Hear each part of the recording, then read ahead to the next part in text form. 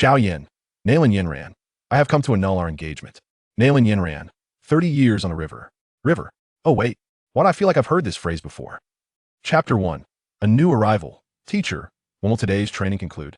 My legs are nearly numb. A 3-year-old child sat cross-legged, gazing at a translucent, elderly figure floating beside him, his face contorted with worry as he spoke in a childlike voice. Hey, Xiao Yan, stop pretending to be innocent and speak properly. I know you too well, you mischievous little rascal. If I hadn't checked your soul's resonance and found it as smooth as a polished gem, I would have thought some ancient entity had possessed you, the elderly figure responded, sternly, seemingly unimpressed by the child's antics. Teacher, how could you speak of your student in such a manner? It makes me quite embarrassed, Xiao Yan replied, noticing the elderly figure's lack of response to his playful tone. His dark eyes twinkled mischievously as he abandoned his childish voice for a more assertive tone. Continue your cultivation. If you fail to complete the 36 cycles today, you shall forfeit your meal, the elderly figure commanded, waving his left hand to gently correct Xiao Yan's posture by applying a subtle force to his knee. All right, I understand, you naughty master, Xiao Yan sighed, realizing that his previous antics had been in vain. He closed his eyes and resumed the practice of his technique. TSK, were it not for the energy I brought with me when I traversed here, you wouldn't awaken for another 13 years. What a cursed fate, Xiao Yan lamented internally as he focused his mind and began to cultivate. As his breathing gradually steadied, an aura of tranquility enveloped the room, with a sliver of afternoon sunlight filtering through the window. Teacher, I implore you to perish for my sake. A shimmering blade pierced through his chest as Han Feng, with a grotesque expression, clung tightly to Yao Lao.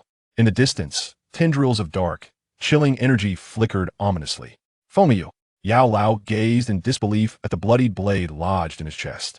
Little did Yao Lao anticipate that his disciple would conspire with the Soul Palace to launch a surprise attack against him.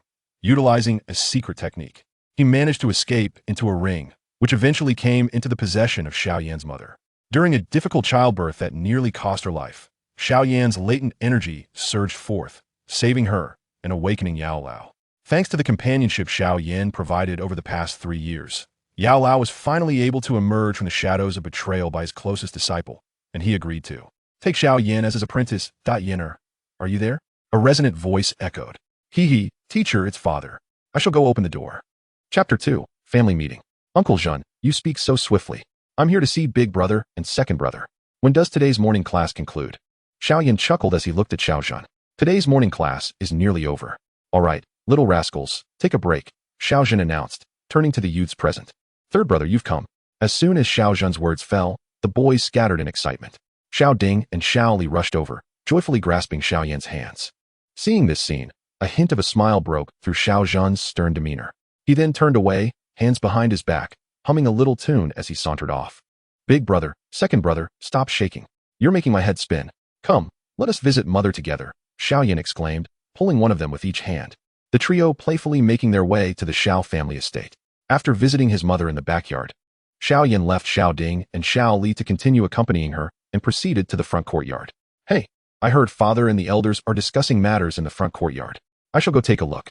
As the third young master Xiao Yan entered the front courtyard, the grand elder, seated beside Xiao Zhan, rose to his feet, his face beaming like a blooming chrysanthemum. The second and third elders quickly stood to pay their respects. At last, the grand elder no longer resembles the impoverished, unremarkable figure of yore. Previously, the elders contended with father for power, driven by narrow perspectives, limited strength, and scarce resources. Now, with the teacher broadening their horizons, significantly enhancing father's capabilities, and providing them with abundant resources, it is only logical that they thrive. Oh, it is Xun'er who has arrived. Father is in discussion with the elders. Come, join us, smiled Xiao Zhan, gesturing for Xiao Yan to approach. He then turned back to the grand elder. Xiao Yan smiled and walked to his father's side, quietly listening to the deliberations in the hall. The clan leader. The grand elder clasped his hands towards Xiao Zhan, stating, currently, our Xiao family's auction house has surpassed the Tamir auction house.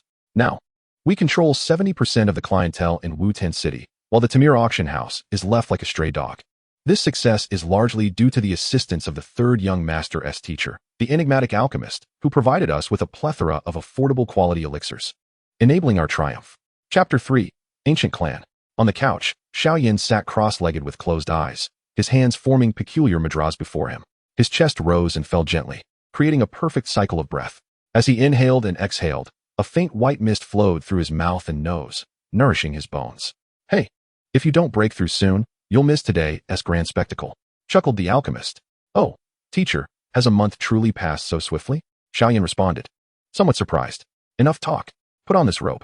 I will attach myself to you shortly, and we shall stealthily follow your father, the alchemist said, tossing a black robe into Xiao Yan's arms. Moments later, the window of Xiao Yan's room was pushed open, and a diminutive figure in a black robe propelled itself into the distance through the window. In that place, the venerable Yao Lao had taken possession of Xiao Yan's body.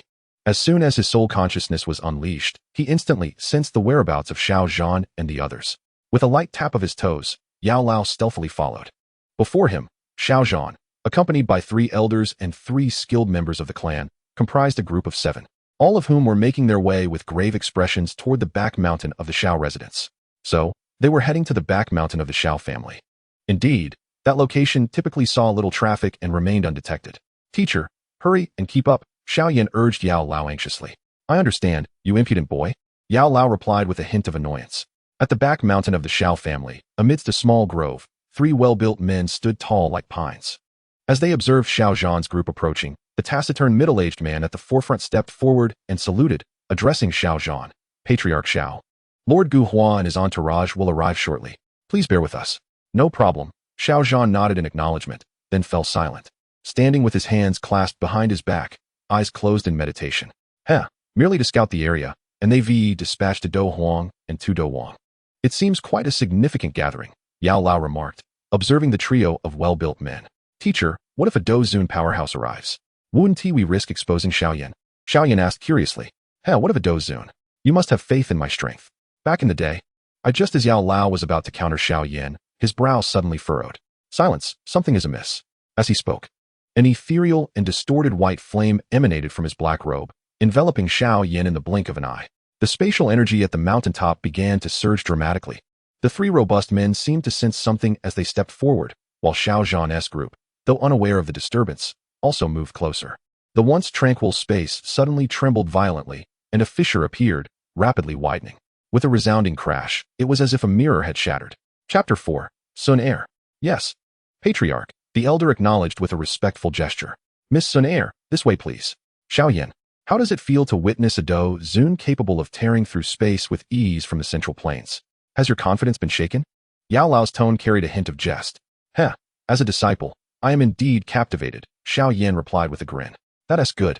Today is perfect for you to realize that the strongest in the Gamma Empire are merely Do Zong. The Do Zun and those above, the Do Shang, are your true targets. I hope you won't disappoint your teacher, Yao Lao said, his face filled with expectation. I understand, master. Half a year later. Warriors, Xiao Yan mused dreamily. Enough of that for now. It's time to check on that little girl. He temporarily set aside these thoughts as a familiar figure sprang to his mind, a smile gracing his lips. Teacher, I think I'll go for a stroll, Xiao Yan declared, jumping off his bed and stretching his limbs. I see you're yearning for your childhood betrothed, planning to visit that little girl again. Yao Lao teased, clearly seeing through Xiao Yan's intentions. How can you say that? Xiao Yan replied, slightly embarrassed. Xiao Yan and Xiao Xun'er's residences were situated around the main house, where Xiao Zhan resided, not far apart, and he arrived in no time. Along the way, memories of the past 6 months spent with Xiao Xun'er flooded back, causing him to chuckle softly. 6 months ago, when Xiao Xun'er first arrived at the Xiao family, her mysterious origins and exquisite beauty undoubtedly caused quite a stir. However, due to the strict orders from Xiao Zhan, the higher-ups of the Xiao family kept her background shrouded in secrecy, while ordinary clan members merely assumed that she was the orphan child of a valiant warrior who had perished for the family. Nevertheless, because of Xiao Xun'er's precociousness and aloof demeanor, all the children who attempted to engage with her returned empty-handed, except for Xiao Yan, who, assuming the guise of an adult soul, deliberately approached her, thereby forging a peculiar bond. Chapter 5. The Market Conflict Inside the Room. Master Yao held a white flame in his left hand while he tossed the bone-cleansing flower into the fire with his right. As materials continued to be added, a drop of green liquid began to take shape. Xiao Yan gazed at the burning white flame, which twisted continuously in the air, and thought, this must be the legendary bone spirit cold fire, ranked 11th on the list of extraordinary flames. Truly remarkable. Seeing Xiao Yan's unwavering attention on the bone spirit cold fire, Master Yao chuckled. You have a discerning eye, my boy. This extraordinary flame was captured by me and my friends after enduring a near-death experience in the frigid and shadowy realms during the cyclical transition of the sun and moon every century.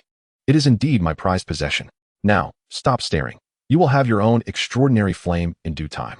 Quickly fetch a bucket of clean water using the tub you usually bathe in. The foundation-building liquid is almost ready. Master Yao said, both amused and exasperated. As the flames continued to churn, impurities from the herbs gradually dissipated, and the green liquid became increasingly crystalline. Understood, Master, the youth replied. He clasped his hands together, forming a unique seal above the tub, and focused his mind inward. With each breath, he drew the energy from the medicinal liquid outside into his body, guiding the airflow to circulate slowly through his meridians, forming perfect cycles. Xiao Yan strolled with Xiao Xun'er through the medium-sized market controlled by the Xiao family. Xun'er, you've been cooped up in your room practicing lately. You ought to come out and explore, he said, playfully pinching her cheek, causing her delicate face to crinkle under his touch. Stop it, brother Xiao Yan. Xiao Xun'er shyly swatted his hand away. Come on, Xun'er, let us go check that out, he said, taking her small hand and leading her forward. Keep up, don't fall behind. A group of capable guards trailing behind them hurried to catch up, their formidable presence and the insignia of the Xiao family causing passers-by to keep their distance. Just as Xiao Yan and Xiao Xun'er were enjoying their leisurely stroll, a commotion erupted from a pharmacy operated by the Xiao family in the northeast corner of the market. Xun'er, let us go see what's happening, Xiao Yan said, intrigued by the distant excitement. Chapter 6. The Secret Discussion. Elder Third, you oversee the clan's market affairs. Are you aware of the events that transpired today? Xiao Yan inquired, frowning as he leaned back in his chair, fingers intertwined. Clan leader, I've already dispatched someone to deal with the troublemakers who caused a ruckus in our pharmacy today. The Gali and Uba clans have become increasingly outrageous. We must take action. Elder Third replied with a cold smile. Humph, it seems they have grown weary of life. I have long wished for their demise. What do the two elders suggest? Xiao Yan propped himself up, raising an eyebrow as he looked towards the Grand Elder and the Second Elder who sat silently beside him. The combined might of the Gale and Oba clans amounts to merely 5 grand fighters. Such feeble power poses no threat. Please, command us, Grand Elder. Xiao Yan implored with a bow. Indeed, clan leader. The elders responded in unison with clasped fists. Xun'er, what surprise do you intend to bestow upon your father? Xiao Yan stood with his hands clasped behind him, gazing out the window, lost in thought. Nightfall. Teacher, my father plans to engage the Gale and Oba clans soon. Earlier today, you mentioned that we would provide him with a surprise. What exactly is it? In the room, Xiao Yan looked at Yao Lao with curiosity. Hee, young Yan. Do you see this? Yao Lao exclaimed as he produced a pristine white jade vial from his storage ring and tossed it into Xiao Yan's hands. Xiao Yan received the vial, opened it casually, and was immediately enveloped by a fragrant aroma. Inside were 5 dark-hued pills, their surfaces faintly pulsating with a subtle energy. Teacher, is this a 5th grade pill? Xiao Yan asked, astonished. Indeed, this is the 5th grade Nirvana pill, designed to assist peak Do spirits in breaking through to Do kings. It is a secret concoction of mine. To gather the necessary ingredients for crafting this Nirvana pill, the Xiao clan has indeed expended considerable resources. Yao Lao chuckled mischievously. The Nirvana pill produced this time is perfectly suited to aid that old man hiding in the Duki Pavilion in achieving his breakthrough. He has lingered at the peak of Do spirit for far too long and deserves to advance. This will certainly provide a surprise for them. Might my father also?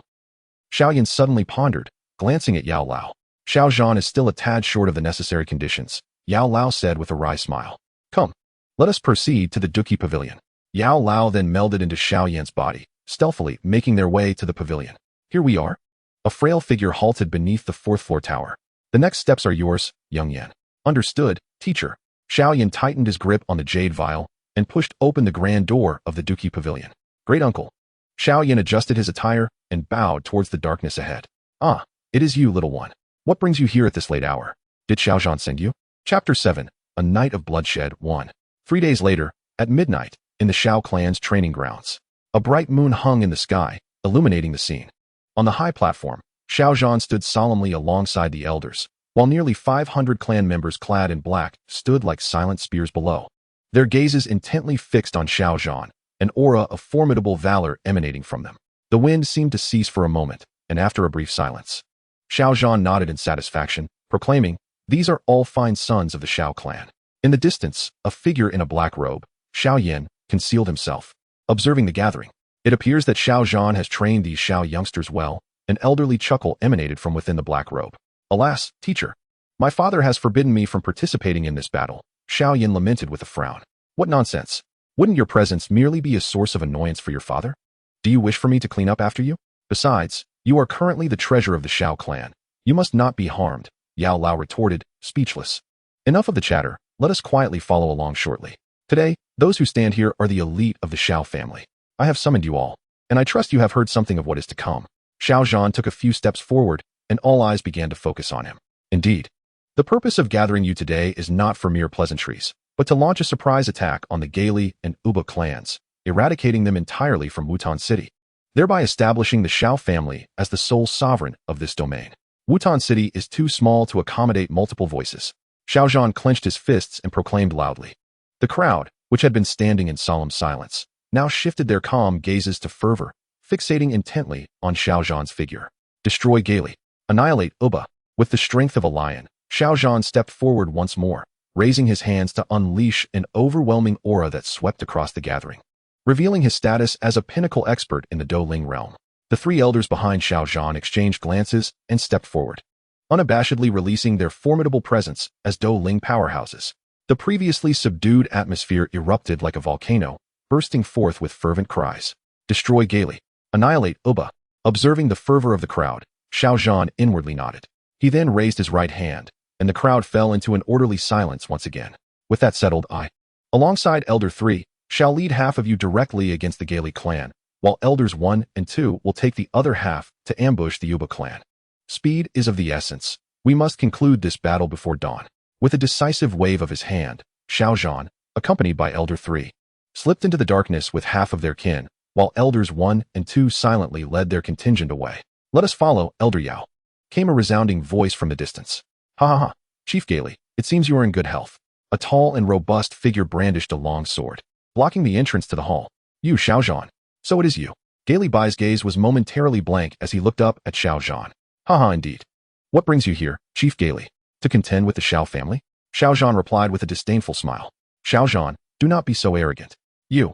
Gaili Bai's initially vacant expression shifted to one of fury, his eyes sharpening as he prepared to unleash a torrent of insults. In an instant, a flash of white light appeared, and before he could utter another word, Gaili Bai's head was severed from his body. However, none of this mattered to Xiao Zhan, who stood with his sword retracted, a slight smile playing on his lips. Outside the hall, Elder 3 and several skilled members of the clan rushed in. Chief, what shall we do with the bodies? They inquired, glancing at the fallen corpses. Gaili Bai is dead. Drag his body outside for the Gaili clan to see, so they may abandon their feudal resistance. Oh, and do not forget to take this salted fish's corpse out as well. Xiao Zhan gestured to the lifeless body of the white-robed man. Concealed in the shadows, Xiao Yan unleashed a surge of energy, striking down a formidable opponent who had been engaged in combat with the chief instructor, Xiao Zhan. The dire situation had shifted, and with renewed hope, Xiao Zhan executed a swift strike that ended the life of the opposing master. Teacher, Xiao Yan murmured to Yao Lao. It seems the situation has nearly reached its conclusion. Jalabai is dead. You all must swiftly abandon your resistance. The Douling expert has perished. You must surrender at once. The third elder bellowed, hoisting the corpses of Jalabai and the man in white. The already feeble resistance immediately ceased. Xiao Zhan stepped out of the hall, observing the elite forces of the Xiao family escorting the captives from the Jalabai clan.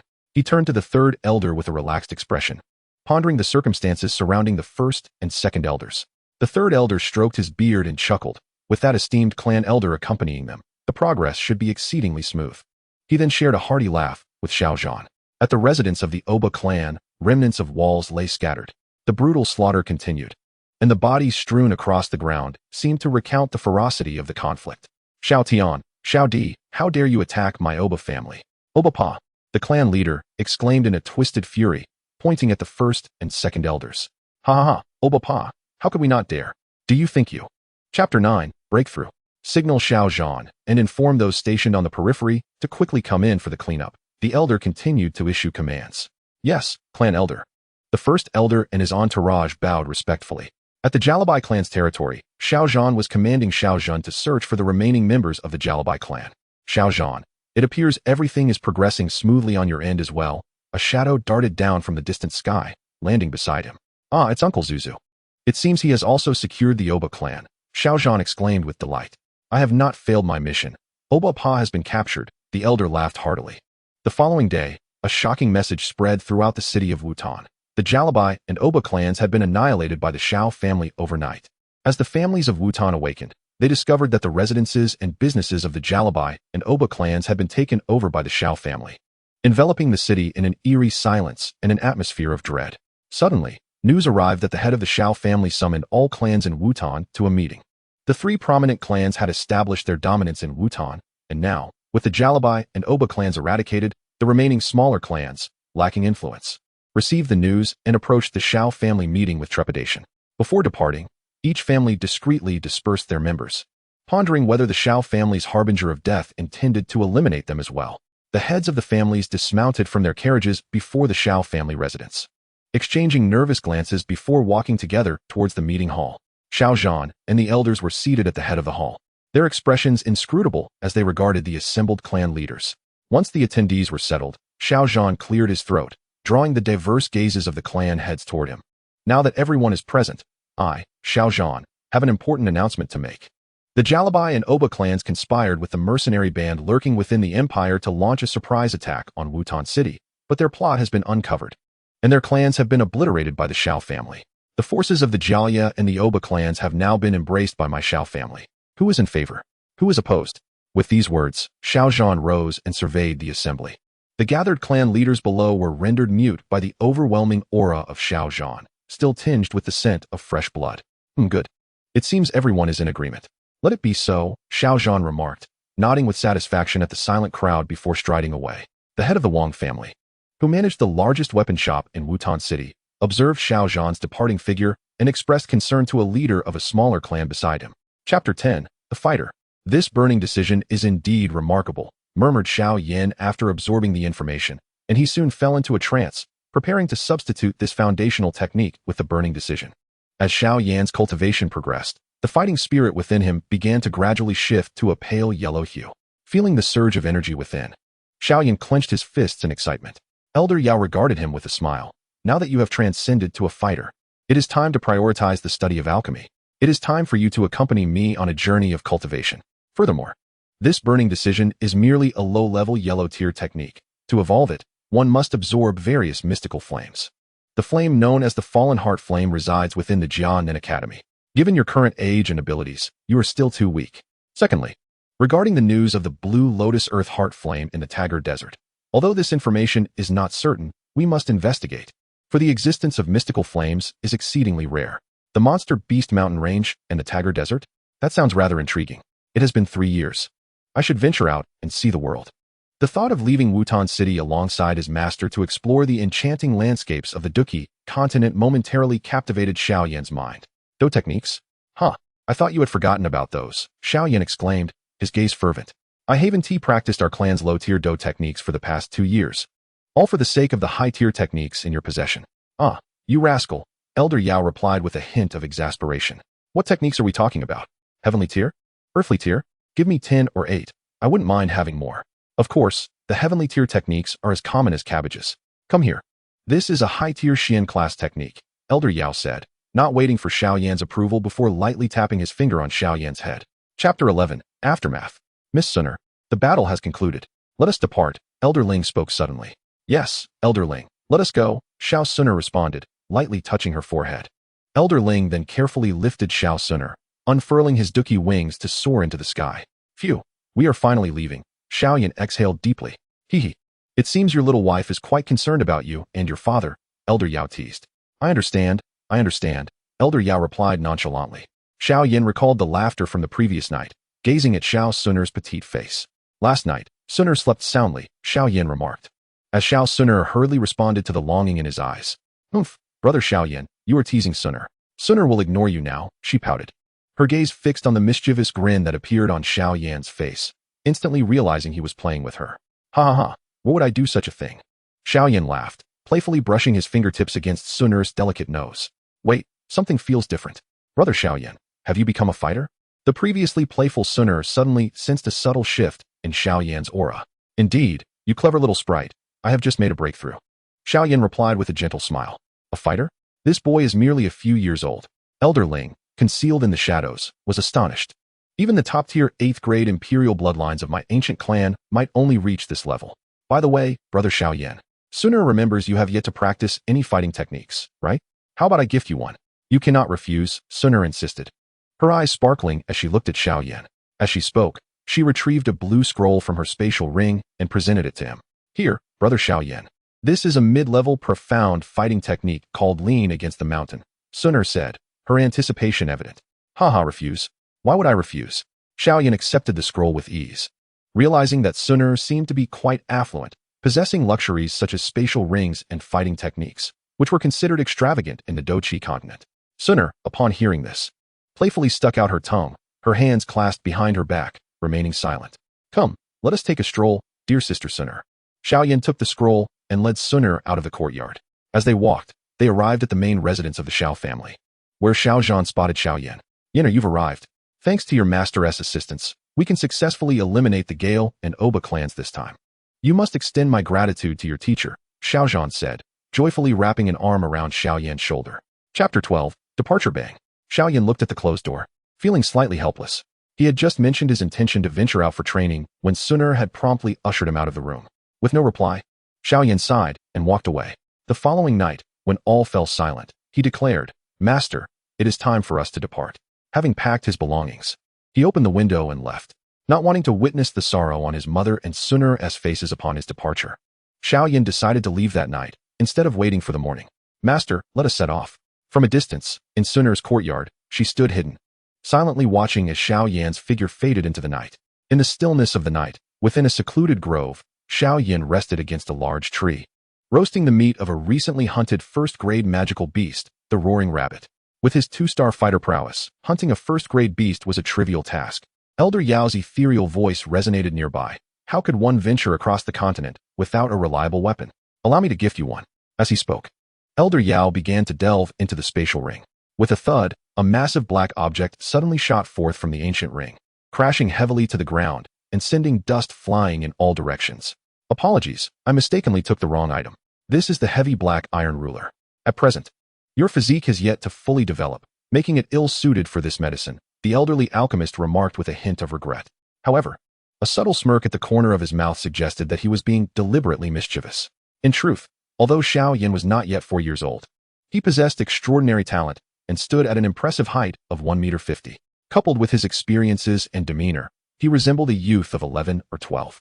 Thus, in terms of height, he was indeed comparable to the heavy black iron ruler, but his undeveloped physique rendered the elder's words accurate. Xiao Yan gazed at the enormous heavy black iron ruler, his lips twitching in response as he inwardly lamented, Indeed, seeing is believing. I was aware of its weight, but I did not anticipate it to be so burdensome. With a chuckle, the elder retracted the heavy black iron ruler and retrieved a slender, supple sword from his spatial ring. Although its name eluded him, the faint glow reflected from the nearby campfire and the frost-like patterns on the blade indicated that it was no ordinary weapon. This sword is more suitable for you, the elder stated, producing a black scroll from his spatial ring and presenting both the sword and the scroll to Xiao Yan. This sword and the technique contained within the scroll originate from a singular master. Long ago, in the Central Plains, there existed a sect renowned for its swordsmanship, which called itself the Sword Sect. The sword wielded by its successive leaders is this one, and the famous fighting technique practiced by the Sword Sect's masters is encapsulated within the scroll you now hold. The sword seemed to emanate a subtle wind, each stroke quicker than the last, with the sound of wind intensifying. Chapter 13, Flight Technique. In a secluded cave within the Ziyun Mountain, Xiao Yan retrieved the flight technique scroll, unrolling it slowly while his gaze burned with intensity upon the 2 seemingly ethereal black wings depicted on it. Teacher, please guard me. I intend to cultivate the Ziyun wings right away, Xiao Yan proclaimed, producing a bottle of ice heart pill and a bottle of bone growth pill from his spatial ring to present to the elder. You are truly impatient, my boy. However, utilizing the ice heart pill is indeed a wise choice. As a renowned second-grade pill, it can maintain the soul in a state of clarity. This bottle of ice heart pill should keep you safe, the elder replied with a smile. After closing his eyes to adjust his state, Xiao Yan placed one ice heart pill in his mouth and promptly laid both hands upon the black wings. As soon as his fingers made contact, a piercing shriek reverberated in his mind. Merely a beast, shatter. At that moment, the refreshing energy of the ice heart pill began to nourish Xiao Yan's spirit. Seizing this gentle energy, he bit his tongue, unleashing a surge of soul power, and with a resounding crack, it felt as if something had shattered. Xiao Yan opened his eyes, remaining silent, and swallowed a bone growth pill. He continued to concentrate, guiding his energy along the obscure and mysterious meridians outlined in the technique. Completing a small cycle, suddenly, the two black wings from the scroll transformed into a wisp of ethereal light, plunging into Xiao Yan's body, relentlessly tearing at him. Meanwhile, the energy from the bone growth pill commenced repairing the damage inflicted, and the wings that had entered Xiao Yan's body ultimately settled upon his back. Xiao Yan opened his eyes, exhaling a breath of stagnant air, silently perceiving the peculiar sensation behind him. He turned to Yao Lao and said, "Master, I have succeeded." Yao Lao suddenly smiled faintly and replied, "Come, let us go outside and test it." With that, he seized Xiao Yan and headed towards the exit. A wave of unease washed over Xiao Yan as he exclaimed, "Wait, Master, what are you doing?" Without hesitation, Yao Lao approached the edge of the cliff and unceremoniously tossed Xiao Yan over the side. In truth, the height of this cliff was not particularly daunting, as the ground below was cushioned by numerous towering trees. Given the physical prowess of a warrior, a fall would hardly be detrimental. At most, it would result in a rather disheveled appearance. However, Xiao Yan was filled with trepidation. Good disciple, Chapter 14, Cultivation. A month later, Xiao Yan opened his eyes once more, a glimmer of brilliance flashing within them as he declared, "I have finally broken through to the 5-star Dough Fighter level." Beside him, Yao Lao was diligently focused on the black magic cauldron before him, skillfully manipulating the bone spirit cold fire while continuously tossing in an array of dazzling medicinal herbs. Within the cauldron, a dark red pill was taking shape. As the pill gradually formed, ominous rumbles echoed from the clouds above the valley. With a thunderous boom that shook the heavens, another flash of lightning illuminated the sky, followed by a resounding clap of thunder as storm clouds gathered ominously. The once silent clouds erupted with a blindingly fierce blaze, accompanied by the sound of thunder. This is the thunder tribulation that occurs when a high-grade pill is formed. Xiao Yan murmured, gazing at the tumultuous clouds above. "Master," he called out anxiously from outside the valley, yearning to assist, but feeling utterly powerless. Earth-level dose skill, flame-splitting wave striking. Yao Lao's robust voice resonated once more within the valley, as lightning from the storm clouds collided with the fiery energy unleashed by Yao Lao's technique, creating a tumultuous spectacle.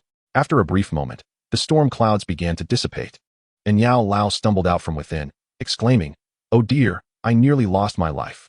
Master, what grade of pill were you refining that attracted such thunderclouds?" Xiao Yan hurried into the valley to support Yao Lao, helping him find a place to rest amidst the chaos of lightning and fierce winds. "I was refining a 7th grade transformation pill. Fortunately, this transformation pill is of the lower tier. Otherwise, I truly would not have been able to withstand the thunderclouds today. This ordeal has certainly taken a toll on my old bones," Yao Lao said as he plopped down onto the ground. "The transformation pill. Master, was this prepared for us to meet the amethyst-winged Lion King?" Xiao Yan thought, his eyes glistening with moisture as he looked at Yao Lao. "I see." He chuckled lightly. The following day, Xiao Yan was diligently practicing his Gale sword technique with his wind-chasing longsword. With swiftness akin to the wind, he executed a clean and precise sword maneuver. However, Yao Lao was not satisfied with his performance. "Xiao Yan, remember the essence of this Gale." Chapter 15, The Amethyst-Winged Lion King. On the morning of the next day, the master and disciple arrived near the entrance of the Amethyst-Winged Lion King's cave, where they discovered a massive beast lazily basking in the sunlight in the clearing before the cave. This creature was enormous, measuring a staggering 7 to 8 meters in length. Its body covered in a layer of shimmering purple crystals that sparkled brilliantly in the sunlight, creating a dazzling display that was quite blinding. "Teacher, should we resort to brute force to subdue him?" Xiao Yan inquired, casting a glance at the eager visage of the amethyst-winged Lion King not far away. "I had no idea you possessed such a violent nature, my boy," replied Yao Lao, a bemused expression crossing his face. "Subdue him?" This amethyst-winged Lion King, based on its aura, is a peak 6th-tier magical beast. Its formidable strength and the enigmatic sealing techniques inherited through its bloodline would likely prove challenging even for a Dozong expert. Although I have somewhat restored my cultivation, do you wish to exhaust this old body of mine? Besides, if we are to subdue it directly, what was the purpose of my painstakingly concocting the transformation pill? All right, let us proceed. I shall take the lead this time. You are merely a fledgling dough fighter now. If you were to confront that beast alone, it might very well swallow you whole, Yao Lao stated as his soul power began to surge forth, flooding into Xiao Yan's body like a rushing river. Subsequently, either Xiao Yan or Yao Lao descended. Amethyst-winged Lion King, Yao Lao called out. Startled, the amethyst-winged Lion King, which had been lazily basking in the sun, leaped up, its fur bristling and revealing its massive maw. "Why you? Who are you? You terrified this king." The hint of panic in its tone indicated that it had indeed been startled by Xiao Yan's sudden appearance. This amethyst-winged Lion King, as a dominant presence at the peak of the 6th tier in the magical Beast Mountains, possessed strength comparable to a pinnacle Do Huang among humans. It was indeed the first time it had been approached by an unidentified human within such proximity without prior warning. A voice, ancient and resonant, emanated from within Xiao Yan. I come with a matter of discussion. Interesting little insect. Let us deal with you first. The amethyst-winged Lion King's colossal eyes gleamed as it interrupted Yao Lao, letting out a thunderous roar while lunging toward Yao Lao with startling agility that belied its massive frame. Amethyst-winged Lion King, I mean no harm. Yao Lao declared as he soared into the air, levitating at eye level with the lion's enormous head. Heh, an intriguing human, the amethyst-winged Lion King remarked, shaking its head as it spread its vast wings, ascending into the air to confront Yao Lao. Though I am uncertain how you appeared so silently beside me, my instincts tell me you are a dangerous human. Therefore, I must ask you to perish, the amethyst-winged Lion King declared, suddenly lunging at Yao. Chapter 16, Subjugation. Hey. What are you saying, foolish lion?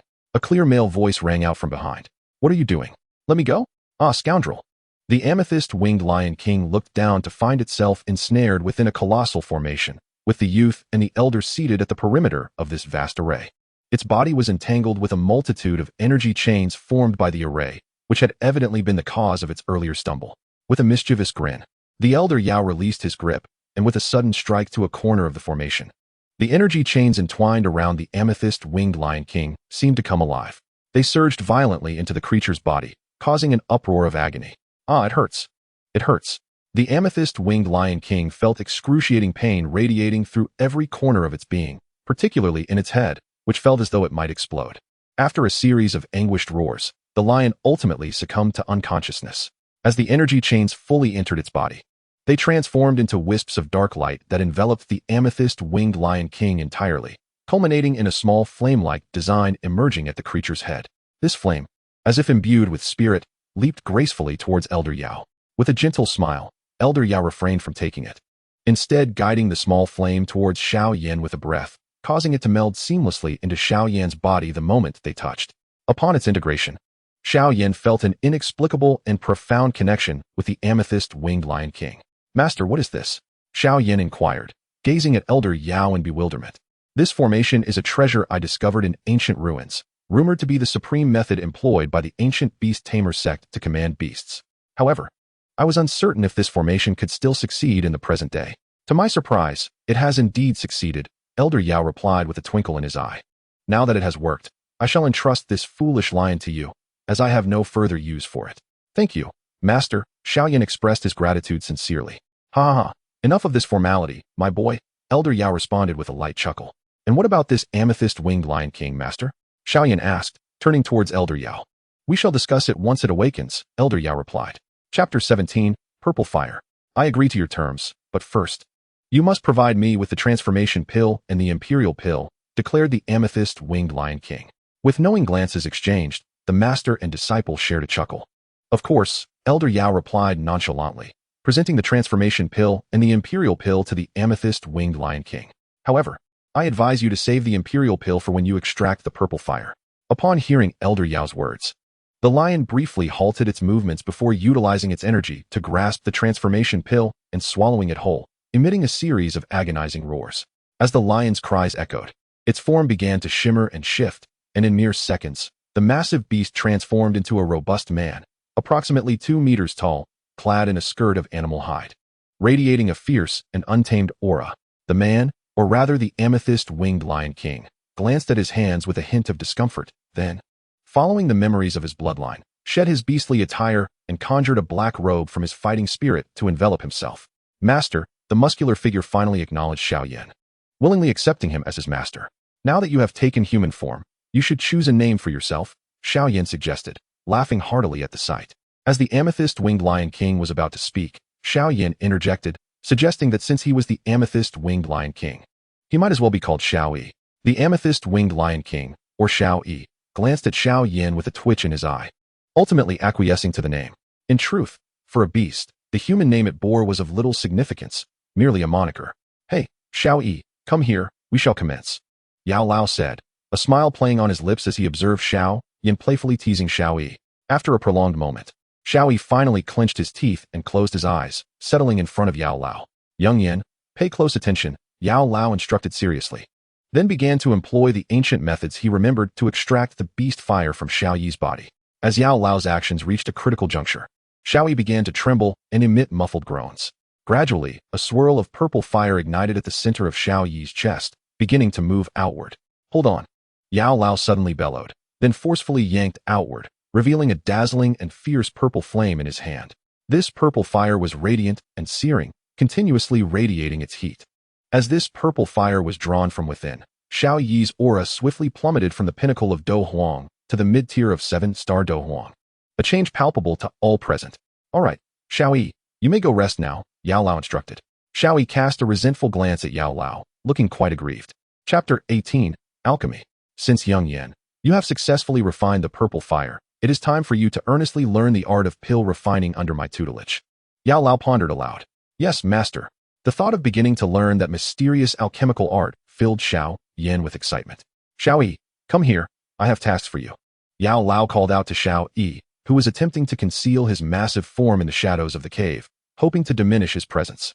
Haha, what is it? Just command me. Yao Lao, Xiao Yi replied, his eagerness evident as his attempt at hiding proved futile. Since you are the king of this region's beasts, you must have a considerable number of subordinates. Go and fetch these medicinal materials for me, Yao Lao said, handing over a piece of paper. With a sigh of relief at not having to endure further bloodletting, Xiao Yi exclaimed, All right, Yao Lao, I will do it immediately. With a roar, Xiao Yi took the paper, glanced at it, and strode out of the cave, transforming into a form several meters tall. He soared into the sky and let out a thunderous roar. Rustling sounds echoed, followed by a series of rumbling noises. Instantly, formidable magical beasts within a 20-mile radius of the cave began to rush toward Xiao Yi's entrance. As they barreled through obstacles, they uprooted trees and shattered rocks, resembling a small-scale beast tide. Had this occurred at the borders of an empire, the guards would surely have sent urgent messages to the capital. Within a short time, nearly 100 powerful magical beasts gathered near Xiao Yi's cave. The weakest among them were at the initial stage of Doling, while the strongest included 5 fifth-tier magical beasts comparable to the peak of human Do Wang. On the ground and in the air, even 2 massive serpents, likely just emerged from the water, could be seen.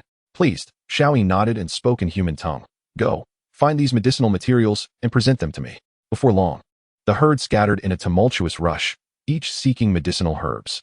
As dusk approached, Elder Yao gazed upon the entrance of the cave, where a multitude of the required herbs had accumulated, alongside several precious varieties he had not previously mentioned, eliciting a pleasant surprise. You have a kind heart, Xiao Yi, Elder Yao remarked. Xiao Yi chuckled, stroking his large head. All right, Young Yan, now that the herbs are prepared, let us commence the alchemical process. We shall start with the energy storage pill.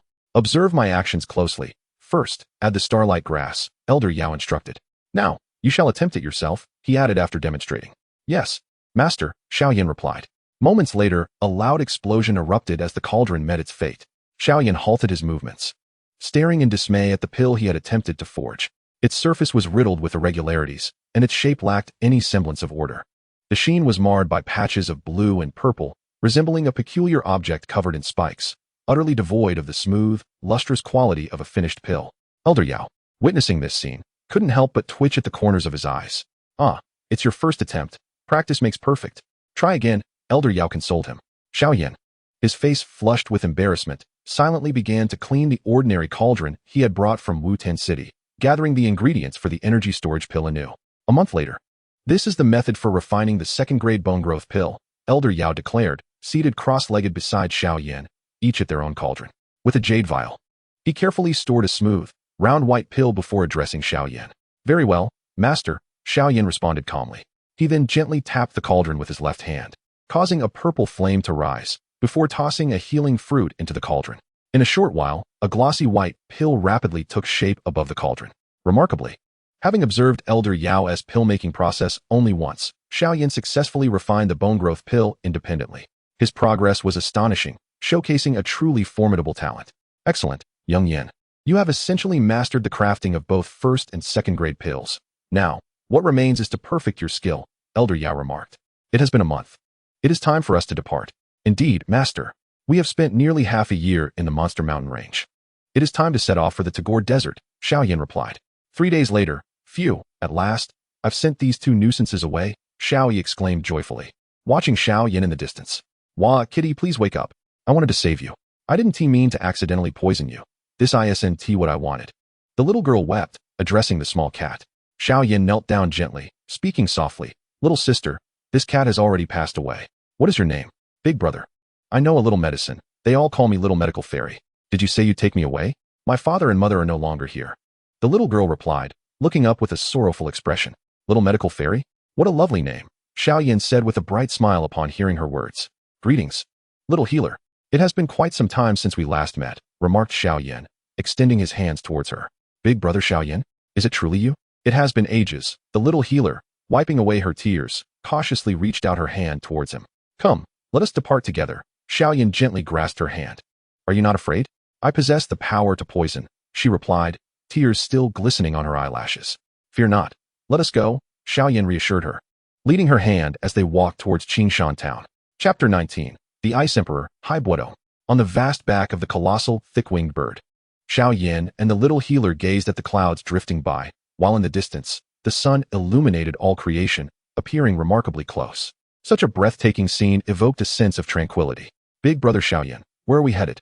The little healer inquired. We are bound for the eastern border of the Jiama Empire, the city of Mo, which lies closest to the Tagar Desert, Xiao Yan replied, affectionately patting her head. 3 days later. Indeed, the customs here differ vastly from those in the empire's interior, Xiao Yan remarked, holding the little healer's hand as they walked along the streets of a dusty yellow city, feeling the arid and sweltering climate. The finest map shop in town is aptly named Ancient Maps, he mused after inquiring with a passerby. Considering the timing, it is likely that the Ice Emperor, Haibuodong, has only recently been sealed by Queen Medusa. Come, little healer, I wish to introduce you to a solitary old man, he said, leading her hand towards the Ancient Map shop. Ah, this is the place, he declared upon entering, spotting a white-haired elder clad in a white robe, slumped over the counter. What do you seek? The elder lazily inquired, his left cheek marked by a long scar, his expression betraying a rebellious spirit.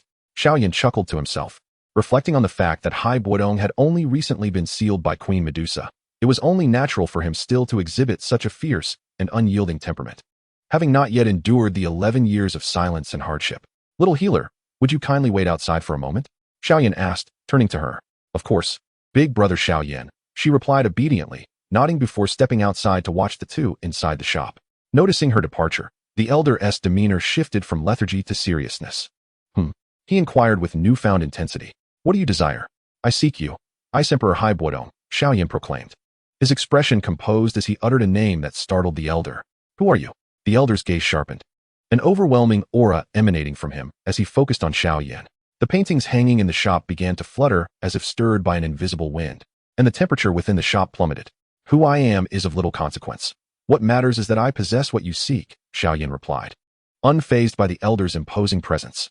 First, I shall subdue you, Haibuodong declared, launching himself from the counter to confront Xiao Yan fiercely. Profound ice spiral slash. With a furious roar from Haibuodong, the temperature in the shop plummeted abruptly, and a dozen rapidly spinning ice spikes materialized around him. Subsequently, they shot towards Xiao Yan with alarming speed. A massive golden hand, approximately 3 meters in size, suddenly appeared before him, meeting the oncoming ice spikes head-on. With a resounding crash, the hand blocked the majority of the spikes, though a few continued their trajectory toward Xiao Yan. He had already enveloped himself in a layer of violet battle aura, retreating to a different position. Little flame, it is my turn to strike. Although this sealed Do Huang possesses only the strength of a Do Ling at present, it is still beyond your capabilities, remarked Yao Lao, who had been silently observing from within his spatial ring. Leave it to me, master, Xiao Yan replied, as an ancient and profound aura began to envelop his entire being. At this moment, he cast a detached glance at the vigilant Haibuodong nearby, and spoke. Who gave you the audacity to strike first? Haibuodong, initially poised to mock the audacious youth whose aura had abruptly shifted, suddenly realized that he could no longer see the boy. Panic surged within him as he instinctively retreated. But it was too late. A pale hand appeared before Haibuodong, gripping his throat tightly, rendering him speechless.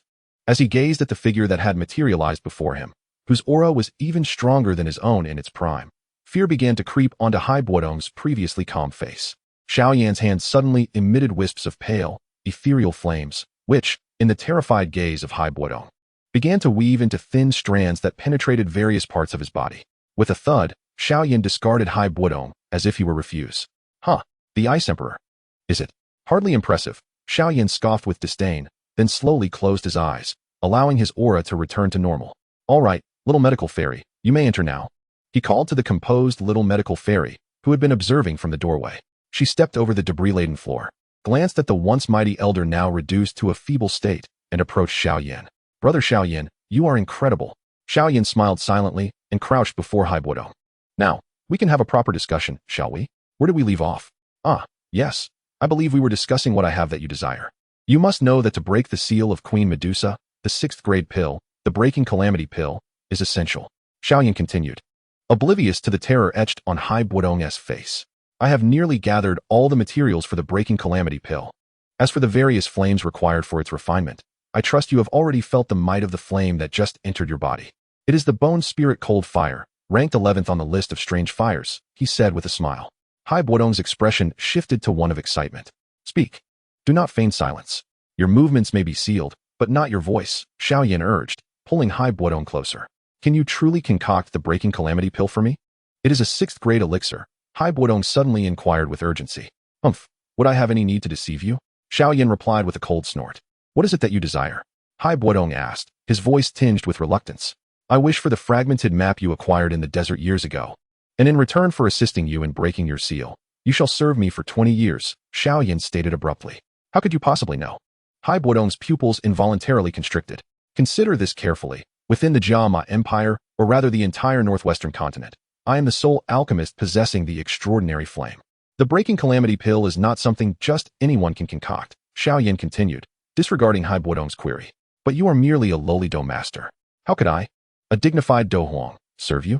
Hai Buodong ultimately relinquished his inquiries, succumbing to despair. Chapter 20, Breaking the Seal. The sudden emergence of a familiar, profound aura evidently reminded Hai Buodong of the recent scene where he was subdued in a single blow. In the face of Xiao Yan's combination of intimidation and persuasion, Hai Buodong ultimately acquiesced to Xiao Yan's terms. After all, his life and the hope of breaking his seal rested entirely in Xiao Yan's hands. Very well, I agree. As long as you assist me in successfully breaking the seal, I shall serve you for 20 years, Hai Buodong finally declared, his expression grim. Now that is more like it, Xiao Yan said, striding over to Hai Buodong and lightly patting his shoulder. The pale, ethereal flames within Hai Buodong surged forth from his body, dispersing into the air and gradually dissipating into wisps of smoke. After silently standing and stretching his limbs, Hai Buodong remained wordlessly beside Xiao Yan. Stop standing there foolishly. Prepare 2 rooms for me and the little physician. We need to rest, Xiao Yan said, taking the hand of the little physician as they departed the courtyard. The following day, in the rear courtyard of the ancient shop, Hai Buodong and the little physician sat across from each other, the latter calmly enjoying her snacks. Despite Hai Buodong's attempts to appear composed as he sipped his tea, his occasional glances towards the closed door at the end of the courtyard and his fidgeting fingers revealed an inner turmoil far from his outward demeanor.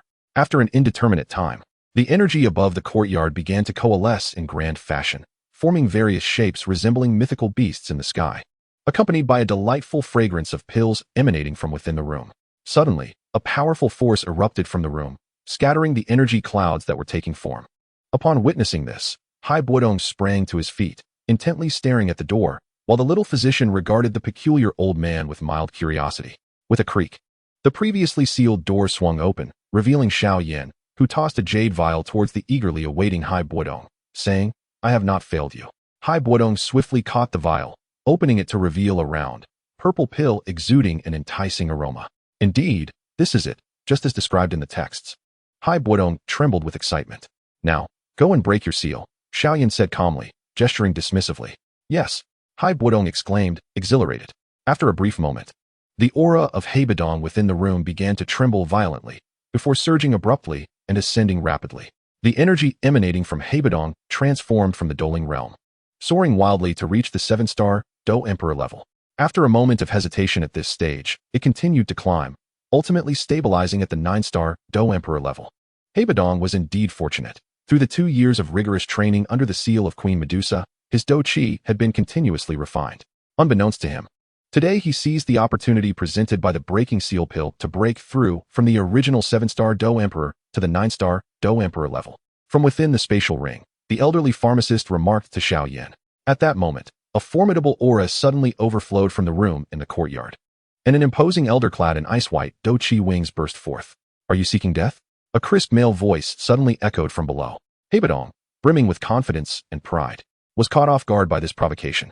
As he contemplated how to deliver a painful lesson to this audacious little insect challenging his Do Emperor authority, a mysterious aura, several times more powerful than his recent breakthrough, firmly locked onto him, rendering him immobile. Realizing the situation, Hebadong promptly retracted his Do-Chi wings and descended to the ground. I was merely overexcited from the recent breakthrough, he said, lacking any semblance of Do Emperor dignity, as he cautiously attempted to smooth things over. You seemed rather unruly just now, Xiao Yan remarked as he patted Hebadong's shoulder, sending several pale, ethereal flames darting into Hebadong's body, disappearing without a trace. Hebadong's eyes twitched at Xiao Yan's actions, feeling inexplicably foolish, having just escaped one peril only to fall into another.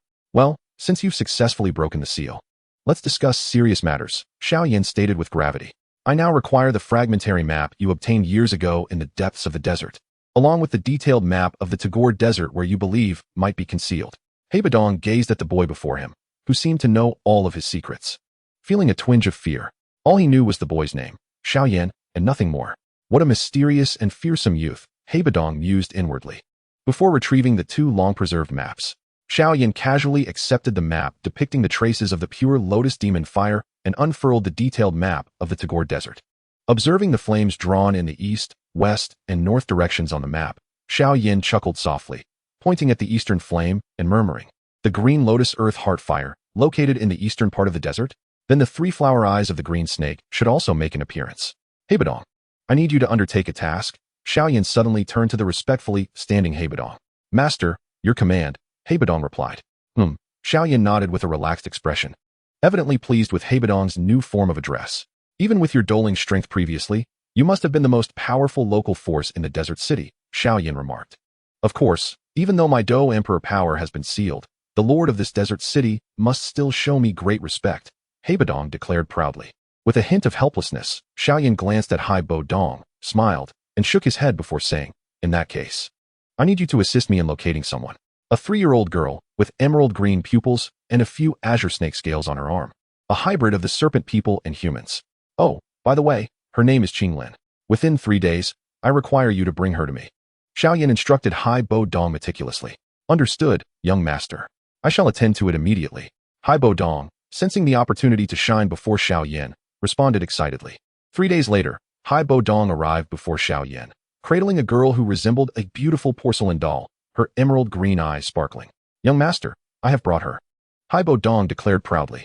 Chapter 21, Beneath the Earth.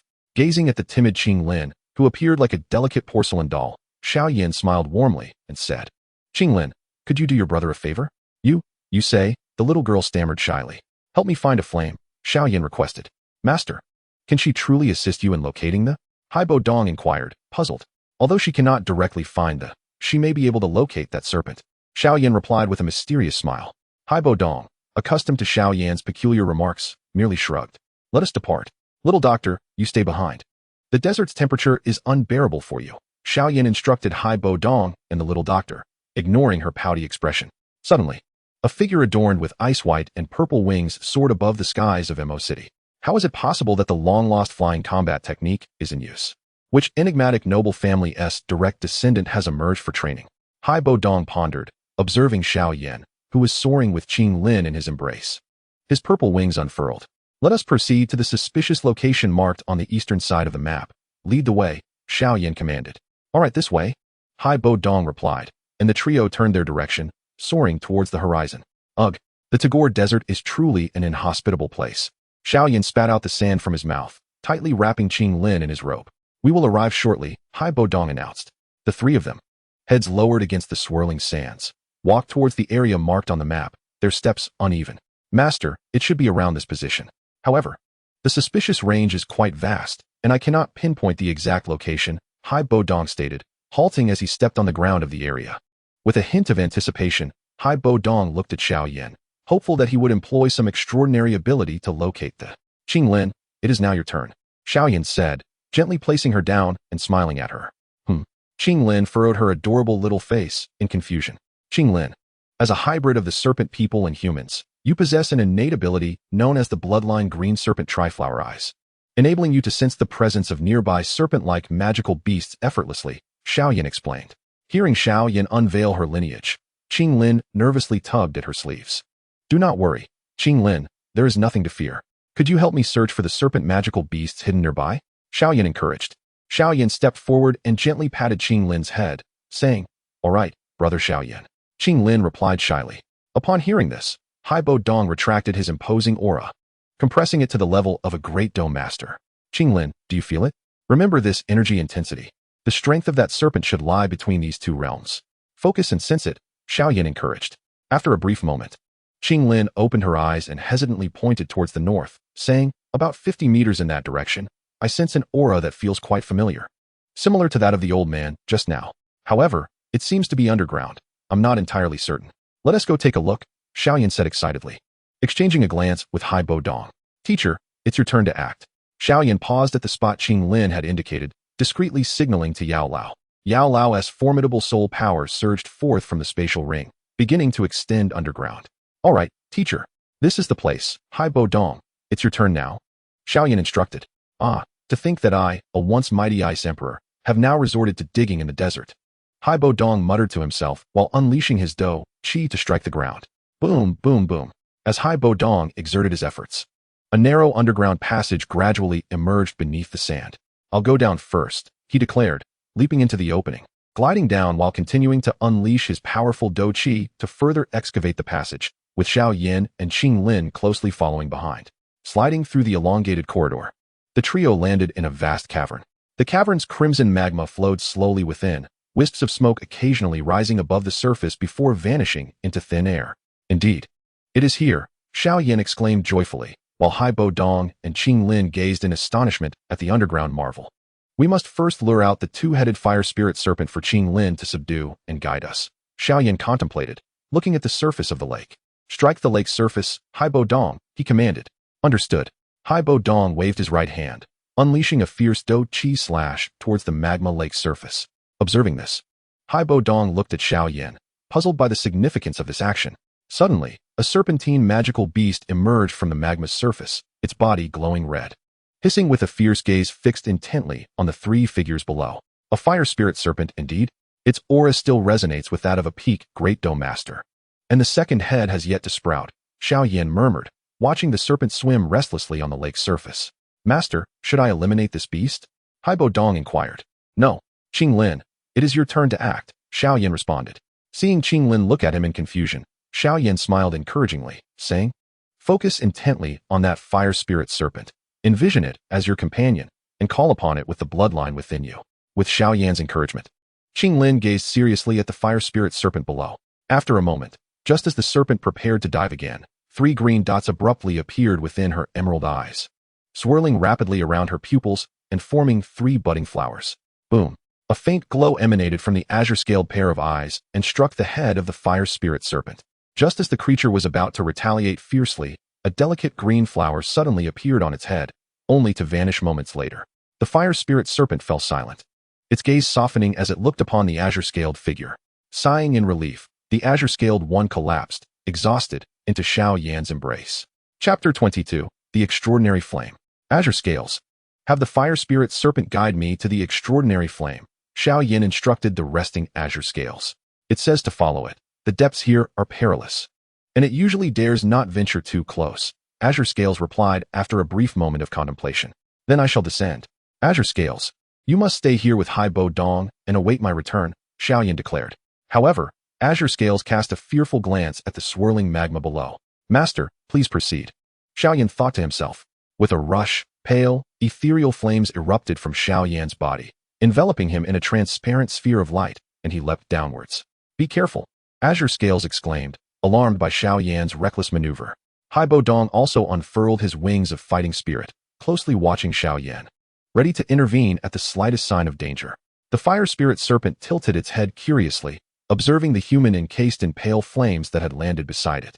Yet, having been commanded by its master to escort him to the formidable flame, it felt compelled to proceed. The serpent, with a surprisingly human-like expression, pondered this and then plunged into the magma. Xiao Yan hurriedly followed, shrouded in the protective flame, diving after the fire spirit serpent. Damn it, even with my master's assistance. We cannot remain down here for long, Xiao Yan thought, acutely aware that as he descended, the surrounding pressure and temperature surged dramatically.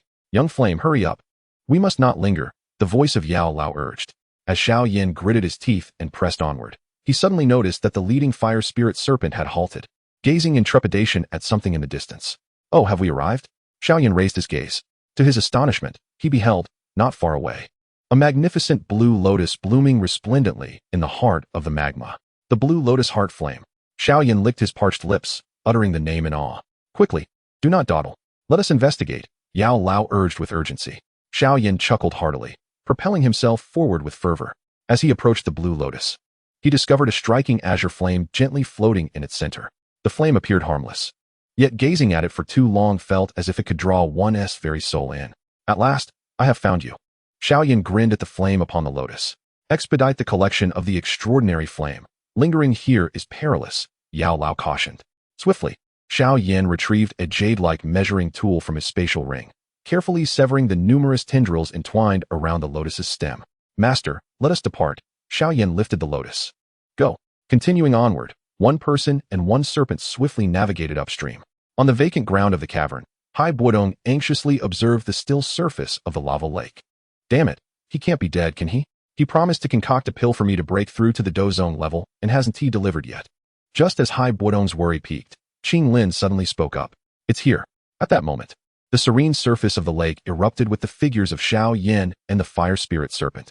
Xiao Yan flashed a grin towards the two on the shore, and then both he and the serpent leapt onto solid ground. I have succeeded, declared Xiao Yan, holding up the lotus seat triumphantly. It truly worked.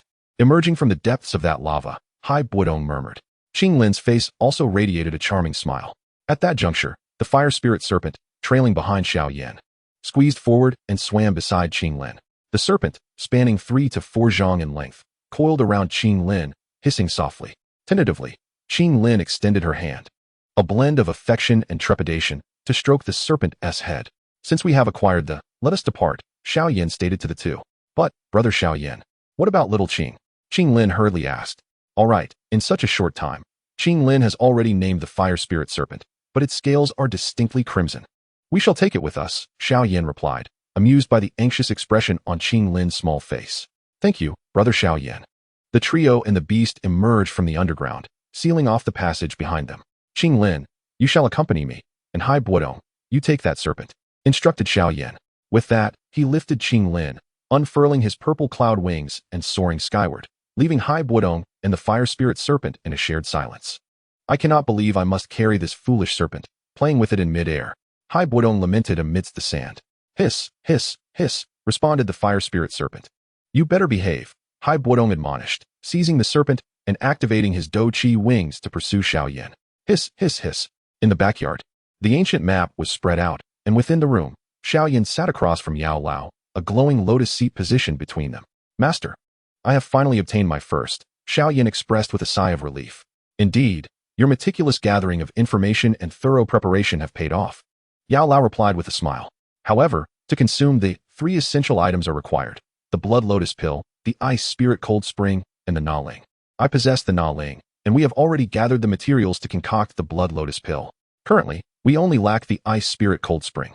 This rare treasure can release a significant amount of ice energy to shield you from this intense heat during consumption. It is crucial, and we must locate it swiftly. Yao Lao advised. To obtain the ice spirit cold spring, we must head to Haiyan City in the depths of the empire. But there is no time to seek out my brother Gute, the Dan King. Moreover, it is uncertain whether Gute has the ice spirit cold spring in his possession. I must entrust this task to Hai Buodong, Xiao Yan thought to himself. Very well, master. I will ask Hai Buodong to assist me. As a Do Huang, his power should be considerable, Xiao Yan affirmed. Hai Buodong, I need you to help me find a rare treasure known as the ice spirit cold spring. Xiao Yan called out to Hai Buodong. The ice spirit cold spring? That is not a common item. I will take care of it immediately, Hai Buodong replied earnestly. On the afternoon of the 3rd day, Master Yao retrieved his black magic cauldron, preparing to concoct the blood lotus pill. Yao Xiaozi, observed closely, this blood lotus pill, being an essential elixir for devouring, is ranked among the 5th grade pills, Master Yao instructed. Yes, Master, Xiao Yan responded earnestly. In Chapter 23, titled Devouring, Master Yao gently tapped the black magic cauldron. and a ghostly white flame flickered to life within. Moments later, he cast in the essence of the blood lotus, followed by the ice flame spirit herb and the core of a fourth-tier ice-type magical beast. As time flowed inexorably onward, the concoction reached completion. Master Yao produced a round pill, the size of a longan, exuding a fragrant aroma, and placed it into a blush jade vial. He casually tossed the vial to Xiao Yan, saying, "See how the quality measures up." Xiao Yan caught the vial and examined it closely. 3 faint pill patterns shimmered on the surface. Just as he was about to offer his assessment, a series of knocks echoed from outside the door. "Master, the ice spirit cold spring has been found," called Hai Buodong from outside. "Already?" Xiao Yan and Master Yao exchanged delighted glances. Xiao Yan opened the door and inquired of Hai Buodong, "You found the ice spirit cold spring?" "Indeed, Master," Hai Buodong replied, presenting a snow-white vial that radiated a faint chill. Xiao Yan accepted the vial. The icy touch sent shivers through him, prompting him to circulate his internal purple flame for warmth. Upon opening the vial, he beheld swirling mist and layers of crystalline shards settling at the bottom. "It truly is the ice spirit cold spring. Where did you procure it?" Xiao Yan asked Hai Buodong. "I searched the entire city without success for the ice spirit cold spring. Had it not been for the fact that Mo City lies at the edge of the Tagore Desert, a bustling trade hub frequented by merchants from all over the continent, perhaps I would have never found it. Ultimately, the city lord, upon hearing of my search, generously gifted me the ice spirit cold spring, which he had acquired at great expense from a merchant 20 years ago." Hai Buodong recounted, puffing with pride. "Well, you've certainly gone through a lot," Xiao Yan chuckled, as he watched Hai Buodong depart. Master Yao spoke from within the spatial ring. "Now that we have gathered all that is required for devouring, take these next 2 days to rest and adjust your state of mind. Do not keep that tension coiled within you. We shall proceed with the devouring in 2 days." "Understood, Master," Xiao Yan replied. Opening the door, he was greeted by beams of sunlight flooding into the room, and he felt a sense of joy he had never experienced before. Xiao Yan Gij," as he stretched and loosened his muscles. 2 cheerful, youthful voices rang out from the courtyard. Xiao Yan looked up to see 2 little girls bounding toward him, smiling. "Ah, it's Little Medicine Fairy and Xinglin." He gazed at the pair, momentarily lost in thought. Perhaps both possessed a somewhat delicate air that invited affection, yet subtle differences set them apart. Little Medicine Fairy exhibited a soft exterior but harbored a resilient spirit within. In contrast, Xinglin, due to her troubled past, had faced bullying and scorn from a young age, rendering her genuinely fragile and in need of care and protection. "Little Medical Sage, I entrusted you with taking care of Sister Xinglin. Did you bully her?" Xiao Yan inquired as he received the 2 little girls who had pounced on him, gently ruffling Little Medical Sage's hair. Before she could respond, Xinglin, her cheeks flushed, timidly interjected, No, Sister Medical Sage did not bully me." "Humph, bad brother. You don't even know how to play with us, just cooped up in your room or soaring through the skies," Little Medical Sage complained while hugging Xiao Yan's waist. "Haha, I have come now, haven't I? Let us see what that old man Hai Buodong is up to in the front courtyard," Xiao Yan said, wrapping an arm around one of the little girl's shoulders as they made their way outside. Upon reaching the front yard, the trio discovered Hai Buodong still quietly sketching maps at the counter, just as he used to. He paused, lifting his head to meet Xiao Yan's gaze, and remarked, "You might not believe this, Master, but before I took over the Tamir family at the age of 20, my dream was to become a cartographer." "So, the Ice Emperor Hai Buodong's hidden profession was that of a mapmaker? No, this must be an incorrect approach to unlocking the mysteries of Dopa." After a moment of confusion, Xiao Yan ultimately abandoned the thought, remembering his promise to the 2 little girls to visit the market. Noticing Xiao Yan's distraction, Hai Buodong resumed his work, returning to his quiet cartography. After 2 leisurely days of wandering, Xiao Yan had finally adjusted his mindset to a state of complete relaxation. In the afternoon, in a spacious area of the courtyard, Xiao Yan and the alchemist sat facing each other. "Young lad, let us begin," the alchemist declared, retrieving from his spatial ring a delicate jade bottle containing blood lotus pills, alongside a snowy white bottle emanating a faint chill filled with ice spirit cold spring. Finally, the alchemist flicked a gray light from his fingertips, which transformed upon landing into a thumb-sized gray stone known as a spirit nurturing stone. "So this is the spirit nurturing stone? What a marvelous creation. A tiny gray object can actually open a mysterious space within a person's body to accommodate," Xiao Yan murmured, gazing at the glowing stone. Taking the blue lotus fire, the alchemist placed the azure lotus seat before Xiao Yan. Xiao Yan nodded solemnly. He carefully cradled the lotus seat, gingerly lifting the quietly burning blue flame from its center. With a small exhale, Xiao Yan prepared himself. Consume the blood lotus pill, then extract the fire seed from the center of the blue lotus fire, the alchemist instructed calmly. Xiao Yan poured out the fragrant blood lotus pill from the jade bottle and swallowed it whole. As the pill entered his body, it melted into pure energy, radiating throughout, enveloping his bones, meridians, and the surface of his skin with layers of blood scabs. Looking down at his transformed, blood-red figure, Xiao Yan chuckled at himself. Resolving not to hesitate any longer, he reached towards the center of the blazing blue lotus fire before him. With a thunderous boom, the blue lotus fire, stimulated by external force, began to expand outward, sparks flying in all directions. Sporadic flames incessantly splattered onto Xiao Yan's body. Fortunately, they were all obstructed by the blood scabs formed from the blood lotus pill. An ethereal white flame enveloped Yao Lao's body, isolating him from the sparks emitted by the blue lotus earth heart fire. Subsequently, a surge of formidable energy emanated from Yao Lao, encircling the two and completely severing their connection to the external realm. Chapter 24. The Blue Lotus Earth Heart Fire. As Xiao Yan's arm delved deeper into the blue lotus earth heart fire, he became acutely aware that the temperature and pressure he was enduring were escalating exponentially, rendering him nearly immobile. Come out, you wretch. I haven't even begun to devour you. How could I possibly falter at the mere extraction of the fire seed? Xiao Yan exerted all his strength and finally grasped the fire seed hidden at the center. Gazing at the pulsating fire seed in his hand, the size of a fist, a satisfied smile broke across Xiao Yan's face. He swiftly consumed the ice spirit cold spring handed to him by Yao Lao, feeling an invigorating chill spreading through his limbs from his mouth.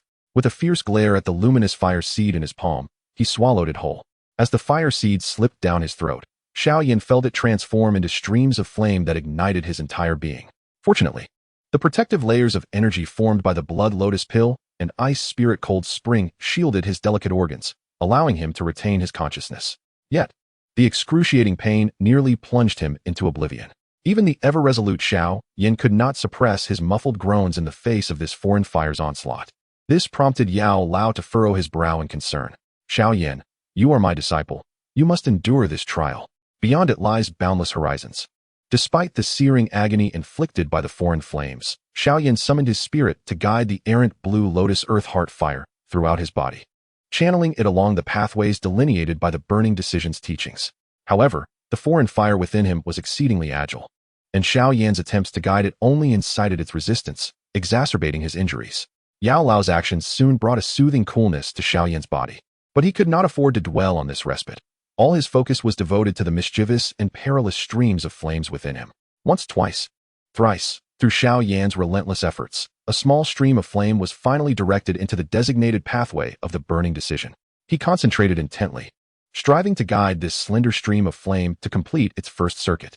With each successive cycle, the concealed azure flame streams scattered throughout Xiao Yan's body were drawn into the rotation. As these azure flame streams converged, they formed a mighty river of azure flowing through his meridians. At last, having absorbed the residual fire seed within him, Xiao Yan revealed a faint smile. Feeling that he had successfully accomplished the first step, he then exerted his will to direct the now mighty azure flame river toward the swirling vortex of pale purple doqi liquid. Upon entering, the originally pale purple vortex of doqi was instantly infused with a vivid azure hue. Xiao Yan patiently guided this azure flame, fully integrating it into his doqi vortex. As he continued to channel the flame, his aura transformed, ascending from a 1-star Dome Master to a 2-star Dome Master, ultimately stabilizing at the 7-star Dome Master realm. At that moment, Yao Lao seized the opportunity, flicking his fingers to merge the Nanling into Xiao Yan's body. The Nanling eventually transformed within Xiao Yan's vortex into a gray-white mysterious space.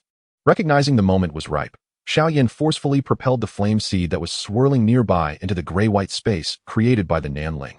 With this significant achievement, Xiao Yan exhaled deeply, only then realizing his breakthrough in realm. With a slight smile, he intended to take advantage of his fortuitous momentum to further evolve his burning decision technique. The advanced yellow-grade technique was no longer sufficient for him at this stage. Noticing Xiao Yan's actions, Yao Lao probed with his soul power and immediately discerned Xiao Yan's intentions. Truly a greedy little fellow. Thus, they waited until the dawn of the next day. Finally awakened, Xiao Yan wondered if the transformation had succeeded. As his consciousness returned, he was met with a pair of smiling eyes. Teacher, it worked. It's advanced black grade, Xiao Yan said softly. Not bad, advanced black grade. At least you won't have to worry about your techniques lagging behind your cultivation until you break through to the Dowang realm, Yao Lao replied with satisfaction. Let me see your azure lotus heart fire, he instructed. Xiao Yan then extended his hand, and a quietly burning azure flame lotus floated delicately above it. Oh, You have finally acquired your first source of. Do your best, young Yan. I believe you will ultimately become a formidable force that astonishes the Doqi continent. Yao Lao encouraged, before retreating into the spatial ring, exhausted from the day's exertions. Teacher, I will, Xiao Yan murmured softly. As Xiao Yan opened the door to the courtyard and stepped outside, he called out, Little Doctor, Qing Lin. Hearing his voice, Hai Buodong, who appeared somewhat perplexed, approached, inquiring. So, Master, have you already subdued the azure lotus heart fire? Of course, Xiao Yan replied nonchalantly. A prodigy. To subdue such a dangerous, so easily. And it seems your cultivation has also advanced to 7-star Dome Master. I didn't break through this quickly back in my day. Hai Buodong lamented. Reflecting on his own struggles. Wasn't my recent charade just an attempt to find an opportunity to escape? With this kid's cultivation speed. Am I really destined to serve him for life? He thought despondently. Xiao Yan, however, was oblivious to Hai Buodong's musings and continued to tease the shy Qing Lin. So, Master, is our next step to leave the desert city? Hai Buodong asked. Chapter 25, The Tagore Great Desert. Delving deeper into the Tagore Great Desert? Master, do avoid heading west. That is the territory of Queen Medusa and the serpent people. Especially the Queen Medusa is quite formidable. Even her subordinates have fallen before her. Hapadong. The image of a captivating and enchanting figure flashed through Xiao Yan's mind. I shall seek her out, but not at this moment, Xiao Yan remarked with a raised eyebrow. To think he would dare to provoke that terrifying madwoman. Hapadong was nearly driven to madness. In the Tagore Desert, amidst the swirling sands, a shadow flickered in and out of sight. Suddenly, Yao Lao appeared beside him, a mischievous grin on his face. Holding a rouge jade vial from which he poured a crimson liquid onto Xiao Yan's chest and back. Haha, it is time to enhance your abilities. Xiao Yan let out a muffled groan of pain, feeling the cool liquid accelerate his absorption of the ambient fire attribute energy manifoldly. The fire attribute energy on the desert surface was already exceptionally active, and sitting upon the azure lotus heart fire's pedestal, he found it overwhelming. Recognizing Yao Lao's playful antics, Xiao Yan did not awaken but instead closed his eyes, diligently circulating his techniques, understanding that absorbing this energy would greatly benefit his cultivation. As evening approached, the sun gradually descended, and the Tagore Desert began to quiet. Sensing diminishing effects from his practice, Xiao Yan concluded his training for the day. How did it go? Yao Lao inquired, setting down the scroll he had been holding. No rush to break through. Let us allow it to settle for now, Yao Lao advised. Yes, Master. Oh, Master, what are these? Xiao Yan finally noticed a circle of unique desert magical beasts surrounding him, including 2 third-tier spotted gecko lizards. Did you think you could cultivate in peace? Had I not guarded you, those beasts would have devoured you by now. The magical beasts of the desert are far more cunning than those of the Beast Mountain. A moment's inattention could leave you without a trace, Yao Lao chuckled. Heh. Xiao Yan smiled awkwardly. Starting tomorrow, you shall engage directly with these magical beasts in the desert to hone your combat skills, Yao Lao suggested. Yes, Master. In a tempestuous storm under the blazing sun, Xiao Yan leaped forward and cleaved the head of a second-tier magical beast, the desert rattlesnake, leaving a bare, twitching serpent body in the yellow sands. Just as Xiao Yan basked in his triumph, Yao Lao suddenly soared forth, saying, Xiao Yan, something is amiss. The wind attribute energy in the air is gathering abnormally, and you appear to be in trouble. As soon as Yao Lao's words left his mouth, a towering black wind column shot towards them from the distant horizon. Xiao Yan stared in disbelief at the colossal phenomenon, muttering, Damn it, a tornado combined with a sandstorm. He turned to activate his purple cloud wings, but Yao Lao struck his arm with a burst of energy. Now is not the time to fly upwards. Do you wish to hasten your demise? Yao Lao was nearly reduced to tears by his foolish apprentice's antics. Quickly, run westward, Yao Lao commanded, retreating into his storage ring. Xiao Yan awkwardly scratched his nose, then propelled himself westward with a surge of fighting spirit. Uncertain of how much time had elapsed, the sandstorm gradually subsided. Wrapped entirely in a black cloak, Xiao Yan lowered his head, making his way toward the horizon with uneven steps. At last, the sandstorm had passed. Cursed be it. The water in my storage ring has run dry. I must seek a source of water. Shaking off the yellow sand clinging to his robe, he lowered his hood, revealing a weathered, grimy face. There should be a water source 1,000 meters to the northwest. The voice of Yao Lao suddenly emerged from the storage ring. Xiao Yan continued his steady pace toward the northwest, but not without a scathing retort directed at Yao Lao. Hey, it seems quite comfortable for you to stay in the storage ring. Xiao Yan, shall we switch places? Yao Lao jested. The water source is nearly upon us. If my senses do not deceive me, it ought to be a small lake, Yao Lao continued. Navigating through a thicket and a grove, Xiao Yan soon discovered a tranquil small lake nestled before him. His heart soared with joy. As he had not seen water for nearly 2 days, he rushed over and scooped a handful of water to quench his thirst. Just as he indulged in the refreshing lake water, Yao Lao suddenly cautioned, "Be wary, it seems someone is approaching." On the opposite shore of the lake, several figures emerged, 7 or 8 individuals clad in tattered garments, evidently having also endured the recent sandstorm.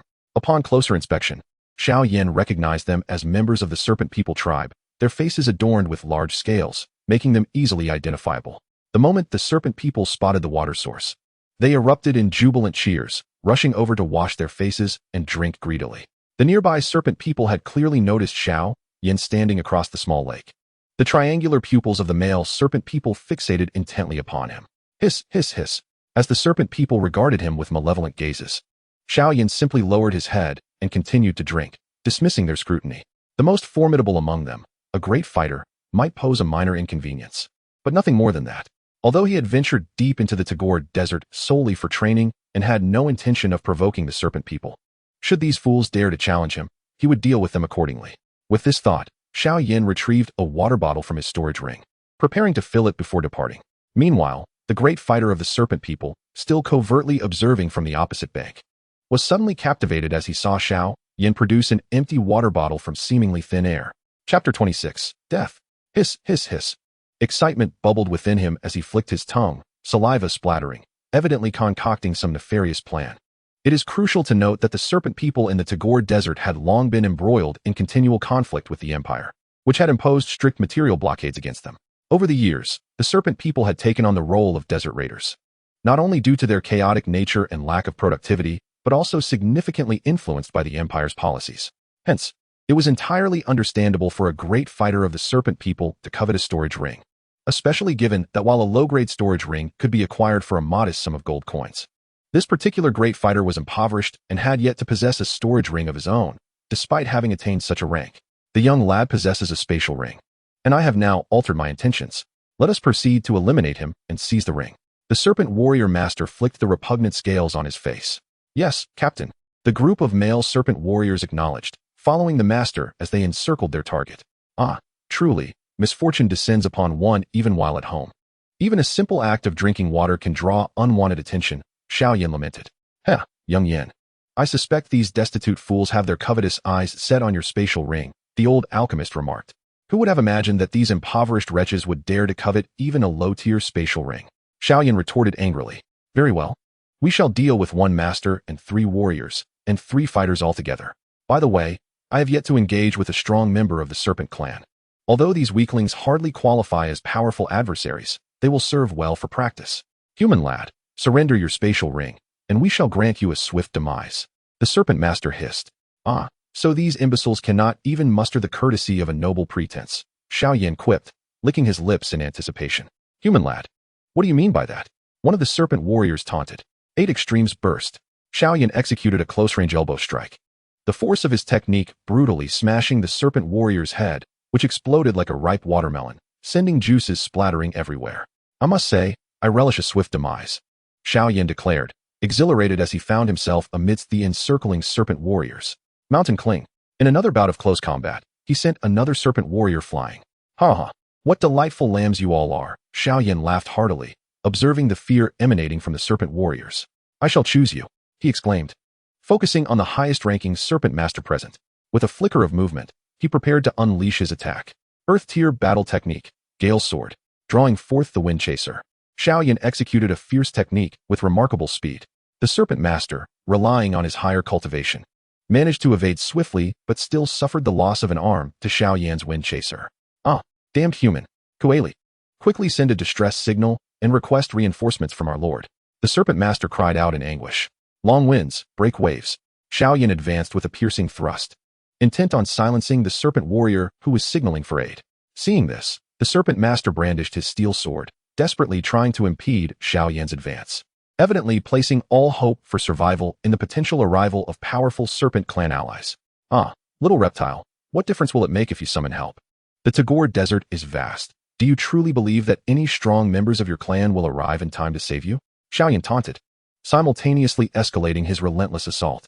Under the pressure of Xiao Yan's continuous onslaught, the Serpent Master finally revealed a flaw in his defense, which Xiao Yan astutely seized upon. Ha ha ha. Our clan's strong ones will not let you escape. The serpent master croaked, clutching his throat, struggling to utter these words. Humph. Strong ones. Where are they? Xiao Yan replied coldly with a cruel smile. I hear someone is searching for you, Mei. A suddenly alluring voice echoed across the battlefield. In the sky, a serpentine maiden draped in azure wings, her figure voluptuous and alluring, surveyed Xiao Yan below with a playful smile. Her water snake-like waist, taut and enticing, complemented her delicate skin and the long, flowing strands of azure silk cascading over her snow-white shoulders, all exuding a captivating charm. As the serpentine maiden retracted her ethereal wings and descended, her diamond-shaped pupils sparkled with intrigue as they fixated on Xiao Yan. With a gentle parting of her crimson lips, she spoke, "The recent catastrophic sandstorm has inflicted significant damage upon my kin. Her Majesty the Queen has dispatched me, a formidable being from the 8 clans of the serpent folk, to aid our people. Initially, I intended to send my kin to assist, yet I found myself drawn to venture forth. And now I stumble upon a rather intriguing little fellow." The serpentine maiden, Yu Mei, seemed utterly unconcerned with the fallen members of her clan scattered around, her attention solely focused on Xiao Yan. Faced with this enigmatic and powerful figure, even Xiao Yan, typically composed, felt a wave of tension wash over him. A serpent maiden? A Do Wang-level powerhouse? Reluctantly, he steeled himself to meet her playful gaze. With a swift motion, Xiao Yan wielded his sword, severing wind, and decisively ended the life of a still-breathing serpent folk Do master. Turning to Yu Mei, he forced a smile that resembled a grimace and said, "Heh, I assure you, this is merely a misunderstanding." Upon witnessing this, Yu Mei's smile grew even more enchanting. "An amusing little lad," she cooed. Yet her demeanor shifted as her right hand clenched menacingly.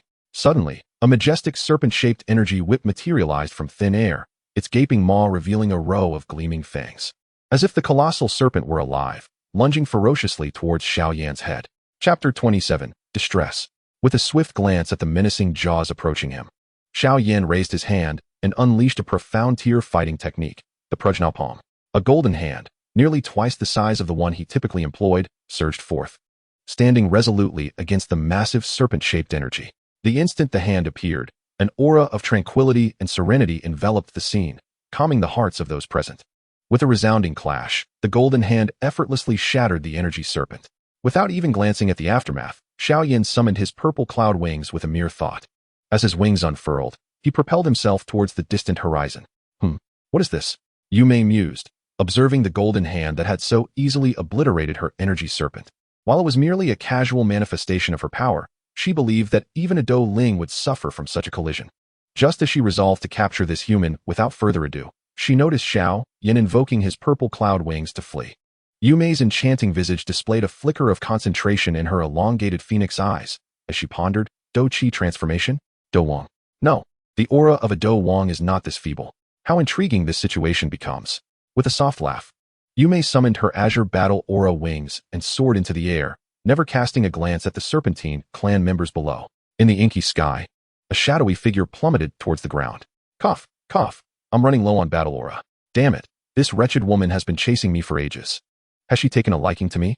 Xiao Yan folded his purple cloud wings and landed, gasping for breath. Not far away, another shadow descended, retracting its azure battle aura wings. Yu Mei approached with a smile, embracing her jade-like arm. Little brother, Yu Mei wishes to warm your bed. Why are you running so fast? I can barely keep up. She pouted playfully. Seems like this little rascal is quite knowledgeable. If that's the case, why not stay put? Yu Mei said, her charming face suddenly turning cold as she formed hand seals. Hundreds of energy serpents manifested behind her, intertwining to form an intricate formation, descending upon Xiao Yan from above. All-encompassing, she exclaimed. Yet to Xiao Yan's ears, her usually melodious voice sounded like a death knell. Damn it, if I struggle against one foul serpent, how can I contend with so many? A bitter smile crept onto Xiao Yan's lips as he raised his wind-chasing sword defensively. Hey, Yan, do you need my assistance? A voice suddenly echoed beside him in his moment of despair. Teacher, you finally appeared, Xiao Yan said, forcing a smile. For the sound of Yao Lao's voice was like divine music to him. Hee, I simply wanted to give you some training, Yao Lao chuckled. Training? Xiao Yan's eyes twitched as he beheld the terrifying 100 energy serpents behind Yu Mei. All right, here we go. Clear your mind and let me take over, Yao Lao instructed. Instantly, Xiao Yan's aura transformed, becoming profound and ancient. Earth-level low-grade battle technique, Gale Sword. A booming voice resonated. Suddenly, Xiao Yan's momentum surged, and he swung the wind-chasing sword. A colossal sword blade, 10 meters long, materialized and cleaved towards the descending serpent formation. Upon contact, the blade expanded to over 20 meters. The elongated sword sliced through the serpents like a knife through butter, shattering the formation into fragments. Humph! Xiao Yan scoffed at the fallen serpent remains. Ethereal white flames flickered around him, incinerating the remnants to ashes. How is this possible? Yumei gazed in disbelief as her signature battle technique, praised even by Her Majesty, was effortlessly dismantled by this human boy who was merely a battle master. Before she could process this, the strangely powerful human emerged from the clash, brandishing his sword and striking a martial stance. Instantly, Yumei felt herself locked in place, unable to move. This can't be. That boy's aura was clearly just that of a battle master. How could he suddenly become so formidable? Is he a cunning old fox in disguise? At this moment, the charming visage of Yumei turned a shade of iron blue. The presence of such an imposing aura could only signify a formidable being, perhaps a high-level Do Huang, or even a Do Huang. Which powerful entity from the Gamma Empire could it be? Yumei's mind was a tumult of confusion. The howling winds roared. A crisp voice, tinged with an air of ancient wisdom, echoed through the air. Instantly, Yumei felt a torrent of overwhelming energy surge forth like a tempest, causing her to reluctantly close her eyes, her enchanting face marred by despair. Moments later, she sensed a sudden lightness in her body. The mysterious human had abruptly lost his grip on her aura, and the anticipated tempest of combat techniques failed to materialize. With disbelief, Yumei opened her eyes, searching for the trace of the human warrior before her. Yet, the space opposite her was already empty, devoid of any sign of Xiao Yan. How infuriating. She had been tricked. Yumei, swaying her alluring figure, stamped her foot in frustration and bit her tempting red lips. In the distance, ethereal white flames in the shape of wings flapped rapidly behind Xiao Yan as he soared away. Master, why not pursue and capture that woman? Xiao Yan voiced his confusion. What is the purpose? To send me to my demise? He retorted angrily. Ha, let us be off, laughed Yao Lao. Meanwhile, a small, dark figure abruptly appeared at the edge of the horizon, and in the blink of an eye, it shot towards the ground beside Yumei, accompanied by a sharp whistling sound. Chapter 28, The Royal City. The shadowy figure landed gracefully next to Yumei, revealing a male serpent man, slightly robust in stature, clad in a thin garment that hung loosely on his body, adorned with peculiar black tattoos on his arms. Yumei, with whom are you engaged in battle? The serpent man's voice emanated a fierce aura. A mysterious human warrior has already departed, Yumei replied, still shaken from the recent shock. MOBAS. Weren't you supposed to be surveying the Mo snake tribe? What brings you here? The serpent man frowned, clearly still grappling with the aftermath of the encounter. Her Majesty sensed significant energy fluctuations in the royal city and dispatched us, the 8 tribal leaders, to investigate. I merely happened to be the closest and arrived first. Yin Ci and the others are still en route. I had no idea you were in combat. Mo Ba shook his chest, revealing the menacing black snake tattoos. What? Did you not receive Her Majesty's secret communication? MOBAS inquired. Secret communication? Yumei, uncertain, produced a small dark green snake about the size of a human finger from her person. However, the serpent, which should have remained dormant for communication, had long since perished. It was killed during the recent battle, she stated flatly, discarding the lifeless snake onto the ground. Killed? Yumei, who on earth could render you so helpless? MOBAS asked, bewildered. The dark sky was beginning to fade, heralding the dawn. In a tranquil stretch of sand, Xiao Yan sat cross-legged, channeling the mysterious burning decision to recuperate the Do Qi he had expended in the fierce battle. With a deep breath, Xiao Yan opened his eyes, a gleam of determination shining within. To the Snake People's Royal City? What purpose lies in going to the Royal City? At this moment, the Royal City must be teeming with formidable members of the Serpent Clan, heavily fortified, Elder Yao mused. He chuckled. Hee, I shall seek a Dozong fighter for myself. This time, the Serpent Clan dares to provoke me. I intend to impart upon them a lesson they shall not soon forget, by abducting their queen. Xiao Yan responded with a mysterious smile. The more you say, the more confused I become. Elder Yao furrowed his brow. Teacher, the current realm of the Serpent Clan's leader, Queen Medusa, is at the pinnacle of Do Huang, on the verge of breaking through to Dozong. The unique limitations of their race mean that to breach the Dozong threshold, they must either endure the passage of time or resort to extraordinary methods. As the ruler of the Serpent Clan, Queen Medusa would surely be unwilling to rely solely on time for her breakthrough, as such a method would yield a Dozong devoid of potential, leaving her forever unable to aspire to Dozong. Queen Medusa's true form is the purple ghost flame serpent. According to the ancient text you provided, the evolution of the purple ghost flame serpent.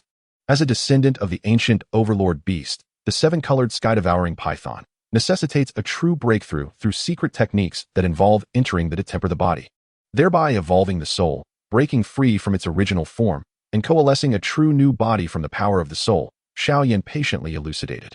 The seven-colored sky-devouring python. You say? Hee, you possess quite the ambition, having not only slain a master of the serpent clan, but now seeking to abduct their queen, Elder Yao remarked, somewhat speechless. However, securing a Dozong fighter is indeed beneficial. It would spare me from intervening during every perilous encounter. Elder Yao then extended a finger, lightly tapping Xiao Yan's forehead. To subdue Queen Medusa is no simple task. This clan is notorious across the continent. I have discovered an unnamed Do technique in ancient ruins, which, when implanted into a person's soul, compels them to serve you willingly. However, the conditions for its use are exceedingly stringent, and the success rate is tragically low. Moreover, due to its malicious nature, it has been prohibited by the continent's powerful practitioners, so use it with caution. You may implant it within her during the tempering of her body with. The master and disciple exchanged a knowing glance and began to chuckle mischievously. As the hour approached midnight, it was the optimal time for infiltration, and the Serpent Clan's warriors would surely not anticipate our direct approach to their royal city. Teacher, we shall depart. Xiao Yan called forth the purple cloud wings, and with a whoosh, he dashed towards the location of the Serpent Clan's royal city marked on the map. After flying for nearly an hour, Xiao Yan came to a halt in midair.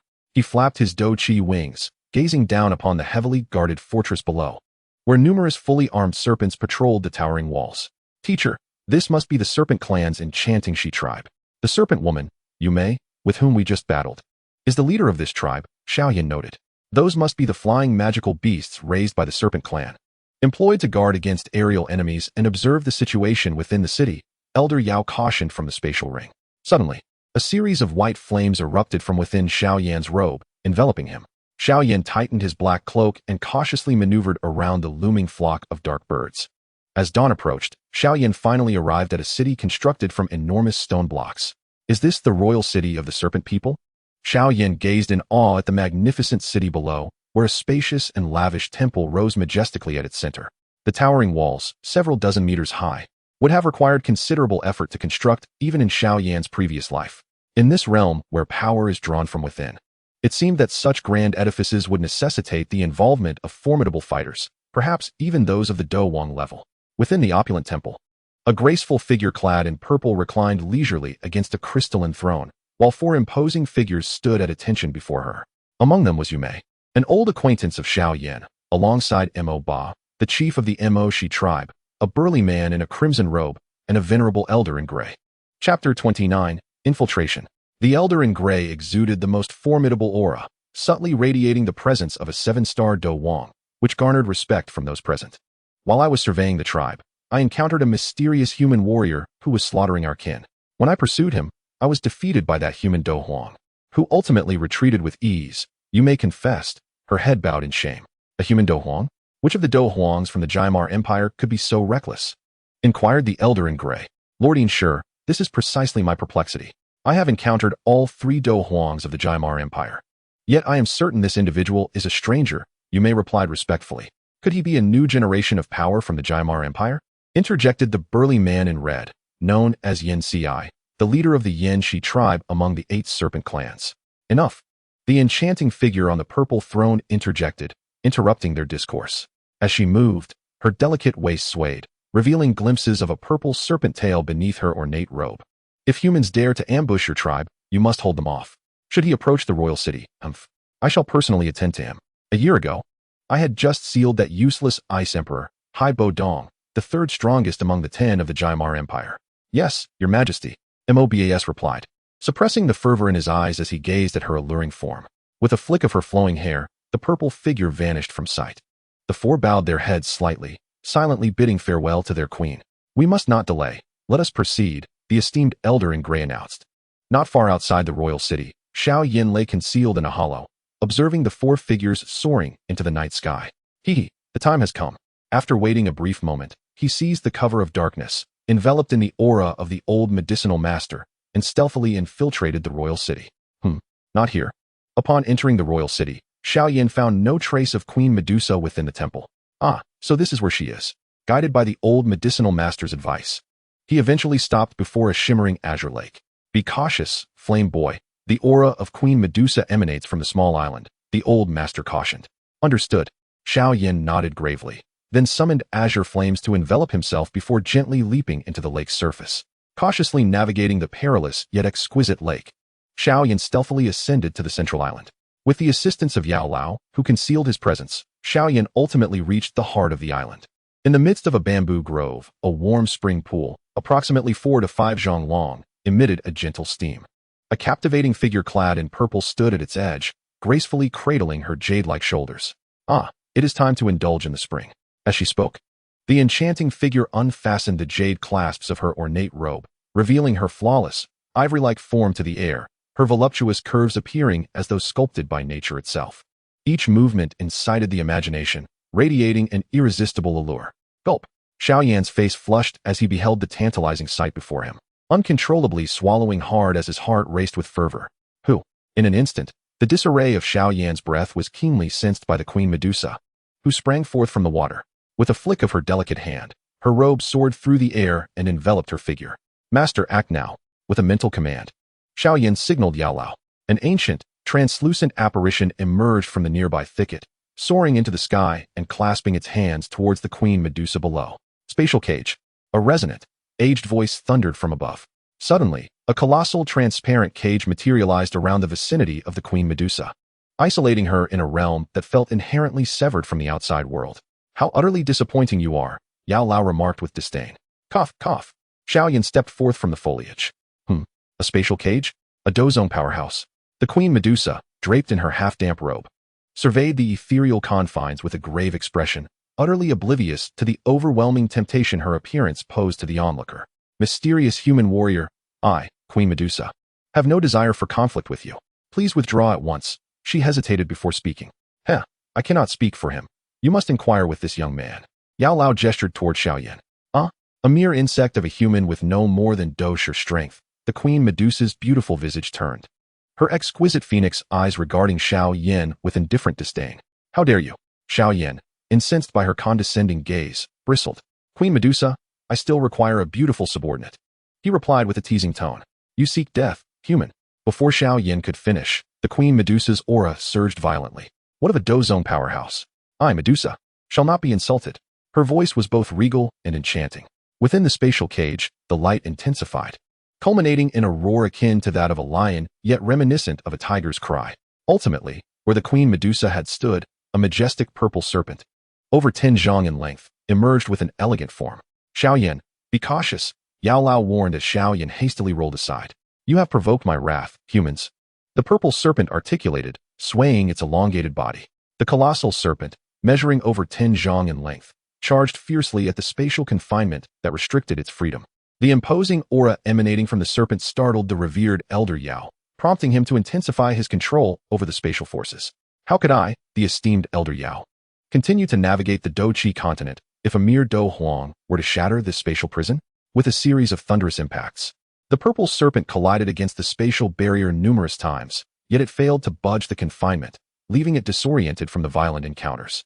Infuriated, the serpent's massive head turned, its violet eyes glaring wrathfully at Elder Yao hovering above. Chapter 30, Evolution. Yin, take action, Elder Yao bellowed, causing a slight fissure to appear in the previously impenetrable spatial barrier surrounding the Queen Medusa. Without a moment's hesitation, the serpent plunged towards the newly formed gap, disregarding the potential trap it might entail. Below, Xiao Yan, having heard Elder Yao's exhortation, extended his right hand, within which a cerulean flame lotus began to swirl gracefully. With a flick of his wrist towards the fissure, the azure lotus surged forth, colliding forcefully with the serpent's massive cranium. As the blue lotus inferno made contact with the serpent, a chilling shriek erupted from Queen Medusa, resonating with an intensity that sent shivers down one's spine. Xiao Yan then gently gestured towards the serpent's head, channeling a pale, ethereal light that penetrated Queen Medusa's mind. Queen Medusa, if you wish to survive, adhere to the instructions contained within, he urged. On the brink of losing consciousness from the searing flames, Queen Medusa, in a dazed state, envisioned profound techniques regarding the evolution of the purple-hued serpent's bloodline. Following Xiao Yan's guidance, her muddled consciousness instinctively began to execute the prescribed methods. Observing the serpent's massive form writhing helplessly in the cerulean flames, Xiao Yan noted that its scales were shedding in droves. Fortunately, after imparting the secret technique to Medusa, The serpentess' suffering seemed to diminish considerably, indicating that she was indeed activating the method. As the flames consumed its scales, the azure fire made contact with the serpent's delicate flesh. Amidst Queen Medusa's continuous wails, the immense serpent's body visibly charred and shrank at an alarming rate. Simultaneously, Xiao Yan invoked the unnamed combat technique bestowed upon him by Elder Yao, his palms pressed together before his chest, forming intricate seals with increasing complexity and rapidity. Time became an indistinct blur as the blue lotus inferno's relentless assault on the purple serpent approached its climax. Above the island, thunderous clouds began to gather, intermittently illuminated by flashes of lightning. The atmospheric energy thickened, creating a temporary vacuum around the island's periphery. Such a monumental surge of energy inevitably drew the attention of Queen Medusa's elite guards stationed atop the city walls. What is that? Is it coming from the direction of the Heart Lake? It appears the queen is there. There's a situation. Follow me, everyone. Upon the city wall stood a graceful and alluring serpent woman, her keen hawk-like eyes fixated on the distant isle within the lake. Ultimately, she unfurled the dual wings of her fighting spirit, soaring into the sky, closely followed by the formidable members of her guard on the ground. The energy of the thunderclouds seemed to reach a peak, and with a resounding crash, silver serpents struck the scorched earth below, igniting flashes of fire. At last, the tempest subsided, the thunderclouds slowly retreating, allowing the sky to gradually clear. The captain of the Medusa Guard, Xiao, had arrived at the lake's periphery, relentlessly attacking the barrier set by the old alchemist outside. Damn it! Xiao seethed, glaring at the enormous purple serpent, which writhed amidst the thunderclouds, blood gushing uncontrollably.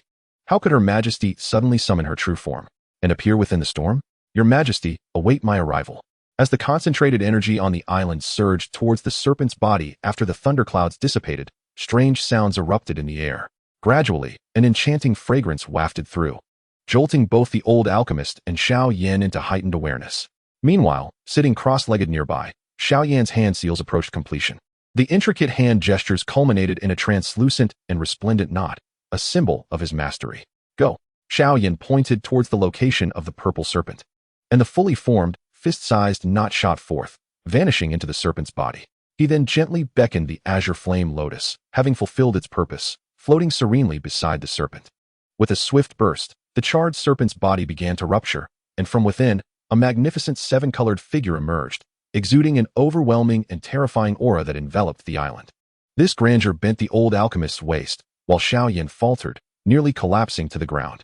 Finally, a 10-foot-long, elegantly poised seven-colored giant python appeared before them, proudly raising its head to the heavens and unleashing a roar akin to that of a dragon or tiger. Roar, roar, roar. Strangely, despite being a serpent, it emitted a thunderous cry reminiscent of a mythical beast. The old alchemist gazed at the vibrant giant python in the sky, murmuring, its body is resplendent with colors, its eyes tinged with purple, its form fragrant, its strength boundless. It seems that Queen Medusa has succeeded. Xiao Yan, watching the queen roar above him, chuckled. Ah, the seven-colored celestial python? It's been ages since I last saw those shimmering scales. At the lake's edge, Medusa's loyal guard stood in stunned silence, gazing at the roaring giant python above the isle. The graceful Xiao, her expression vacant, murmured, that aura is undoubtedly our queen's. But has she truly broken through the barriers of Dozong? Why such a hasty breakthrough without informing us? And who are those two detestable humans on the island? Could they possibly have assisted the queen in her ascension? After a prolonged roar, the seven-colored giant python finally turned its attention to the two humans present. The colorful giant python lowered its head, observing the two individuals on the ground. A glimmer of human-like cunning flickered in its purple eyes, and it lunged toward Xiao Yan. Be careful, Yan. Despite being utterly exhausted, Yao Lao managed to warn Xiao Yan, but it was too late for any rescue. Having expended all his fighting spirit after utilizing the nameless technique, Xiao Yan found himself immobilized. However, rather than heed Yao Lao's advice, he instead opened his arms wide to embrace the approaching multicolored figure. As the vibrant form surged toward Xiao Yan's chest, it abruptly halted midair, morphing into a captivating purple silhouette. With a soft thud, the purple figure nestled into Xiao Yan's embrace, her alluringly mature form, akin to a ripe peach, pressed against him, instantly filling his senses with a delightful fragrance. Little one, how did you know? The charming purple figure suddenly spoke, playfully twisting her slender waist. Her voice, imbued with a languorous allure, sent waves of heat coursing through Xiao Yan. Have you forgotten our connection? He replied. And I am not little one. My name is Xiao Yan, though you may also refer to me as your master. He gazed up at the enchanting figure in his arms, Indeed, he had to tilt his head upward. At his current height of 1.5 meters, facing the stunning Medusa Queen, who stood at 172 centimeters, this embrace was rather unfavorable for Xiao Yan, as his head barely reached her chin. As for where his face rested, well, naturally, it was in the vicinity of her chest. Realizing this predicament made Xiao Yan's heart rebel against the situation. Rather than him embracing the Medusa Queen, it felt more like she was enveloping him. A big sister cradling her little brother. Damn it, just wait until I grow taller. To hell with this adorable height difference, Xiao Yan thought, utterly speechless as he observed their disparity in height. The beautiful woman bit her red lips lightly, her mesmerizing purple eyes gazing alluringly at him. Her delicate wrists draped over his neck. Master? That depends on whether you possess the ability to tame me, Medusa, she replied, her eyes narrowing playfully. Xiao Yan smiled silently. As for abilities, that day will surely come. My queen, it seems you still lack a name. Now that you have transcended the shackles of your bloodline and evolved into the 7-colored devouring python, with scales of vibrant hues, may I call you Color Scale? He suggested, holding her soft and voluptuous form closer. Hee, I want to tell you, Medusa whispered teasingly, her warm breath tickling his ear. With a radiant smile, she leaned closer. Her perfect visage, seemingly flawless from every angle, drawing nearer to him. Finally, her alluring lips softly pressed a sensual kiss upon his forehead. Suddenly, Xiao Yan felt the embrace in his arms dissipate, accompanied by a melodious laughter, as the enchanting woman transformed into a fragrant breeze and vanished. Queen Medusa flickered into existence at the edge of the small island. She delicately adjusted the dark tresses cascading over her pristine forehead and surveyed the transparent barrier that Elder Yao had established around the lake. A playful smile graced her enchanting visage. With a graceful motion of her alabaster wrist, she gently waved at the barrier, the once impenetrable transparent shield. Long besieged by the assaults of her elite guards, shattered like a glass wall suddenly ruptured, vanishing into thin air. At that moment, Xiao Yan approached and assisted Elder Yao, who was seated cross-legged on the ground. Is that a 3-star dozome? Has she truly broken through to such formidable strength? Elder Yao gazed at Medusa with astonishment. 3-star dozome, you say? Xiao Yan chuckled heartily. It seems that the outcome of our future encounters is uncertain. If she were to go wild, I might be unable to restrain her. Elder Yao, observing Xiao Yan's carefree laughter, replied with a hint of exasperation. Your Majesty. As they witnessed the barrier around the lake effortlessly dismantled by Queen Medusa, Xi'er, leading her entourage of guards, rushed forward. Your Majesty, are you unharmed? She inquired anxiously, landing beside the queen with her energy wings. What could possibly be amiss? In fact, I have never felt better, Queen Medusa replied with a smile, embracing her own arm. Has your Majesty truly broken through? Xi'er expressed her delight, sensing the change in Medusa's aura. Indeed, I have, Queen Medusa affirmed with a nod, a smile gracing her lips. Elder Yao hastily concluded his remarks before transforming into a beam of white light, vanishing into the spatial ring held by Xiao Yan. Master? Xiao Yan's expression reflected concern as he glanced at the ring, relieved to sense that Elder Yao's essence remained largely unchanged, albeit slightly ethereal. Your Majesty, shall we apprehend that human? Xi'er inquired, her diamond-shaped pupils flashing with intensity as she looked at Xiao Yan, who had been standing on the battlefield. No need. He is a guest of mine. I shall take my leave now. You all remain and tidy this place, Queen Medusa commanded. Her figure flickering as ripples of spatial energy indicated her mastery over dozone powers. Come, little one, we must depart. Medusa's violet silhouette materialized beside Xiao Yan, grasping his shoulder, and in an instant, both vanished from sight. Yes, Your Majesty. The members of Medusa's elite guard bowed in unison. Who is that human boy truly? Xi'er pondered, rising from her bow to contemplate the spot where Xiao Yan had stood moments before. 10 days later, in the heart of the royal city's temple, a lavishly adorned chamber stood in tranquil solitude, entirely composed of purple elements. At the center of this extraordinary room lay a colossal bed, enveloped in purple drapery, through which 2 shadowy figures could be discerned. Xiao Yan was intently examining a black scroll in his hands, as if it contained the long-lost celestial-level martial arts techniques. By the side, the enchanting Queen Medusa, draped in a resplendent purple robe, rested her head upon Xiao Yan's thigh, her gaze fixated on his exquisite and handsome visage. Time passed, yet her eyes remained unmoving, as if she were entranced and never weary of the sight, whether by design or due to her reclining posture. Her voluptuous curves and alluring contours were displayed to perfection. Eventually, Xiao Yan reluctantly set aside the scroll in his hand and sighed. Kalen, how can I concentrate on my combat techniques with you like this? Ha, it's not amusing at all, little one, Medusa, or Kalen, replied, sitting up with a triumphant smile, regaining her regal and aloof demeanor. The captivating Medusa, effortlessly oscillating between seduction and elegance, ignited within Xiao Yan an uncontrollable passion. Damn it. When I turn 15 in 10 years, I will have my way with you, he thought indignantly. As if attuned to his thoughts, Medusa continued. It's truly hard to believe that you are merely 5 years old. Calling you little one is indeed appropriate. Xiao Yan could only twitch at the corner of his eye, speechless in the presence of this enchanting woman. Chapter 32, The Emperor's Pill. Speaking of which, the teacher should be waking up soon, Xiao Yan mused while twirling the storage ring on his finger. Little one, are you planning to leave? Medusa pouted discontentedly. No, not just yet. I intend to present you with a grand gift before I depart, Xiao Yan replied with a mysterious smile. A grand gift? Medusa inquired, intrigued. Indeed. If I am to whisk you away, I must first win over the elders of the Serpent clan. I have heard that the 4 great elders have been stuck at the peak of the Do Huang realm for quite some time. I wish to ask the teacher to refine an emperor's pill for them, assisting their breakthrough to the Do Zone level, Xiao Yan explained.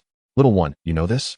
Medusa leaned slightly forward, her forehead tilting towards Xiao Yan, her expression one of curiosity. Her enchanting face was almost a mere half-inch from his. Just as she was about to inquire further, a spectral, aged figure suddenly emerged from the storage ring on Xiao Yan's finger. It was the long-slumbering Yao Lao. With a slightly awkward expression, Yao Lao gazed at the two on the bed, nearly glued together. Ha ha ha, wrong place, wrong place. You two carry on, he chuckled. Is this the mysterious powerhouse that appeared that day? So, it is merely a soul, Medusa murmured, narrowing her alluring phoenix eyes. Teacher, Xiao Yan exclaimed, bemused by the unfolding scene. Teacher, please come out. I have matters to discuss with you. Am I interrupting you? Came Yao Lao's deep voice from within the ring. Hearing his inquiry, Medusa, who was seated beside Xiao Yan and toying with her hair, wore an even brighter smile on her enchanting face. Not at all, not at all. Xiao Yan replied with a wry smile. With a whoosh, Yao Lao finally emerged, floating before the two, observing the pair leaning together like celestial beings. He beamed with a motherly tenderness. All right, teacher, Xiao Yan interjected hastily, noticing the peculiar smile on Yao Lao's face. Teacher, the 4 elders of the snake people have lingered at the pinnacle of the Do Emperor realm for far too long. I would like to request that you concoct a batch of Emperor's ultimate pills for them, to assist in their breakthrough to the Do Zone level. Very well. The Emperor's ultimate pills, you say? No problem. Is 1 batch sufficient? The medicine elder readily agreed without pondering the implications. Xiao Yan, observing the medicine elder's exuberance as if he were about to arrange a wedding, found his demeanor quite unusual. Please return my aloof medicine elder, you rascal. Medusa, kindly prepare the necessary materials for refining the Emperor's ultimate pills. The medicine elder handed a freshly written list to Medusa. We have all these materials in our clan's inventory. I will prepare them at once. Medusa took the list, glanced over it, and stood up. In a spacious and tranquil courtyard, the medicine elder sat cross-legged on the ground. With the black magic cauldron before him, along with the required materials, jade skin flowers, golden dragon saliva, 1,000 gold vines, and the cores of 6th-tier magical beasts. Xiao Yan and Medusa stood a short distance away, ready to observe with focused concentration. As the blazing sun reached its zenith and the air became saturated with fire elements, the medicine elder spoke. It begins. He gently pointed at the black magic cauldron, and a vibrant white ethereal flame leaped out, lively and animated. Once the cauldron was adequately preheated, the medicine elder, while controlling the bone spirit cold fire, steadily tossed in 3 jade skin flowers. Boom! A playful flame erupted. As the jade skin flowers gradually warmed and softened in the ethereal white fire, eventually releasing red juice, the medicine elder skillfully added a portion of golden dragon saliva. Instantly, the golden essence intertwined with the crimson liquid. Next came the 1,000 gold vines and the 6th-tier magical beast cores. After a considerable time, a solid, pockmarked pill began to form slowly within the black magic cauldron. As time passed, the pill gradually became smooth and rounded, exuding a fragrant aroma. As the pill continued to coalesce, the energy density within the courtyard increased significantly. Above the courtyard, due to the excessive concentration of energy, strange beast-shaped clouds began to form in the sky. Horses, deer, and birds flitted about joyfully. The extraordinary phenomena resulting from the pill's refinement quickly caught the attention of the snake people in the city. However, due to Medusa's prior instructions and the heavy guarding by her elite guards around the courtyard, no one dared to approach and disturb the process. Simultaneously, ominous rumbles echoed from the clouds above the courtyard. Layers of thunderclouds were gathering, occasionally lit up by streaks of lightning.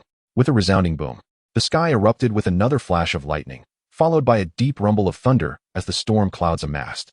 The once silent clouds released a dazzling and fierce firelight, accompanied by the sound of thunder. The thunderous pill is approaching. I entrust you with this, rainbow scale. Xiao Yan turned to Medusa, glancing at the thunderclouds above. Do not worry, little one, Medusa replied languidly, her rosy lips parting in a smile. Medusa raised her gaze to the clouds, where flashes of lightning intermittently illuminated her enchanting visage with a chilling smile that captivated all beings. With a graceful twist of her slender waist, she propelled herself toward the heavens. Suddenly, as she soared amidst the skies, a radiant glow enveloped her, and in a brilliant display, she transformed into a magnificent multicolored serpent, measuring over 10 feet in length, exuding a fragrant aura. Has she reverted to her true form? Xiao Yan watched as Medusa unveiled her majestic body, which seemed destined to obscure the entire sky above the courtyard. A roar, reminiscent of both dragon and tiger, echoed through the firmament. The resplendent, colossal serpent shook its massive form and charged boldly towards the gathering storm clouds. With a tremendous sound, the serpent writhed within the thunderous clouds, occasionally opening its gaping maw towards the tempest. Ultimately, Medusa devoured the clouds and the lightning that had been accumulating within them. The brewing bolts, reluctant to descend, vanished into the air. With a swish, Medusa reappeared beside Xiao Yan. How satisfying. This energy should suffice for me to ascend to the pinnacle of the 3-star Do Zone, she remarked, slightly embarrassed as she delicately covered her lips with her jade-like hand. Chapter 33, The Four Elders. You consumed it all. Xiao Yan gaped at Medusa's seemingly fragile and delicate form, as if she could topple over with a mere gust of wind. As the thunder of the medicinal tribulation subsided, the alchemical process overseen by the elder was nearing completion. It's done. Xiao Yan observed the elder's movements intently. The elder withdrew a plume of pristine white flames. With a thud, the lid of the black devil cauldron sprang open, releasing a surge of dark energy that instantly filled the courtyard with a fragrant, life-affirming aroma. The elder grasped the air, and 5 azure pills, as smooth and round as dragon's eyes, lay quietly in his palm. After placing 4 of the pills into a small jade vial, he casually tossed the vial to the eagerly awaiting Medusa. Take this. Consider it my reward for your alchemical endeavors. It is deserved, Medusa replied, clutching the jade vial tightly in her hand, her smile reminiscent of a mischievous weasel that had just pilfered a chicken. Hee. Xiao Yan gazed at Medusa, whose smile was as radiant as a blossoming flower. Come, let us visit the elders, Medusa announced. Indeed, the violet figure pulled Xiao Yan along, and in an instant, they vanished from sight. Medusa led Xiao Yan to a tranquil courtyard not far from the divine temple. Elders, Medusa seeks an audience, she said, suppressing her usual allure and speaking with reverence. Enter, came a frail voice from within. The wooden door creaked open of its own accord. Medusa guided Xiao Yan into the room, where 4 elderly women sat cross-legged on cushions in the spacious area. Upon entering, Xiao Yan felt the intense scrutiny of the 4 formidable figures, each emanating a profound aura, which enveloped him with an overwhelming pressure. You are the Xiao Yan spoken of by Her Majesty the Queen? Inquired the elder seated at the center, as a formidable force surged towards Xiao Yan's chest. Feeling a slight difficulty in breathing, Xiao Yan sensed that the faint azure do qi within him reacted to its master's pressure, suddenly beginning to circulate autonomously through the meridians he typically traversed during cultivation. With a sigh of relief as the pressure dissipated significantly, Xiao Yan composedly responded, Indeed, it is I. An 8-star dome master. Quite impressive, the Grand Elder remarked approvingly before inquiring further. I have heard that you lent your to assist Her Majesty in breaking free from her bloodline shackles, allowing her to transcend the Do-Zone barrier and evolve into the 7-colored sky-devouring python. The Grand Elder scrutinized Xiao Yan closely, and suddenly, his diamond-shaped pupils constricted sharply, revealing 3 small serpentine strands of energy rapidly swirling within his gaze, evidently employing some enigmatic ocular technique. Xiao Yan felt as though he were being entirely exposed, a flicker of anger rising within him. He summoned the Qinglian Earth Heart Fire, swirling it around him to obscure the prying gaze. Is that? The once impassive Grand Elder finally displayed astonishment. Moreover, it is truly unbelievable that your bone age is merely 5 years. The Grand Elder exchanged glances with the 3 elders beside him. Grand Elder, Medusa, who had regained her composure, furrowed her willow-like brows and spoke. Your Majesty. The Grand Elder called out approvingly upon observing Medusa, who exuded the aura of a Do-Zone. Grand Elder, this is the Huangji pill. Medusa produced a rosy jade vial and presented it to the Grand Elder. Upon receiving the vial and opening it, the Grand Elder beheld 4 fragrant azure pills within. Young man, consider this a favor from us 4 old fellows, but it will not suffice to simply take away our clan leader. The Grand Elder finally said with a beaming smile. Stubborn old fools, Xiao Yan silently scoffed. Medusa, we are preparing to break through to the Dozong realm now. You will remain here to guard us, the Grand Elder declared as he stood. Yes, Grand Elder, Medusa replied, gracefully bowing her head. At the foot of a small mountain behind the temple, the 4 Grand Elders of the Serpent tribe settled evenly at each corner, sitting in meditative repose. Perhaps having adjusted their states, they simultaneously retrieved the Huangji pills and swallowed them. With hands clasped together, they began to form seals. Initially somewhat disordered, after a moment, their gestures and sequences synchronized completely, accelerating in speed. Suddenly, chilling auras surged from their bodies, intertwining in the sky until they coalesced into a colossal black serpent measuring several dozen feet in length. Roar! The dark serpent bellowed at the assembled crowd. This appeared to be a combined secret technique, surprisingly capable of aiding in a collective breakthrough. Xiao Yan watched in astonishment as the 4 executed this formation. This is an unspoken secret of my serpent tribe, passed down through generations among our elders, which is also why our tribe has only 4 elders each generation, Medusa explained, her lips parting slightly. Indeed, the serpent tribe's ability to stand independently among the several empires surrounding the Tagore Desert is not without reason. Their profound heritage should not be underestimated. Xiao Yan nodded in agreement. Fueled by an indomitable spirit, the 4 of them launched a relentless assault against the formidable Dozong barrier that had obstructed their path for years. As they persevered, the barrier began to yield gradually. Suddenly, with a deafening roar, the massive black serpent in midair swelled ominously. A breakthrough was imminent. Within the spatial ring, the alchemist stirred. Boom! It was as though a colossal beast had awakened in the valley, releasing an overwhelming aura that surged unabashedly throughout the arena. Little one, come here, Medusa commanded, swiftly positioning herself protectively behind Xiao Yan. With his hands resting on Medusa's slender waist, Xiao Yan flashed a radiant smile at her. Even in this critical moment, he dared to indulge in flirtation, the little rascal. Medusa rolled her eyes at him with a captivating expression. The alchemist within the ring could only gaze upward in exasperation. Finally, the venerable elder, facing north, spoke up. Gather. Is this truly the realm of Dozong?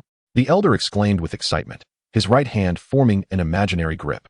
With our combined strength as 4 1-star Dozongs, along with that set of combined techniques, even a 3-star Dozong would fall easily. The elder, eager to experience the power of their impending breakthrough, was brimming with anticipation. Well done, young man, praised the second elder, who had lingered at the peak of the Do Huang realm for years and was now experiencing a remarkable surge in his cultivation. Hee for Dozongs? Excellent. Your queen shall heed my words. Surely, you would not dare to flee now. Xiao Yan mused as he observed the 4 elders, stroking their chins with delight. Chapter 34, Departure. On a vast open stone platform within the temple, a gentle breeze stirred, bringing a sense of intoxication. Are you truly leaving, little one? Medusa approached, her delicate brows furrowing as she embraced her shoulders, her gaze filled with reluctance and affection for Xiao Yan. Yes, it is time for me to depart. There are those awaiting me in the Gamma Empire, Xiao Yan replied with a faint smile. I apologize, but as the leader of the Serpent clan, I cannot leave just yet, Medusa said, adjusting her hair that had been tousled by the wind. No worries. Once you have resolved matters concerning the Serpent clan, you can find me. Do not forget, our unique bond still remains. Xiao Yan pointed to the location of their hearts. I shall take my leave. But do not forget me, he said, stepping forward to embrace the delicate figure of Medusa, rising on his toes to plant a kiss on her smooth forehead.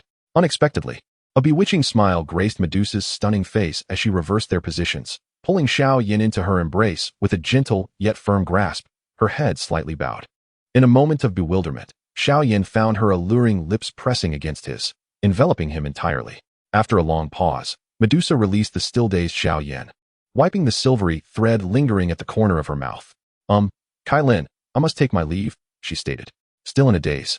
Xiao Yan hurriedly unfurled his purple cloud wings, soaring into the sky. Kai Lin, which direction is Shimo City? Medusa, with a peculiar expression, pointed towards the east, and Xiao Yan dashed off at an even swifter pace than before, shooting away into the distance. Come, let us enter the city. You cultivate ice attribute Do Qi. Do you not fear being sealed by Medusa once more upon entering the Serpent clan's territory? Xiao Yan teased. Hey Bodong, feeling somewhat awkward. Shifted the topic, inquiring, Master, when shall we depart from Stone Desert City? In a couple of days, Xiao Yan replied, gently touching the now blush-tinged cheek of Qing Lin. You should tidy up your affairs in Stone Desert City within these 2 days. We shall leave in 3 days. With that, Xiao Yan lifted the 2 little girls and prepared to head out. 3 days later, on a spacious square in the northeastern corner of Stone Desert City. A colossal, thick-winged bird gradually unfurled its wings and soared into the sky, creating a tremendous gust of wind. Xiao Yan stood motionless at the edge of the bird's back, his unwavering posture clearly indicating his formidable fighting spirit. He Bodong stood respectfully beside him, silent. Inside a small wooden house situated at the center of the bird's back, the little medical sage and Qing Lin gazed carefully at the extraordinary spectacle in the sky. Their journey to the Tagore Desert had finally come to an end, and they had successfully acquired the first type of source flame, the heart fire of the azure lotus. It was indeed a fruitful expedition, Xiao Yan mused, observing the diminishing stone desert city below, and a beautiful serpent, the voice of Yao Lao, residing within the spatial ring, suddenly chimed in. He Bodong, meanwhile, gazed intently at the bird's back, his mind focused. After 3 consecutive days of flight, the group of 4 finally arrived at Blackrock City.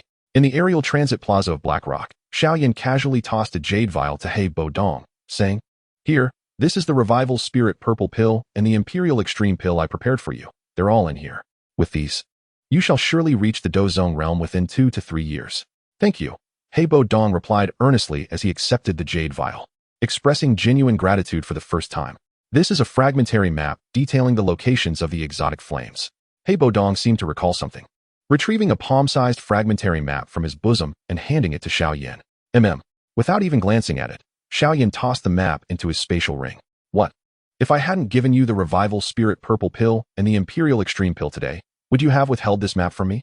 Xiao Yan teased He Bodong. Yes, you are quite perceptive." He Bodong nodded in acknowledgement. After bidding farewell to He Bodong, Xiao Yan, along with the 2 little girls, made his way towards Wutan City, while He Bodong eagerly set off for the imperial capital he had left years ago. At the Xiao family's martial arts arena, 2 young members of the Xiao clan, around 10 years of age, were energetically sparring on a stone platform, occasionally garnering enthusiastic applause from the audience below. The 3 elders seated above, all having attained high-level Do Ling, occasionally nodded in approval. Though Xiao Zhan's aura remained deep and inscrutable, as Xiao Yan observed from above, he noticed only his elder brother Xiao Ding and second brother Xiao Li among the crowd, but he could not sense Xiao Xun'er's presence. That little lass must be hiding away with her books to avoid the noise, Xiao Yan chuckled to himself.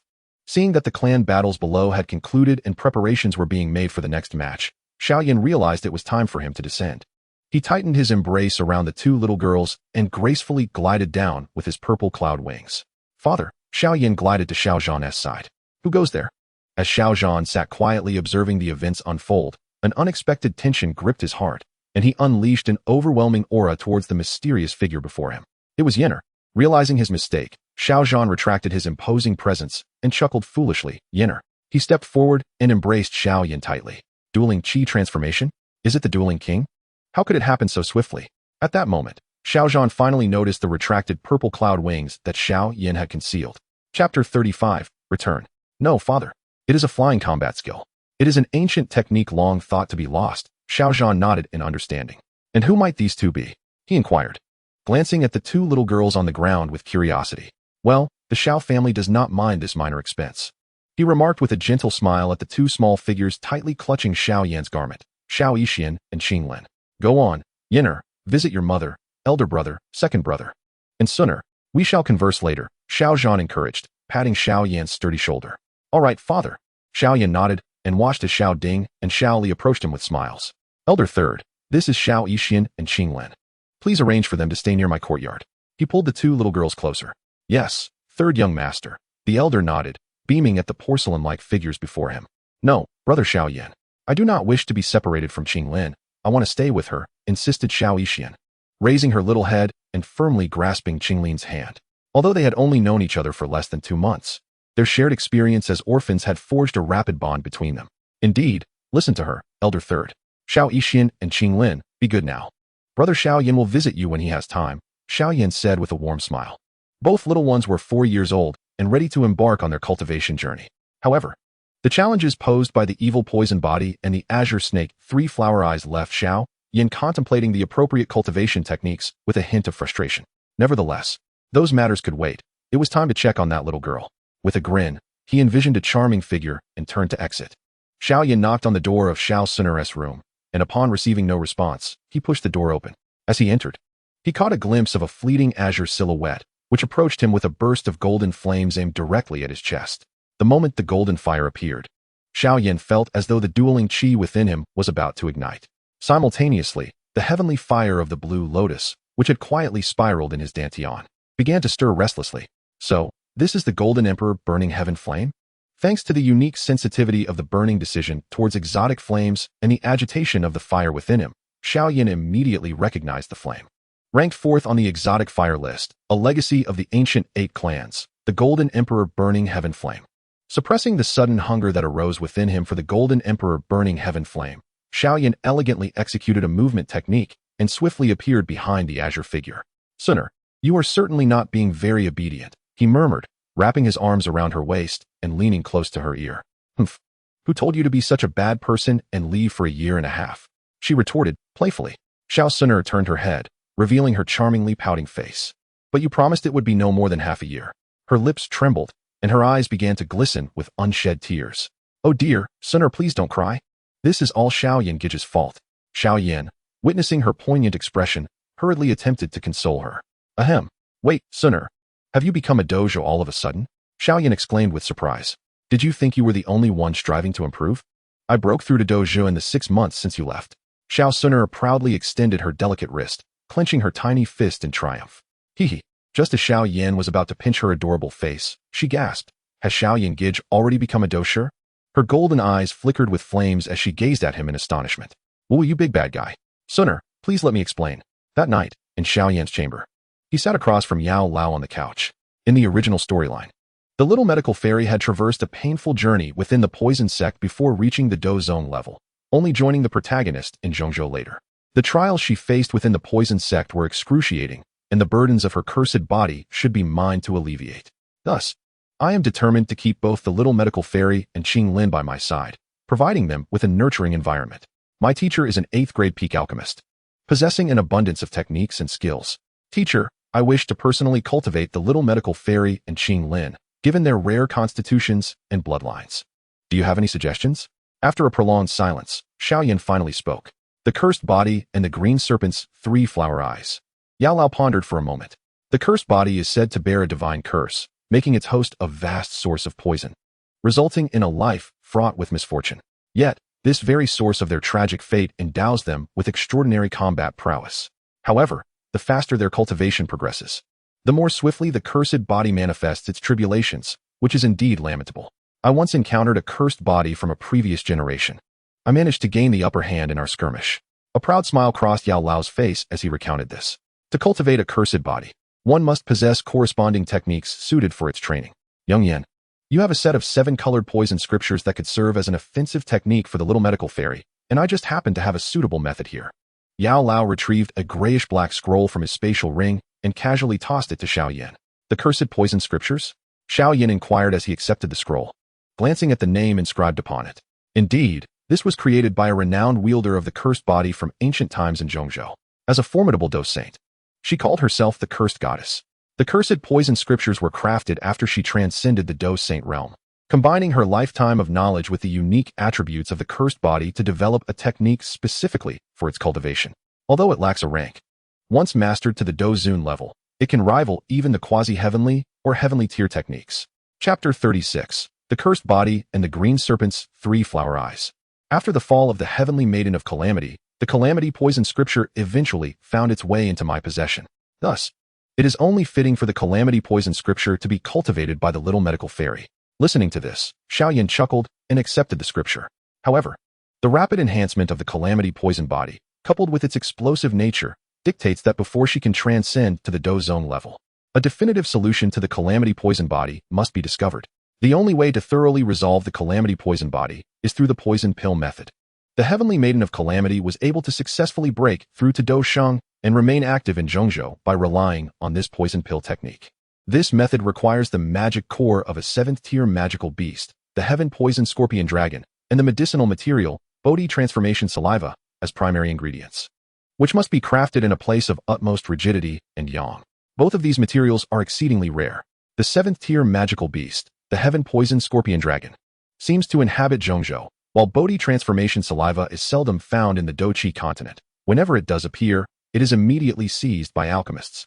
Therefore, Xiao Yan, You must journey to Zhongzhou and refine that poison pill before the little medical fairy breaks through to Do Zone, concluded Master Yao. Zhongzhou, you say? I shall go. Xiao Yan reflected on the legendary land, filled with powerful beings with anticipation. As for the blue scales, 3 flower eyes of the emerald serpent, Master Yao paused and said, as a unique bloodline that can control serpentine magical beasts, it is most fitting for the blue scale to cultivate serpent-style techniques. In my early years, while traversing the northwestern continent, I once saved the lord of the heavenly serpent manor and his companions. At that time, the strongest among those youngsters was merely a 5-star Do Wang.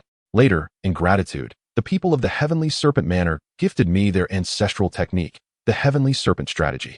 At the time, I found this technique too limited in scope and of mediocre rank, so I casually stored it away in my spatial ring. Who would have thought it would be of use now? Master Yao then tossed a light blue scroll of techniques to Xiao Yan. Indeed, no wonder the azure-clad Do Huang and the 8-winged black serpent emperor from the Mo family later expressed a sense of familiarity towards me. Xiao Yan mused with a smile of realization. Xiao Yan received the scroll and opened it to discover Heavenly Serpent Strategy, Intermediate Earth Tier Technique. The secret method of the Heavenly Serpent Manor, a mystery not to be divulged. Upon its execution, it is an intermediate Earth Tier technique. The rank is too low. Xiao Yan's expression soured as he glanced at the smug Master Yao. I want to flatter you. It would infuriate you. However, nurturing a heavenly maiden of calamity and commanding all serpentine magical beasts does sound quite intriguing. Xiao Yan contemplated the prospect of cultivating 2 female Do Zun or even Do Sheng powerhouses, and he felt a surge of excitement. The next day, in the room of the little medical fairy and the blue scale, Xiao Yan gazed at the 2 little ones sitting quietly on their mats. A silent smile gracing his lips. Their little heads bobbed as they stared at Xiao Yan, appearing exceedingly adorable, making it difficult for him to resist. 3 years as a starting point, maximum leniency. I must restrain myself. After a moment's consideration, he decided to playfully pinch their little faces before adopting a serious posture. Ahem. From now on, you shall live here in the Xiao family. This is your home. However, in the Do Qi continent, one cannot afford to neglect cultivation. Thus, you must learn to cultivate and protect yourselves. After a brief cough, Xiao Yan embarked on his journey of enlightenment. He would also ensure the protection of his elder brother. Xiao Yan, upon hearing that she could cultivate like the formidable warriors, the little healer's excited face flushed with delight. Indeed, you are a good girl, Xiao Yan said, affectionately ruffling her hair, before presenting her with 3 scrolls of martial arts. Little healer, this is for you. The black scroll contained the 7-colored poison scripture, instructing on the preparation of poisons, while the grayish-black one was the calamity poison scripture, a technique for her to cultivate. Xiao Yan handed 2 of the scrolls to the little healer, adding, however, you are still too young to understand the intricacies of herbs and poisons. The preparation of poisons is currently too perilous for you. It is essential that I am present during the process. If I am not around, you may consult the alchemists of the Xiao family, all right? Okay, brother Xiao Yan. Xiao Yan glanced at the eager Qing Lin beside him, finding her expression amusing. It seemed that her friend, the little healer, had received delightful gifts, while she had yet to be bestowed with anything. If Xiao Yan delayed presenting the scroll to her any longer, she might start to cry. Well then, Qing Lin, this is for you. Unable to resist the charm of the little girl, Xiao Yan succumbed and pinched Qing Lin's cherubic cheeks. This is the Heavenly Serpent's secret art from the Heavenly Serpent Palace. The cultivation techniques and combat skills recorded within require your diligent practice. Your bloodline, the green serpent's 3 flower eyes, must be further developed and explored by you. Make sure to communicate often with serpent-like magical beasts. By the way, where is that fire spirit serpent? Here, Qing Lin stammered, then twirled a transparent jade bracelet on her wrist. Suddenly, a fire spirit serpent, measuring 3 to 4 zhang in length and glowing a brilliant red, appeared in the room. Little Qing, quickly, lower your head. Do not crash into the ceiling again. Qing Lin gently patted the serpent's tail. Hiss, hiss, hiss. The fire spirit serpent cautiously coiled its body, fearful of accidentally striking the ceiling when it stood upright. Xiao Yan couldn't help but chuckle at the awkwardly curling serpent. Yes, this jade bracelet was given by Elder Yao. It allows little Qing to fit inside. Qing Lin pointed at the storage ring on Xiao Yan's hand, and then at the jade bracelet on her wrist. Teacher, did you give Qing Lin this? Xiao Yan inquired. You only just remembered this clumsy serpent now. You should pay more attention to Qing Lin, Elder Yao remarked with a hint of disdain. Hee. I've just been busy cultivating, Xiao Yan replied sheepishly, scratching his nose. In recent days, Qing Lin has been letting little Qing out for some fresh air every day, but the house is too small, Qing Lin whispered. Haha, no worries. In the future, you can let it roam freely. The back mountain of the Xiao family is spacious enough. I will ensure the clan members here are well informed. Xiao Yan said with a smile. Thank you, Brother Xiao Yan. Qing Lin and the little healer exchanged a quick glance, and then her face flushed with excitement. Chapter 37. The Two Little Ones. Qing Lin, since the fire spirit serpent is still here, it shall henceforth be your companion. You must nurture it well. Xiao Yan gazed at the third-tier fire spirit serpent, which remained at the pinnacle of the great fighter level, and pondered for a moment before retrieving a single earth fire lotus seed from the azure lotus seed of the earth heart fire. Qing Lin, this is the earth fire lotus seed, renowned as the essence of fire spirits, composed of the purest fire attribute energy. Let this foolish serpent absorb a bit each day. With a bemused smile, Xiao Yan watched the fire spirit serpent excitedly circling around him upon the emergence of the lotus seed. He casually tossed the seed to Qing Lin, who swiftly swatted away the serpent's eager head and carefully placed the earth fire lotus seed into her low-tier spatial ring. Ancient texts record that among every 10,000 third-tier magical beasts, a rare few may evolve into flame serpents, and from the fourth tier onward, they develop wings. With each breakthrough in rank, the number of wings increases, culminating in 4 at the 5th tier, and so forth. Legend has it that during the ancient times of the Duki continent, when the 12-winged flame serpent king unfurled its colossal wings, even the mightiest Do Sheng would tremble in its presence. Thus, Xiao Yan encouraged Qing Lin to nurture this foolish serpent diligently. Indeed, Qing Lin's eyes sparkled with excitement at the thought of little Qing one day possessing 12 wings. Now, both of you follow my lead. Form the seal with me. Close your eyes and attune your hearts to the fluctuations of the energy sea in your dantian. As the morning sun streamed through the wooden doors and windows, dappled light fell upon the three of them. In the back mountain of the Xiao clan, it was midday, and the air was thick with active fire elements. Xiao Yan sat cross-legged on a verdant lotus seat within a small grove, holding a crystalline, crimson earth fire lotus seed, his hands forming a seal as he meditated with closed eyes. As the burning technique circulated within him, the faint azure do qi in Xiao Yan's body began to surge through his meridians at an accelerated pace. The blazing sun above poured energy down upon the earth without restraint. Invisible to the naked eye, countless fire elements drifted through the air, eagerly converging towards the lotus seat beneath Xiao Yan. The lotus seat absorbed the wandering fire elements at such a rapid pace that a tangible ring of flames formed around it. From a distance, it appeared as though Xiao Yan was meditating upon a fiery stone platform. The purified energy, filtered through the azure lotus seat, flowed into Xiao Yan's body. As Xiao Yan continued to draw upon the energy, the earth fire lotus seed in his hand emitted a vibrant red glow. The fire energy within the seed swiftly penetrated Xiao Yan's fingers and surged into his body, seemingly inexhaustible. With the support of these external energies, Xiao Yan operated the burning technique, voraciously consuming every trace of energy that entered his body. The transparent energy permeated Xiao Yan's pores, penetrating his skin to nourish his muscles and bones, silently enhancing his physical strength. Subsequently, it merged into his meridians, riding the tide of the azure do qi flow, ultimately arriving at the cyclone above the energy sea in his dantian. After undergoing further filtration by the earth heart fire, it transformed into droplets of azure liquid that clung to the inner walls of the cyclone. The azure liquid accumulated increasingly, clinging to the walls of the vortex. Ultimately, when the walls could bear no more weight, it all cascaded down to the bottom, gathering to fill more than half of the vortex. It was foreseeable that when the vortex was completely filled, it would coincide with Xiao Yan's breakthrough to the great fighter level. Reaching the peak of the 8-star fighter. Cultivating with the earth fire lotus seed truly yields remarkable results. Xiao Yan opened his eyes, exhaled a breath of impure air, and set down the slightly dulled earth fire lotus seed, feeling the immense energy within his body surging with excitement. The earth fire lotus seed, indeed a wondrous entity known as the essence of fire spirits, is coveted even by Do Huang experts. Unfortunately, there were only 11 seeds, and one had been given to Qing Lin, leaving Xiao Yan with one less. Slow. This pace is far too slow, at this rate. When will I ever break through to the great fighter level? Medicinal Elder floated out, observing Xiao Yan, who radiated an aura of formidable energy, and said with an air of impatience, "Time waits for no one, my disciple. How I long to assist you in resurrecting and restoring my physical form." Xiao Yan raised his eyebrows at the Medicinal Elder, feigning a concerned expression, as if he were solely worried for his mentor. Bang! The Medicinal Elder waved his hand, sending a burst of energy that struck Xiao Yan's arm, causing him to grimace in pain. "Get lost. Do you dare jest with your master?" However, I do possess a method that could significantly shorten your time to break through to the great fighter level, but it comes with certain risks. It depends on your courage," the Medicinal Elder said, a mischievous glint in his eyes. "As long as I can grow stronger, I am willing to do anything," Xiao Yan replied resolutely. "Of course, But do you mean to suggest I target Xun'er? That is out of the question.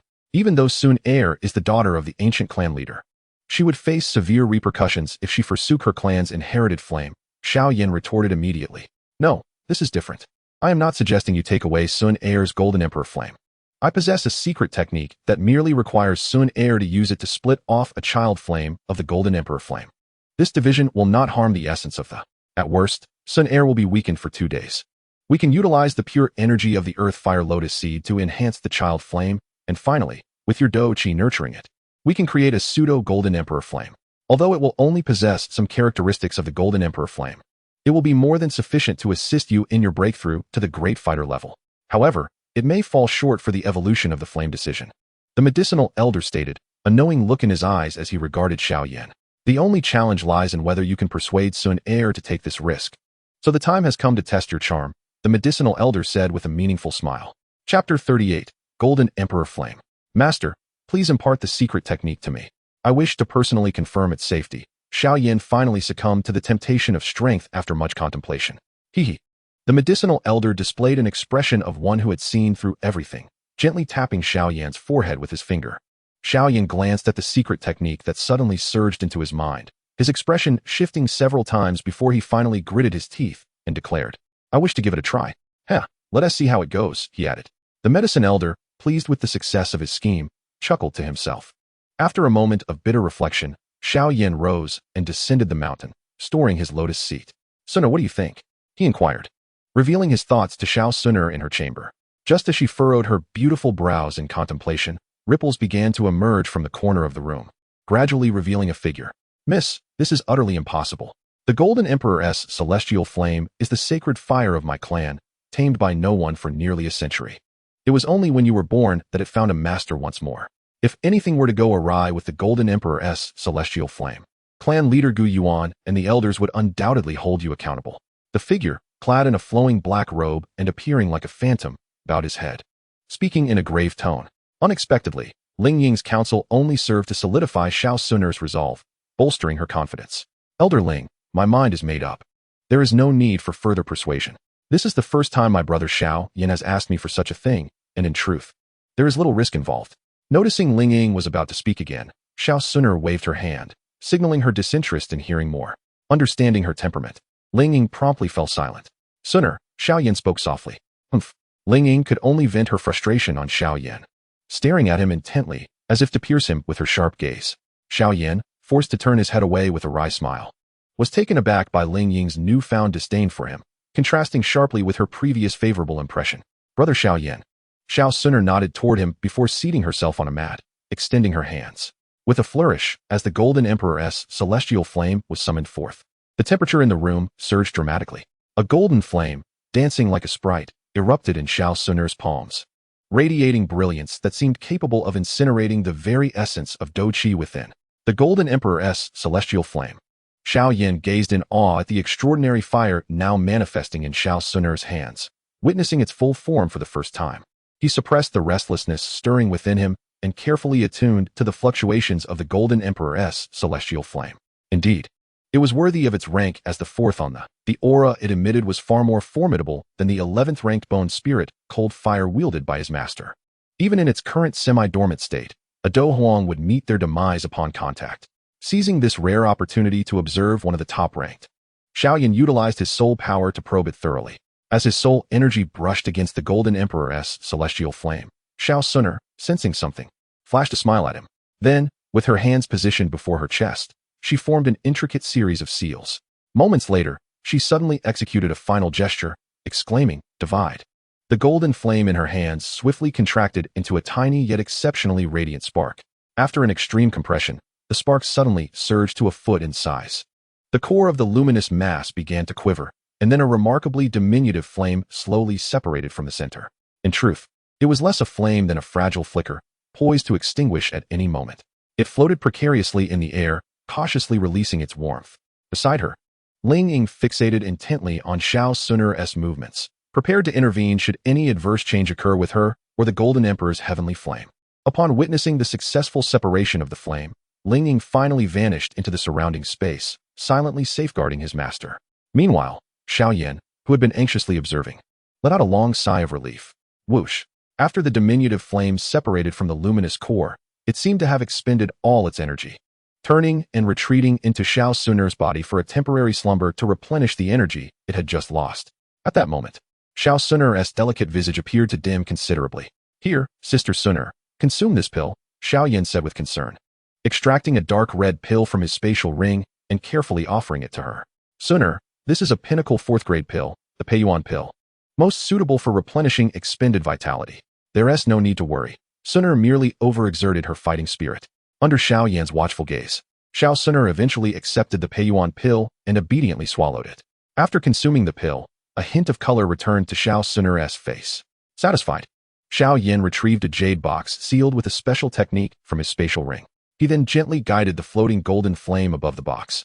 And with a swift hand gesture, he commanded, seal. Brother Xiao Yan, you seem well prepared, remarked Xiao Xun'er, who was seated cross-legged on the mat. Her bright eyes trained on him. Suddenly, Xiao Yan stepped forward and embraced Xiao Xun'er, placing a soft kiss on her smooth forehead. Thank you, Sister Xun'er. Rest well, and await my good news. With that, he stood and exited hastily. Damn it, my body is out of control again. What have I just done? We are still just children. Xiao Yan's figure departed in a strangely hurried manner, leaving Xiao Xun'er in a daze, her exquisitely delicate face filled with confusion. After a few seconds in a state of bewilderment, her cheeks flushed crimson. Tentatively, she reached up to touch her forehead where the mark had been left, murmuring, how infuriating. Brother Xiao Yan, I am a girl too. Ling Ying, perched on a beam, glanced skyward. You cannot see me. You cannot see me. I have seen nothing. I have witnessed nothing. Chapter 39, The Child Flame. Unsealing. In the room, Xiao Yan cautiously retrieved the jade box containing the Golden Emperor's heavenly flame, forming a hand seal. Whoosh. A tiny golden flame trembled as it soared from the box. Let us begin, young flame. Retrieve the lotus seed of the azure lotus heart fire. It will enhance your perception of the fire element. Yes, master. Go. A beam of mystical light pierced into the earth fire lotus seed, and with a resounding pop, the walnut-sized seed suddenly glowed a deep crimson, radiating an unusual brilliance. Then, with a swift motion, it collided with the floating Golden Emperor's blazing flames child fire. As it burrowed into the heart of the golden flame, the earth fire lotus seed began to release its energy unreservedly, appearing from afar as a golden orb enveloping a red seed. As time passed, the golden orb expanded gradually, emanating an enigmatic vibration, as if a new life were gestating within. Ultimately, the golden orb ceased its outward expansion, solidifying abruptly. Its form transformed from a faint golden flicker, susceptible to extinguishment, into a stable, deep golden flame floating in midair. It is complete, the elder remarked, observing the stabilized child fire. Next, we shall consume it and refine it into the original. The elder then retrieved the ice heart pill and the heart protection pill from his storage ring. For the moment, merely refining it into the original does not require the blood lotus pill. After Xiao Yan ingested an ice heart pill and a heart protection pill, he gazed at the golden child fire rotating quietly in his mouth, extending his hand to summon it forth. Without hesitation, he opened his mouth and swallowed it whole. Upon feeling the Golden Emperor's blazing flame child fire descend into his body, he sensed that the Do Qi within him began to ignite. Suppressing the turmoil of his Do Qi and taking advantage of the protective energy membrane formed by the heart protection pill, Xiao Yan summoned the azure lotus heart fire from the gray space within the cyclone. The azure flames surged forth from his dantian towards the Golden Emperor's child fire, seemingly preparing to teach this unruly intruder a lesson for recklessly wreaking havoc in its abode. Just as the Golden Emperor's child fire readied to transform into golden streams to continue its assault on the energy membrane, a torrent of azure flames surged from behind, engulfing it completely. Xiao Yan watched in delight, then cautiously guided a stream of Do Qi into the gray space. Resisting the azure lotus heartfire's urge to rush forward and consume, the golden flames surged towards the Do Qi thread and swallowed it eagerly. Its form trembled, seemingly overjoyed at having acquired sustenance in its diminutive state. After consuming a strand of Do Qi, the golden flame underwent a gratifying transformation. Its color gradually deepened to an imperceptible degree, emanating a subtle, undetectable energy. How is it? The elder inquired with a smile, sensing Xiao Yan's aura stabilizing rapidly as he opened his eyes. I have successfully placed the child fire in the secure space at the center of the cyclone. Xiao Yan replied with elation. Remember to nurture it with Do Qi daily. In about a month, you should be able to devour it with the flame decision. And that will be the moment you break through to the great Do Master. A month, huh? Xiao Yan mused, clenching his fist. With the successful refinement of the child fire into the origin, It was time to check on the progress of both Xiao Yan and Qinglin. Xiao Yan rose and spoke. Suddenly, a dark energy serpent, less than a yard in length, emerged behind Qinglin, flicking its tongue as if it were somewhat malnourished. After a brief hesitation, it lunged fiercely at the trunk of a small tree, which appeared to be corroded by some force, quickly turning black and brittle before collapsing to the ground. I have succeeded, Qinglin said with a satisfied smile upon witnessing the results of her efforts, only to then collapse from exhaustion. Hiss, hiss, hiss. Unbeknownst to them, a fire spirit snake, or rather a flame snake, which had sprouted wings, flapped its wings and flew over upon seeing this. With a flash, Xiao Yan appeared behind Qinglin, catching her in his arms. Xiao Yan Gidge, Qinglin uttered, her ears instantly turning crimson upon hearing his familiar voice. Chuckling, Xiao Yan patted Qinglin's little head and turned to the flame snake, which was now affectionately flicking its tongue at him, as if seeking his approval. Foolish snake, when did you break through to the 4th tier? And you have grown 2 additional wings, he remarked. Hiss, hiss, hiss. Humph, Xiao Yan Gidge, her name is Xiao Qing. Not foolish snake, Qinglin interjected. Xiao Qing broke through the day before yesterday while absorbing the earth fire lotus seed. At that moment, it expanded significantly, startling both me and Xiao Yan. It's good that you've broken through. A 4th tier magical beast can barely protect you, Xiao Yan said with a smile. By the way, where is Xiao Yan? He suddenly remembered her absence. She is in the room, Qinglin murmured shyly. Just then, Xiao Yan burst through the door and leaped towards him. Chuckling, Xiao Yan opened his arms to embrace her. Xiao Yan, remember to wipe your mouth clean next time you consume poison, he gently said, wiping the gray residue from her lips. Xiao Yan, blushing, buried her head into Xiao Yan's chest and rubbed against him. I know, Xiao Yan Gidge. Chapter 40, Great Dome Master. Xiao Yan probed into the gray space within the cyclone, observing the golden flames that had surged several times in size compared to a month ago, now rivaling the scale of the blue lotus earth heart fire. The moment had arrived. Xiao Yan opened his eyes and said to Yao Lao, very well, let us begin. Be cautious. Although it is merely a pseudo, it has originated from the 4th-ranked Golden Emperor burning heaven flame on the. Yao Lao warned seriously as he took out the protecting pulse pill, ice heart pill, and blood lotus pill. Understood, Xiao Yan replied, swallowing the blood lotus pill. Immediately, a layer of crimson keratin membranes sprouted from his inner membranes and skin. Then, he focused his mind and issued a command to the blue lotus earth heart fire within him. Within the gray space, the blue flames suddenly lunged toward the golden flames, enveloping them completely. The golden flames struggled violently, seemingly unprepared for the sudden assault from what had been a peaceful neighbor for the past month. The blue lotus earth heart fire tenaciously wrapped around the golden flames, skillfully maneuvering out of the gray energy membrane and plunging into the surging torrent of qi flowing through the meridians outside the gray space with a splash. As the azure flame of the heart of the blue lotus immersed itself into the torrent of fighting spirit, it instantaneously merged with the energy, transforming into a river of blue flames. The surging current enveloped the golden flame at its center, propelling it along the trajectory of the burning decision. Suddenly, upon entering a specific meridian pathway, the golden flame seemed to sense peril and began to struggle violently. In a moment of distraction, Xiao Yan fancied he heard a great fish futilely thrashing within the tumultuous flow, accompanied by the sound of splashing droplets. Yet, the power of the azure flame river appeared inexhaustible, firmly restraining the golden flame. After several fruitless attempts to escape, the golden flame ultimately resigned itself to its fate. Following a single cycle of the burning decision technique, the body of the golden flame seemed to diminish significantly, while the azure flame river subtly shifted to a more golden hue. Observing this gratifying transformation within himself, Xiao Yan silently smirked before channeling more of his soul energy to guide the river of fighting spirit. As the golden flame continued to merge with the azure river, gentle waves of energy quietly dispersed into some remote meridians, gradually corroding and impacting the obstructed pathways.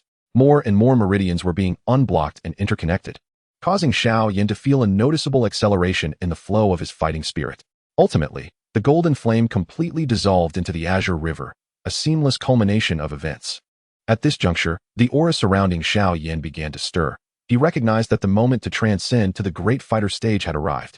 The restless energy suddenly surged, and after breaking through to the 8-star fighter, he effortlessly advanced towards the 9-star fighter. After a brief pause at the pinnacle of the 9-star fighter realm, he surged directly into the great fighter stage, finally reaching the initial level of the 2-star great fighter before halting due to the depletion of energy. Xiao Yan did not linger. He continued to harness this momentum, guiding the fuse to evolve the burning decision. He endeavored to operate the burning decision technique, but alas, It seemed that the energy level of the Golden Emperor's burning heaven flame was insufficient to induce an evolution, as the level of the technique remained unchanged. Just as he was prepared to abandon his efforts, the level of the burning decision appeared to advance by half a step. Had he succeeded? With a surge of joy, Xiao Yan probed with his soul energy. However, he gazed at the peculiar sight within himself with a strange expression. Subsequently, he opened his eyes to address Master Yao. Teacher. With the assistance of the heart of the blue lotus, it seems that neither the ice heart pill nor the pulse protection pill were required this time. With a chuckle, Master Yao responded, "It appears the great fighter realm has been achieved effortlessly. The burning decision likely has not successfully evolved due to insufficient energy." With keen interest, he inquired, "Teacher, I am uncertain if this counts as a breakthrough. Perhaps you should observe for yourself." Xiao Yan chuckled wryly as he resumed the operation of the burning decision. As Master Yao sensed the changes in the aura during the operation of the technique, his expression brightened. "Indeed, you have broken through, albeit only by half a level, evolving from a high-level Xian tier technique to a quasi-earth tier technique. Nevertheless, this is a pleasant surprise, Xiao Yan. We did not anticipate the burning decision's potential for evolution during our preliminary assessments." Master Yao offered words of comfort. "Yes, teacher," Xiao Yan adjusted his mindset. Fighting spirit armor. Xiao Yan rose to his feet, uttering a low exclamation. Suddenly, a robust surge of fighting spirit erupted from his body, coalescing into a solid suit of azure armor upon his skin. The armor appeared extraordinarily resilient, with intricate, mysterious patterns etched into the joints, exuding an air of both enigma and grandeur. Descending from his bed, Xiao Yan moved his limbs, feeling the overwhelming sense of security and power bestowed upon him by the fighting spirit armor. He clenched his right fist and, with great anticipation, struck the ground fiercely. Bang! A crater the size of a basin instantly manifested on the solid, smooth floor of his room, paved with blue stones. "Are you trying to demolish your room?" Elder Yao remarked, speechless at Xiao Yan's reckless destruction. "Master Yan, should I enter?" A vigilant dome master of the Xiao family, stationed outside the courtyard, inquired in a hushed tone upon hearing the commotion from within. "No need. You may go," Xiao Yan replied. "Understood, Master Yan. Teacher, let us head to the back mountain." "This space is insufficient for our practice," Xiao Yan suggested, clearly eager to continue. "Let us proceed," Elder Yao agreed, retreating into the spatial ring. At the back mountain of the Xiao family, as Xiao Yan ascended, he caught sight of a graceful figure nimbly traversing through the trees. "Earth-level Do technique. Wandering Dragon 8 trigrams palm," came a delicate voice from above. Bang! In the clearing of the grove, a large piece of blue stone was shattered into dust, scattering in all directions. Clap, clap, clap. The sound of applause resonated through the open forest. "Excellent technique, Xun'er," Xiao Yan remarked as he approached. Brother Xiao Yan, upon spotting her elder brother, Xiao Xun'er, who had been diligently practicing, soared toward him like a fledgling returning to its nest. However, as if recalling something, she came to a halt before Xiao Yan, gazing up at him. "Brother Xiao Yan, what brings you here?" Her joy was palpable. Xiao Yan, with a half-smile, glanced toward a secluded corner of the forest before turning back to Xiao Xun'er. "I came to see you." Chapter 41, The Confrontation. How could this be? Has he discovered me? Impossible. I am a master of stealth and assassination, an emperor of the dark element. At that moment, Ling Ying, concealed in a distant corner of the woods, felt a chill of sweat on her forehead as doubts about her life began to surface. Ling Ying sensed a strange fate intertwined with Xiao Yan and cautiously maneuvered her hiding spot further away from the forest's edge. "You little heiress." Practicing techniques at the earth level, the Xiao family has only 3 such methods and techniques combined, Xiao Yan teased, pinching Xiao Xun'er's delicate nose. "Humph. It seems Brother Xiao Yan has recently made another breakthrough. Let us have a friendly competition then, for I am now a 3-star Do fighter," Xiao Xun'er declared, her nostrils slightly flaring in determination. "All right," Xiao Yan said, moving to the center of the grove and beckoning her with a gesture. "Watch closely, Brother Xiao Yan." Xiao Xun'er executed a series of agile steps, leaping gracefully to suddenly appear before Xiao Yan, clearly employing a sophisticated movement technique. "Prepare yourself." Xiao Xun'er raised her delicate hand and struck at Xiao Yan's chest with an air of indifference. Should one underestimate this seemingly light gesture, they would surely suffer a grave misfortune. The sound of the air being torn asunder made it evident that this attack possessed astonishing power, typically appearing elegant and demure. Xiao Xun'er now unleashed an incredible energy from her petite frame. "Xun'er, this level of attack is insufficient," Xiao Yan's voice suddenly called out from a distance. To her astonishment, Xiao Xun'er found her target vanished before her eyes. "Humph." Undeterred by her failed probing strike, she stomped her foot and advanced once more, intent on entangling Xiao Yan. Unfortunately, after a series of relentless assaults, She had yet to even graze the hem of his clothing. As a prodigious descendant of an ancient clan imbued with divine blood, Xiao Xun'er held great confidence in her combat prowess. With the strength of a 3-star Do fighter, coupled with her exceptional mastery of combat techniques and the enhancement from her bloodline, she believed even a 7-star Do fighter would perish under her onslaught.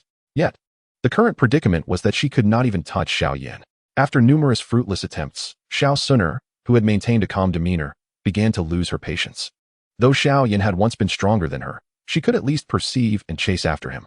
Now, sensing his current realm was a challenge, which greatly vexed the proud Xiao Xun'er. While she typically exuded an air of grace and simplicity, it did not mean she lacked her own sense of pride. She was determined to demonstrate to her brother Xiao Yan that as a favored daughter of heaven, she too possessed her own radiance. Appear, Xiao Xun'er chanted, releasing a series of ghostly golden flames from within her, encircling her body in layers of fiery energy membranes. The sudden emergence of the caused the temperature in the small grove to rise significantly, with the air around her slightly distorting under the flame's scorching embrace, as if this could incinerate even space itself. From a distance, Xiao Xun'er appeared as a fierce battle goddess emerging from the flames. As Xiao Xun'er formed her hand seals, numerous flames separated from her fiery membrane, hovering in the air to form inverted, rapidly spinning fiery spikes.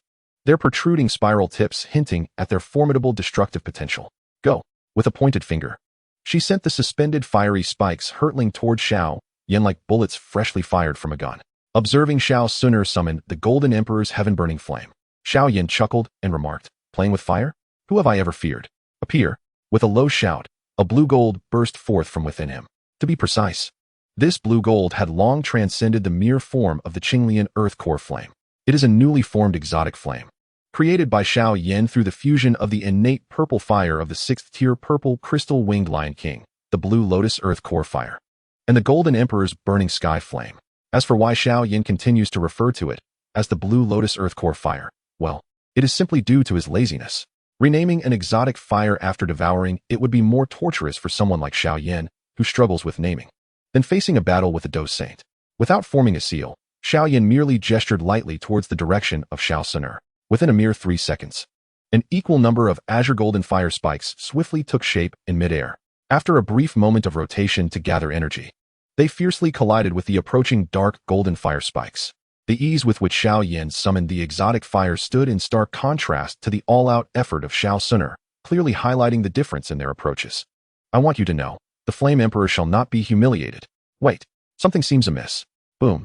The dark golden exotic fire and azure golden exotic fire collided explosively in midair, resulting in a shower of sparks and smoke.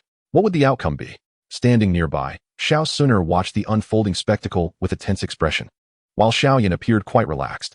As the smoke dissipated, only a dozen azure golden fire spikes remained visible in the air, indicating that the dark golden exotic fire had been dispersed in the astonishing clash. Just as I anticipated. You have not disappointed me, Xiao Yan remarked with a faint smile, gazing at the azure golden flames in the air. How could it? This is the inherited exotic fire of my clan. Xiao Xun'er gazed at the scene before her in a daze, clearly struggling to accept her prior belief in an assured victory, now rendered futile. Brother Xiao Yan, Xiao Xun'er called out with a delicate voice. In her moment of panic, she suddenly noticed that the azure golden exotic fire was still surging towards her, leaving her no time to evade. Not far away, the Do Emperor Ling Ying, who had been closely observing the situation since the start of the duel, realized that the young lady might be in danger. Anxious to protect her, he resolved to reveal his Do Emperor's strength despite the risk of exposure. Chapter 42. Internal Injury. Upon hearing Xiao Xun'er's cry for help, Xiao Yan lightly pointed at the azure golden exotic fire.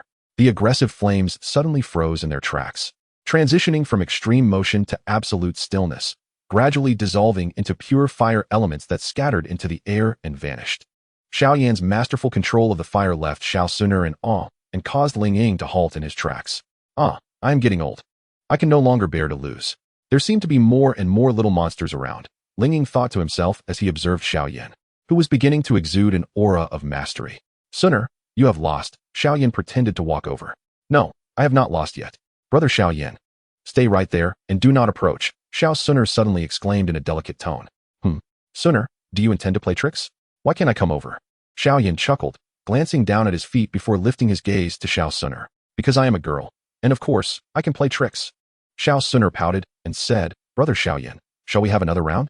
This time, Let us unleash our ultimate moves and determine the victor in one match. She continued her charming assault. All right, let it be a decisive battle. Xiao Yan chuckled, amused by the playful Xun'er, as it was rare to see her in such a disheveled state. Brother Xiao Yan, be careful. A clear, melodious shout resonated. Xun'er gracefully transitioned into a set of bagua steps, captivating the onlookers as if ensnaring their very consciousness. A delicate, alabaster hand reached out towards Xiao Yan, accompanied by a fierce roar. 9 dragon-shaped energy waves, each nearly a meter in size, coiled around Xun'er's arm, emitting a series of thunderous roars. The vivid sounds and the minute scales of the dragons created an illusion that they could transform from mere energy into flesh and blood beasts at any moment. The shockwaves reverberating through the air were palpable, even to those untrained in combat, filled with an overwhelming energy. Witnessing this, Xiao Yan's expression shifted to one of seriousness. Dueling armor, manifest, he called out, as his internal energy surged forth, coalescing into a solid, azure golden suit of armor around him. It was evident that Xiao Yan had no intention of countering with techniques, but rather aimed to withstand this assault with his armor. Young man, you are being rather overconfident. After all, that is an earth-rank technique. Move aside. Elder Yao, who had remained silent until now, suddenly cautioned Xiao Yan. Teacher, fret not. She is merely a 3-star Do fighter, Xiao Yan replied with a calm smile. Xun'er, observing Xiao Yan merely summon his armor and remain stationary, realized she could no longer control the eruption of her earth-ranked technique. Insufferable brother Xiao Yan. So what if you've advanced to a great Do master? This time, I shall make you taste defeat. Bang! The 9 dragon-shaped energy waves collided violently against the armor Xiao Yan had summoned. Xun'er lifted her gaze, her hands slightly lowered, allowing her to see the fine stubble on Xiao Yan's south face up close. Xiao Yan looked down at Xun'er, who gazed at him in astonishment. And with a confident grin, he remarked, Xun'er, you see, for someone of your mere 3-star Do fighter level, employing an earth-rank technique is still rather excessive. Look, you cannot even break through my armor. Crack. It sounded as though something had shattered. Why does my body feel so much lighter? Never mind that, Xiao Yan frowned, continuing to observe Xun'er's increasingly amazed expression, which was the highest form of flattery to him, prompting him to speak more enthusiastically. Xun'er, take this as a lesson. Next time you engage in a duel, remember never to be overconfident. Wait, why am I bleeding? Xun'er, I feel a bit dizzy. Could you support me? Crack. As the azure golden armor finally shattered into fragments that burst into the air, Xiao Yan could no longer withstand the toll and collapsed into Xun'er's embrace. Xiao Yan currently feels a slight dizziness, as if his condition is somewhat unstable, perhaps even a bit disoriented. At that moment, the medicinal elder, seated cross-legged within a dimly lit space of the spatial ring, extends his soul energy to perceive everything occurring in the outside world. I let you take the hit. Let's see if you remain so complacent next time. Even if it was merely a technique from a 3-star Do master. Being struck by such force without losing consciousness speaks volumes of your physical resilience, he chuckles. But I won't intervene further. With that girl Xun'er around, she'll take good care of you, young Yan. A couple of days of rest in bed won't hurt you, the elder observes with a sense of schadenfreude, clearly unconcerned about Xiao Yan's injuries. Woo, brother Xiao Yan, please don't die. It's all my fault for using a ground-level technique against you. I didn't expect you to be so weak, Xun'er cries, embracing Xiao Yan in distress. So weak, so weak. Xiao Yan feels as though he has suffered a second injury, merely experiencing a bit of dizziness. Well, perhaps just a little nosebleed, he muses. The medicinal elder gazes at Xiao Yan, who remains remarkably stable in his unique perception of soul energy. What on earth are the girls in the Duki continent doing these days? Back in my time in Zhongzhou Wu, brother Xiao Yan, please don't die. I have elixirs here. Xun'er exclaims, frantically retrieving a multitude of medicinal vials from her spatial ring. The aroma of the numerous elixirs suggests that they are indeed high-grade healing potions of considerable value. Ling Ying, who had stealthily approached, observes Xun'er as she continues to retrieve more elixirs, his eyes twitching slightly. After all, in his perception, Xiao Yan still appears vigorous, and he is about to speak up to caution the young lady. Ling Lao, hurry and come out. Why haven't you appeared yet? Come save brother Xiao Yan. Xun'er's urgent voice suddenly pierces the air. What have I done to deserve this? Ling Ying silently roars in frustration. Ahem, Mississippi. Young Master Yin merely suffered a sudden external impact, causing him slight dizziness. A bit of rest will resolve the issue. Also, please do not constrict young Master Yin's neck. It seems he can hardly breathe. Ling Ying eventually materializes beside Xun'er, gently advising her. Oh, brother Xiao Yan. I'm so sorry. Xun'er quickly releases her grip on Xiao Yan.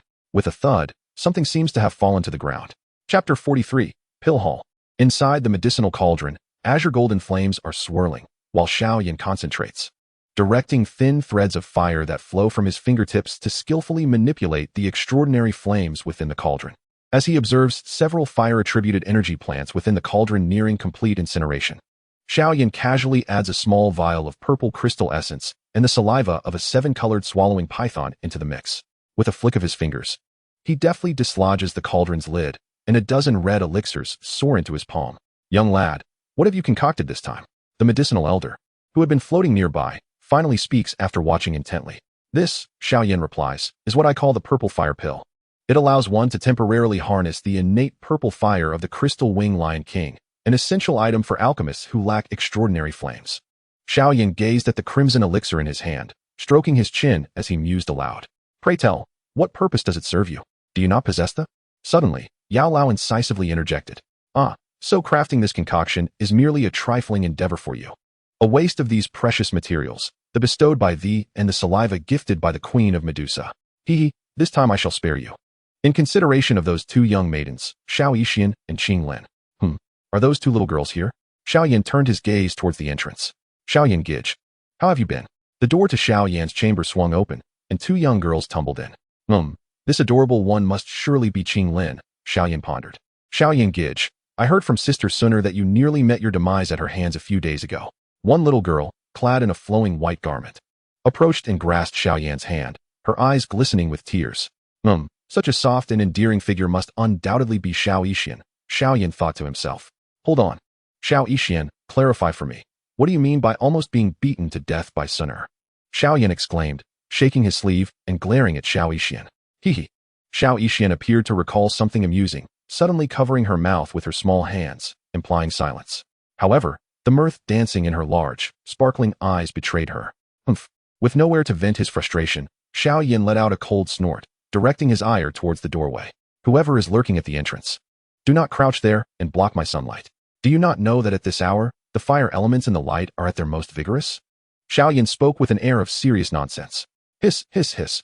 A certain beast, timidly peering into the room from the threshold, regarded Xiao Yan with its 2 serpentine eyes, innocently pondering, "What is this foolish human prattling about? Why does the young master appear to be amused?" The simple-minded contemplated in confusion. Do not let Xiao Yan Gij bully little Qing." A small girl dressed in green gently tapped Xiao Yan, Qing Lin, and Xiao Yixian. "You must avoid playing with that clever Xun'er in the future. Do not heed her words," Xiao Yan admonished. The 2 little girls exchanged knowing smiles, but remained silent. Xiao Yan looked at them with a slight headache. It seemed that these 2 little rascals would only encourage Xun'er's mischief in the future. "Have you both come to inquire about my well-being today?" Xiao Yan asked with a cheerful smile. "Indeed, Xiao Yan Gij." At this moment, Xiao Yixian appeared to remember the purpose of her visit. "A few days ago, I heard Sister Xun'er mention that you have been recuperating in your room. Therefore, for the past couple of days, I have been relying on Uncle Xiao Yun, a 3rd-grade alchemist from our clan's Dan Hall, to concoct the antidote for me. However, I still wish for you to prepare it for me yourself, if you would be so kind, Xiao Yan Gij." Xiao Yixian tugged gently at Xiao Yan's arm, swaying it. Very well. Xiao Yan, charmed by her endearing demeanor, readily acquiesced. "But as for the Dan Hall within the clan, I have not visited in quite some time. Perhaps it is time for me to take a look. My teacher mentioned that the is of little use, yet here it is, indeed, being utilized. Let us proceed. Little medicinal fairy, to the alchemy hall within our clan. Tomorrow, I shall personally prepare medicine for you. Qing Lin, you shall accompany us as well." Xiao Yan rose, storing away the medicinal cauldron, and took the hands of little medicinal fairy and Qing Lin as they ventured outside. As they made their way to the alchemy hall, Xiao Yan recalled its recent developments. Before Xiao Yan's birth, the Xiao clan lacked any alchemist of their own, not even a recruited one, considering that Wutan City was merely a remote town in the heart of the empire. At that time, there was only one apprentice alchemist, Xiao Yun, who had emerged from humble beginnings and could only concoct rudimentary ointments for treating minor injuries, barely qualifying as an alchemist. Rather than referring to him as an apprentice alchemist, it was more accurate to deem him a mere herbalist of low standing in the Duki continent. It was not until the birth of Xiao Yan and the subsequent revival of the medicine elder that the Xiao clan began to cultivate their own alchemists. Under the meticulous guidance and resource allocation from the medicine elder, a peak 8th-grade alchemist, 3 years after Xiao Yan's birth, the clan boasted one 2nd-grade alchemist, namely Xiao Yun, along with 7 1st-grade alchemists. Among these, 2 1st-grade alchemists were recruited from outside the clan as guest elders, marking the official establishment of the clan's alchemy hall. Later, after Xiao Yan returned from a year and a half of training with the medicine elder, the alchemy hall had grown significantly. By that time, it housed 1 third-grade alchemist, 3 second-grade alchemists, and 11 first-grade alchemists. Furthermore, the number of apprentice alchemists being nurtured had increased, resulting in the alchemy hall now comprising over 100 individuals.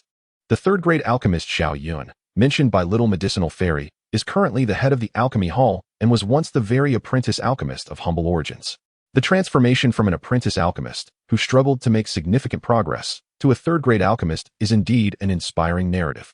Even with the support of family and the medicine elder, Xiao Yan's primary motivation for visiting the alchemy hall was to meet the legendary Xiao Yan, whom he knew did not have an easy life during his apprenticeship. Observing the grand entrance adorned with gilded characters spelling Alchemy Hall and the vigilant guards patrolling the vicinity, Xiao Yan felt a sense of surprise at the scene before him. It seemed that the clan's alchemy hall was thriving, vibrant, and flourishing. Chapter 44, Xiao Yan. This expansive complex belonging to the alchemy hall was specifically designated by Xiao Zhan, who ordered a substantial area for the clan's alchemists to be constructed. Despite its somewhat secluded location, this site was chosen with great care, as it was situated atop a living vein of underground fire, which served as the essential heat source for alchemists to refine their potions. Young Master Yan, the guards at the entrance, recognizing Xiao Yan as the most distinguished member of the clan, bowed in greeting. Xiao Yan nodded lightly, leading the 2 young girls into the alchemy hall. Upon entering the inner courtyard, he was greeted by a delightful blend of aromas, the fragrant essence of medicinal herbs intertwined with the scent of elixirs. Xiao Yan smiled faintly. This familiar fragrance was indeed comforting. Xiao Yan, accompanied by Xiao Yixian and Qing Lin, strolled into the building, where he observed several alchemist apprentices, slightly older than himself, engaging in lively discussions and bustling about. The apprentices nodded in acknowledgement of Xiao Yan, with no sign of the rumored mindless antagonists to mock him. After all, within the strict confines of the Xiao family, anyone who failed to recognize the young master would have long been dealt with by Xiao Zhan's orders. Young Master Yan. A keen apprentice approached to greet him. Yes, take me to Elder Xiao Yan, Xiao Yan replied, casting a glance at the individual before him. Of course, young Master Yan. This way please, the apprentice replied eagerly, leading the way with enthusiasm. Elder Xiao Yan was currently engrossed in alchemy, instructing everyone not to disturb him. The apprentice halted before a closed door to the alchemy chamber, from which the sounds of flames crackling indicated that someone was indeed in the midst of refining elixirs. All right, you may leave now. Xiao Yan waved his hand dismissively. Yes, young Master Yan. The apprentice's delight was palpable. Xiao Yan pushed open the door to the alchemy chamber, and a wave of heat rushed toward him. Cough, cough. Xiao Yixian and Qing Lin coughed uncomfortably. Xiao Yan chuckled at their reaction, gracefully waving his robe to create a barrier against the heat. As he surveyed the chamber, he noticed a disheveled middle-aged man at the center, passionately manipulating a furnace atop a stone platform, drawing heat from the earth. Elder Xiao Yan deftly controlled the flames within the furnace, continuously merging the medicinal ingredients. However, during the final step of refining the elixir, an explosion erupted from the furnace. That shouldn't have happened. This is the 7th attempt. Elder Xiao Yan lamented, scratching his tousled hair in frustration. Elder Xiao Yan, Xiao Yixian called out as she noticed his actions had ceased. Oh, it's Xiao Yixian. Have you finished the medicine I prepared for you the other day so soon? I'm busy today and won't have time to concoct more, he replied. That's not it. I'm not here for medicine today. It's about brother Xiao Yan. Xiao Yixian tugged at Xiao Yan's side. Elder Xiao Yan stared blankly at Xiao Yan, momentarily lost in thought. Xiao Yan, Xiao Yixian stifled a laugh at the seemingly more befuddled elder than usual. Hee, young Master Yan. Elder Xiao Yan finally regained his composure and hastily rose to greet him. Perhaps it was this intense focus that enabled him to ascend from an alchemist apprentice to a third-tier alchemist in less than 5 years. Moreover, his current state suggested he was on the cusp of reaching the pinnacle of the 3rd tier, merely a step away from becoming a 4th-tier alchemist. Xiao Yan mused thoughtfully. Let me give him a little push, he said. Elder Xiao Yan, would you like to know why your attempt at refining the Qingling pill just now failed? As soon as Xiao Yan spoke, he captivated Elder Xiao Yan's attention. You know why, young Master Yan? Elder Xiao Yan asked eagerly, stepping forward to grasp the hem of Xiao Yan's garment. Ah, indeed. After all, young Master Yan is a disciple of the esteemed instructor who teaches us. So his alchemical skills must be exceptional, Xiao Yan observed with amusement as he regarded the eager expression on Elder Xiao Yan's face. Elder Xiao Yan, the failure you experienced in refining the Qingling Dan was primarily due to an insufficient infusion of spiritual energy during the final stage of the alchemical process, resulting in a distorted method of infusion, which ultimately prevented the harmonious amalgamation of the medicinal ingredients. Furthermore, it appears that your technique was aimed at crafting a two-pattern Qingling Dan. However, the quality of the flames you prepared was inadequate. Upon inspecting the two flames currently residing within the cauldron, one light yellow flame seemed to be derived from the subterranean fire of the alchemy chamber, while the dark red flame appeared to be extracted from a third-tier magical beast. To successfully concoct a two-pattern Qingling Dan, it is essential to employ two distinctly different flames. The beast fire you prepared is somewhat acceptable, but the mere subterranean fire from the Earth's core is insufficient. The impure nature of the flame's energy inevitably leads to instability in the alchemical process. Ah, I see now, Elder Xiao exclaimed, clapping his hands in realization. But how can I resolve this issue? Currently, I do not possess any additional distinct flames, he lamented. You may lack them, but I do possess them. A faint smile graced Xiao Yan's lips as he extended his right hand. With a flourish, a blue-golden flame lotus materialized in his grasp, slowly rotating. At the moment the blue-golden flame appeared, the two flames within Elder Xiao's cauldron instantly diminished, as if bowing in reverence to the extraordinary flame in Xiao Yan's hand. What is this? The appearance of the extraordinary flame caused Elder Xiao's expression to shift in astonishment. I have only witnessed such a phenomenon when that esteemed individual presented the nameless white extraordinary flame during our lessons. I never imagined that as a disciple of that esteemed individual, you would also possess extraordinary flame. Elder Xiao gazed enviously at the quietly burning blue-golden flame in Xiao Yan's hand. This was indeed an extraordinary flame, the coveted dream of every alchemist on the Duqi continent. Xiao Yan appeared quite pleased with Elder Xiao's reaction, nodding slightly in acknowledgement. However, he remained oblivious to the considerable turmoil his recent actions had inflicted upon others. In the adjacent alchemy chambers, several alchemists were cursing in frustration. Those who had already completed their alchemical processes were fortunate, but several others still engaged in refining their pills suddenly found themselves losing control of the flames in their hands. The consequence of losing control over the flames for an alchemist is catastrophic, as the pills that were on the verge of completion could unexpectedly explode, resulting in utter destruction. The distressed alchemists gazed in despair at the devastation before them, lamenting the misfortune of the subterranean fire today, while their precious pills lay in ruins. Chapter 45. The Three-Pattern Qingling Dan. Prepare a set of materials for refining the Qingling Dan for me. I shall demonstrate the process for you. Xiao Yan stated as he retracted the blue-golden extraordinary flame. Master Yan, do you require me to lend you this beast fire? It seems you possess only one extraordinary flame. Elder Xiao inquired curiously as he took back his dark red beast fire. No need, Xiao Yan replied. No need.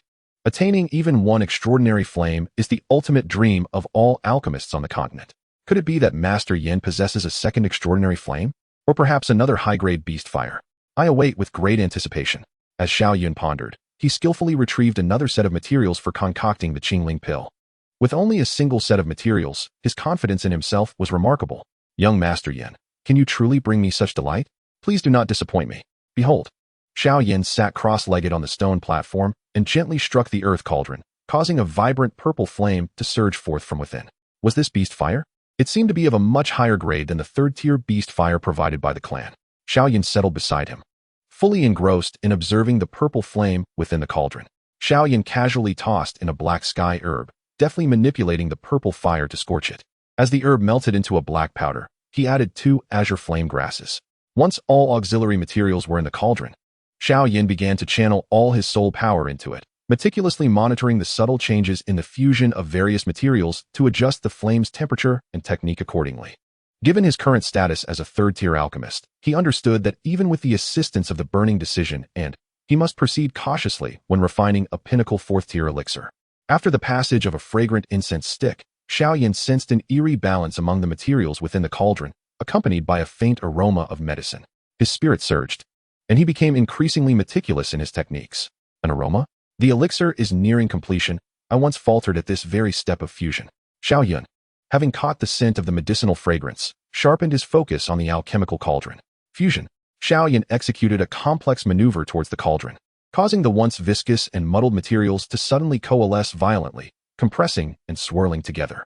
Moments later, a began to take shape within, its surface adorned with a faint ring of Dan patterns, while a pleasant herbal fragrance wafted around the cauldron. Which grade of Qingling pill is young Master Yan attempting to refine? With the assistance of, could he be daring enough to challenge the second pattern Qingling pill that I left unfinished? Xiao Yan observed Xiao Yan's movements with curiosity. As the initial fusion of the elixir approached completion, Xiao Yan quietly exhaled. Then, with a flicker of thought, A flame surged from his fingertip and entered the cauldron through the fire inlet. Another form of beast fire. Young Master Yan's trump cards seem endless. But wait. This energy fluctuation is not beast fire. The purity of the energy is astonishingly high. Could it be yet another? Xiao Yan's expression turned to one of shock as he gazed at the, with a resounding thud, as the Golden Emperor's burning heaven flame entered. The forming began to spin with renewed vigor. As time passed, the first Dan pattern clearly emerged on the surface of the elixir, and another faint pattern began to manifest, causing the elixir to become increasingly round and smooth. Is it coming? The second pattern, Qingling pill? Xiao Yan felt waves of energy pulsating through the air, slightly straightening his posture. Yet, Xiao Yan did not unveil the cauldron. With a flick of his right hand, a pale azure flame leapt into the cauldron once more. Sigh. Perhaps it's best to remain still now. To think it has yet to be unveiled. Could this be the legendary three-pattern Qingling pill?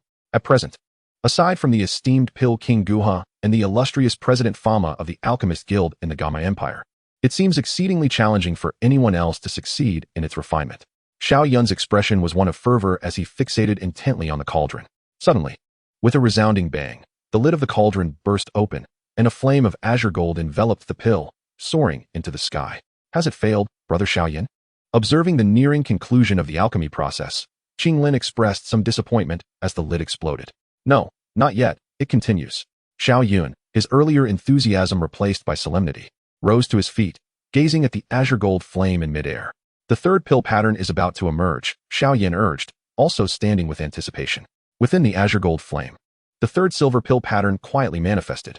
Moments later, Xiao Yan extended his right hand towards the swirling azure gold flame, gently gesturing. The ethereal azure fire enveloped the Qingling pill, delicately descending into Xiao Yan's palm. Has it succeeded? Xiao Yan licked his lips and stepped forward with eager anticipation. In his hand lay 3 pills, each adorned with 3 silver patterns, their surfaces smooth and rounded, exuding a refreshing fragrance that stirred the heart. Hee, young Master Yan. Xiao Yan shyly rubbed his hands together, gazing at Xiao Yan with hope. Here, consider it a gift for our meeting. Xiao Yan chuckled at the middle-aged man's playful demeanor and casually retrieved a jade vial from his spatial ring, placing the 3 three-pattern Qingling pills inside before tossing the vial to Xiao Yan. Xiao Yan eagerly caught the vial, hastily opening it to examine the quality of the 3-pattern Qingling pills. Observing Xiao Yan's content expression, Xiao Yan's mind stirred. Elder Xiao Yan, would you like to independently succeed in refining the 2-patterned or even 3-pattern Qingling pill? What? Young Master Yan, do you have a solution to this dilemma? I can rectify the issues concerning soul power and technique, but where can one find such diverse flames? Xiao Yan's spirit lifted momentarily, only to be followed by a wave of discouragement. That third-tier beast fire was procured with great effort by my family for me. The fondness in Xiao Yan's voice when mentioning the dark red beast fire revealed his deep satisfaction with it. Do you see this? Xiao Yan casually produced a rouge jade vial, extracting a purple pill and placing it into his mouth. As the purple pill began to dissolve, Xiao Yan summoned his Do Qi, merging the essence of the purple fire pill with his internal energy. A torrent of searing flame energy poised to erupt forth. Chapter 46. A Visitor. With a deep breath, Xiao Yan exhaled, unleashing a blazing, half-meter-sized violet flame from his mouth. Extending his right hand, he drew the violet flame into his grasp, where it quietly burned. This is the purple fire pill I refined.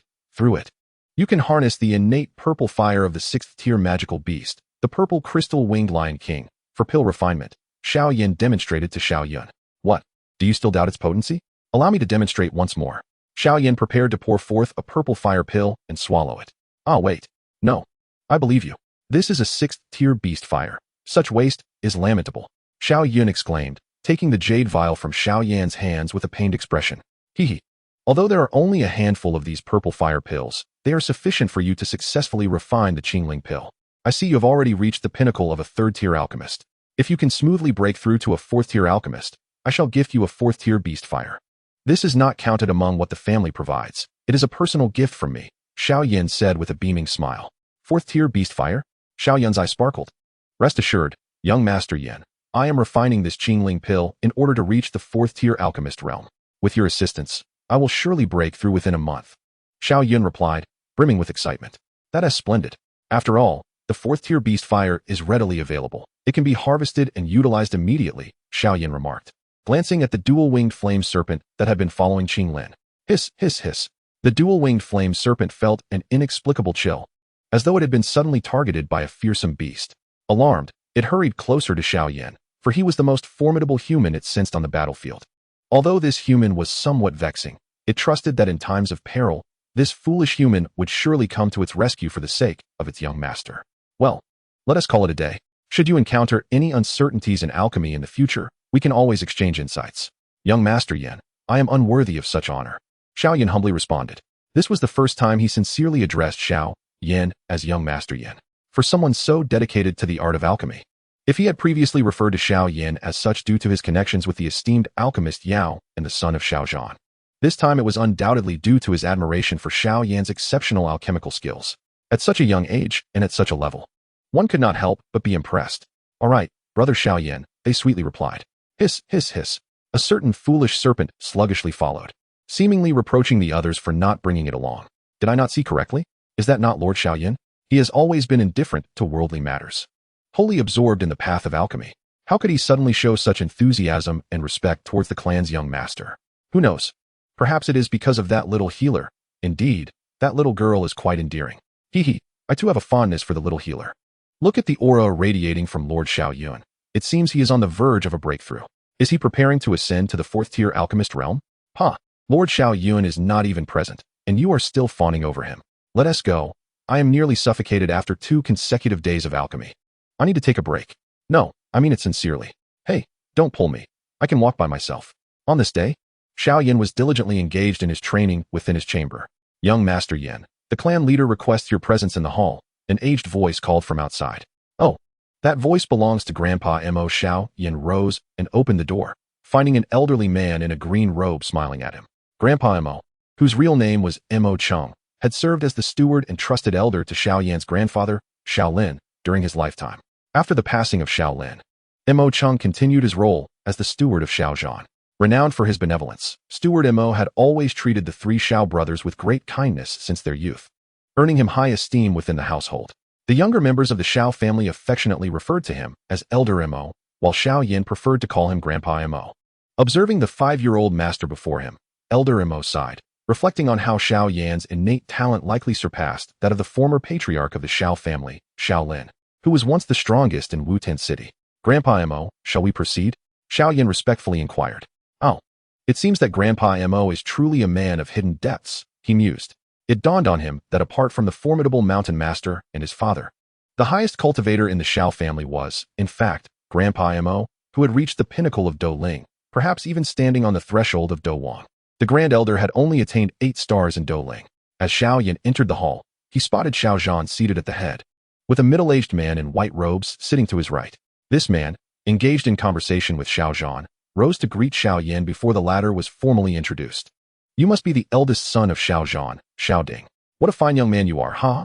After laughing heartily, the middle-aged man in white suddenly realized that Xiao Yan had not responded, causing his laughter to gradually fade. Mr. Nalan must be mistaken. This is Xiao Zhan's 3rd son, Xiao Yan. He merely appears a bit robust for his age. He is, in fact, only 5 years old, Xiao Zhan said, a hint of embarrassment in his voice. Mr. Nalan turned to Xiao Zhan, his expression conveying disbelief. You tell me this is a 5-year-old? This stature, this appearance, this cultivation level, are you serious? Wait, is he really a fighter at 5? The middle-aged man in white took a moment to reassess Xiao Yan's concealed aura with a puzzled expression. Xiao Yan is just somewhat precocious. Xiao Zhan conceded under the incredulous gaze of Mr. Nalan. Father, Xiao Yan approached Xiao Zhan and clasped his hands in greeting. Xiao Yan, you have arrived. Xiao Zhan nodded and began to introduce the middle-aged man. This is Nalan Ruo from the Nalan family, one of the 3 great families of the imperial capital. He is the uncle of your betrothed, Nalan Yanran, and thus, also your elder. Nalan Ruo, uncle of Nalan Yanran. How intriguing. Xiao Yan regarded the middle-aged man with a peculiar expression. Chapter 47. Withdrawal of engagement? Impossible. Uncle Nalan, are you here to annul the engagement? Xiao Yan suddenly inquired with a playful smile. Annul the engagement? What nonsense is this? Withdraw from what? Nalan Ruo responded, utterly bewildered. An annulment? Have you lost your mind? This is a 5-year-old fighter. If he does not meet an untimely demise, he is practically destined to become a Do Huang. And the legendary Dozong realm is not beyond reach either. Besides, this boy is so robust at just 5. It would be difficult for him to perish prematurely, even if the newly appointed master of Yunlan's sect, Yun Yun, has recently shown interest in taking Yanran as her disciple. Setting aside the fact that this is still merely a possibility, should that come to fruition, Xiao Yan would still be the ideal match for Yanran. Damn it. Who in the Nalan family dares to withdraw from this marriage arrangement? I would break their legs. Surely, my father would support my stance. Alas, it is unfortunate that my father is now bedridden and paralyzed. What a tragic fate. Oh, is Uncle Nalan not here to annul the engagement? Xiao Yan expressed disbelief. No, young Master Yan, you have misunderstood. An annulment is simply impossible. It will never happen in this lifetime. Nalan Ruoh fervently shook her head. Xun'er, you have genuinely misunderstood Mr. Nalan. He has come here regarding his father. The valiant General Nalan Jia. Xiao Zhan's voice resonated from behind them, coming to Nalan Ruoh's aid. Yes, indeed, I have come for my father, Nalan Jia. Nalan Ruoh exclaimed as if recalling something. My father is truly unfortunate. She lamented with a sorrowful expression. At this moment, could it be that Nalan Jia has been poisoned? Xiao Yan pondered quietly. 3 months prior, my father battled a formidable 5th-tier magical beast, the Liao Taidu Yin Mang, to obtain a rare treasure known as the 7 Illusions of Qing Ling Yan. Although he ultimately triumphed due to his formidable strength as a 5-star Do Wang, he was struck by a fatal blow from the beast, allowing its venom to infiltrate his body. On the Do Qi continent, it is not uncommon for 6th-tier magical beasts and human Do Huangs to fall victim to the lethal poison of the Liao Taidu Yin Mang each year. Were it not for the exceedingly rare nature of such occurrences, many powerful beings would be left aghast at the mere mention of this toxin. Now, due to the lingering effects of the poison, my father has been incapacitated for 3 months, and his Do Qi cultivation has plummeted from 5-star Do Wang to 3-star Do Wang. If aid is not rendered soon, he risks not only descending further in rank, but also jeopardizing his very life. My father clings to existence solely through his robust Do Qi, yet he is on the brink of unconsciousness. Is there truly nothing that Dan Wang Guhi can do? After all, he is a 6th-grade alchemist. Xiao Zhan inquired with confusion. Do not even mention Dan Wang Guhi. We have consulted everyone we could, from the president of the Alchemist Guild, Fa Ma, to the royal family, Yunlan Sect, and other prominent families in the imperial capital, yet all have proven helpless. Nalan Ruoh furrowed her brow. What can our Xiao family possibly do to assist Elder Nalan? Our most esteemed alchemist, Elder Xiao Yan, is merely at the 3rd-grade level. Xiao Zhan pressed on with further bewilderment. Father, Elder Xiao Yan is on the verge of becoming a 4th-grade alchemist, Xiao Yan replied cheerfully. Xiao Zhan shot a disapproving glance at Xiao Yan. Do you recall the 4th-grade alchemist Master Su Yi from the Alchemist Guild who visited Wu-Tan City 2 years ago? Huh, of course, I remember. The impression was quite striking. Xiao Zhan chuckled peculiarly. Nalan Ruoh clasped her hands in respect toward Xiao Zhan. Haha, I did not expect the Nalan family to be the first to know. I was planning to surprise you. Xiao Zhan laughed heartily. So, what can our Xiao family's Do Wang accomplish? After examining my father's condition, Dan Wang Guhi remarked that the poison has already begun to infiltrate his very marrow. Even the 6th-tier beast fire in his possession cannot expel the toxin. Only that legendary could entirely eradicate it. However, our Nalan family has scoured the entire Jiamat Empire in search of that mythical flame to no avail. At this moment, upon hearing that the Xiao clan had a Do Wang powerhouse emerge, my brother surmised that the esteemed individual from the Xiao family might possess a rare flame or possess knowledge regarding it, thus commanding me to pay a visit. It turns out Uncle Nalan merely came to test his luck. Xiao Yan remarked with a smile. Ahem, I cannot say it that way. After all, our Nalan family and the Xiao family share a long-standing friendship, and frequent visits are indeed delightful. Nalan Ruoh, with an unfaltering demeanor, responded nonchalantly. Xiao Yan chuckled, seemingly intrigued by the prospect of visiting the imperial capital. Mr. Nalan may find his trip to be in vain. My Xiao family does not possess any rare flames. Elder Xiao Zhan asserted confidently. Father, as for the rare flame, I have one. Suddenly, Xiao Yan interjected. Xiao Zhan's brows furrowed as he turned to find a brilliant azure golden flame lotus quietly floating in Xiao Yan's hand. This aura? Is it truly a rare flame? Indeed. What else has this wretched boy kept hidden from me? Xiao Zhan seethed inwardly. Elder Xiao Zhan cast an awkward glance at Nalan Ruoh. However, Nalan Ruoh was too preoccupied to notice, his eyes gleaming with ecstatic delight as he beheld the enchanting azure golden flame lotus in Xiao Yan's hand. What fortune this is! Alas, my poor father, you are finally saved. How tragic it has been. After gazing at the wondrous azure golden rare flame for a considerable time, Nalan Ruoh finally regained his composure and clicked his tongue. Elder Xiao, look at you, hiding such a rare flame. How inconsiderate.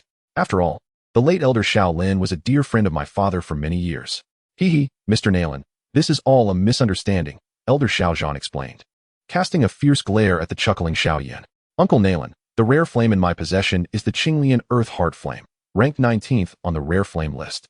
I can agree to go to the imperial capital to aid Elder Nalan in dispelling the poison, but I require you to concede to 3 conditions.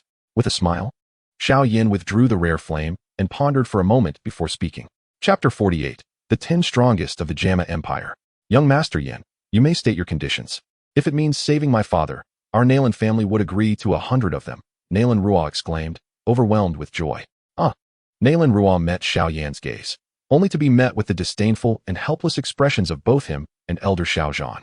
Ultimately, he decided to swallow the words he had yet to finish and obediently listened to Xiao Yan's stipulations. First, I require 7 illusions blue spirit nectar. As you can see, I am an alchemist, and 7 illusions blue spirit nectar is a precious treasure that nourishes the soul. I need it to nurture my spirit, Xiao Yan stated. Very well.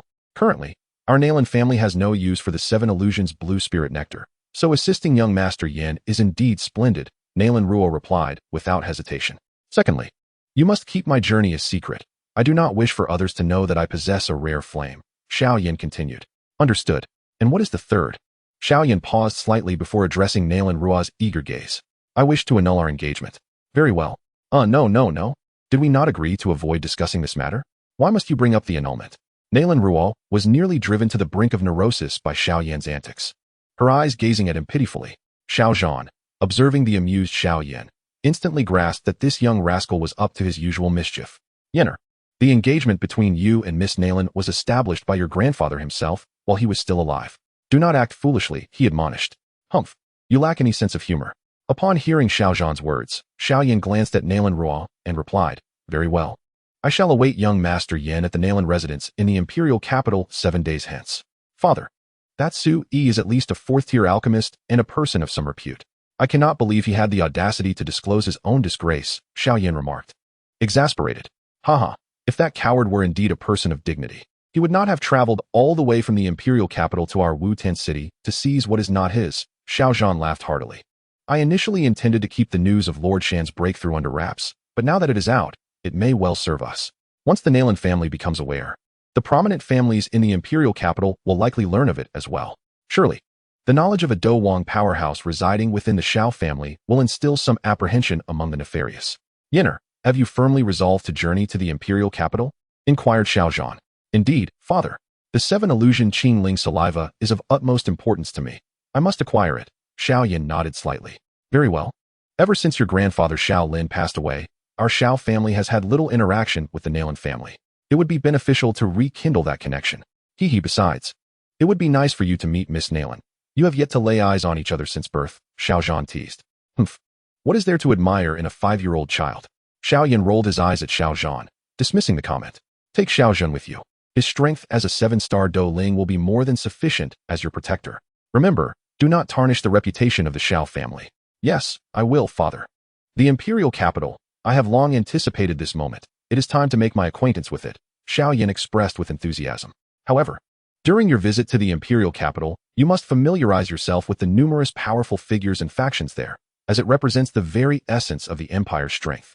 The primary forces in the imperial capital include the Jamar royal family, the Miter family, the Mu family, and the 3 prominent families of Nalan, alongside the Alchemist Guild and the Yunlan Sect. Ostensibly, the most powerful faction is the Jamar royal family, but in recent years, the Yunlan Sect has shown signs of overtaking them. The Miter, Mu, and Nalan families are all subordinate to the Jamar royal family, while the Alchemist Guild maintains a neutral stance and refrains from engaging in any disputes. As Xiao Zhan spoke, he retrieved a scroll from his spatial ring and handed it to Xiao Yan. Here, I have compiled information regarding the 10 strongest individuals in the Jamar Empire for your perusal. Most of these formidable figures are concentrated in the imperial capital, so exercise caution during your journey. Xiao Yan accepted the scroll and unfurled it. The list of the 10 strongest in the Jamar Empire was as follows. 1. Yun Shan, the previous sect master of the Yunlan sect, a peak Do Huang with wind attribute Do Qi, who has been in seclusion for many years and may have broken through to Do Zong. 2. Jiao Lao, the royal guardian, a 9-star Do Huang with earth attribute Do Qi. 3. Ice Emperor Hai Bo Dong, the former head of the Miter family, a 7-star Do Huang with ice attribute Do Qi, who mysteriously disappeared 2 years ago. 4. Yun Yun, the current master of the Yunlan sect, has just assumed his position, a 1-star Do Huang wielding wind attribute Do Qi. 5th on the list is Dan Wang Guhi, a 9-star Do Wang with fire attribute Do Qi and a 6th grade low-level alchemist. 6th is Fa Ma, the president of the Alchemist Guild. An 8-star Do Wang with fire attribute Do Qi and a 5th grade high-level alchemist. 7th is the Windwalker Feng Li, a 6-star Do Wang with wind attribute Do Qi. 8th is the Lion King Yan Shi, a 5-star Do Wang with gold attribute Do Qi. 9th is Marshal Nalan Jia of the Nalan family, the newly appointed head of the Nalan clan and a marshal of the Gamma Empire's military, a 5-star Do Wang with earth attribute Do Qi. 10th is Maitel Tongshan, the current patriarch of the Maitel family, a 3-star Do Wang with ice attribute Do Qi. Father, should we find an opportunity to eliminate one of these individuals? This way, Master Shan could take their place and ascend to the ranks of the Empire's top 10 powerhouses, Xiao Yan jested with a teasing grin. Foolishness. What value do these hollow titles hold? Xiao Zhan remarked, feeling a headache coming on as he looked at his somewhat erratic son. Xiao Yan chuckled. Father, I believe there may be an error regarding the 3rd-ranked Ice Emperor Hai Bo Dong. His strength should now be that of a 9-star Do Huang. And he resides in the imperial capital, Xiao Yan added with a hint of mystery in his smile. An error? Ice Emperor Hai Bo Dong, a 9-star Do Huang? These ancient monsters are all quite troublesome, Xiao Zhan said with a grin. In 3 days, take Xiao Zhan with you to the imperial capital. Exercise utmost caution during this journey, Xiao Zhan advised, giving Xiao Yan a reassuring pat on the shoulder. Understood, father, Xiao Yan replied. Goodness. Am I to be subjected to an arranged marriage by my feudal patriarch? Xiao Yan lamented, overwhelmed with despair. What if we staged a dramatic escape from a wealthy family's wedding? Xiao Yan mused, stroking his chin, and unexpectedly broke into laughter at the thought of it.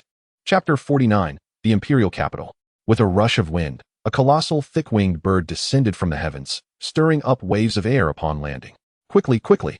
We have arrived at the imperial capital. Everyone disembark. A rugged male voice boomed from atop the bird. The imperial capital, at last, exclaimed Xiao Zhan, who jumped down from the thick-winged bird, marveling at the grandeur of the imperial capital's flying square, which dwarfed that of Black Rock City. As he surveyed the scene, nearly 1,000 thick-winged birds were continuously taking off and landing, creating a lively atmosphere. Let us proceed to the exit. The Nalan family will be awaiting us there. Xiao Yan said as he approached. Yes, young master. You must be Xiao Yan, correct? I am a representative sent by the head of the Nalan family to escort you. A middle-aged man with a griffin embroidered on his sleeve approached with agility as Xiao Yan and his companion reached the exit. Xiao Yan cast a glance at the seemingly competent middle-aged man, deducing he was likely a steward of the Nalan family. Xiao Yan of the Xiao family, he replied coolly. After a bumpy ride in a carriage that took the duration of a tea time, they finally arrived in front of a resplendent mansion. Stepping down from the carriage, Xiao Yan raised his gaze to survey the estate. Surrounding the mansion were several squads of fierce, battle-hardened soldiers diligently patrolling, while within the estate, obscure energies seemed to linger in the corners, hinting at hidden depths. Hearty laughter echoed as Marshal Nalanji, a prominent military figure of the Gamma Empire, was revealed to be protected not only by several elite soldiers patrolling his residence, but also by a few formidable doling warriors. Xiao Yan couldn't help but chuckle inwardly. As he stepped into a spacious courtyard, he was greeted by Nalan Ruo and a middle-aged man who appeared even more serious in demeanor. Young Master Yan. This is my elder brother, Nalan Su, the current head of the Nalan family, Nalan Ruo introduced. At that moment, Nalan Su cast a skeptical glance at Xiao Yan, finding the situation absurd despite Nalan Ruo's prior warning. Are children nowadays truly raised on the flesh of dragon-type magical beasts? Their development is astonishing, he mused. Nalan Su, father of Nalan Yanran, I presume? Xiao Yan observed the middle-aged man, whose stern appearance was marred by a hint of melancholy. Young Master Yan, I am Nalan Su. I entrust my father to you, he stated without any pretense. May I first see her? Nalan Su inquired, hesitating slightly. Xiao Yan nodded lightly, raising his right hand. Suddenly, a vibrant azure golden flame lotus manifested in his palm. Nalan Su gazed at the flame lotus, which emanated a palpable danger even to his doling prowess. And a smile finally broke through his previously tense expression. This way, please. The group entered a tranquil courtyard and opened the door to find an elderly man with dry features lying on a large bed in the center of the room. Upon noticing their arrival, the old man turned his head with great difficulty and offered them a silent smile. Nalan Su looked at his father, who would later become notoriously unruly, and felt a pang of sorrow as he approached. Father, this is Xiao Yan from the Xiao family, here to assist you in eliminating the poison. Nalan Jia, with his parched visage, regarded Xiao Yan and spoke in a hoarse yet calm voice. I never anticipated that I would need to trouble the grandson of that old rascal, Xiao Lin, to clean up this mess. I truly appreciate it. Xiao Yan. maintaining a composed expression, nodded in acknowledgement, and sat beside the bed. Observing Nalan Yanran's pallid complexion, he extended his right hand to grasp Nalan Yanran's withered one. "Bear with it," he instructed. A slender thread of azure golden flame deftly penetrated Nalan Yanran's body through Xiao Yan's palm. As the flame entered, Nalan Yan tensed up, letting out a muffled grunt. Xiao Yan's spiritual energy accompanied the into Nalan Yanran's being, revealing a faint, dark aura surrounding his skeletal structure. Continuing to manipulate the flame thread, Xiao Yan made contact with the shadowy aura, which began to dissipate as if snow were melting in sunlight. Nalan Yan gripped the bedsheet tightly. "What is the situation?"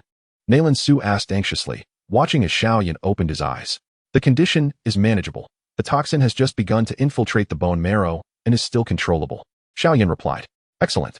A cheer erupted from those in the room, and a smile flickered across Nalan Yan's face. "However, a single session of detoxification is too taxing. Let's extend it over a month," Xiao Yan suggested thoughtfully. "Very well, my young friend. Proceed," Nalan Yan stated as he sat up with Nalan Su's assistance. "Dear friend, I cannot presume to address you as such. You are an old acquaintance of my grandfather. Please, call me Yan." With a swift motion, Xiao Yan turned Nalan Yan around and shattered his pale blue robe with a single strike, revealing his frail back. "It begins." As he spoke, Xiao Yan gently placed his hands against Nalan Yan's back, and streams of azure golden flames danced into his body like playful fish. Observing the noxious black toxins that pervaded Nalan Yan's organs and bones, Xiao Yan acutely sensed the extraordinary energy concealed beneath their formidable toxicity. The venom, infused with the full power of a fifth-tier magical beast just before its demise, should sustain me for quite some time. Let us commence from here. Xiao Yan guided the otherworldly fire to slowly consume the toxins, starting from Nalan Yan's legs and moving upwards. When the true absorption began, the pain Nalan Yan experienced was exponentially more intense than the initial probing contact from Xiao Yan. Unable to contain himself, Nalan Yan let out a roar. A powerful aura, reminiscent of a Do Wong, enveloped the entire space. "Silence." Xiao Yan snapped his fingers at Nalan Yan. As time passed, the black toxins clinging to Nalan Yan's internal organs and bones were continuously purged by the otherworldly fire, nearing the conclusion of the first detoxification. Just as Nalan Yan struggled to endure, a commotion erupted from outside. "Why won't you let me in? What could possibly be happening in there that I cannot see, Old Master Nalan? I am Su-Yi, a registered fourth-tier alchemist of the Imperial Alchemist Guild, and I have a new formula to test." Boasting his credentials, Su-Yi, who was familiar with Nalan's second son, Nalan Ruo, barged in despite being told it was inconvenient. Little did he know the origin of Nalan Yan's name. Hearing that familiar name while meticulously directing the otherworldly fire, Xiao Yan couldn't help but chuckle inwardly. Su-Yi, the fool who was frightened off by Lord Shan. The Nalan brothers, waiting attentively inside, exchanged glances and frowned at the commotion outside. Chapter 50, The Fool. Su-Yi's lack of awareness today was rather disheartening. Did my casual address as Master Su render him foolish? Nalan Ruo seethed inwardly. Which esteemed master is present? Perhaps we could exchange pleasantries. As Su-Yi pushed open the door, intending to lighten the mood, he was met with the furious glares of those inside, causing his voice to dwindle. Old Master Nalan, do you remember me? I am the one from last time." Su-Yi failed to notice Nalan Yan, who was suffering immensely from the effects of the otherworldly fire, had clenched his fists in pain and continued to babble. "Get out." A thunderous roar erupted, unleashing a powerful surge of Do-Chi towards Su-Yi. Bang! Before Su-Yi could react, he was sent flying out of the courtyard. He landed clumsily in a patch of grass, dazed and confused as he scrambled to his feet. Nalan Yan had been quite restrained, after all. Su-Yi was also a fourth-tier alchemist in the Empire's Alchemist Guild, so he had only temporarily expelled him, ensuring he would be left in a rather disheveled state. After a prolonged moment of confusion, Su-Yi finally grasped the situation, his face flushing crimson as he felt a profound sense of humiliation. The very thought that he had been struck down by the Lionheart Marshal Nalan Yan of the Empire, notorious for his fiery temperament, rendered Su-Yi speechless despite his fervent desire to protest. It is solely due to that nameless alchemist that Old Master Nalan treated me so disdainfully. It is all his fault. In a fit of anger, Su-Yi spat towards Xiao Yan in the courtyard. I cannot contend with the Nalan family, but surely I can confront a mere alchemist. Judging by his fighting prowess, he appears to be a grand master, does he not? A mere third-tier alchemist. I shall uncover your true identity. I refuse to believe you are incapable of resolving the affliction plaguing the esteemed Dan King Guhi. If you cannot eradicate the poison from Old Master Nalan's body, how can the Nalan family continue to shield you? Just wait and see. After uttering these venomous curses, Su-Yi departed with a newfound sense of clarity. However, the courtyard's door had already been shut, rendering his actions futile. In truth, even if Xiao Yan were to learn of this, he would not be concerned. After all, what could one expect from a person daring enough to travel from the grand imperial capital to the countryside to usurp the wealth of a local lord? Even as a fourth-tier alchemist, what significant achievements could he hope to attain? Inside the room, Nalan Jia, seething with anger, declared, from now on, this fool is not to set foot in our Nalan family. Yes, Nalan Ruang trembled as she observed her father, who was suddenly brimming with vigor. The effect seemed to have manifested quite swiftly. All right, that will be all for today, Xiao Yan concluded, folding away his extraordinary flames. It appears the results are quite promising, Xiao Yan remarked, casting a glance at the recently enraged Nalan Jia. Haha, young Yan, you have done well. I feel significantly better now. Indeed, we have 1 month remaining. Let us resume tomorrow, Xiao Yan replied as he rose. Butler, escort young Master Yan to rest, Nalan Su instructed. No, I wish to step out for a bit, Xiao Yan responded, waving his hand and departing with Xiao Zhan, who had been waiting at the door. What? Does Xiao Yan have other acquaintances in the imperial capital? Nalan Su inquired, puzzled. Shall I send someone to follow them? Nalan Ruo added. No, after all, he is our esteemed guest. We must not be discourteous, Nalan Jia interjected, suddenly opening his eyes as he reclined on the bed. Yes, father. Xiao Yan, accompanied by Xiao Zhan, arrived at the headquarters of the middle family, entering the largest auction house in the imperial capital. Under the scrutinizing gaze of several guards at the entrance, Xiao Zhan's Douling prowess had already been revealed. Shortly after their arrival, a steward bearing the middle family insignia approached them. Esteemed guests, what may I assist you with? He inquired, discreetly examining both Xiao Yan and Xiao Zhan. Having encountered numerous Douling experts in the imperial capital, the steward pondered which faction might be represented by this formidable individual, as few forces could afford to employ Douling experts as guards. Unperturbed by the steward's scrutiny, Xiao Yan merely stated, Please inform clan leader Ting Shan of the middle family that a guest from the Xiao family of Wutan City has arrived. The steward's expression shifted with surprise. The Xiao family of Wutan City? Please hold on for a moment. With a hurried gesture, the attendant beckoned Xiao Yan and his companion to a private room on the first floor before swiftly departing. They traversed through numerous courtyards, finally pausing in front of an opulent hall that exuded a distinct air of luxury. Sir, this is the place. The esteemed clan leader is awaiting you inside, announced the steward. As Xiao Yan stepped forward, Xiao Zhan intended to follow but was halted by the steward. The clan leader wishes only to meet this gentleman. Just as Xiao Zhan was about to protest, Xiao Yan interjected, Uncle Xiao Zhan, I have come to visit a friend. Please wait outside for a moment. Yes. Young Master Yan, Xiao Zhan replied, casting a glare at the steward before retreating. Upon entering the hall, Xiao Yan heard the voice of Yao Lao cautioning him. Be careful. Yan, ice spear technique. Came a low shout. Suddenly, a massive ice spear, exuding an aura of frigidness, lunged toward Xiao Yan. The chilling force was formidable enough to inflict considerable harm even on a great dome master. However, the attack lacked ferocity and was more of a probing strike. Without a moment to ponder, Xiao Yan's potent Do Qi surged throughout his body, allowing him to swiftly evade the ice spear's assault. The unparalleled chill emanating from the attack made him wonder if it was Hai Buodong testing him. However, this force, while formidable, fell short compared to Hai Buodong's prowess. Could it be my Ting Shan? He was also a Do Wong level expert, ranked among the top 10 in the empire. Xiao Yan's gaze penetrated the depths of the hall, seeking to unveil the concealed figure lurking within. To his surprise, the shadowy figure appeared intrigued by Xiao Yan's effortless evasion of the assault. Xianbing's spiral kill. The probing continued. Suddenly, the temperature in the hall plummeted, and crescent-shaped ice blades coalesced in midair, hurtling towards Xiao Yan. Is this never-ending? Xiao Yan frowned. He swiftly formed seals with his hands, and a myriad of azure golden fire spikes began to materialize behind him, launching aggressively towards the airborne crescent ice blades. The mysterious figure, who had remained hidden, seemed to possess the strength of a Do Wong, but, wary of Xiao Yan's capabilities, had restrained the intensity of their attacks to that of a great dome master. Little did they expect to encounter Xiao Yan, an individual who defied conventional reasoning. Who unleashed his? With a resounding boom, a multitude of fire spikes collided with the ice blades in midair, decisively overpowering the icy assault. The aftermath saw the fire spikes annihilating the ice blades, their momentum unabated as they surged towards the shadowy figure responsible for the initial attack. Xianbing's shield, the enigmatic assailant. Clearly taken aback by Xiao Yan's ability to not only dismantle their assault, but also retaliate, hastily conjured a defensive Do technique. The space around them vibrated with surging ice elemental energy, the cold coalescing at an alarming speed. culminating in a vast ice shield nearly 3 yards wide that enveloped the figure. Boom. The densely packed azure golden fire spikes struck the hastily formed ice shield with tremendous force, igniting a fierce clash between fire and ice, their powers intertwining. Crack, crack. A moment later, the seemingly indestructible ice shield quietly shattered before the astonished gaze of the enigmatic figure. Fortunately, the fiery spikes had exhausted their strength during the intense clash, ultimately dissipating into wisps of smoke a distance away from the mysterious individual. Cough, cough. From the shadows in the depths of the hall emerged an elderly man with hair as white as snow. Although his face usually bore a hint of seriousness and an air of authority, it was now filled with embarrassment and disarray. Haha, young friend, I am Bittersweet.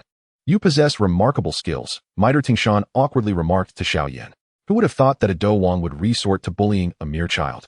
And in such a sneaky manner? Truly, the world has changed, Xiao Yan lamented with a hint of sarcasm. Cough.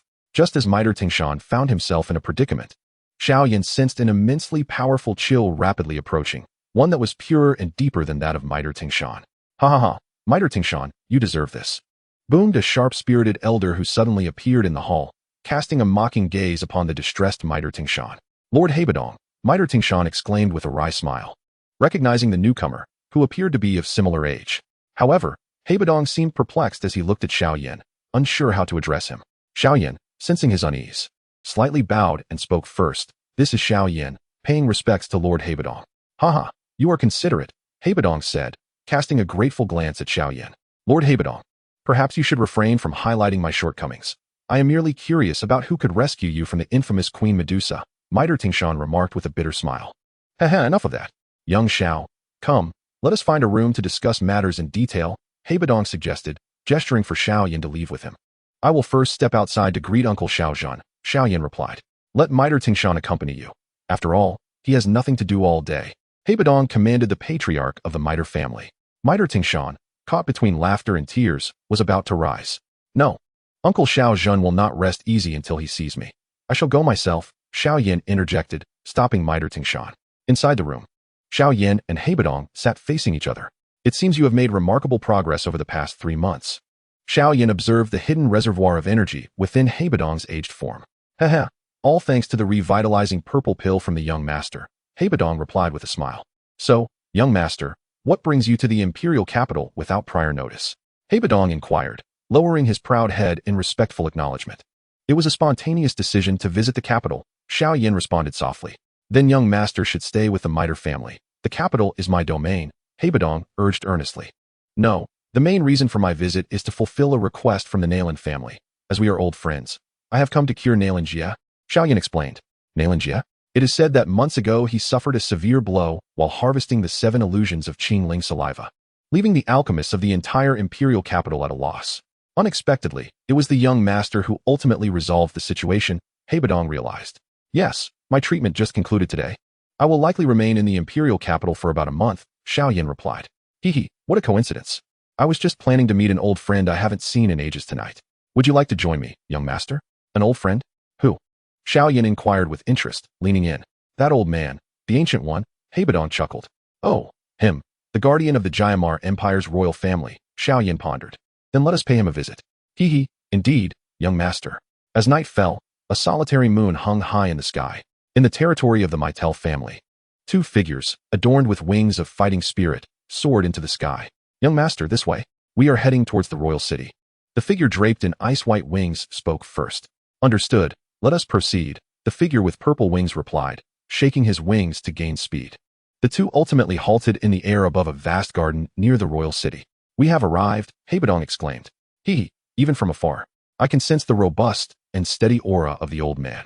He hasn't changed a bit over the years. However, the old man's senses are remarkably keen. Let us descend first and surprise him, he suggested, as they retracted their wings and gently descended. After a period of stealthy movement, the pair finally approached the center of the garden, finding a tranquil little flower garden. They perched atop a towering tree at the edge of the garden, gazing inside. To their surprise, the garden, which should have been empty, held a white-haired elder in simple linen robes, leisurely watering the flowers. Why is this old man up at such an hour tending to his flowers? Could it be that he is secretly meeting an old flame? Habedong whispered mischievously. Xiao Yan looked at Habedong, who, despite his age, still indulged in such frivolities, incredulously. I'm still just a child. Why are you saying these things to me? I refuse to listen. An old flame? Is he waiting for you? Xiao Yan finally murmured. Hebadong found himself momentarily taken aback. Chapter 52. Collision. Hee, young master, watch closely. Hebadong declared, gracefully leaping down from the tree, employing a delicate footwork as he swiftly approached the elder clad in linen. Suddenly, a figure darted forth like lightning, unleashing a chilling gust of energy aimed silently at the elder's back. Just as Hebadong's strike was about to land, a surge of formidable energy rippled around the elder, causing the very air to tremble. The elder narrowly evaded the perilous attack, turning swiftly to face Hebadong, raising a hand that glowed with yellow light in response. Who dares to create chaos in the Jaimar royal city? He bellowed. With a resounding crash, the collision of energies sent shockwaves throughout the garden, scattering petals into the air. The two adversaries, having exchanged a powerful blow, retreated, equally matched. After taking a few steps back, the two men locked eyes. Hi Budong, is that you? I thought the Gamma Empire had produced another Ice Emperor at some point. The old man in the tattered robe sighed in relief upon recognizing the visitor's face. But wait, how come you're still alive? Weren't you sealed away by Queen Medusa in some corner? He exclaimed with sudden anger. Ha ha ha, old man Jia, you've mistaken me. I am not Hai Budong. As for why I'm still alive, if you're not dead, how could I be? Hai Budong replied with a hearty laugh. Let's not dwell on these trivial matters. Let's have a match first. With that, he swiftly charged towards old Jia. Humph, who is afraid? Old Jia responded. Accelerating to meet him, Xiao Yan watched the unfolding scene below with a face drenched in cold sweat. Frozen for 1,000 miles, Hai Budong extended his right hand, delivering a fierce grip towards the approaching old Jia. The space around them suddenly warped slightly, and white mist began to emerge, rapidly enveloping an area of several meters around. Drifting towards old Jia, the moment the white mist passed, the world within froze, revealing a desolate landscape, indicating that even an emperor-level fighter would not fare well if caught within. Humph. Old Jia, witnessing Hai Budong unleashing his renowned technique, summoned all his fighting spirit, his body glowing with a yellow light, clearly preparing to release a formidable technique of his own. However, it became evident that these two shameless old men were not truly battling. They were merely flirting, akin to long-lost lovers having a clandestine rendezvous. As Xiao Yan observed their exchange, which increasingly resembled playful banter, he could no longer endure and jumped down from the giant wooden spike to approach them. Xianjing Thorn. A furious shout from Hai Budong echoed through the air, seemingly indicating his intent to unleash another extensive attack. All right, cease your fighting. If this continues, you'll both be swimming in honey, Xiao Yan called out, observing the intertwining spectacle of white and yellow lights above. Cough, cough, old Jia, let us not fight anymore, Hai Budong said, swallowing his unfinished words and stepping back to call for a truce. In truth, after decades of camaraderie, the two had known each other inside and out. Even if they continued to spar, there would be no clear victor. With a way out presented, old Jia gladly relented and descended. Old Hai, why do I feel that your strength has significantly improved? Could it be that Medusa's sealing technique enhances one's power? Old Jia landed gracefully, retracting his earthy-hued fighting wings, and looked at Hai Budong with curiosity. Ha ha ha, old Jia, you will soon find that I am catching up to you. Hai Budong laughed heartily. Oh, young friend, is that the legendary flying combat technique behind you? Old Jia inquired, noticing the violet wings on Xiao Yan's back, who had been observing alongside Hai Budong. Indeed, old Jia, Xiao Yan replied with a slight bow. Ah, today's youth are truly remarkable. Who is this young friend? Your new disciple? Old Jia turned to Hai Budong. Well, he is not my disciple. He is an interesting young fellow from the Xiao family in Wutan city of the empire. Hai Budong gestured towards Xiao Yan. In the city of Wutan, the renowned Xiao family has recently witnessed the emergence of a formidable Do Wang. Is that the Xiao family where a Do Wang has recently appeared? Elder Jia inquired with a faint smile. Lord Xiao Shan is my granduncle. Xiao Yan stepped forward and replied. As the three engaged in conversation, a great energy fluctuation from the clash between Hai Budong and Elder Jia attracted the attention of powerful figures from the imperial capital who were hastening to the scene. Whoosh, whoosh, whoosh. The sound of piercing air echoed continuously. The first to arrive was a Do Wang from the royal family of the Jaimar Empire, accompanied by a dozen Do Ling experts from various esteemed families in the vicinity, all utilizing agile movements to leap between the buildings towards this location. That must be Elder Jia from the royal family. Who is that imposing elder opposite him? One Do Ling from a family remarked. This chilling aura reminds me of Lord Ice Emperor Hai Budong, who ranks third among the empire's 10 strongest. However, wasn't the Ice Emperor mysteriously missing for 2 years? Another Do Ling from a different family responded. I am not particularly curious about these two esteemed figures. I am more intrigued by the young man standing beside them. Which royal descendant is he? A third Do Ling interjected. No, it cannot possibly be someone from the royal family, asserted a Do Ling hailing from the royal lineage. A Do Wang from the royal family, frowning as he listened to the various discussions around him, realized that he, being the most powerful present, had to take the initiative to inquire. Thus, he flapped his Do Chi wings and landed not far from the trio, calling out, Elder Jia, Lord Hai Bo Dong. Elder Jia, seemingly aware of the inquiry, waved his hand lightly, saying, An old friend has returned to spar with me. It is of no consequence. You may disperse now and tidy up this place. Yes, Elder Jia, the royal Do Wang responded promptly, bowing. Well then, let us take our leave. With that, Elder Jia unfurled his Do Chi wings and soared into the sky, followed closely by the ice-white wings of the Ice Emperor and the purple wings of another. Hiss. Lord Ice Emperor is a well-known Do Huang, but who is that young man? Does the Empire truly possess such a youthful Do Wang? A Do Ling perched atop a giant tree stared blankly at Xiao Yan's retreating figure, feeling as if the world had gone mad.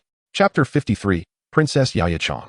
Elder Jia, accompanied by Hai Bo Dong and Xiao Yan, traversed effortlessly through the heavily guarded royal city, ultimately landing in a serene courtyard within the imperial palace. Elder Jia seated himself on a stone bench and poured each of them a cup of fragrant tea, gazing at the steam rising from the cups and stating, Now, let us discuss your purpose, Hai Bo Dong. You certainly made quite a commotion just now. It must have been intentional. The relationship between Elder Jia and Hai Bo Dong was somewhat intricate. Having known each other for decades, they shared a bond akin to that of old friends. However, as the guardian of the Jiamar royal family, Elder Jia naturally harbored a degree of wariness towards the powerful nobility represented by Hai Bo Dong. Thus, upon Hai Bo Dong's appearance, Elder Jia felt compelled to ascertain his intentions. Hee, Elder Jia, you truly have not changed a bit over the years. Hai Bo Dong chuckled before speaking. I, the Ice Sovereign, have been absent for far too long. It is time to announce my triumphant return to the Empire. Hee. With so many families witnessing this tonight, surely by dawn the entire imperial capital will know that I, the Ice Sovereign, have returned safely, chuckled Haibodong. Hey, you old man Haibodong. Jia Lao rolled his eyes in exasperation. However, your strength seems to have improved significantly since your disappearance. You are nearly on par with me now. Such a swift breaking of the seal and rapid enhancement of power. Could it be that your sealing was merely a fade? Have you truly submitted to Medusa and gained some advantage from the Serpent clan?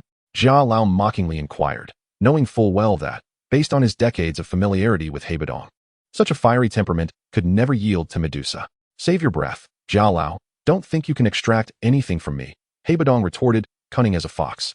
Observing Haibodong's obstinate demeanor, Jia Lao shifted the topic to Xiao Yan, inquiring how he had come to know Haibodong and how he managed to escape. Hoping to glean some information indirectly. Great-grandfather. A melodious voice suddenly rang out from outside the courtyard. A young girl, adorned in a white brocade robe featuring an embroidered beast howling at the sky, pushed open the gate. She appeared to be around 11 or 12 years old.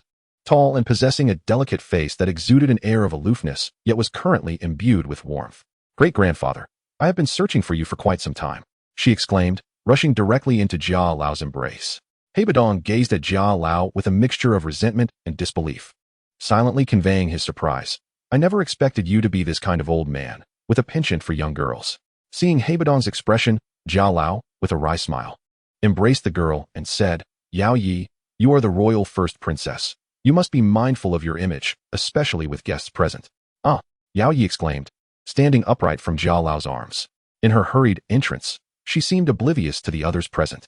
Now standing with a serious demeanor behind Jia Lao, she listened intently to the conversation among the three, embodying the grace of a noble lady. Her youthful face, albeit innocent, bore an undeniable air of royal dignity. However, as Yao Yi's gaze swept the room, she noticed a handsome youth of similar age standing before her, and she felt a wave of embarrassment wash over her at being seen in such a state by someone her age. How vexing. To be seen by that old man was one thing, but that insolent boy, what was he even doing here? Though, she had to admit, he was rather good-looking, and, to her dismay, he dared to smile at her. Jia Lao chuckled softly, bemused by Yao Yi's sudden shift in demeanor. Xiao Yan, observing the exquisite and aloof girl before him turn crimson, couldn't help but smile wider. Ah, so she is the royal first princess Yao Yi, destined to command the elite forces of the empire, yet she appears so youthful and naive.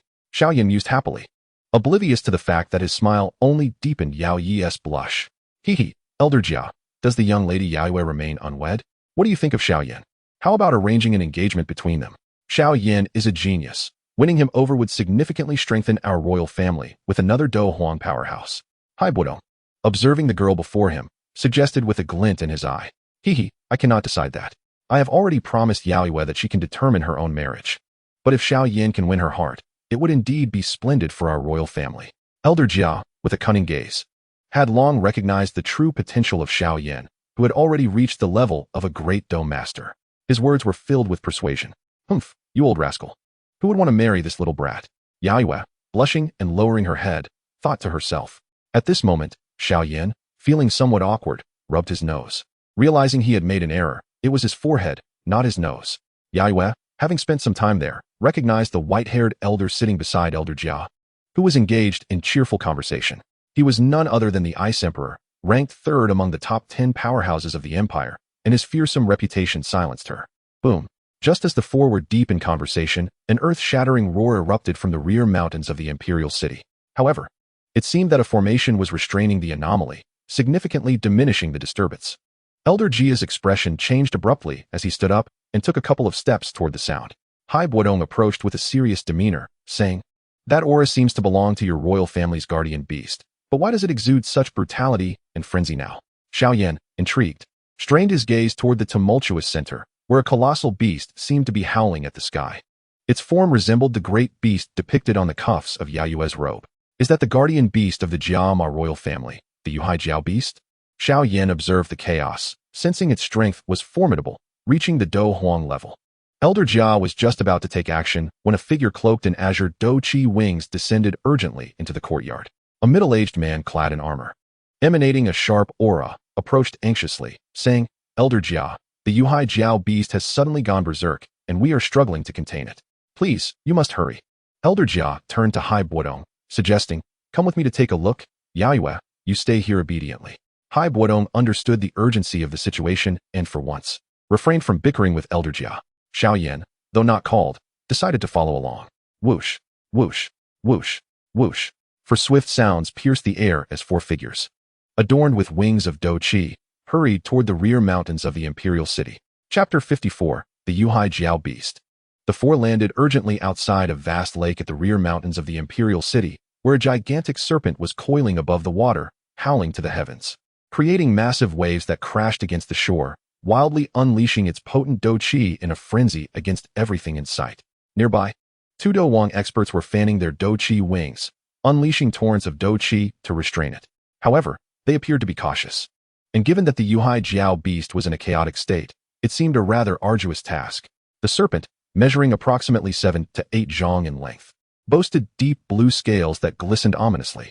Its massive head was adorned with a cerulean spiral horn, and its pair of lantern-like eyes glowed with a ferocity and sanguine hue that swept across the surroundings, instilling a palpable dread.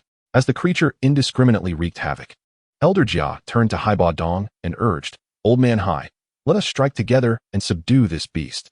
Agreed. Haibuodong responded decisively with a nod. With a swift motion, Elder Jia extended his right hand toward the serpentine beast lurking in the depths of the lake, clenching it tightly.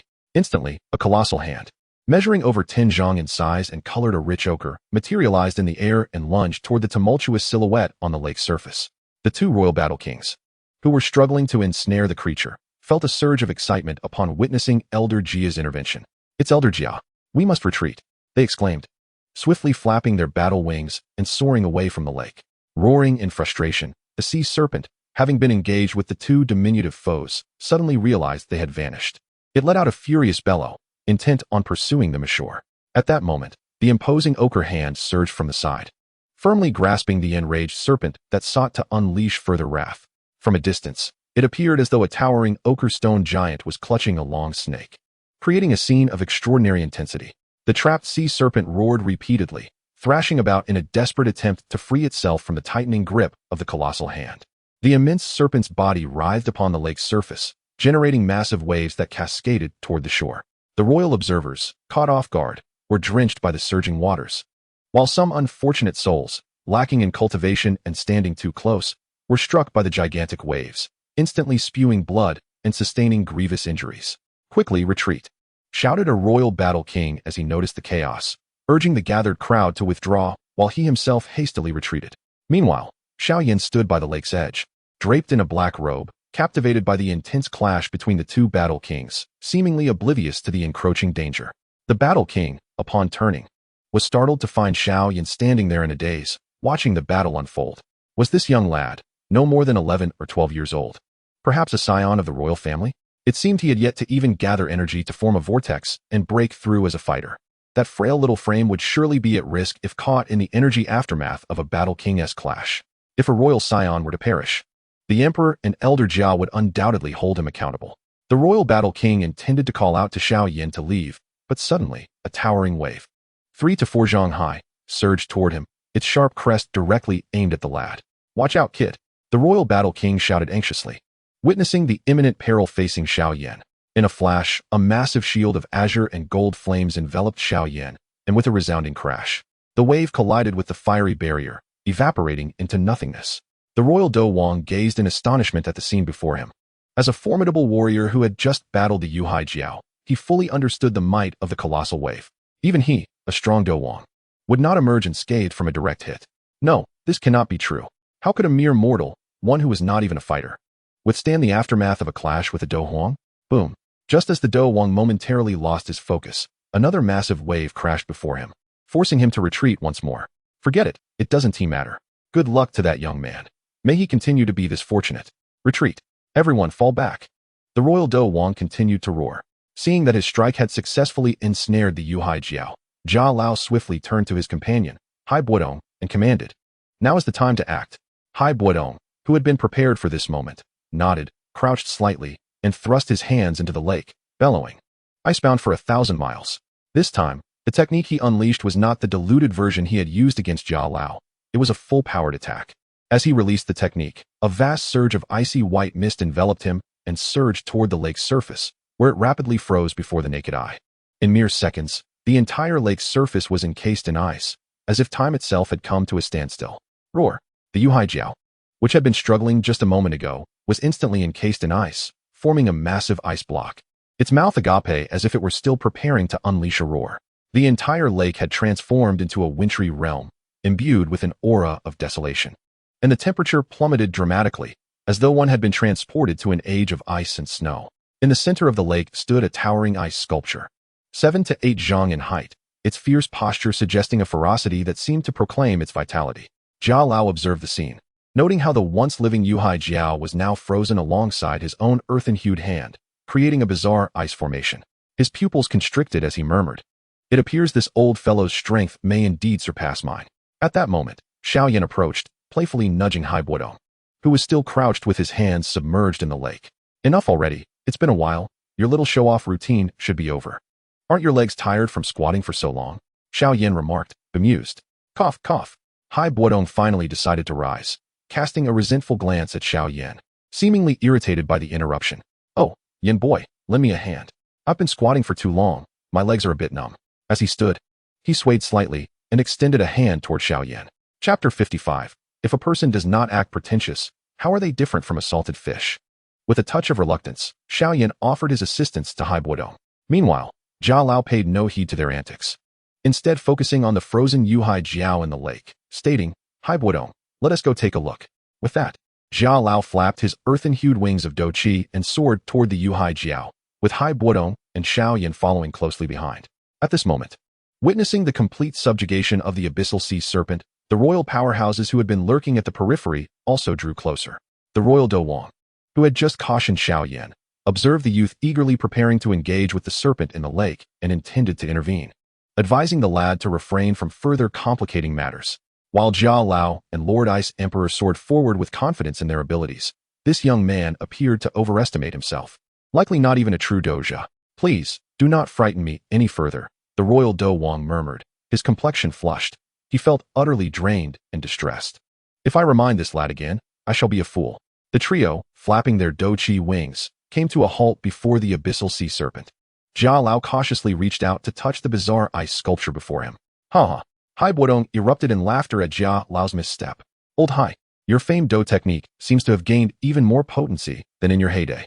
With a shift of his Do Qi, Jia Lao expelled the invading icy Do Qi that had penetrated his body. "Be wary, Jia Lao. Untangling this Do technique alone will require considerable effort," Hai Buodong remarked with a sense of pride. Indeed, Jiao Lao acknowledged. Having battled alongside Hai Buodong for decades, he understood the weight of those words. They were not mere boasts. Even with his superior cultivation, breaking this technique would likely consume half a day's effort. Old Hai, it's time to act and dismantle this Do technique. After all, the abyssal sea serpent is our royal guardian. Prolonged freezing might cause it harm, Jiao Lao urged. Haha, let it freeze a bit longer. A moment of calm could do it good, Hai Buodong replied, preparing to take action to dissolve the technique. However, just as he was about to proceed, Hai Buodong suddenly glanced at Xiao Yan in shock. He noticed the youth extending his finger towards the frozen abyssal sea serpent, with what seemed to be swirling circles of azure and snowy flames enveloping his fingertip.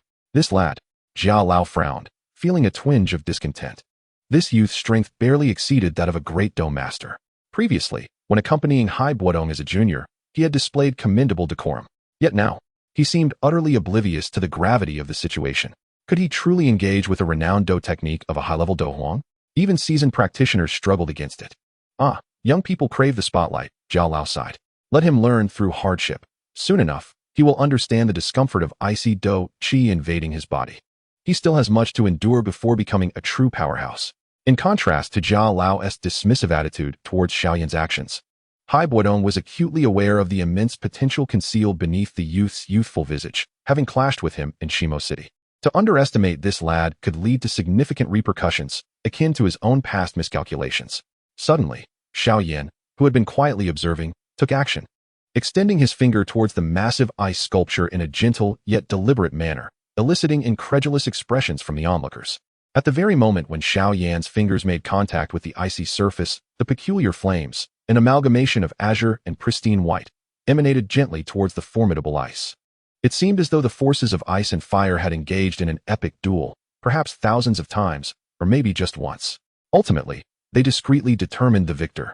As the once impenetrable ice began to dissolve rapidly, akin to the initial snowfall yielding to sunlight, the previously motionless ice sculpture suddenly trembled violently, akin to an impending eruption from an ice volcano, and then, with a series of crackling sounds, fissures emerged, culminating in a resounding explosion of shattering ice.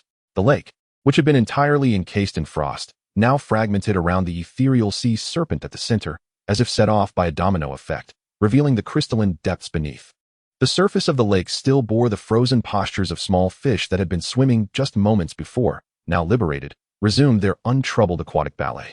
The royal figures along the shore stood in stunned silence, their eyes wide with disbelief at the miraculous revival of the lake, which felt like a fleeting dream. As if nothing had transpired at all. At this moment, Lao Zhang opened his mouth, his expression one of astonishment as he gazed at Xiao Yan, seemingly attempting to articulate something. However, after 2 futile attempts, he resignedly closed his lips. Although Hai Buodong had anticipated such an event, he was still somewhat taken aback by Xiao Yan's seemingly effortless dismantling of his combat technique. Damn it, that lad must have employed, despite his foreknowledge. Witnessing this young man in action was always awe-inspiring. And indeed, Xiao Yan, you rascal, forcing me to intervene. You have no idea how much energy this will cost me. This is the result of a week's worth of arduous training. With Hai Buodong present, why did you insist on showcasing your prowess and compelling me to act? Truly, a careless squandering of one's heritage. If anyone were able to hear the voice emanating from the spatial ring, they would undoubtedly discern an elder furiously lamenting how his descendant was squandering his fortune. Xiao Yan, meanwhile, felt a twitch at the corner of his eye as he endured the relentless tirade from Yao Lao. Steady yourself, you must endure. No tears. One must maintain the faade, even if it means doing so on one's knees. The onlookers, still in a state of shock, contrasted starkly with Xiao Yan, who wore an expression of serene indifference, creating an oddly harmonious tableau. Chapter 56. I have rendered service to the Empire. I demand an audience with His Majesty. At that moment, the ethereal sea serpent, trapped within the ice, sensed the encasing frost beginning to thaw, and with a mighty leap, it surged forward. Roar! The creature vigorously shook off the fragmented ice from its body, raising its immense head adorned with azure scales, and let out a triumphant howl towards the heavens. After a fervent roar, seemingly expelling the pent-up frustrations within, the sea serpent gazed at the gathered crowd with its once ferocious and bloodthirsty lantern-like eyes now restored to clarity. The abyssal sea serpent lowered its head and beheld the 3 figures of Jiao Lao before it.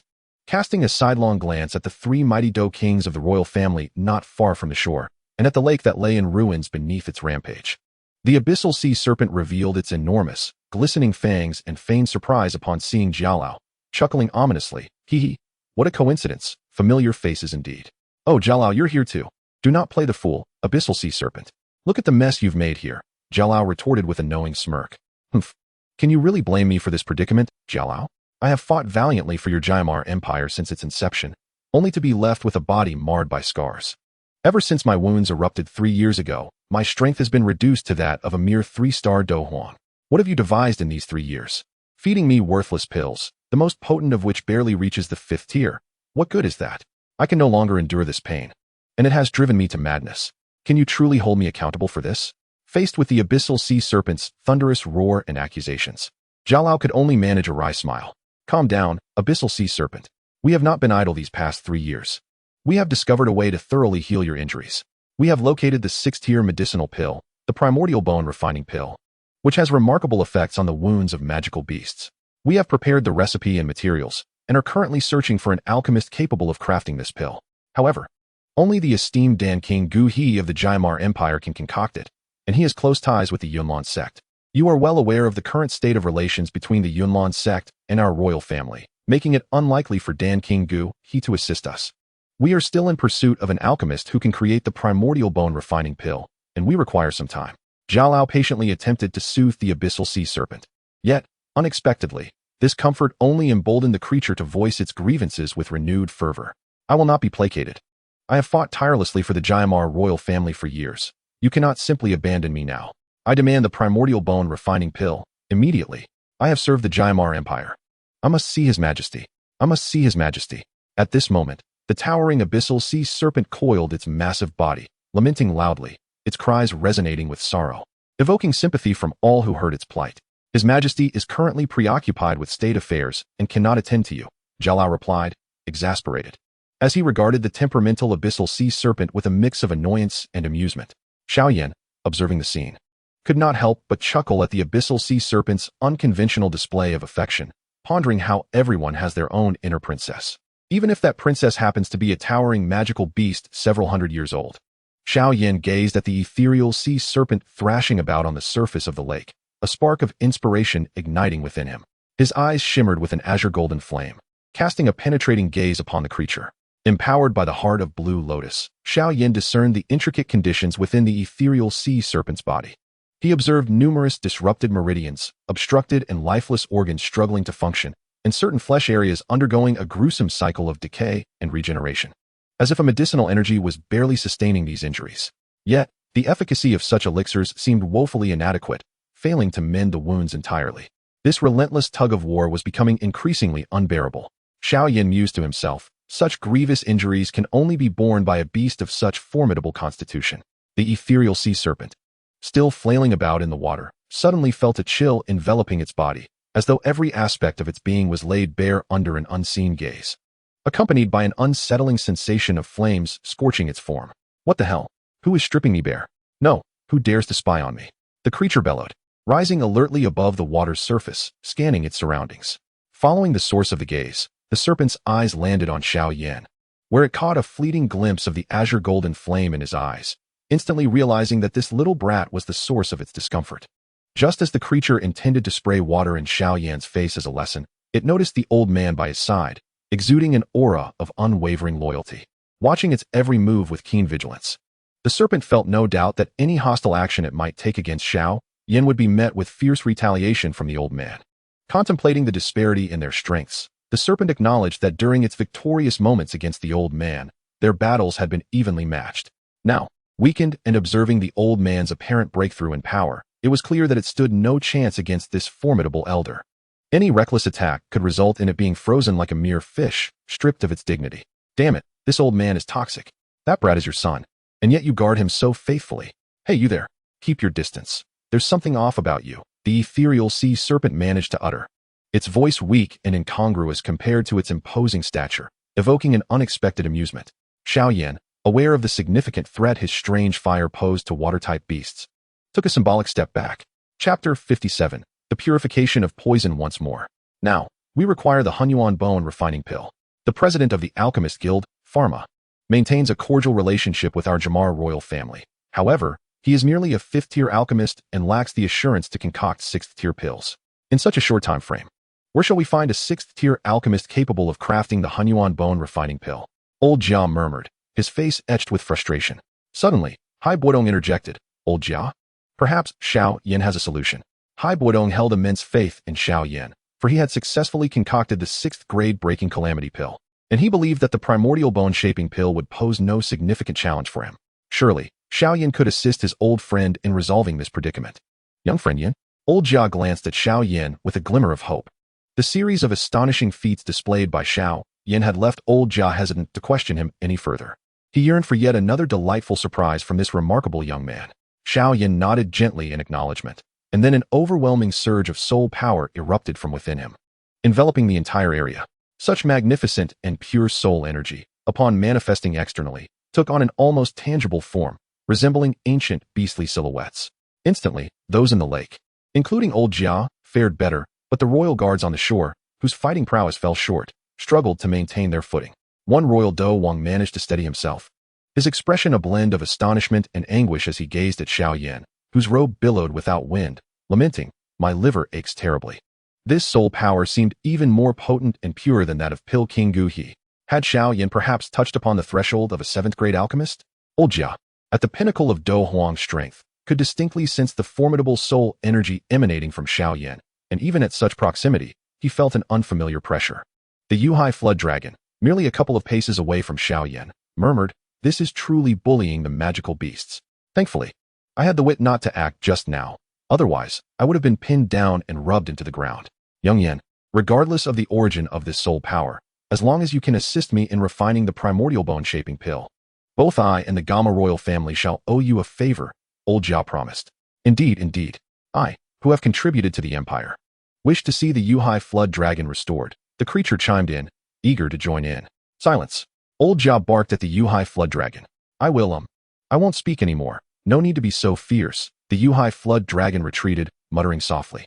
Refining the primordial bone-shaping pill is not a significant issue for me, but I fear today may not be feasible, Xiao Yan remarked, glancing at the sky. What of that old fellow Nalan Yanran? I've heard that even Pil King Gu He is at a loss against the toxins. Could it be that you possess an extraordinary flame that even he lacks? Old Jia inquired, intrigued. Indeed, Xiao Yan replied with a subtle nod. I shall return to the royal city tomorrow to refine the primordial bone-shaping pill for you, he declared, and with a powerful flap of his violet fighting spirit wings, he soared into the distance. Hai Buodong, seeing this, followed suit. Very well. I shall prepare the recipe and materials for the primordial bone-shaping pill and await your arrival tomorrow, old Jia called out after them. As Xiao Yan and Hai Buodong flew away from the royal city, Xiao Yan turned to Hai Buodong and said, "Let us part ways here. We shall return to the royal city together tomorrow." Agreed. In the Nalan family estate, Nalan Ruo, wearing a frown, gazed at his brother Nalan Su and said, "I had suggested we follow someone, but you did not listen. It is time for the detoxification, and yet he has not arrived. Could it be that this fellow has slipped away?" Nalan Su replied, "Do not speak recklessly. Let us wait a little longer. I have faith in young Master Yan." Though his words were meant to reassure Nalan Ruo, the restless pacing of his feet betrayed his own anxiety. Suddenly, a sound of slicing air echoed as a figure, adorned with violet wings of fighting spirit, descended gracefully. Who said I slipped away? Xiao Yan, with a smile on his face, approached, retracting his purple wings. And no need for speculation. I merely paid a visit to the Middle family. The Nalan brothers exchanged puzzled glances.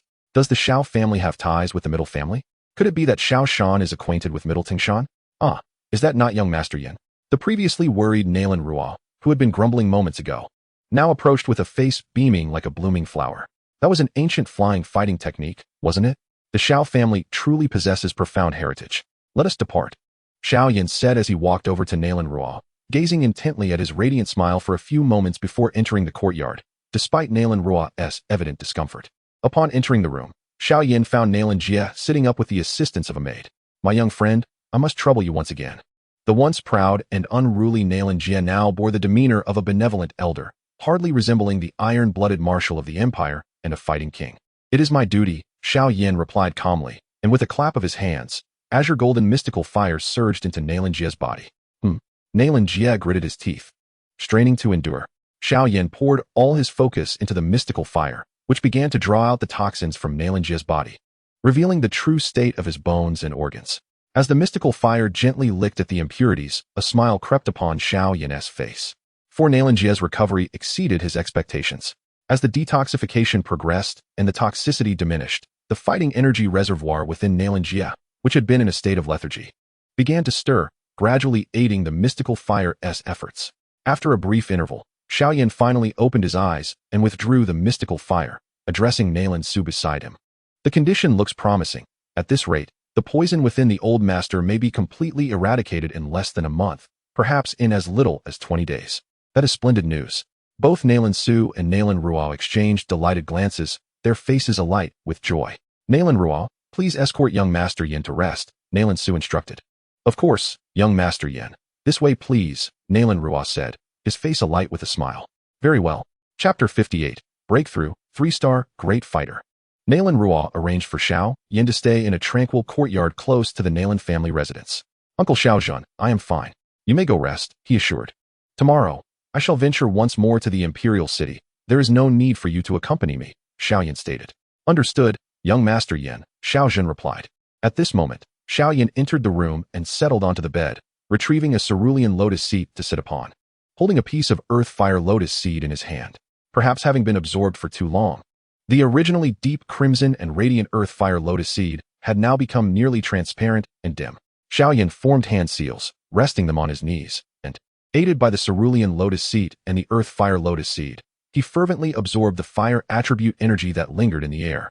As his cultivation deepened, a faint reddish glow began to emanate from his face, indicating that Xiao Yan was reaching a critical juncture in his training. At last, with a resounding pop, the nearly transparent earth-fire lotus seed in Xiao Yan's hand suddenly erupted, transforming into strands of residual flame energy that dissipated into the air. Phew! The peak of a 2-star battle master, achieved in just 2 months, Xiao Yan murmured. 2 months is rather slow. Do you aspire for the heavens? The voice of Yao Lao, emanating from the spatial ring, retorted. Haha, master, I believe I can hasten my progress further. With that, Xiao Yan summoned the azure lotus heart fire. Whoosh! A striking azure golden flame lotus suddenly appeared before Xiao Yan. Master, behold, Xiao Yan said, extending his hand to gently touch the azure lotus heart fire. A phenomenon occurred. A mass of pitch-black mist suddenly emerged at the center of the otherwise normal azure golden exotic fire, its shape slightly distorted under the illumination of the flames. Is that the poison extracted from Nalan Yan? Yao Lao inquired, his ethereal white figure floating out of the spatial ring, intrigued by the dark mist. Indeed, master. This poison has not only consolidated the full energy of the 5th-tier magical beast's blazing iron poison before its demise, but has also absorbed Nalan Yan's battle aura over this extended period, equivalent to the combined battle prowess of 2 battle kings. Haha, if I can completely absorb it, breaking through to a 5-star battle master may not pose a challenge. Xiao Yan chuckled. Transforming poison into treasure appears to be a splendid idea, Yao Lao remarked, stroking his beard thoughtfully. Master, just watch, Xiao Yan declared, pointing at the azure golden exotic fire, which then settled into his palm. Concentrate. With a decisive hand gesture, the once calm and rotating azure golden exotic fire suddenly burst into a fierce blaze. Moments later, under the tense watch of Xiao Yan and Yao Lao, the pitch-black mist enveloping the center of the azure golden fire began to condense and compress. The once voluminous mass of black mist shrank down to the size of an egg. A pleasant aroma began to waft through the room, though this fragrance seemed to have a considerable effect on one's spirit. With Xiao Yan's current soul strength as a 4th-tier alchemist, he inadvertently fell under its influence, feeling drowsy in an instant. Young lad, awaken. Suddenly, a voice, resonant like a bell, erupted in Xiao Yan's ear. Startled, Xiao Yan jolted out of his drowsy state. Master, this blazing iron poison is unexpectedly troublesome. He wiped the cold sweat from his forehead. Humph, the Iron Tongue's poison brand, as a renowned 5th-tier magical beast on this continent. Do you think that every year the Dowang experts who perish at its hands do so willingly? Elder Yao remarked coldly. Yan, your cultivation has been smooth sailing until now. Consider this incident a lesson. Never underestimate any of your adversaries, he warned gravely. Yes, master. Having experienced a perilous encounter, Xiao Yan was now more cautious as he manipulated As they continued to refine, the dark, gaseous mist at its center gradually lost its color, eventually transforming into a small puddle of milky liquid. It's done, master, Xiao Yan announced, observing the milky liquid radiating faint energy fluctuations. Well then, let us give it a try, Elder Yao nodded. Xiao Yan opened his mouth and gently inhaled. The milky liquid instantly transformed into a gentle stream that flowed into his mouth. As the liquid slid down his throat, a powerful, yet soothing energy erupted within him. Xiao Yan quickly closed his eyes, focusing intently as he activated his Do Qi to absorb this energy. This energy was drawn from all corners of his body into the river of Do Qi, following the path of the burning decision, and began to coalesce into droplets of pure Do Qi liquid along the inner walls of the cyclone. After condensing 18 droplets, it seemed the Do Qi liquid within the cyclone had reached a critical mass. Suddenly, Xiao Yan's aura surged dramatically. By the heavens, a breakthrough in a single day, Elder Yao murmured, observing Xiao Yan's transformation. Moments later, a muffled voice resonated from the storage ring. Umph. Tomorrow you still expect me to concoct the Hunyuan bone refining pill for you. Just wait. Master, I was wrong. Xiao Yan shouted in frustration towards the storage ring. As night fell, Xiao Yan concluded his training for the day and prepared to rest. Xiao Yan, come out. A clear, youthful voice suddenly echoed from outside the courtyard, belonging to someone seemingly quite young. Is that a girl's voice? Xiao Yan pondered, realizing the only person fitting that description in the Nalan family would be Nalan Yanran. Intrigued by the voice, he rose and opened the courtyard door. Where is she? Xiao Yan wondered, looking at the empty doorway with confusion. Hey, you little rascal, what are you looking at? Down here. Look down. As Xiao Yan lowered his gaze, he spotted a petite girl, about 1 meter tall, with delicate features and captivating eyes, brandishing a long sword. She looked up at him with indignation, as if his earlier actions had gravely insulted her. Chapter 59, Nalan Yanran. Oh, there is someone here. Who are you? Xiao Yan feigned surprise, a sly smile creeping onto his face. You must be Xiao Yan from the Xiao family in Wutan City, right? I am Nalan Yanran. The little girl attempted to hold her head high as she addressed him. Hello there, little sister. Xiao Yan bent slightly, smiling as he affectionately ruffled Nalan Yanran's hair. You scoundrel. You don't take me seriously at all. The flames of indignation ignited fiercely within Nalan Yanran. Thus, Nalan Yanran once again mustered her determination, raising her small head to fixate intently on Xiao Yan, articulating each word. Humph. Why are you so tall? Ah, no, that is not the right phrase. Nalan Yanran flustered, continued. Humph, you little brat. It is impossible for you to marry me. With renewed vigor, she exclaimed, you weakling. I could defeat you with a single hand. Glancing at Xiao Yan, who towered over her by a shoulder and was robustly built, she swallowed hard and declared, just one. Yet, to overcome herself? Hee. Xiao Yan looked down at his muscular physique, bemused. How infuriating. Even conversing with me distracts you. Nalan Yanran, seeing Xiao Yan's silence, felt her anger boiling. Draw your sword, young man. Duel with me. If you wish to marry me, you must first defeat me. Humph. Why are you not making a move? Are you afraid? If so, hurry and seek my grandfather to annul our engagement. Nalan Yanran, observing Xiao Yan's inaction, felt a surge of triumph, believing she had finally intimidated him. Xiao Yan glanced at Nalan Yanran, whose expression was peculiar, and replied, no. I merely fear that I might inadvertently strike you dead with a single blow. Nalan Yanran, the little imp, jumped 3 feet high in indignation. This is utterly intolerable. Nalan Yanran, will not accept an apology this time. This scoundrel must be taught a lesson. You better draw your sword quickly. I want to bully you, young man. Reveal your weapon. Nalan Yanran brandished her long sword. Xiao Yan looked at his empty hands and contemplated that perhaps it would be too much to wield his wind chaser against her. Thus, he smiled and said, I do not require a weapon to deal with you. The disdainful smile on Xiao Yan's face thoroughly provoked Nalan Yanran, causing her to lose her composure. She lunged forward with her finely crafted sword, thrusting it directly at him. To Xiao Yan, her movements appeared slow as he humorously sidestepped the trajectory of her strike, causing her to miss her target. With a swift flick of his wrist, he captured the fine sword from Nalan Yanran's grasp. 3 seconds. This bout is concluded.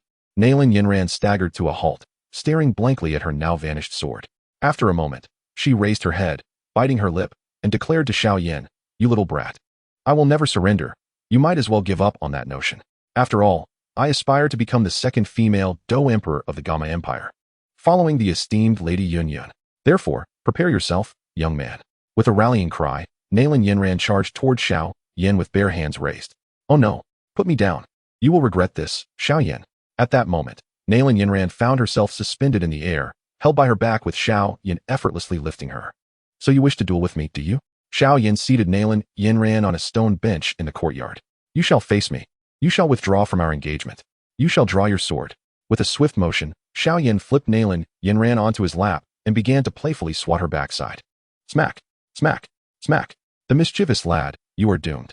Lord Yun Yun of Yunlan Sect has already agreed to take me as her disciple, and I shall ensure that she teaches you a severe lesson. Slap. Young man, it is not too late for you to release me. Slap, slap. Xiao Yan, be gentler. That hurts. Slap, slap, slap. Brother Xiao Yan, sob, please let me go. I was wrong. Slap, slap, slap, slap. Initially, when Nalan Yanran lay on Xiao Yan's lap, she threatened him with stubborn defiance. However, Xiao Yan was not easily swayed by her antics, and thus Nalan Yanran soon found herself reduced to pleading for mercy. The more Xiao Yan struck, the more he felt he was losing control, muttering to himself, 3 years at minimum, the highest being leniency. Fortunately, Nalan Yanran timely begged for mercy, allowing Xiao Yan to reluctantly, very promptly release her. After Xiao Yan let her go, Nalan Yanran stood beside the stone table, weakly covering her backside, leaning against it, too hesitant to sit. She gazed at Xiao Yan with a complex and peculiar expression.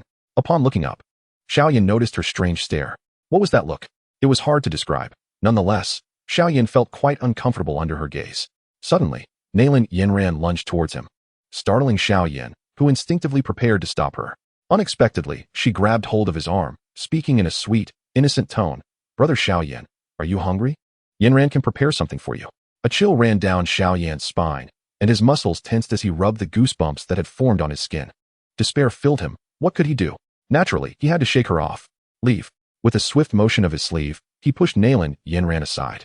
What madness is this? You're a lunatic. Keep your distance from me, he exclaimed, looking at her with disdain. Crying. Nalan Yanran pouted. Toxic, I cannot endure this. I never imagined my fiancé would behave in such a manner. I must seek out old Master Nalan to annul our engagement.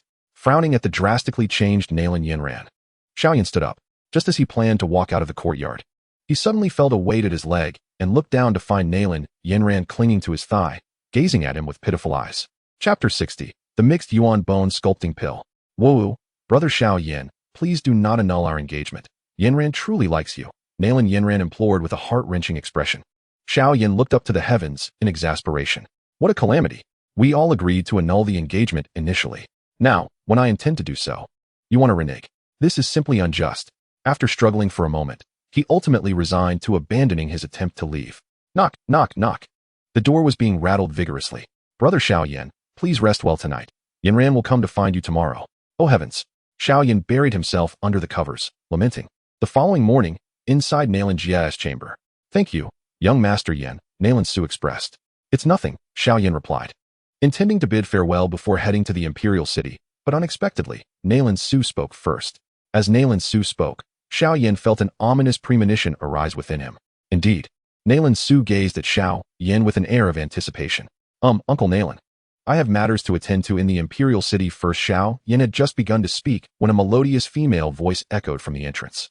A familiar maiden, strikingly beautiful, entered, none other than Nalan Yanran. Observing Xiao Yan's vigilant demeanor, Nalan Yanran offered a composed smile and greeted him. Yanran pays her respects to Brother Xiao Yan. Today, Yanran appeared somewhat peculiar. Unlike her usual reluctance to engage with Xiao Yan, she seemed eager to address him as Brother Xiao Yan upon their first encounter.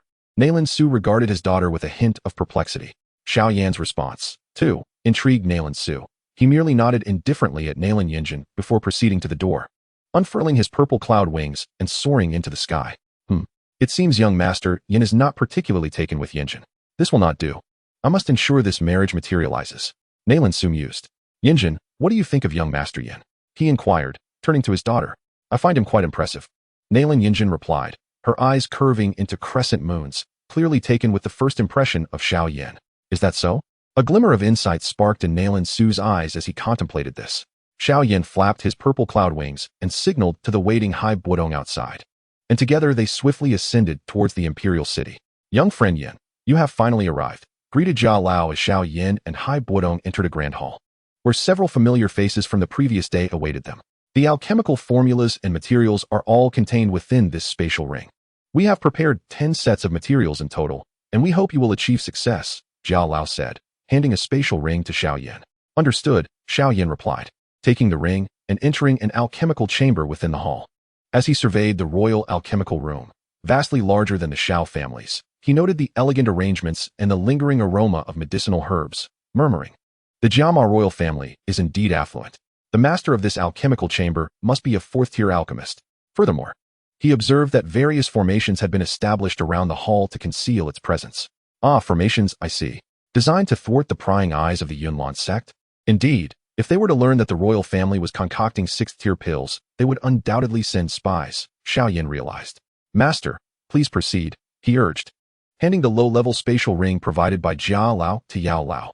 Very well, Yao Lao replied, settling onto a mat, retrieving the obsidian black magic cauldron along with the alchemical materials. Pay close attention, young lad. The crafting of the mixed yuan bone cultivating pill ranks among the more complex 6th-tier pills.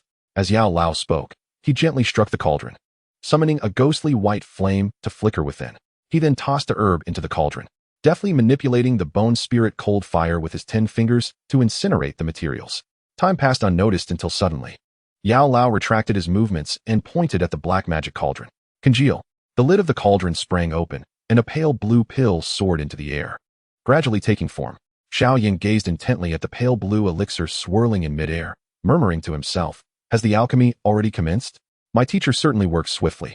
Jia Lao and a royal Do Wang stood outside the grand hall, anxiously awaiting the outcome. Indeed, this Do Wang was also an old acquaintance of Xiao Yan's. Suddenly, as Jia Lao anxiously awaited, his expression shifted, and he looked towards the hall above.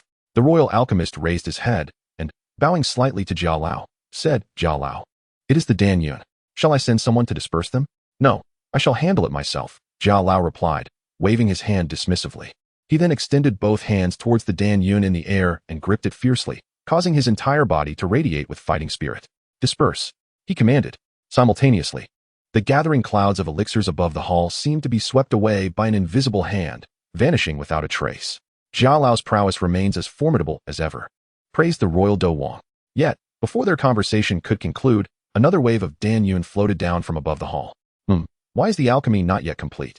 Jia Lao mused, casting a puzzled glance at the clouds above, and then launched another attack. Disperse. The sky regained its clarity once more.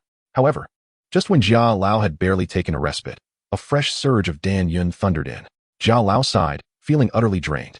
Exchanging glances with the royal Do Wang, an odd sensation simultaneously dawned upon them both. For the third time, the Dan Yun reappeared. Disperse. An aged voice thundered from the air. For the fourth time, disperse. What on earth? Isn't it said that an alchemist's stamina is limited? Why are they still concocting after 3 rounds? Jia Lao lamented internally. For the 5th time, disperse. I am a peak Do Huang. I no longer care for face. For the 7th time, disperse, Jia Lao declared, his voice lacking energy. Finally, the incessant onslaught of Dan Yun above the hall seemed to pause momentarily.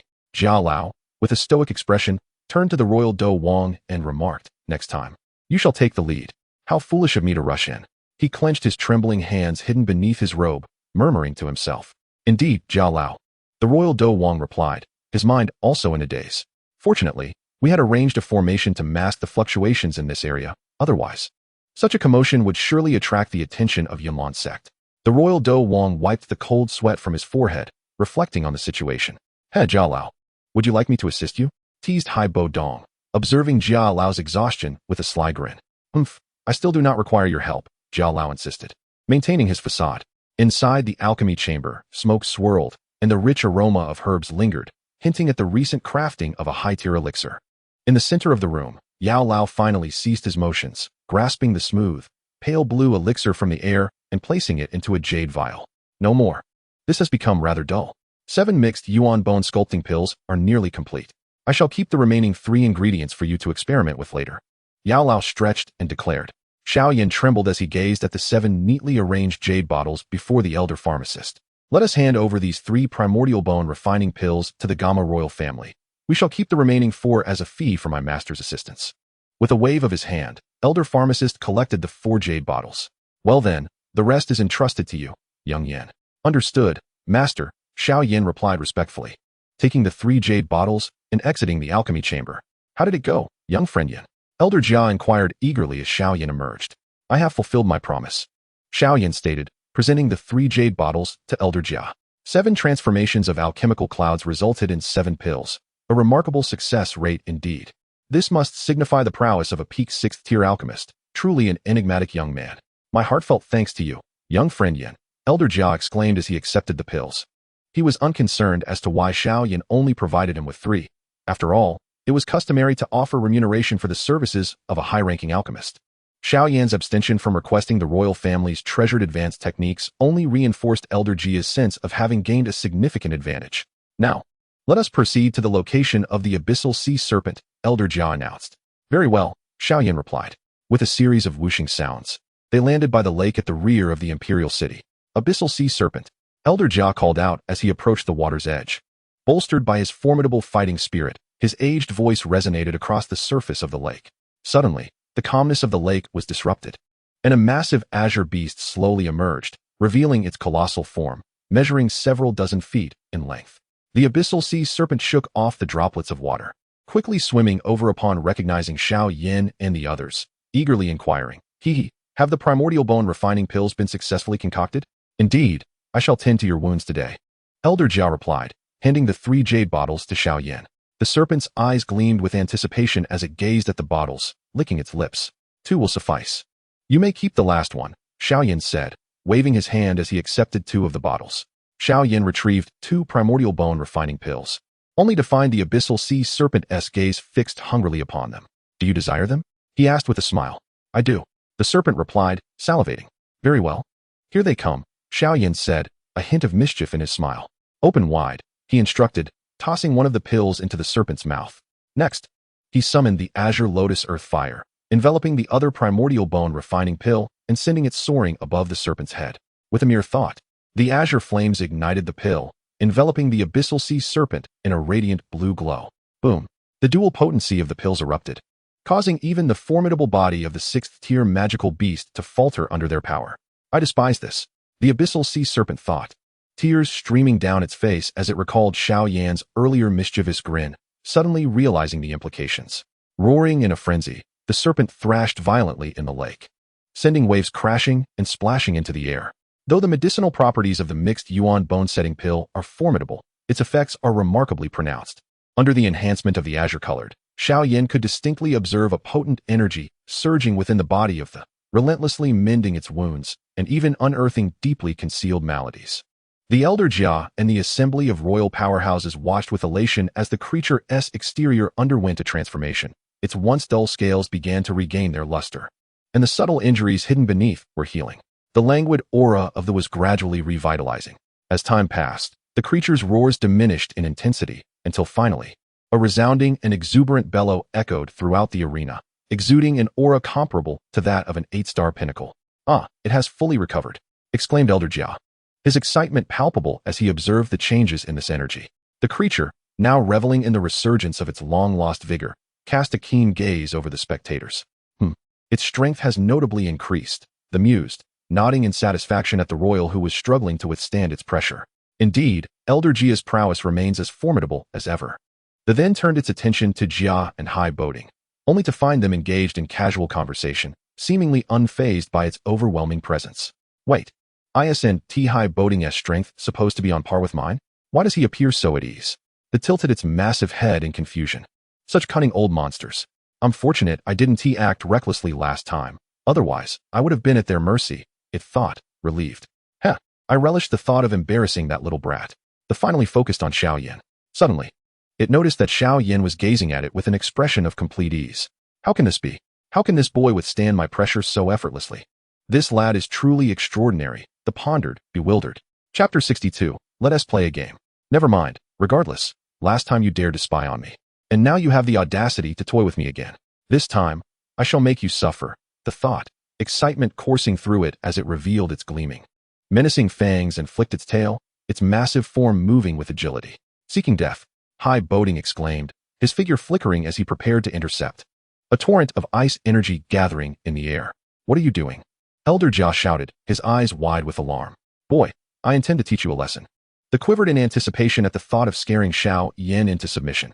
As Xiao Yan faced the approaching, he could even smell the foul stench emanating from its maw. A radiant smile suddenly blossomed on Xiao Yan's face. As the lowered its head, it caught sight of that familiar smile on Xiao Yan's face and instantly felt a sense of foreboding. Boom!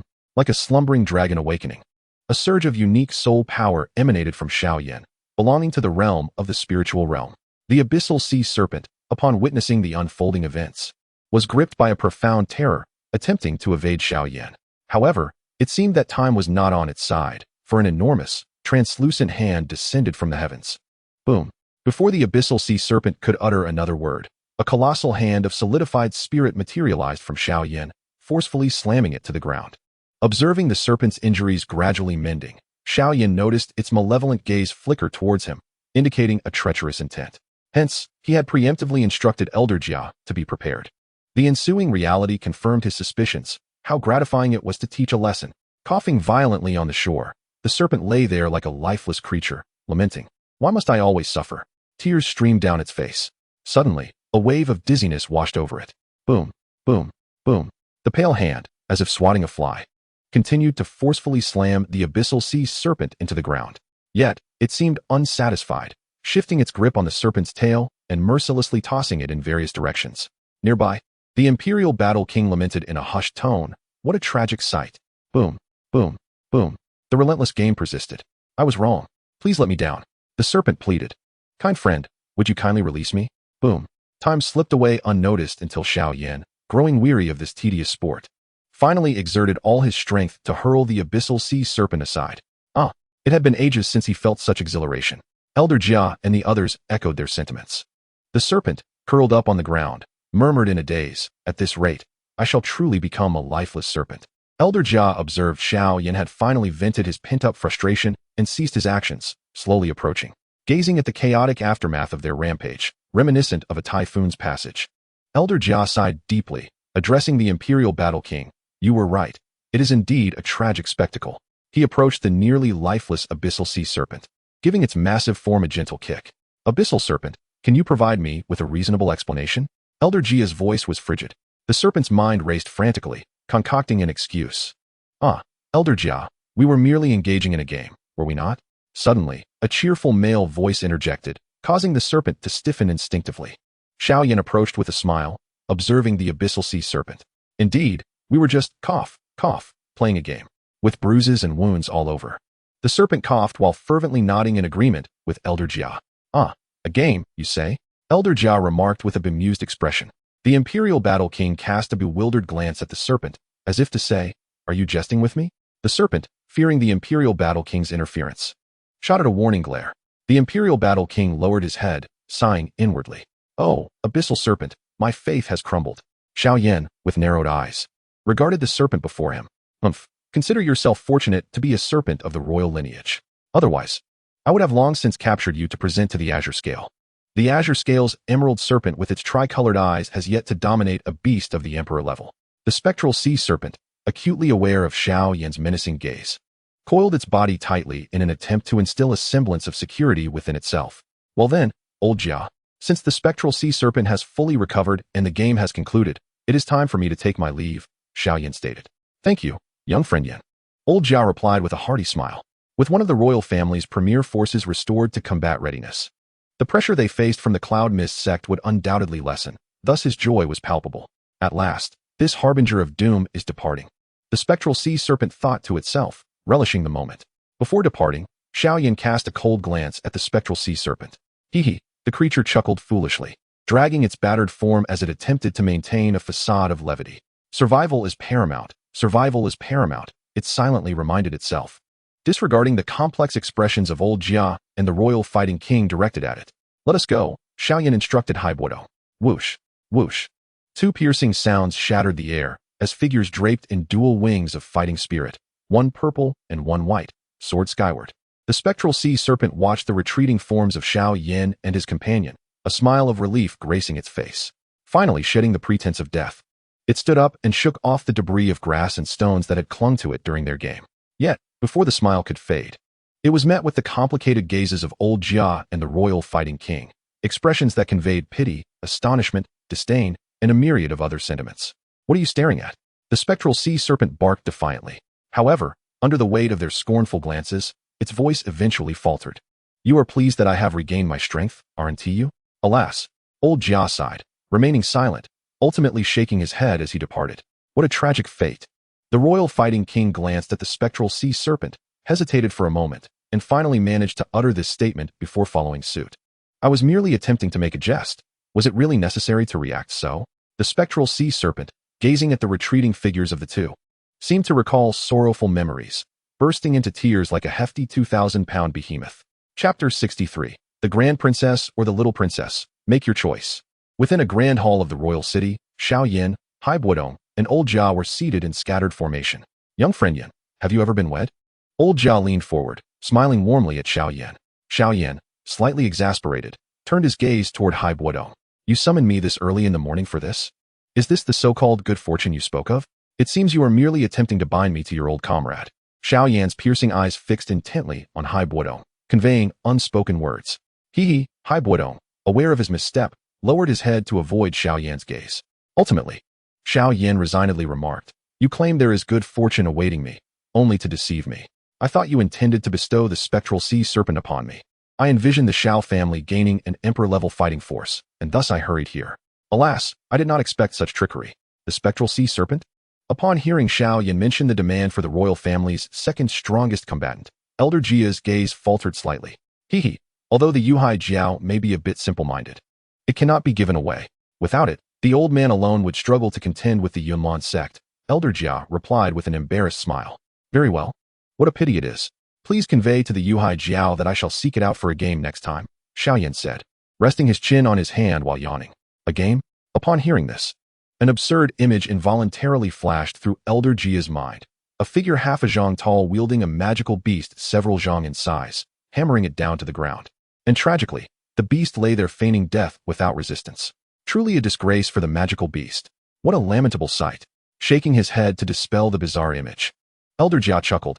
Haha, I shall certainly convey your message. By the way, has young friend Yan taken a wife? Elder Jia inquired once more.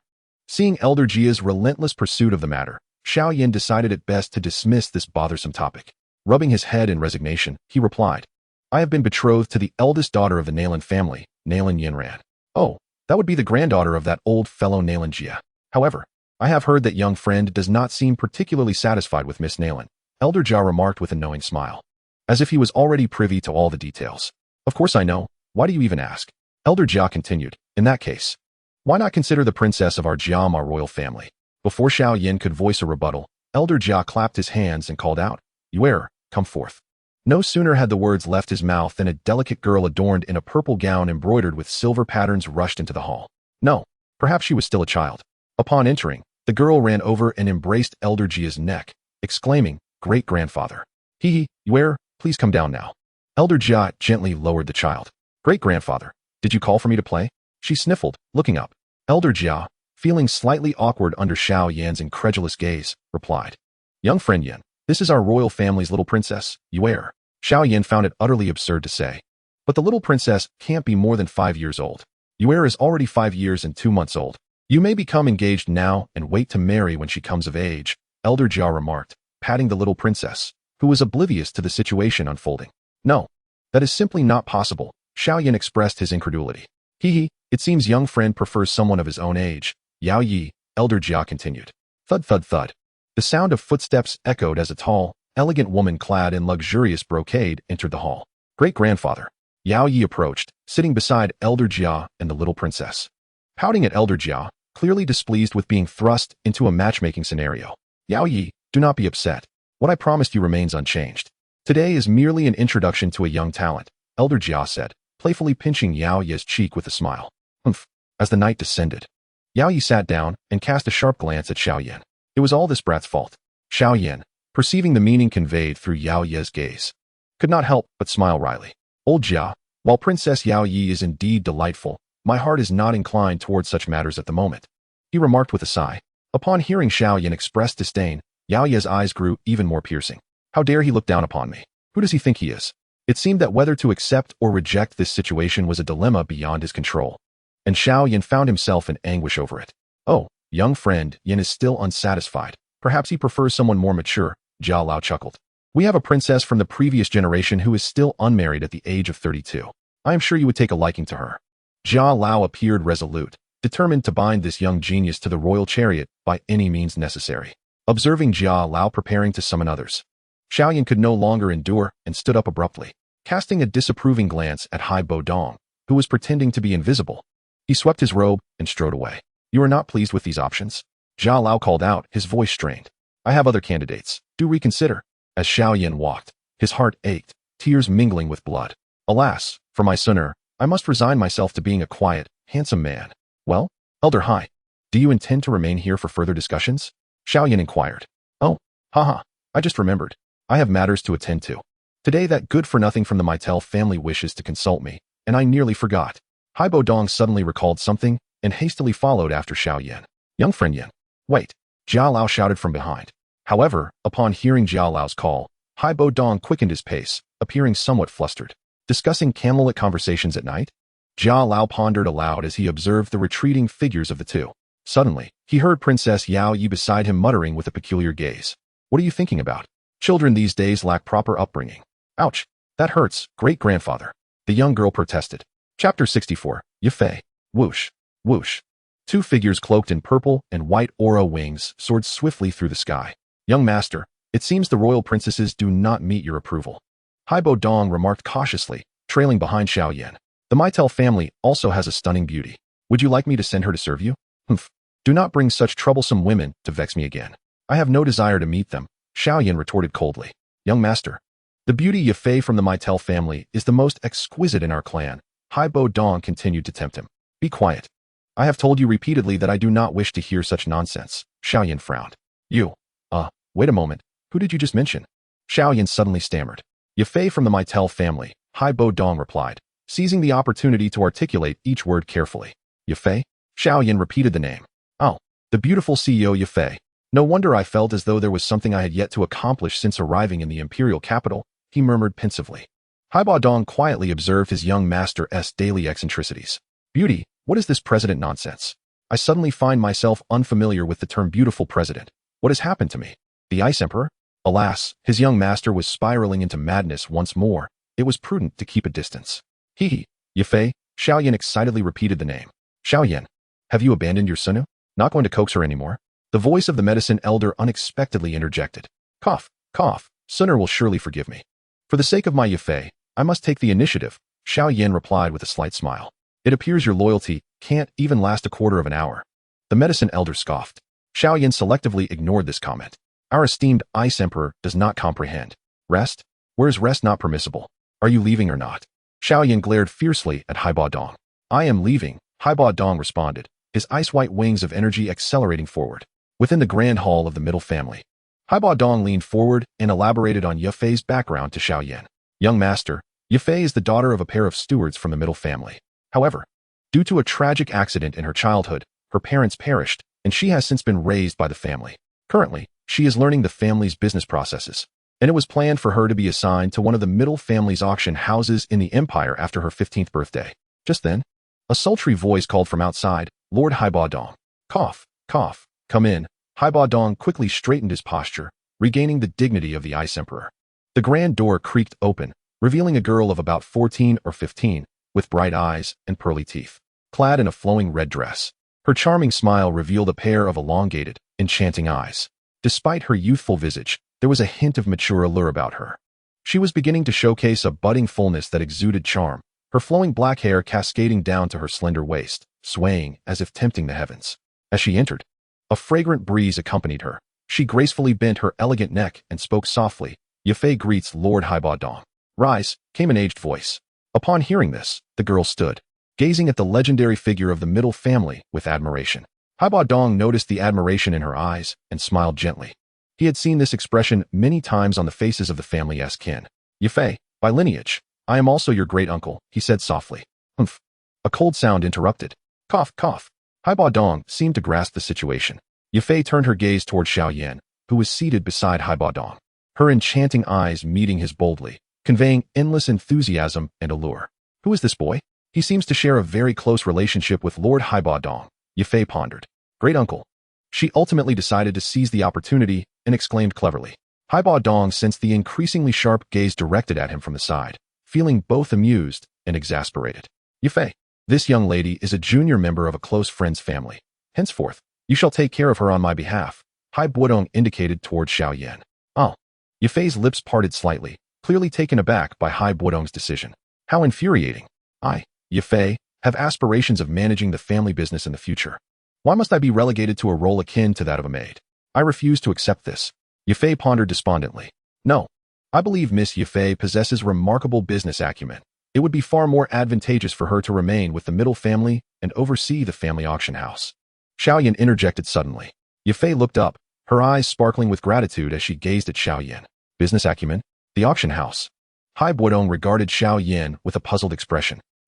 Do you hold a differing opinion? Xiao Yan turned to Hai Buodong, a cool gaze directed his way. No, not at all. Hai Buodong hastily shook his head. Yafei cast a curious glance between Xiao Yan and Hai Buodong, struggling to comprehend their relationship. Yafei, you may leave now. Hai Buodong gestured. He looked at his capricious young master with a mix of amusement and exasperation. Furthermore, Miss Yafei should take charge of the middle auction house in Wutan City to hone her skills. Hai Buodong shot Xiao Yan a knowing look, as if he had seen through everything. So, this young master enjoys this sort of dynamic. How foolish of me. Ultimately, Hai Buodong wisely excused himself, allowing the two young individuals some time alone. Who are you truly? Her tone naturally carried a hint of playful reproach and charm, evoking a sense of intrigue. Xiao Yan of the Xiao family. He smiled at the emerging young woman before him, still blossoming into her beauty. The Xiao family? Yafei delicately covered her lips in astonishment. Have you heard of it? Xiao Yan asked, intrigued. At this moment, news of a Do Wang emerging from the Xiao family should only be known to the upper echelons of various clans. How could she possibly be aware? I've never heard of it. Yafei laughed lightly, lowering her hand. It dawned on Xiao Yan that he had been playfully tricked by Yafei, yet her alluring demeanor rendered him incapable of feeling anger. Chapter 65, Middle Auction House. Oh, are you not afraid I might inform that old man Hai? Xiao Yan stepped closer to Yafei, close enough to discern the delicate lashes framing her enchanting eyes. You wouldn't dare tell Lord Ice Emperor, would you? Yafei gently raised her wrist, playfully pushing against Xiao Yan's chest, creating a subtle distance between them. Her movements bore no trace of hostility. Rather, they were graceful and charming, as she tucked a few strands of hair behind her ear. Although Yafei considered herself to be quite warm-hearted, this proximity felt disconcerting and even somewhat perilous. Her intuition as a woman urged her to distance herself from Xiao Yan. This is rather amusing. Observing the youthful beauty before him, who was already beginning to radiate her unique charm at just 14 or 15, Xiao Yan chuckled to himself. I lack the talent for cultivation. Otherwise, I would not be so enamored with commerce, but would aspire to be a Valkyrie like Lady Yun. Yafei expressed a hint of embarrassment regarding her meager cultivation, yet her tone brimmed with enthusiasm when she mentioned Yun. Is it once again the esteemed Lady Yun? It seems she truly is an idol in the hearts of countless young maidens from the Jaimar Empire. Upon hearing that, Yafei, much like Nalan Yanran, regarded Yun as her idol, Xiao Yan couldn't help but chuckle. However, he mused, how could she expect to share eternity with me without any cultivation? Xiao Yan regarded Yafei with a calm demeanor. Yafei's tempting lips parted slightly, struggling to grasp Xiao Yan's seemingly nonsensical words. When I attain the rank of a 7th-tier alchemist, I shall personally concoct a Do Huang pill for you, forcibly elevating your cultivation to that of a Do Huang. Xiao Yan declared as he retrieved several jade vials from his spatial ring and placed them on the table. At that moment, Yafei's eyes glistened with unshed tears as she gazed at Xiao Yan, sensing that this mysterious young man, whom she had just met, genuinely cared for her. Although the highest-ranked alchemist in the Jaimar Empire, Lord Gu He, was merely at the 6th tier, a 7th-tier alchemist? What a jest! Yafei decided to entertain the notion that this young lad was merely trying to cheer her up, yet she felt a genuine happiness nonetheless.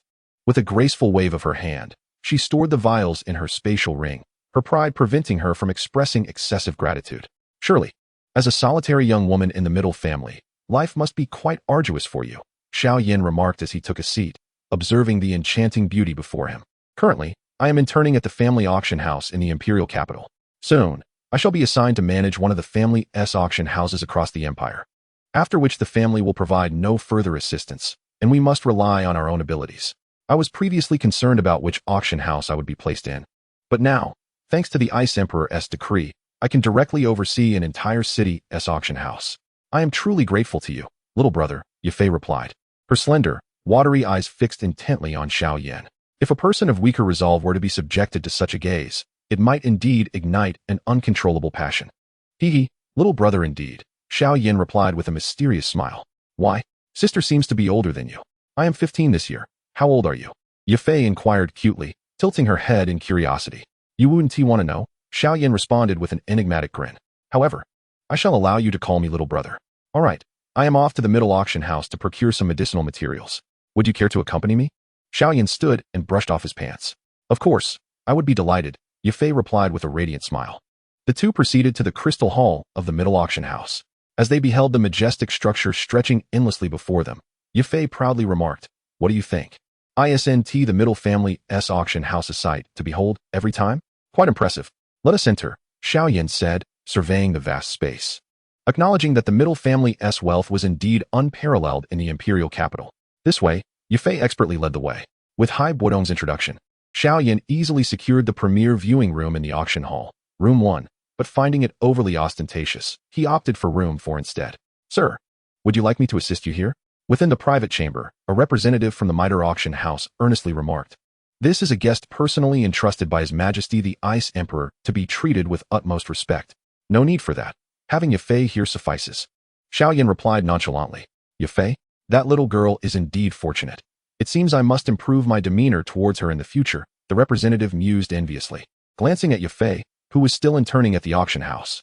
"Yes, my lord." The representative respectfully retreated and closed the door behind him. "This lord is notoriously strict within his family, maintaining high expectations of us. I never expected him to show you such deference today. Young brother, do tell. What is your relationship with His Majesty the Ice Emperor?" "It certainly does not resemble that of a senior to a junior," Yufei inquired, turning to Xiao Yan as she sat beside him. "Well, an overly curious woman is not necessarily a good thing," Xiao Yan replied with a smile, meeting Yufei's gaze. "Hee, I dare you to believe me. Hai Buodong refers to me as Little Master. We are in a master-servant relationship." "Humph, how boring," Yufei pouted, her delicate lips forming a frown. "Xiao Yan, we are to concoct the 6th grade spirit-nourishing pill, the heart-nurturing pill. The primary ingredient, the 7 illusions blue spirit nectar, is already in hand. Now, you need to gather the auxiliary materials," Yun Chao and Li Tu, the medicine elder stated. "Understood, teacher." As the most resource-rich imperial capital, finding these medicinal herbs should not pose a challenge, Xiao Yan affirmed. "Ladies and gentlemen, I will once again preside over this auction," a dapper auctioneer declared as he struck his gavel. "Let us not linger on pleasantries. The first item for auction is an enchanted wind attribute long sword," the auctioneer announced, unveiling the red cloth covering the item. "This is the catalog of all items up for bid," Yufei said, handing Xiao Yan a piece of stationery. Xiao Yan took the note and scanned the 33 listed auction items. The 3rd item is Yun Chao, and the 7th is Li Tuesday. "Ah, they are all here," he said, a satisfied smile crossing his face. "Ah, the final highlight of the auction is actually an alchemical cauldron, a 5th grade cauldron, the relic of a 5th grade alchemist from the Empire, starting at a price of 100,000 gold coins," Xiao Yan exclaimed in surprise upon reading the last item. "An alchemical cauldron? Are you an alchemist?"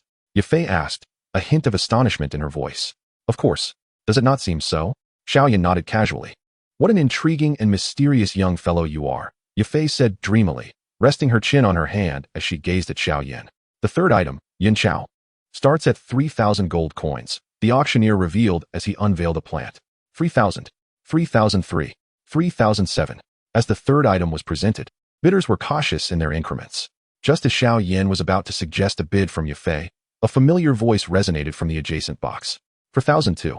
"Ah, it seems our old acquaintance, the ambitious Master Su, has arrived," Xiao Yan chuckled. "Master Su? Is he the one from the Imperial Capital Alchemist Guild?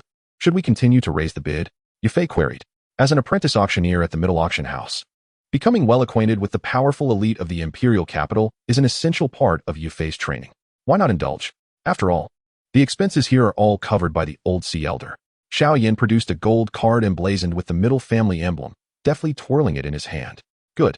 Yufei glanced at the familiar gold card in Xiao Yan's hand and bit her alluring red lips. 4,005. A charming voice emerged from the private box. 4,008.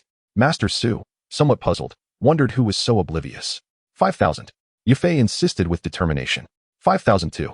Master Su, feeling a bit vexed. 5,005. The voice from the adjacent box leisurely raised the bid once more. "Humph, forget it, I'll pass."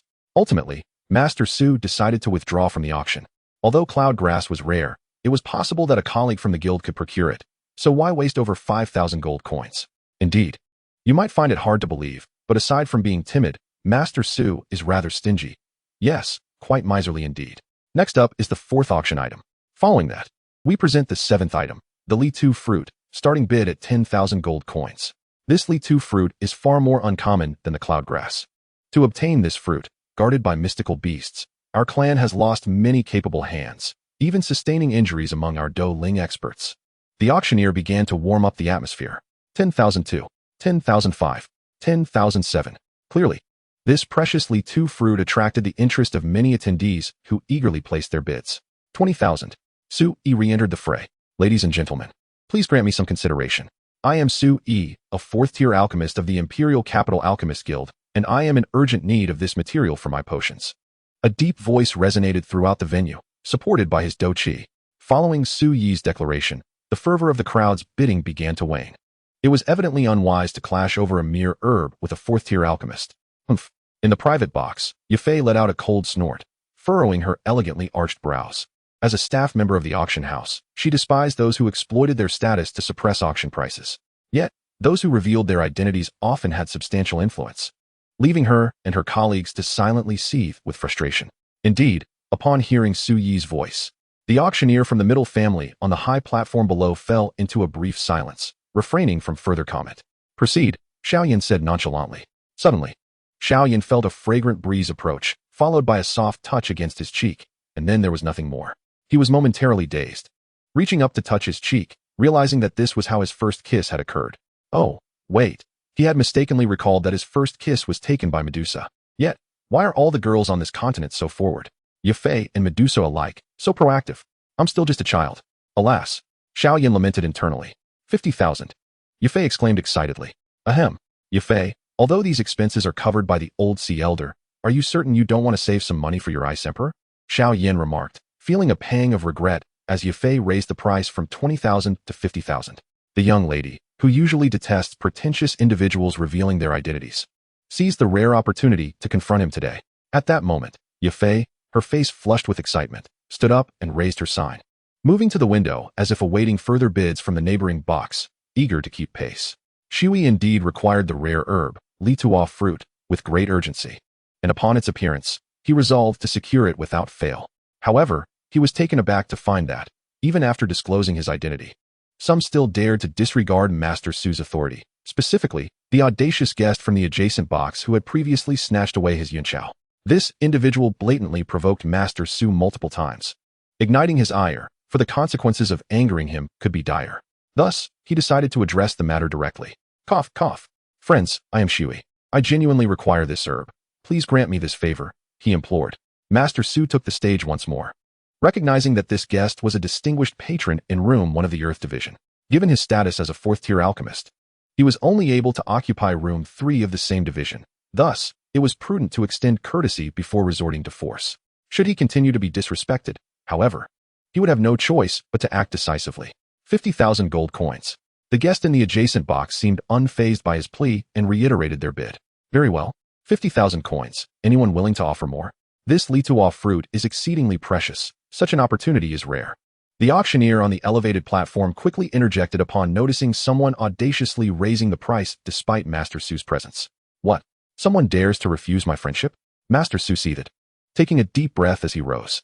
I offer 50,001 gold coins, he proclaimed with pride and volume. A wave of astonishment swept through the crowd, who exchanged glances before turning their eyes toward Room 3 of the Earth Division. Indeed, this was precisely the sensation he sought. Master Su could distinctly feel the intensity of the crowd's gaze upon him, their admiration igniting a fire within. Taking another deep breath, he stepped to the window, closing his eyes momentarily, reveling in the adulation. He spread his arms as if embracing an unseen presence, murmuring softly. Chapter 67. I am truly angry. 70,000 gold coins. The sultry voice of a woman resounded calmly once more. Humph. Master Su's body trembled slightly as he pointed towards Xiao Yan's box. The audience, witnessing Yafei's continued advances while Master Su remained silent, felt a twinge of disappointment, turning away to whisper among themselves. Who would have thought such an exciting spectacle would end so abruptly? Indeed, to think he would propose 50,001 gold coins. Could it be that this Shui is simply foolish? Silence, silence. After all, he is a fourth-tier alchemist of the Imperial Alchemist Guild. Let us continue to cheer for me. My friends. Master Su's body trembled slightly as he closed his eyes once more. Well, 70,000 gold coins. Is there a higher bid? The auctioneer exclaimed excitedly. 70,000 once. 70,000 twice. 70,000 thrice. Bang. Sold. The auctioneer, slightly exhilarated, struck the wooden gavel. It was understandable for him to be excited, as the price for the earth fruit typically barely reached 30,000 under normal circumstances, yet this time it had astonishingly soared to 70,000, even amidst some interference. Oh. Achieving a transaction price of 70,000 in the first half is a modest success in my career. Surely, The overseer of the family auction house will commend me upon hearing this, the auctioneer mused dreamily. Little did the poor auctioneer know that all of Xiao Yan's recent expenditures were being covered by Haibuodong, meaning that the 70,000 gold coins would ultimately be borne by the Miter family itself. Now, we present the 8th auction item, the auctioneer proclaimed, riding the momentum. Next is the 32nd item, the Thunderblade. His voice was slightly hoarse, yet filled with fervor. After all, this was the penultimate item, and the auction was nearing its successful conclusion. According to our family's esteemed patron's evaluation, the Thunderblade was the personal weapon of an ancient Do Huang powerhouse. It is a formidable enchanted weapon, featuring the magic core of a 6th-tier magical beast, the Thunderbird, and possesses extraordinary power. The starting bid is 400,000. Let the bidding commence. As the auctioneer concluded his introduction, the bidders below eagerly focused on the weapon, which shimmered with a ghostly glow. For it was indeed a personal weapon of an ancient Do Huang. 420,000. 450,000. 480,000. The bidding for the Thunderblade rapidly surpassed 500,000 gold coins. Ah, a personal weapon of a Do Huang powerhouse. It certainly gives off an impressive aura, Xiao Yan remarked, gazing at the weapon on display with interest. Huh, your Xiantai heavy ruler and wind chaser are 100 times superior to this piece of junk. Yao Lao scoffed. Indeed, Xiao Yan chuckled in agreement. What? Ye Fei, who had been observing Xiao Yan's apparent lack of interest in the weapon, felt a twinge of boredom until she suddenly caught his soft laughter and expressed her confusion. Oh, it's nothing, Xiao Yan casually replied. Sigh. Ye Fei sighed inwardly. This mysterious young man is quite handsome, possesses formidable strength, and treats me well, yet he seems a bit foolish, often talking to himself. Poor thing. Alas, who is perfect? Shaking her head, she turned her attention back to the fierce bidding below. Little did she know how Xiao Yan would react if he were aware of her thoughts about him. 600,000. 620,000. As the price reached 600,000 gold coins, the bidders began to proceed with caution. 800,000. At last, a resonant and thunderous male voice reverberated through the hall, seemingly intent on securing this weapon. The deep timbre of the voice revealed the formidable fighting spirit of its owner. 800,000. Is there a higher bid? Everyone contemplated the Thunderblade with great care. The auctioneer continued his efforts. Yet it appeared that 800,000 gold coins had reached the upper limit of what people were willing to offer, as no further bids emerged. Interestingly, some astute individuals in the crowd, upon recognizing that the powerful voice emanated from room 2, quickly deduced the true identity of its occupant based on the distinctive characteristics of his voice. Could it be that esteemed individual? A scion from a prominent family in the imperial capital glanced toward room 2 with a flicker of uncertainty in his eyes, pondering whether he should seize the opportunity to befriend this distinguished personage. Ah, such a voice. What a profound cultivation of fighting spirit. Surely, it must belong to a young fighter at the Duke level. Upon hearing the unique male voice, Yao Lao remarked, a Duke-level young fighter? Xiao Yan responded with a hint of incredulity. What? If your fighting spirit could reach the level of this voice's owner, you would indeed be making remarkable progress in your training, worthy of your master's guidance, Yao Lao chuckled. I will inevitably become a Duke one day, Xiao Yan replied nonchalantly. However, it seems that among the renowned fighters of the Gamma Empire, only one is renowned for his physical prowess. The Duke ranked 8th among the Gamma Empire's top 10 fighters. Lion King Yanshi. Interestingly, I have heard that Lion King Yanshi resides in the imperial capital. Xiao Yan recalled the information provided by Xiao Zhan.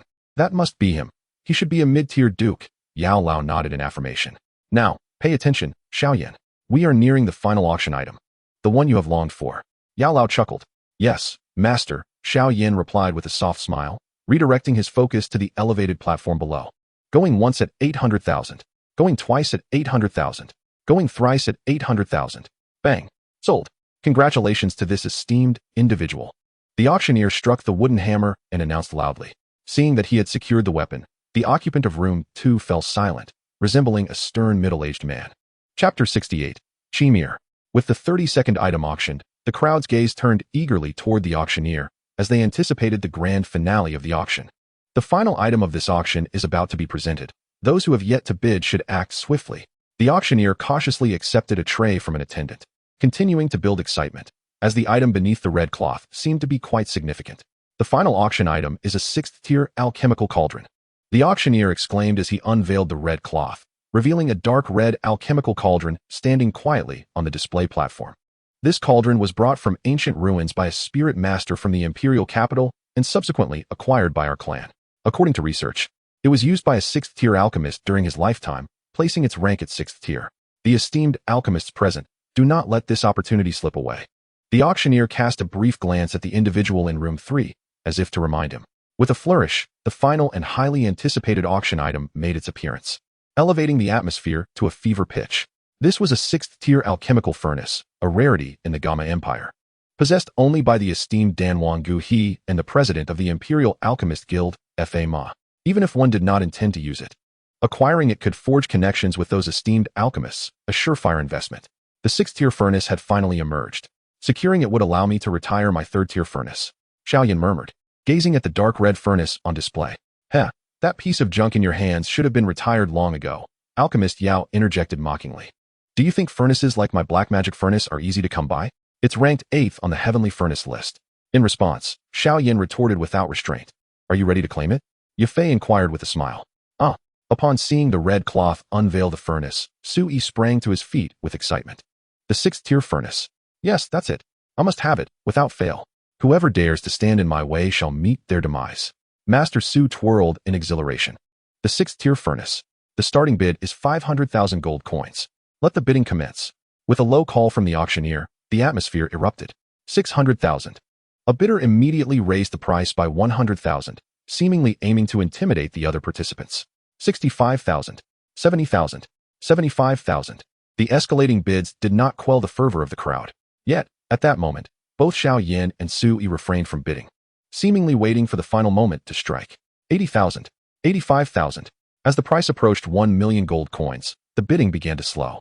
After all, a furnace costing over 1 million was quite excessive for a mere favor. 90,000. It appeared that no one was willing to follow suit. 90,000. Is there anyone else? The auctioneer prompted. Why isn't he that fool Sui made his move? Is he not an alchemist? He pondered internally. 100,000. Finally, Master Sui, living up to expectations, made his move, albeit with a style that reflected his modesty, raising the bid by only 10,000. TCH. And he claims to be a 4th-tier alchemist, a true miser. The auctioneer sneered internally, then donned a smile. Very well, room 3 bids 91,000 gold coins. Xiao Yan observed Sui's unassuming bid and chuckled, preparing to have Yafei raise the price. 95,000. A decrepit voice suddenly emerged from room 2 next door. I had thought room 2 was unoccupied, Xiao Yan remarked, glancing curiously at the neighboring room. Shall I investigate who occupies room 2? A playful scent wafted into Xiao Yan's nostrils as Yafei leaned closer, whispering. Never mind, it's unnecessary, Xiao Yan replied, taking a deep breath. How amusing. I shall not let you off so easily. Yafei chuckled derisively at the embarrassed Xiao Yan. Who dares? Who is it? Sui, vigilant against any disruptions from room 1, was taken aback to hear a voice from the mysterious occupant of room 2. Foolish mortal. Allow me to demonstrate the substantial wealth of Master Su, he muttered to himself. 96,000. A low voice echoed from room 3. The auctioneer's eye twitched at the relentless persistence of this pauper. A low chuckle emerged from room 2, clearly amused by Su Yi's modest increments. Are you frightened now, mortal?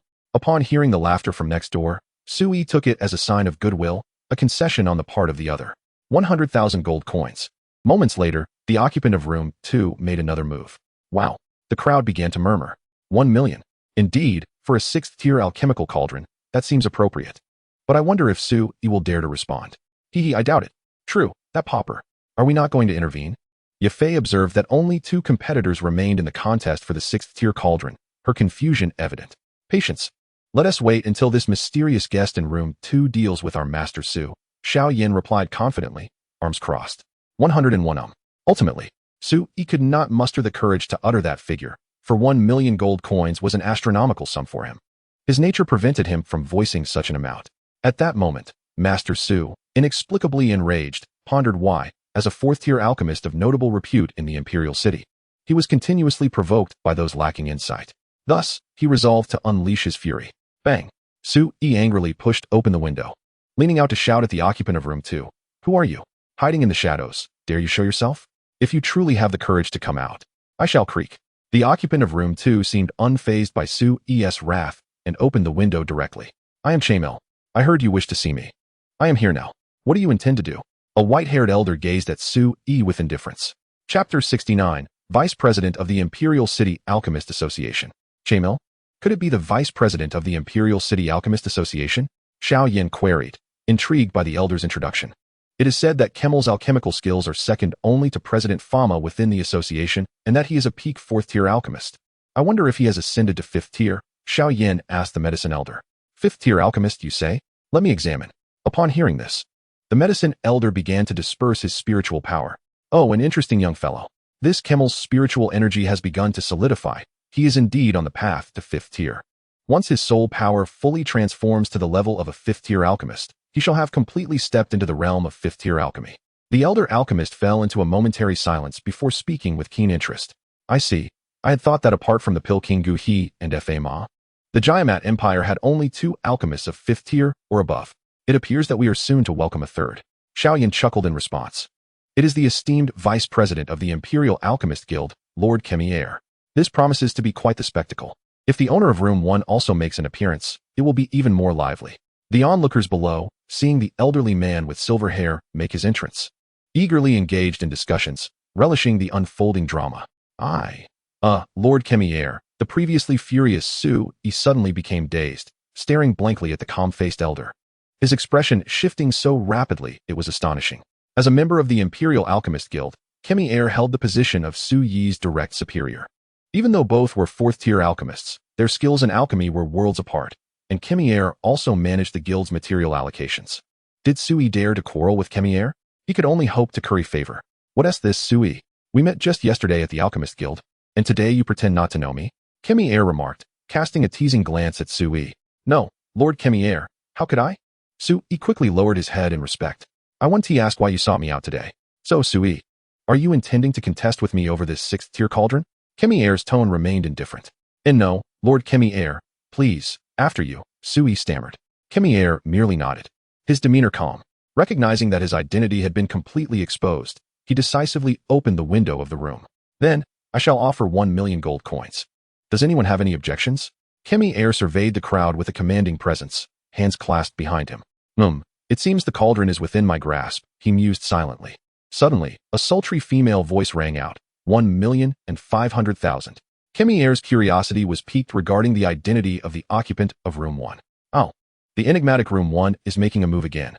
Indeed, how audacious to disregard the vice president of the Imperial Alchemist Guild. However, to everyone's surprise, the once imposing Xun'er now wore a wry smile, shaking his head. 1 million gold coins is the utmost I can offer. Any higher would be impossible. The 5th-tier cauldron I possess must remain functional. At this moment, Master Su was on the verge of tears. Damn it. So 1 million gold coins is the highest Xun'er can muster. If I had known, I would have bid 1,000,001 coins instead. Why couldn't I have held out a bit longer? Why not? Because you're indecisive. Room 1 has bid 1,500,000 gold coins. Is there anyone willing to offer more? Anyone? The auctioneer shouted vigorously, going once at 1,500,000. Going twice. Going thrice. Bang. Sold. Congratulations to the esteemed guest of Room 1 for acquiring this 6th-tiered medicinal cauldron, announced the auctioneer. A hint of regret escaped from Xun'er's lips as he sighed. Might I have the pleasure of meeting the individual from Room 1? He cast an eager glance towards the adjacent chamber. Indeed, who could this person be? The one who has so repeatedly insulted me. Who are they? A woman's voice? Could she be a princess of the royal family? Yet, I have encountered all the princesses of the realm. Su Yi recalled that alluring voice, feeling a surge of anticipation towards Room 1. Should she merely be an unfamiliar junior? I would have to deal with her decisively. A moment of silence enveloped the auction hall as the owner of Room 1 remained absent. Clearly, they had no inclination to meet Xun'er. After a prolonged wait without any sign of the individual, Xun'er did not erupt in anger. Rather, he self-deprecatingly chuckled. It's no surprise they wouldn't emerge. Not many care to converse with an old fool like me. The spectacle has concluded, and it is time for me to take my leave. With that, Xun'er descended the stairs, waving dismissively at the approaching mitre, the auction house steward, as he exited. Oh, Xun'er is indeed a man of temperament, the elder of medicine observed with a smile as he watched Xun'er depart. Indeed, we shall have further opportunities to engage with him. Xiao Yan replied with a cheerful grin. How infuriating. That thoroughly sinister individual has the audacity to remain hidden. It is one thing for me to suffer embarrassment at the hands of Lord Xun'er, but what gives you the right? Observing the concealed Xiao Yan, Su Yi swiftly concluded that the owner of Room 1 must be a cunning figure, intent on teaching this woman a lesson. Hey, come out. I am Su Yi. Reveal yourself. With a slight imbalance in his demeanor, Su Yi approached the entrance of Room 1, prepared to barge in. Master Su, you cannot enter. A guard at the door interjected. The private rooms of the T&D brand are under the strict protection of the Mitre auction house. No one is permitted to enter at will. Step aside. Do you not know who I am? Xu Yi bellowed, his composure faltering as he confronted the blocking guards. You are the fourth-rank alchemist Xu Yi of the Imperial Capital's Alchemist Guild, are you not? A mocking male voice suddenly rang out amidst the crowd. The door to room 1 swung open, revealing 2 figures stepping out in succession. You are. Xu Yi stammered, trembling as he pointed at Xiao Yan upon recognizing him. Ever since he had been humiliated by Nalan Yanran and expelled from the Nalan family, he had tirelessly sought this enigmatic alchemist, only to unexpectedly find him here today. Chapter 70. Do I resemble a fool to you? You are that boy from the Nalan residence. How dare you? How dare you appear before me again? Xu Yi seethed through gritted teeth. Not only have I reappeared, but I have also seized your medicinal materials, not once, but twice. How does that feel, loser? Xiao Yan approached with a mischievous grin. What do you mean by that? I am Xiao Yan. Of course, you may also refer to me as father, Xiao Yan remarked, patting Xu Yi's still trembling shoulder. Upon hearing Xiao Yan's teasing remarks directed at Xu Yi, Yafei could not help but stifle a laugh, covering her alluring crimson lips with her jade-like hand. Nearby, several guards from the Mitel family trembled, evidently struggling to contain their mirth, yet they dared not express it openly due to Xu Yi's esteemed status. Just as Xu Yi prepared to unleash his anger, he felt a menacing aura lock onto him when Xiao Yan's hand patted his shoulder. It was as if a fiery lotus in the void was aimed directly at him, poised to strike at any moment, causing his internal energy to halt abruptly. Perceiving the imminent danger, Master Su's body stiffened for a brief moment before he obediently stood still. Xiao Yan, observing Xu Yi's sudden compliance, smiled and withdrew his hand. Laughter erupted from a nearby guest who had evidently overheard Xiao Yan's playful banter. Who was laughing? Step forward. Xu Yi, just freed from the clutches of tension, turned with indignation upon hearing the mockery directed at him. He could tolerate the jests of Xiao Yan and Yafei, conceding that he was outmatched by them. However, who dared to ridicule him, Master Su? As he furiously pivoted, a booming voice announced, "It is I, Xun'er." Before the figure even appeared, the sound reverberated through the venue. A robust figure emerged from around the corner of the building. Ah, Xun'er, the Lion King, ranked 8th among the top 10 powerhouses of the Jaimar Empire. Xiao Yan mused, narrowing his eyes at the approaching Xun'er. I did not expect to encounter such a delightful spectacle while seeking the mysterious owner of room number 1. Xun'er paid no heed to the bewildered Xu Yi, approaching Xiao Yan with a friendly demeanor. Young man, I have heard of you. Xiao Yan, recognizing the goodwill emanating from Xun'er, responded with a smile. Indeed, Xun'er nodded amiably before turning his imposing physique toward the still-dazed Xu Yi. At that moment, Xu Yi's mind was in a state of chaos, drifting into contemplation. He pondered why he consistently found himself entangled with those he could not afford to provoke, why he always had to swallow his pride, and when he would finally be able to stand tall without bowing his head. Just as he grappled with these existential questions, a voice interrupted his reverie. Master Su seems rather lonely. You are to meet Master Xun'er shortly, and now you wish to see me. What, pray tell? Do you seek for me? Upon lifting his gaze, Xu Yi saw Xun'er smiling at him, yet to him, that smile felt utterly desolate. Disregarding his philosophical musings, he resolved to navigate this encounter with caution. However, Master Su vowed, next time, indeed, next time, he would not endure in silence again, he assured himself. Whether others believed it or not, Master Su certainly did. Thus, he addressed Xun'er, Lion King, my apologies, I mistook you for someone else. Master Su decided to temporarily lower his proud head. Ah, it appears there was a misunderstanding. I see now. Master Su, let us hope you do not make such an error again in the future. Xun'er approached and patted Xu Yi's shoulder, unwilling to escalate a conflict with a 4th-tier alchemist from the Imperial Capital Alchemist Guild over a mere remark. Although the people of the Empire referred to him as the Lion King and often viewed him as a mere muscle-bound brute, his sustained position among the top 10 strongest in the Empire was not solely due to his 5-star Do Wong prowess. If I, the Lion King, were merely a mindless beast engrossed in training, I would have perished 1,000 times over and would not be here today. As Xun'er patted Xu Yi's shoulder, the latter's thoughts began to wander. Ouch, the Lion King's grip is quite strong. However, it seems the Lion King holds a favorable impression of me. Perhaps I can persuade him to teach that rude boy a lesson. Xu Yi grimaced as he endured the Lion King's rough handling while observing Xiao Yan, who appeared to have had an epiphany not far away. My Lord Lion King, Xu Yi called out deliberately while employing his spiritual power to muffle the sound of his voice. Haha, with the sole power of a 4th-tier alchemist. I doubt you can hear us. Unbeknownst to him, Xiao Yan was grinning as he listened attentively to their conversation. My Lord Lion King, I have heard that there is a particularly favored niece or nephew in your family. If you could assist me today in dealing with this insolent youth, I would be willing to concoct for you the 4th-tier pills, the 3-pattern Qingling Dan, and the ZXian Paizhong Dan, suitable for great dosure. You would also gain my friendship, Su Yi. Upon finishing, Su Yi looked at the Lion King with eager eyes, as if he were certain that Yin Shi would acquiesce to his request.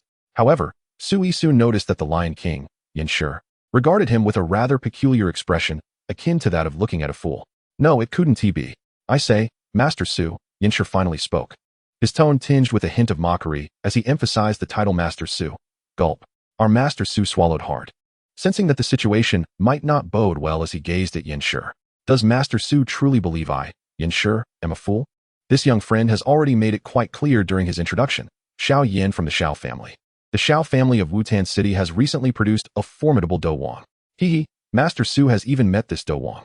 Do you expect me to offend a peer over your words? Chapter 71. The refinement of the nourishing heart pill. Therefore, sometimes it is wise not to overestimate one's importance. Do you understand, Master Su? Yin Shi regarded Su Yi with a mocking gaze. Furthermore, this young friend seems to have considerable connections with Nalan Jie from the Nalan family, Miter from the Miter family, and Haibuodong. Are you intending to provoke the 2 major families of the imperial capital and 3 of the empire's top 10 powerhouses simultaneously? I doubt even the imperial capital alchemist guild possesses such audacity. Thus, I advise you to refrain from harboring designs against this young friend.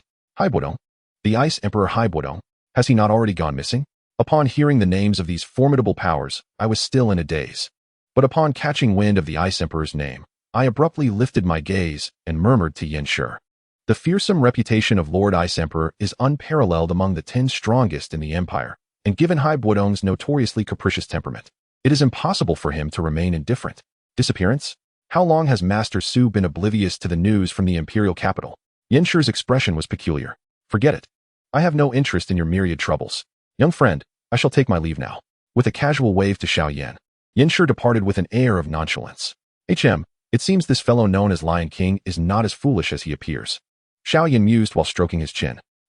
Which ancient monster that is cultivated for so many years is truly foolish?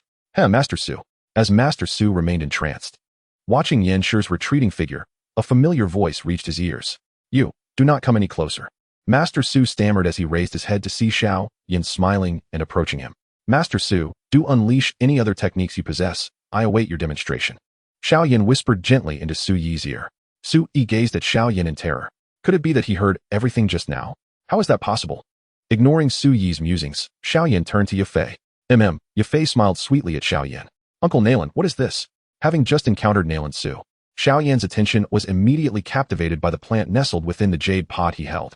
Lowering his head, he inhaled the faint, soothing fragrance that enveloped the room and exclaimed in delight. Uncle Nalan, is this the 7 illusions Qingling saliva? Indeed, this is the 7 illusions Qingling saliva. Nalan Su appeared quite pleased with Xiao Yan's reaction. This little fellow had seemed rather unfazed since arriving at the Nalan family, and it was refreshing to see him astonished by something at last. Now that the poison within my father has mostly been expelled, he can finally walk again. I thought, as a pharmacist, you would greatly benefit from this precious herb that nourishes the soul, so I brought it to you first. With that, Nalan Su placed the 7 illusions Qingling saliva upon the table. Xiao Yan beamed at the plant, which shimmered a verdant hue with its crown of colorful petals, and said, Thank you, Uncle Nalan. You've been a tremendous help. I'm glad to be of assistance. I won't disturb your rest any longer. Yanran has been inquiring about you. If you have the time, do visit her. Certainly. Xiao Yan replied awkwardly, suddenly recalling the events of that night. After seeing Nalan Su off, Xiao Yan closed the door and said, Master, the 7 illusions Qingling saliva is in hand. We can now commence the refinement of the heart-nourishing pill. Splendid. I had thought we would have to wait until Nalan Jie fully recovered to obtain the 7 illusions Qingling saliva. A phantom of an elderly figure emerged from the spatial ring on Xiao Yan's hand, gazing at the pot of the fragrant plant on the table. Then let us begin.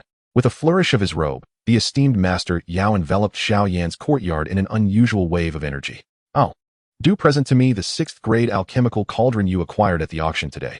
I shall utilize it to concoct the heart-nurturing pill, Master Yao instructed, gazing at Xiao Yan. Certainly, Master.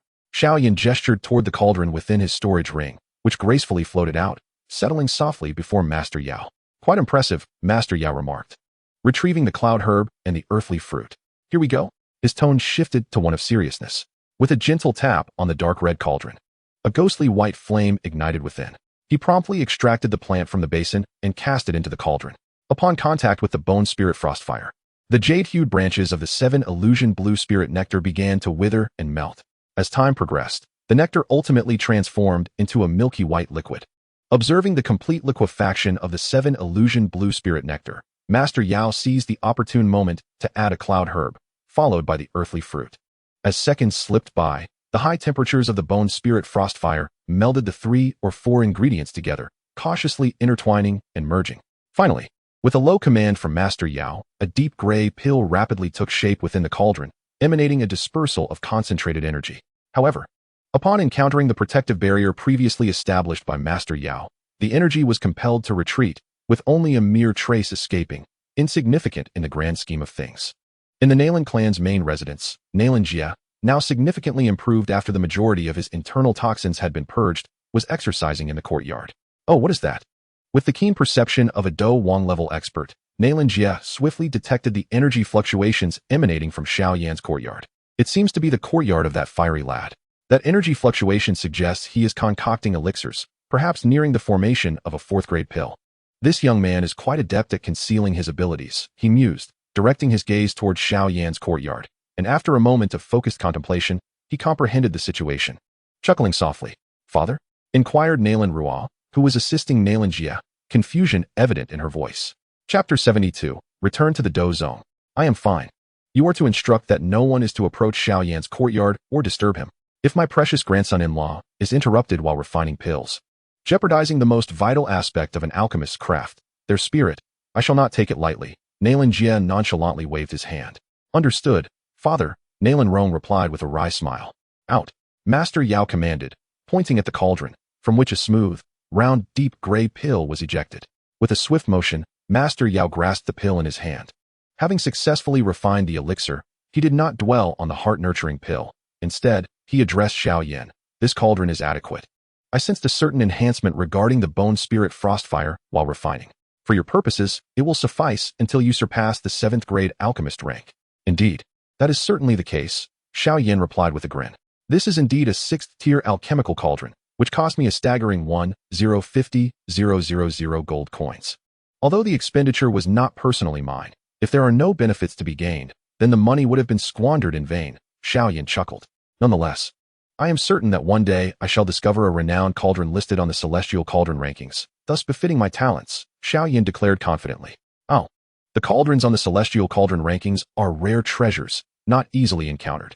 They bestow comprehensive enhancements upon alchemists during the refinement of elixirs, significantly increasing the success rate of their concoctions. Who says so?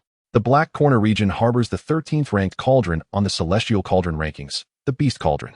Upon hearing the elder's words, Xiao Yan merely smiled faintly, yet a certain place flickered in his mind. Now let us examine the heart-nourishing pill, shall we?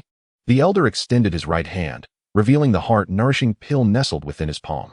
Is this the heart-nourishing pill? Xiao Yan inquired, gazing at the deep gray pill emanating a delightful fragrance, which invigorated his very soul upon inhalation. Indeed, it appears to possess remarkable efficacy in nurturing the soul. Merely the aroma is enough to awaken my spirit. Consuming this pill should restore my master's strength to that of a Do Zone, the elder surmised. A Do Zone, you say? It would be advantageous for you to regain your Do Zone strength soon, so that next time we face those Do Huang powerhouses, you need not suffer exhaustion after every battle, Xiao Yan replied with a grin. Oh, so now you disdain your master's current level of power, do you? The elder rolled his eyes in exasperation, a smirk playing on his lips. Chuckling softly, Xiao Yan watched as the elder closed his eyes and swallowed the heart-nourishing pill in one swift motion. The elder sat cross-legged in midair, channeling the essence of the pill to perform a dazzling array of hand seals. As the sealing process accelerated, the elder's previously ethereal figure became increasingly corporeal. Is that it? Has it concluded already? Xiao Yan looked at the elder, perplexed. What do you mean, is that it? Just as the elder opened his eyes, he noticed Xiao Yan's wandering gaze and understood what the impudent boy was contemplating. Do you expect an uproar that would alert the entire imperial capital? The elder chuckled, bemused by his foolish disciple. My Do Zone realm was always present. This is merely a replenishment of power, he replied curtly. Watch closely. The elder extended his hand and forcefully grasped the void, and suddenly, a dark rift in space materialized in the tranquil room. Following this, ripples coursed through the air, and the rift was swiftly smoothed over, as if nothing had occurred. Such manipulation of spatial power seems to be attainable only by high-level Do zones, does it not? Has the Master's strength recovered so swiftly? Xiao Yan exclaimed, exhilarated by the sudden appearance and subsequent disappearance of the spatial rift. Alas! With a swift tap on Xiao Yan's head, the elder chastised him, and Xiao Yan yelped in pain, cradling his head. I have stated that this is merely a slight convenience afforded by my existing realm. I consistently instruct you to think critically. Where's your mind? My current strength has merely returned to the level of a 2-star Do zone. However, with the aid of the Bone Spirit Cold Fire, I possess the prowess of a 4-star Do zone, and thus I can still engage in battle, the esteemed elder Yao declared proudly. I understand. Xiao Yan replied with a gaze tinged with sorrow directed at elder Yao. This requires the concoction of a 7th-grade elixir, the bone-melding blood elixir, along with a body of at least Do zone caliber, preferably one of even greater strength. I will be diligent in preparing these materials, Master, Xiao Yan assured, bowing his head. With your current capabilities, you are not yet of much assistance to me. It is still a tad premature to broach such matters. Furthermore, these tasks must be conducted discreetly. I remain unaware if the Soul Palace or those entities, neither human nor ghost, are currently lurking in the Northwest continent. Elder Yao's demeanor shifted palpably at the mention of the Soul Palace, his spiritual form trembling noticeably. Having been fallen for so long, Elder Yao had long since discerned the true culprits behind his demise.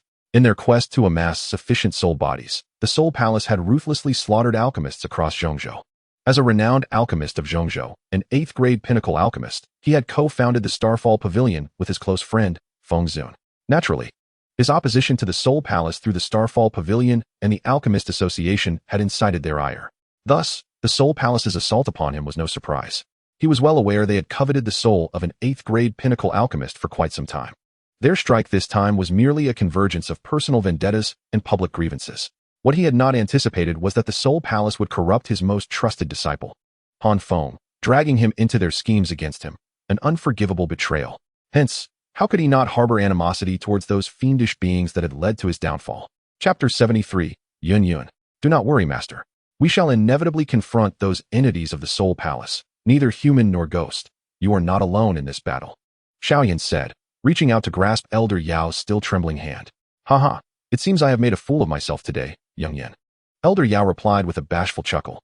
Yet, it was largely thanks to Xiao Yan that he had managed to swiftly emerge from the pain of betrayal by his most trusted disciple. After a day of cultivation, Xiao Yan found himself unable to evade the request of Nalan Jie and his son, Nalan Su, and thus he resolved to visit Nalan Yanran. As he approached the courtyard where Nalan Yanran resided, he was greeted by the sound of swords clashing. Is Nalan Yanran practicing her swordplay? Xiao Yan mused, recalling the amusing sight of the petite Nalan Yanran brandishing a long sword and blocking the entrance to his courtyard that fateful night. Just as he was about to push open the door, a gentle female voice reached his ears. Yes, Master, Nalan Yanran responded breathlessly. Could that voice be? With a sense of curiosity, Xiao Yan gently pushed the courtyard door open. Creak. As the door gradually swung open, a graceful and curvaceous figure appeared before Xiao Yan. The mysterious woman stood with her back to him, hands clasped protectively over her chest, intently observing Nalan Yanran's movements. A simple skirt elegantly envelopes a voluptuous figure, with a cascade of dark hair fashioned into a noble phoenix adornment. The mere sight of this enchanting silhouette elicits an involuntary exclamation. What a beautiful maiden. Brother Xiao Yan, is it you? Upon noticing Xiao Yan's entrance into the courtyard, Nalan Yanran, who had been practicing her swordsmanship, could not help but display a look of mild surprise, seemingly unprepared for his visit. As she set aside her sword and prepared to rush over, a fleeting thought caused her to pout and pause. Initially, the mysterious woman, hearing Xiao Yan's footsteps, paid little mind, assuming he was merely an ordinary servant of the Nalan family. However, after witnessing Nalan Yanran's astonished reaction, the enchanting figure could not help but turn with curiosity. Indeed, it must be her. Goodness, I feel as though I am falling in love. My queen, where are you? Xiao Yan murmured to himself as he beheld the enigmatic woman before him. Who are you? The mysterious woman blinked her elongated, beautiful eyes regarding Xiao Yan, who remained poised at the door. Lord Yun, this is Xiao Yan, the one I mentioned to you last time. Nalan Yanran approached, tugging at the mysterious woman's sleeve with a hint of grievance. I have already told you. From now on, call me Master. The mysterious woman gently ruffled Nalan Yanran's hair.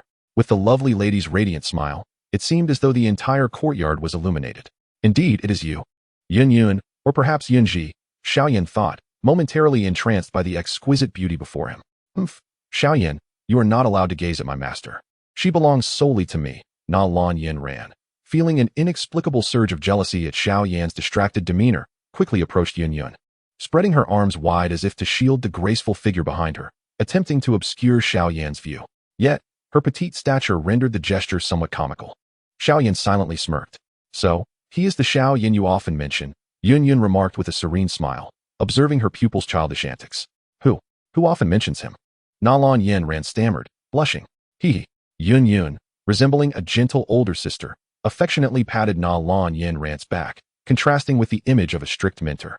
Young man, I hear you intend to annul my precious disciple's engagement?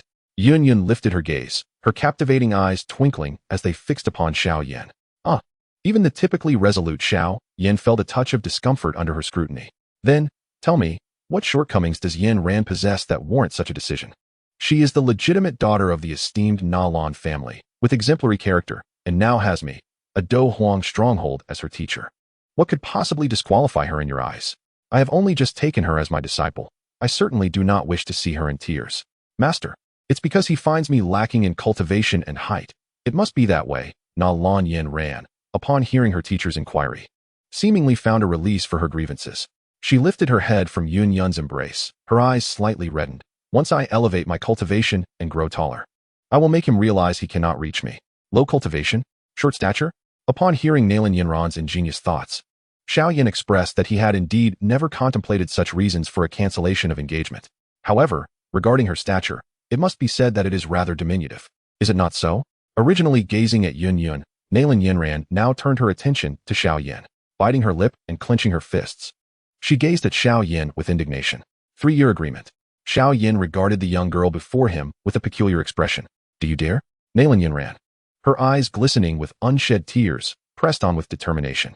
I dare not. Xiao Yan hastily waved his hands in response, faced with Nalan Yanran's relentless questioning. What could Xiao Yan do? Naturally, he dared not. What on earth was this 3-year agreement? Were we truly unable to escape the fate of a destined confrontation? At that moment, Xiao Yan's heart quivered slightly. Chapter 74, The Wrath of Yun. You humph. Teacher, look, he is bullying me. Nalan Yanran stamped her foot and playfully shook Yun's body, seeking sympathy. Yun looked at her precious disciple with exasperation, finally realizing that it was Nalan Yanran who had been persistently clinging to Xiao Yan. If she had such a little fiancé, she too would be quite troubled. Yet, as Yanran's mentor, she felt compelled to support her and would take it upon herself to avenge Yanran's grievances. You are Xiao Yan, correct? Young one, Yun began thoughtfully. Yes, sect leader Yun. Xiao Yan replied with a soft chuckle. Oh, there is no need for such formality. You may call me teacher just as Yanran does.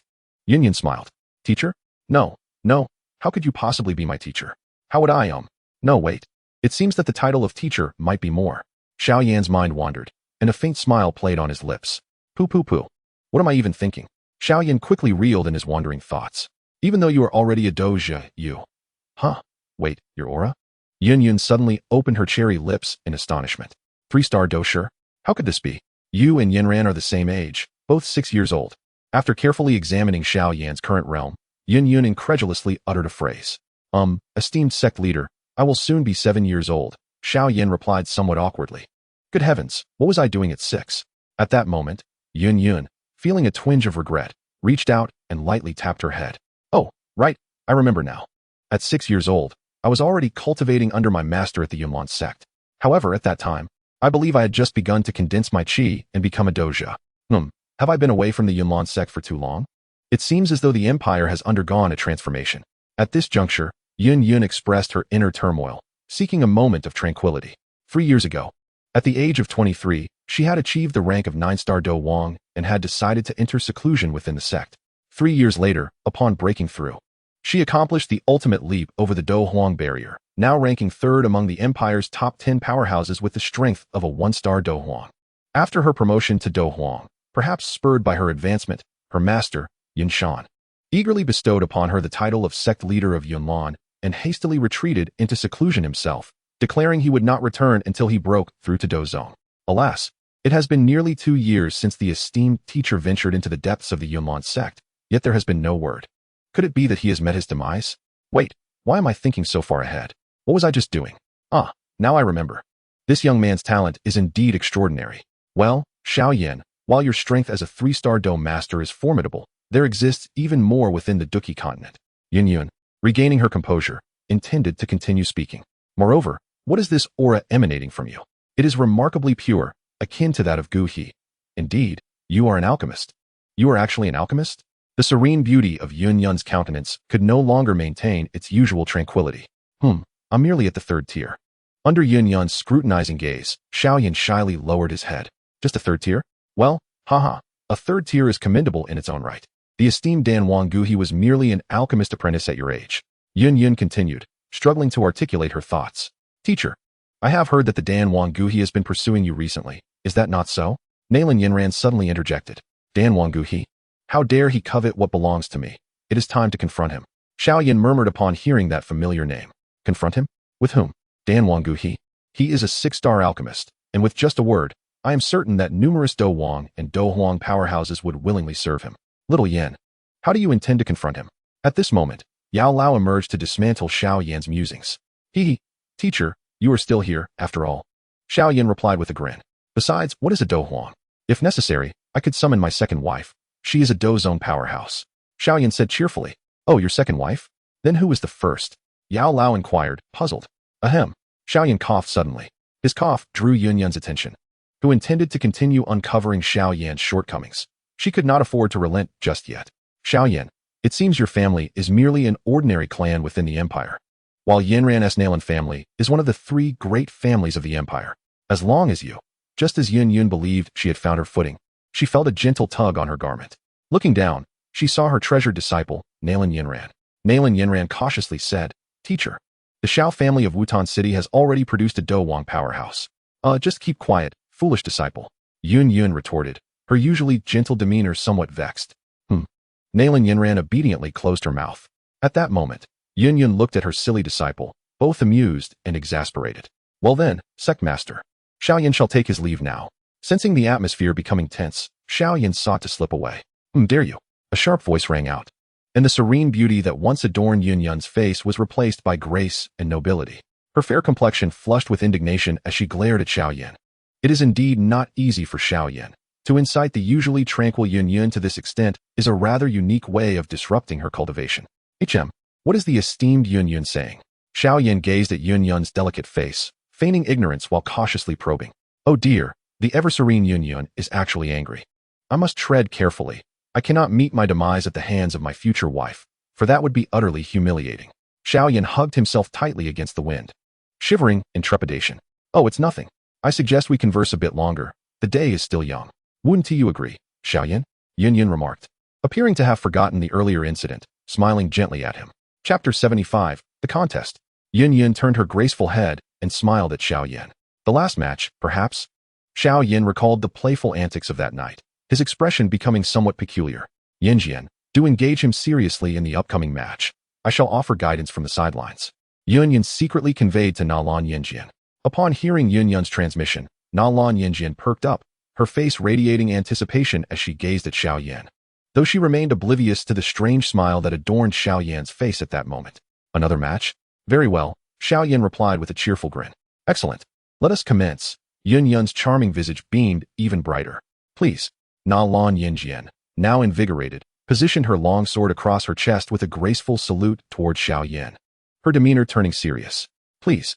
Observing Nalan Yanjian's earnest expression, Xiao Yan finally retracted his smile, solemnly bowing with his own sword, chasing wind. Prepare for battle. Nalan Yanjian declared with a spirited shout, launching herself at Xiao Yan with a series of swift steps. Clang, clang, clang. The 2 swords intertwined and separated repeatedly, only to reappear at another location, sparks flying with each clash in midair. In the face of Nalan Yanjian's relentless assault, Xiao Yan opted to yield to her momentum, guiding her movements.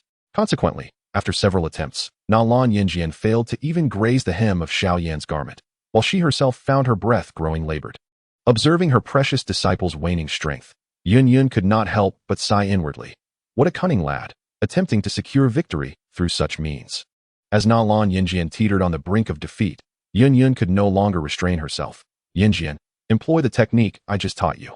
Exhausted but resolute, Nalan Yanjian's countenance transformed with determination as her steel sword quivered in her grasp. Ultimate wind, cataclysm. She cried out. A slender beam of profound light, nearly the size of a thumb, shot forth instantaneously. It seems the game must come to an end. Xiao Yan contemplated as he heeded Yunyun's reminder. With a swift motion, he redirected chasing wind, transforming it into a piercing shard of cold light aimed at Nalan Yanran's wrist, having just unleashed a powerful combat technique. Nalan Yanran's expression paled as she prepared to wield the deep light against Xiao Yan, when suddenly a glimmer of cold radiance caught her eye. Before Nalan Yanran could react, a resounding clang echoed through the air, and she felt a sudden numbness in her arm, causing her wrist to weaken and the finely crafted steel sword to slip from her grasp. Standing beside her, Yunyun was fully engrossed, intently observing the movements of her beloved disciple and attempting to prompt her, attack his left. However, as she spoke, her words faltered. Her gaze fixed on the steel sword that had unexpectedly flown from Yanran's hand, tracing a graceful arc in the air before ultimately landing on the grass nearby. The rapid turn of events caught even the formidable Do Huang, Yunyun, off guard. Blasted. I hadn't even had the chance to guide Yanran, she thought, feeling a surge of frustration. Upon emerging victorious, Xiao Yan displayed no hint of elation. Instead, he nodded to Yunyun in a manner that seemed to downplay his presence. Better to have lost, he mused. Wait, it's not over yet. Glancing at Nalan Yanran, who appeared utterly despondent, Yunyun bit her lip and made a resolute decision. I shall fight you. What? Xiao Yan gazed in astonishment at the enchanting beauty before him. I mean it. Let us have another contest. I will compress my strength to that of a 3-star doshur, matching your level, and we shall engage. Yunyun, feeling a touch of embarrassment at the incredulity reflected in Xiao Yan's expression, realized that as a Do Huang, it was indeed unbecoming to bully a younger doshur. Even if she were to restrain herself to his level, her experience and insight would still place her at an advantage, and it would be effortlessly easy to control the fight. Seeing the shock on Xiao Yan's face made Yunyun acutely aware of her impropriety. Yet, she felt compelled to secure a victory. Otherwise, this young man would not only become a source of psychological distress for Nalan Yanran, but also a mental obstacle in her own cultivation journey. At that moment, what thoughts occupied Xiao Yan's mind? The rare opportunity to engage in battle with a Do Huang who was willing to match his strength thrilled him immensely. Even if you are to be my future wife, I shall not hold back this time, he contemplated. How much strength should I exert? If I apply too much and accidentally injure her, I would be condemned to a life of solitude. What a dilemma. As Yunyun observed the still astonished expression on Xiao Yan's face, she felt increasingly awkward, regretting her earlier impulsiveness. Ultimately, he is still a child. It's only natural for him to be frightened upon hearing that a Do Huang wishes to duel him, she thought anxiously. Cautiously, she spoke. Xiao Yan, what are you contemplating? Perhaps we should reconsider. I was thinking about whether I might accidentally hurt you. No, I believe I can handle this. Let us proceed with the challenge. Wait, what do you mean let's proceed? You agree? Yunyun's eyes widened slightly in surprise. Yes, Lady Yunyun, is there a problem? Xiao Yan replied, somewhat puzzled. No, nothing at all. Let us commence, Yunyun stammered. Until the two stood facing each other, Yunyun remained somewhat dazed. You may strike first, she casually waved her hand, as neither had drawn their weapons for their inaugural contest. I shall initiate then. I am quite curious to see if my 6-fold hidden strength from the 8 extremes collapse can inflict any harm upon a Do Emperor. A flicker of excitement crossed Xiao Yan's eyes as he observed Yunyun's still somewhat bewildered expression. Chapter 76, Defeat? Xiao Yan clenched his fists. The azure gold Do Qi surged forth from within him, violently boiling and igniting upon his surface. 8 extremes collapse. A low shout echoed as Xiao Yan's figure flickered, transforming into a fleeting shadow, hurtling towards Yunyun with great force. Just as Yunyun, still reeling from her earlier emotions, began to regain her composure, she suddenly sensed a fierce gust of wind racing toward her. Upon looking up, she beheld a fist, engulfed in azure gold Do Qi, rapidly enlarging within her gaze. How could this be? Yunyun's pupils constricted sharply. Her figure flickered as she narrowly evaded Xiao Yan's ferocious blow. Such an unyielding ferocity. How could he possess such extensive combat experience? Yunyun exclaimed in astonishment. At that moment, she realized that the Do Qi she had unleashed was far greater than that of a mere 3-star Do master. I must focus now. Yunyun's delicate visage regained its calm. Wind binding. She directed a gentle finger at Xiao Yan. As her words fell, a powerful gale erupted from her palm, swiftly transforming into tangible, pale blue threads that darted towards Xiao Yan with lightning speed. These strands of wind were exceedingly swift, instantly enveloping Xiao Yan's surroundings, sealing off every potential escape route, as if to ensnare him entirely. Yet, before Yunyun could tighten her grip on the wind threads, azure gold flames erupted from within Xiao Yan, surging towards the encroaching strands. Oh, what is that? Yun stared at the mysterious flames that had suddenly emerged from Xiao Yan's body, her heart momentarily thrown into disarray. For it represented a threat to her very existence. What on earth could it be? How could something capable of threatening a Dou Emperor manifest? Yun murmured. In mere seconds, the myriad pale blue threads, composed solely of wind energy, were consumed by the azure gold flames, causing Yun to lose her control over them instantly. Tap, tap, tap.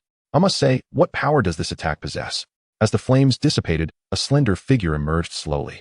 Yet before Xiao Yan could finish his words, another fierce attack descended upon him. Great Wind Hand Seal. Yun swiftly formed hand seals before her chest, and in the blink of an eye, a nearly 3-zhang-sized transparent energy hand seal materialized above Xiao Yan, crashing down towards him under her full control. Prajnapalm.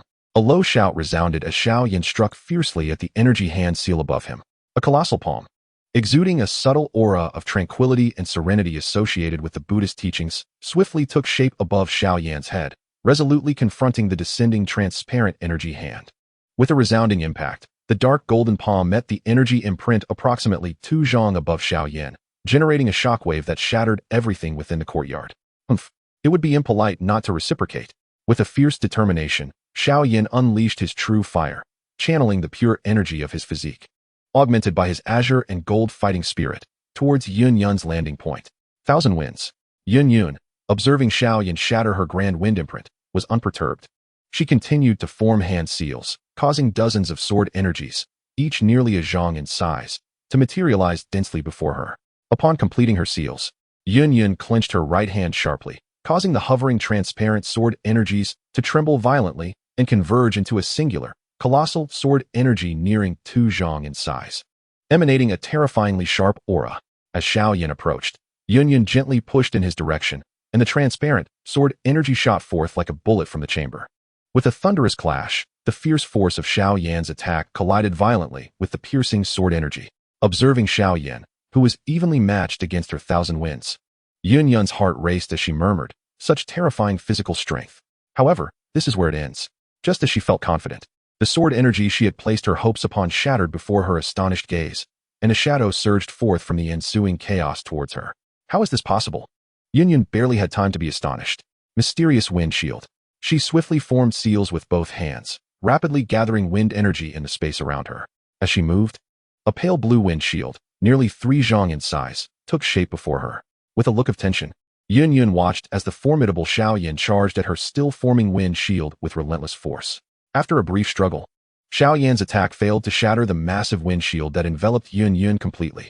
Sensing his technique reaching its limit, Xiao Yan gracefully leaped back, increasing the distance between them. With a sigh of relief after Xiao Yan retreated, Yun intended to disperse the mysterious wind shield, but before she could act, a sudden cracking sound echoed. The once impenetrable wind shield, which had resisted Xiao Yan's fierce strike, crumbled silently, transforming into wisps of pure wind energy that scattered into the air. Therefore, has my mysterious wind shield already succumbed to his attack? Yun, momentarily dazed, reached out in vain to grasp the dissipating shield, murmuring, "No, I have not yet lost." Yun once again reaffirmed her confidence. As the foremost genius of the Gamma Empire, having attained the rank of a 1-star Do Huang at the tender age of 26, she possessed a pride that forbade her from conceding defeat easily. With a resounding clang, a peculiar long sword emanating a green glow suddenly materialized in Yun's grasp. She had retrieved the ancestral sword passed down by the successive masters of the Yunlan sect from her spatial ring, intending to use it today to rectify all injustices. "Draw your sword, young man." Yun spoke calmly, her heart as tranquil as still water. Chapter 77, Defeat. Clang. Xiao Yan also unsheathed his sword, revealing the luminous blade adorned with exquisite engravings known as Chasing Wind. Both stood opposite each other, their figures elongated in the golden rays of the setting sun. Is this truly the extent of Xiao Yan's power? I was just engaged in combat with him, Nalan Yanran murmured, recalling a moment that, in hindsight, appeared utterly ludicrous. Doubts began to creep into her mind. Who am I? Where did I come from? Where am I going? Ultimate wind, falling kill. The green glowing sword in Yun's hand trembled violently, releasing a slender beam of profound light, scarcely the size of a thumb, that shot forth in an instant. The power wielded by Yun in this technique was incomparable to that of Nalan Yanran. As the light manifested, the very fabric of space seemed to quiver, subtly directing the beam towards Xiao Yan's head. Whoosh! In the blink of an eye, The profound light surged towards Xiao Yan's abdomen. Yun hesitated for a brief moment before lowering her wrist slightly, diverting her aim from a lethal strike. Earth-level Do technique, swift wind sword. With the wind as my ally, I shall traverse the storm. Xiao Yan's expression grew grave in the face of this assault. He tightened his grip on the chasing wind and stepped back slightly, tracing intricate paths in the air. Oh, so it is also a wind-type technique. Yun could distinctly sense the gathering of wind attribute energy in the space around Xiao Yan as he moved. Come, let me witness what surprises you can still offer, she said, her face alight with anticipation as she continued to gaze at him. In an instant, the profound light appeared before Xiao Yan, who felt as though every possible avenue of action was covertly sealed off. Fortunately, the attack of chasing wind transformed into a radiant arc, soaring towards the light in response. Bang! As their forces collided, a transparent canopy suddenly rose above the Nalan family's estate, enveloping the courtyard where Nalan Yanran stood. The energy turbulence unleashed by this clash was so intense that it activated the protective formation of the Nalan clan. From outside this translucent veil, one could vaguely discern three figures standing apart within the courtyard. As both combatants unleashed their full powers, the resulting energy collision created a momentary aurora, momentarily blinding all spectators present. As the energy storm surged around him, Xiao Yan had no choice but to close his eyes. Yet he remained acutely aware of the tense atmosphere, his muscles taut as he focused on the outcome of the clashing techniques. Suddenly, the sensation of being targeted dissipated, and he maintained control over the battle, a smile tugging at the corners of his mouth. Meanwhile, Nalan Yanran slowly opened her eyes, staring at the nearly obliterated courtyard before her, tears threatening to spill. Yun observed her wind of extremity, swiftly dismantled by Xiao Yan, her heart neutral, as she subtly poised her azure sword to launch another attack. Rift Wind Dance. With a soft utterance from Yun, the energy in the air began to stir once more, as over 100 deep azure wind blades, each several meters long, materialized, ominously aimed at Xiao Yan. Tiger Roar. Wind Arise. Dragon Ascend.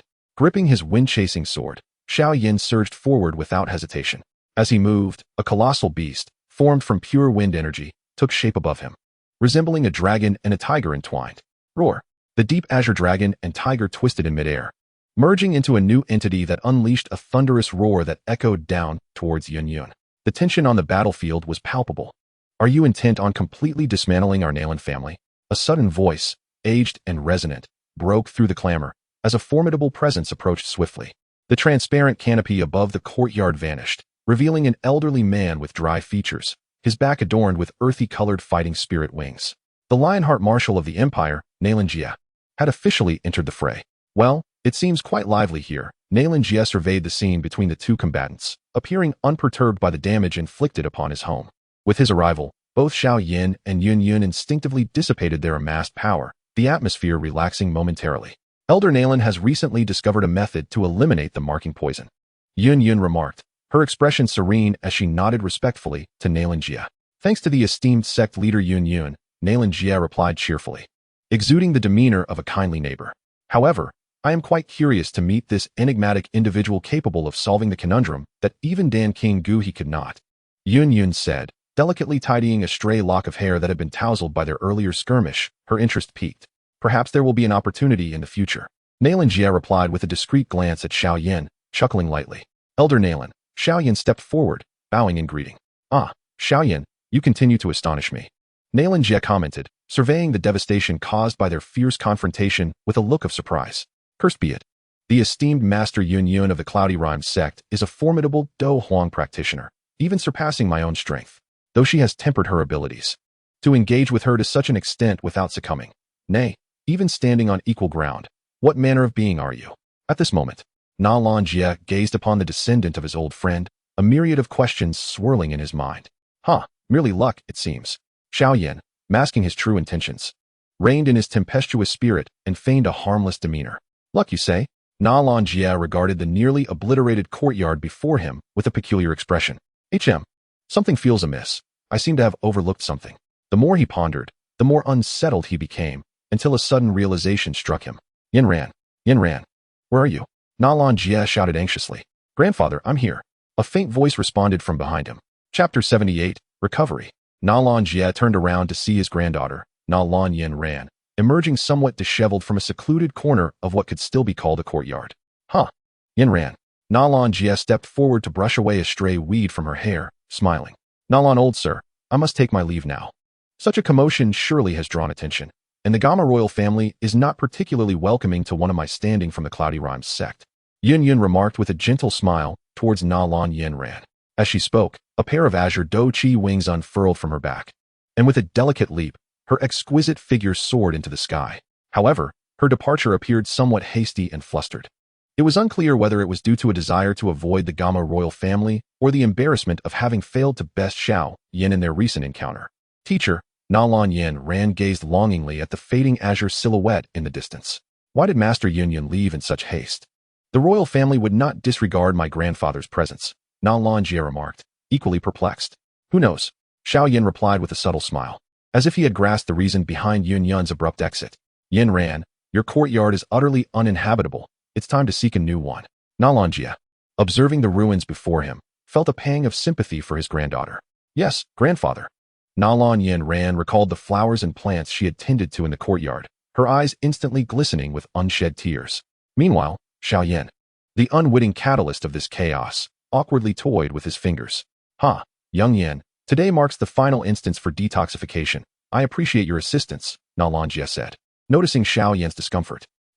Yes. Then let us proceed, Xiao Yan replied. Within the room, Nalan Jia sat cross-legged on the couch, his upper body bare, revealing a somewhat emaciated frame.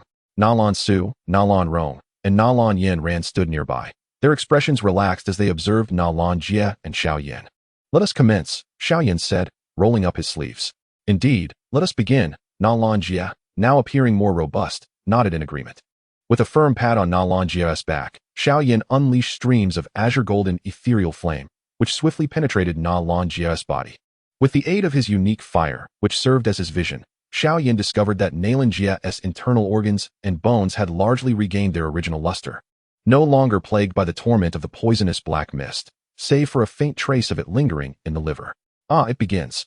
The azure fire, under Xiao Yan's command, transformed into delicate strands of flame that gradually surged towards the last swirling remnants of the black mist within Nalan Jia's body, enveloping and ultimately consuming it. As the final wisp of black mist was devoured by a small serpent of azure fire, an astonishing aura began to awaken within Nalan Jia. It is done, Xiao Yan murmured as he withdrew his hands. At last, that accursed poison has been expelled from the body. Nalan Jia rose, closing his eyes to sense the flow of his do chi, now devoid of the previous stagnation and obscurity, laughing heartily. Congratulations, father, grandfather. Nalan Su and the others rejoiced alongside him. Since Elder Nalan's poison has been completely eradicated, it is time for me to eat. Xiao Yan murmured as he settled cross-legged on the couch. Fire of the unusual kind, appear.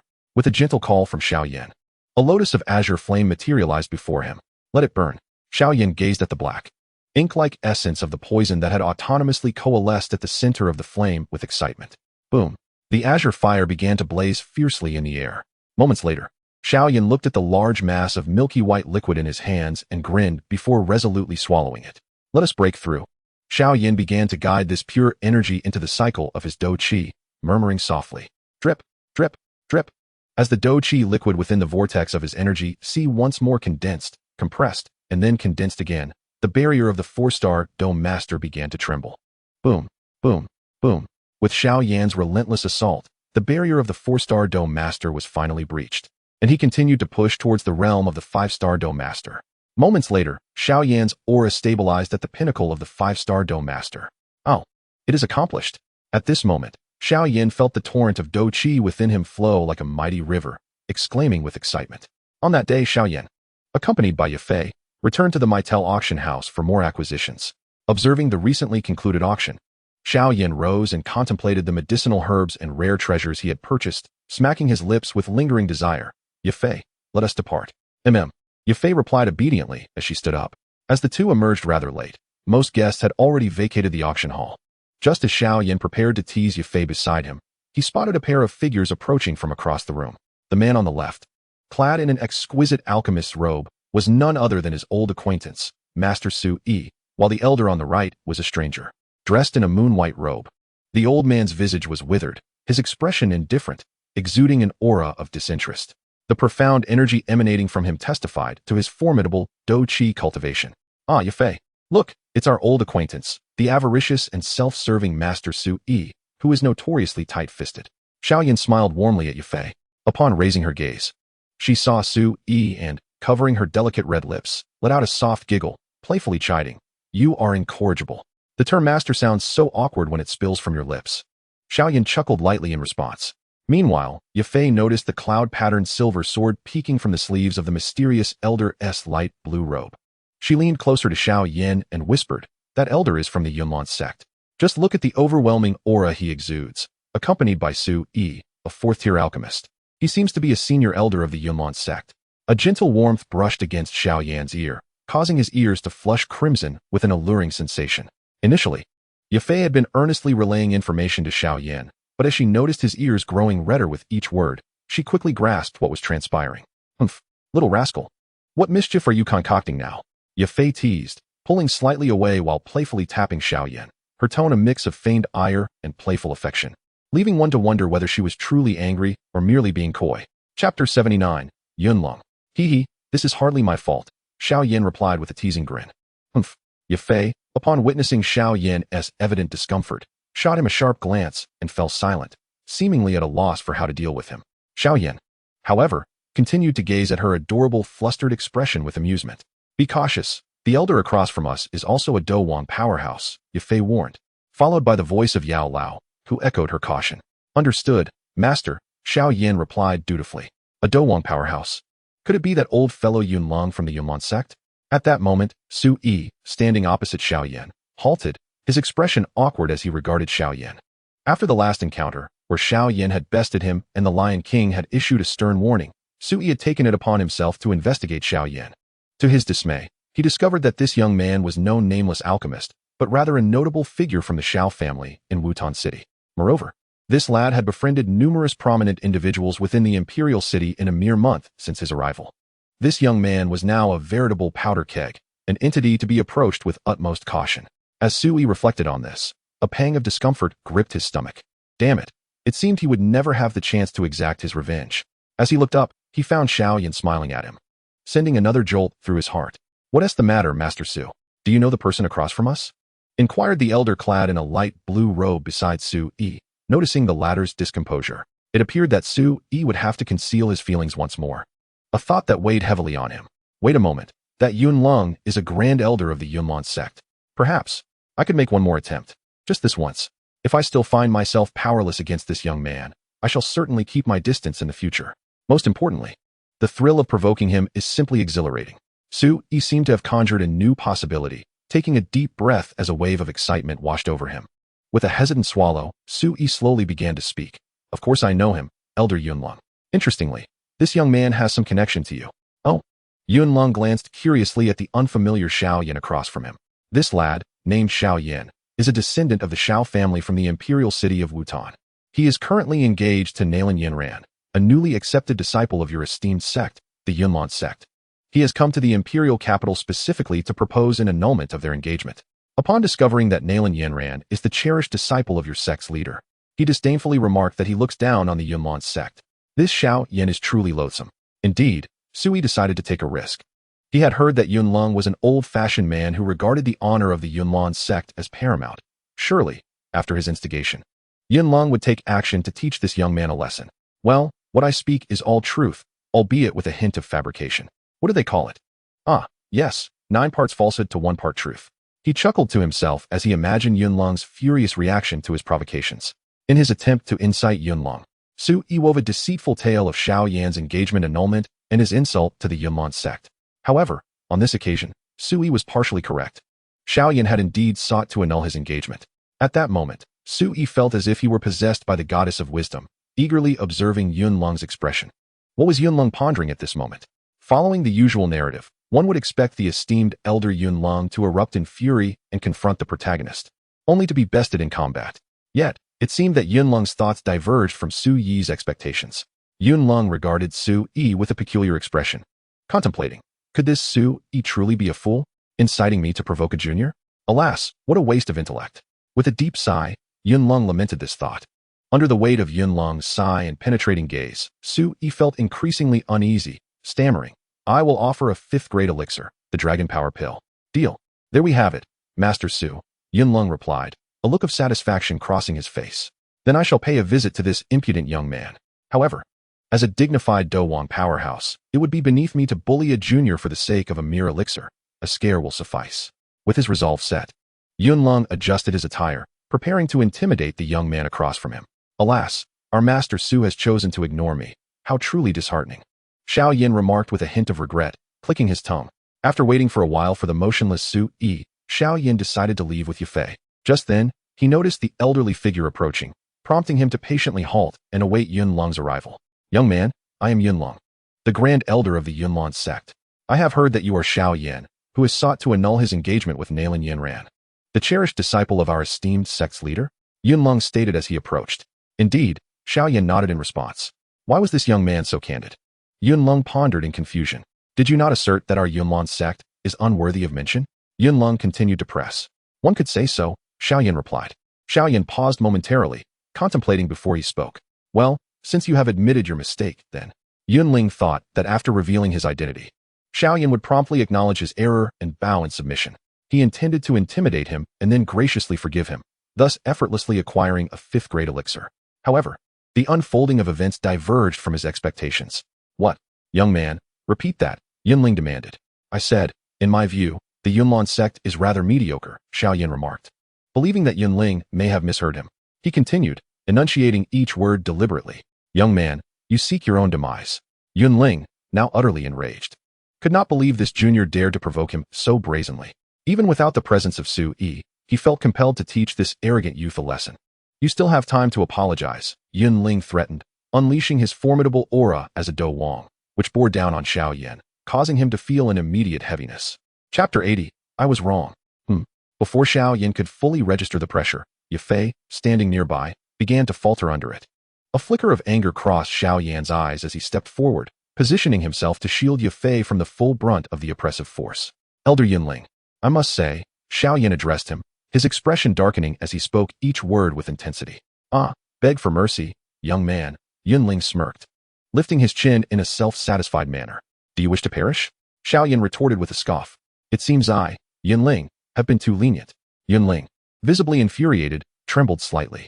He had initially hesitated to act within the confines of the Mitre family's auction house, but now he resolved to strike. His dou qi surged within, and a faint glow ignited in his right palm. He intended to crush this insolent youth with a single blow. There was no way this young man would escape alive.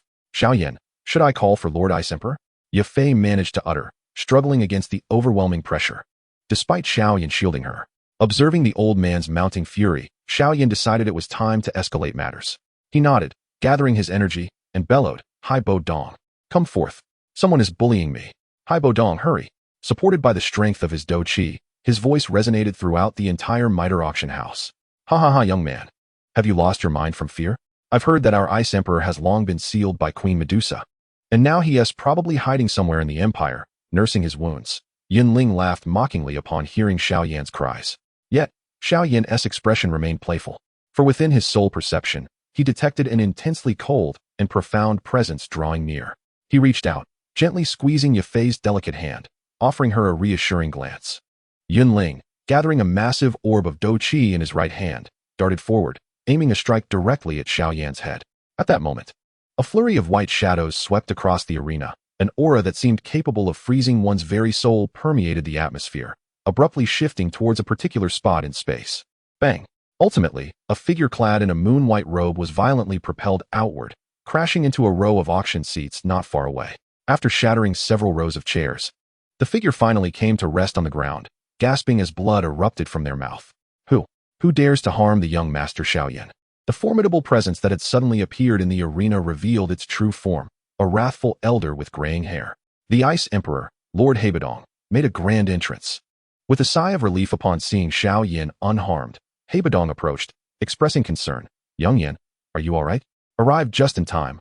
I'm fine, Xiao Yan replied nonchalantly. Then, with a surge of anger, Hebedong shouted, where is that useless Mitelting Shan? Get him out here. Here he comes. A figure adorned with energy wings, exuding immense authority, descended onto the scene, a stern-looking elder, evidently another powerhouse above the Dowang realm. Hebedong. At that moment, Mitelting Shan appeared somewhat disheveled, as if he had hurried over. You fool, what did I instruct you? To take good care of young Yan. How could he be bullied on our family's own territory? You truly are something. Hebadong berated him, his brows furrowed deeply. At this juncture, Maitel Tingshan bore no semblance of the head of one of the three great families of the imperial capital. Faced with the ire of Hebadong, the former patriarch of the Maitel family and a Dohuang powerhouse, he could only lower his head in silence, absorbing the reprimand. After enduring a moment of torment, Maitel Tingshan noticed that Hebadong seemed to be winding down and was about to offer an explanation. Xiao Yan took hold of Yafei's delicate hand, noticing her slightly pale visage, and tenderly infused her with a stream of refined do qi. Impatiently, he interjected, all right, Hebadong. Please rein in your Dohuang aura. You've made Yafei's face turn as white as a sheet. I say you. Just as Hebadong was in the midst of his tirade against Maitel Tingshan, Xiao Yan's words finally prompted him to cease, allowing him to retract the oppressive atmosphere he had cast over the arena. Maitel Tingshan cast a grateful glance at Xiao Yan, wiping the virtual sweat from his brow, and cautiously replied, yes, Elder Hai, I will be more attentive in the future. There will be no future, Hebadong retorted with a fierce glare. Understood, Maitel Tingshan stammered, a bitter smile forming on his lips. Is that not Maitel Tingshan of the Maitel family? To be reprimanded like a child by an elder must indeed be the Ice Emperor.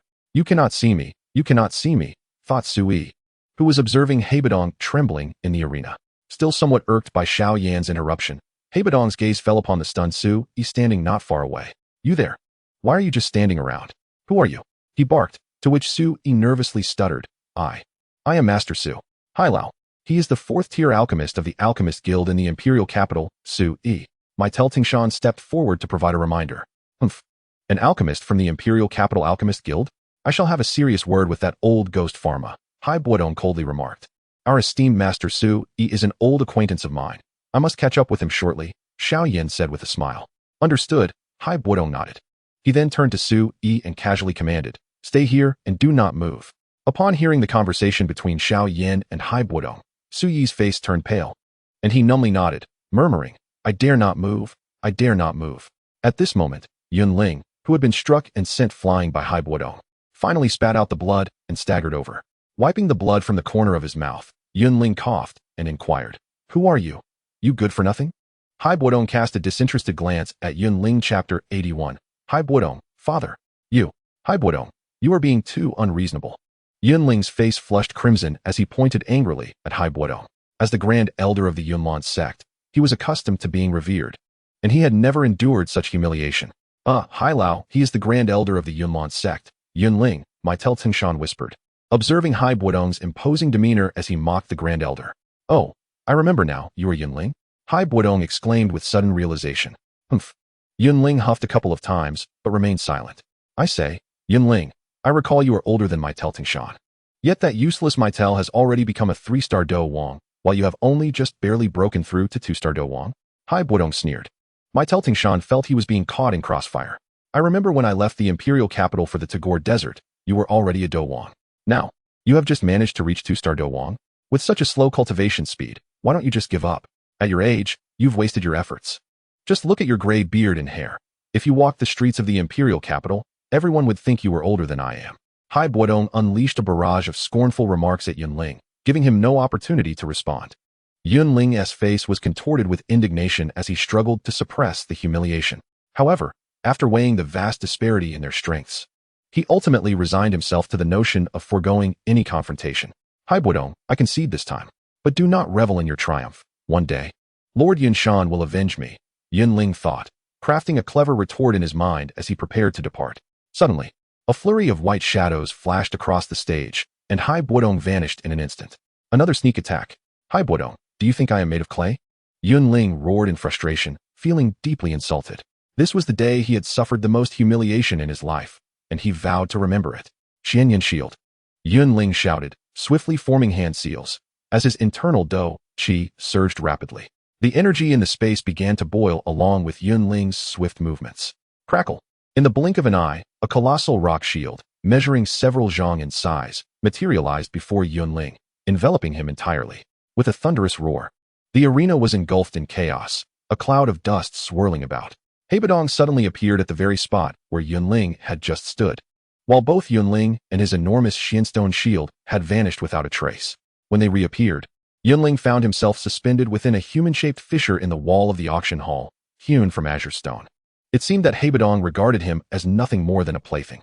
How tiresome, Hebadong remarked with a casual clap of his hands. Damn it. It looks like I'll have to spend a hefty sum on repairs, Bittersweet lamented, surveying the now battered auction hall. What are you anyway? Let that old fool Yunshan come to find me.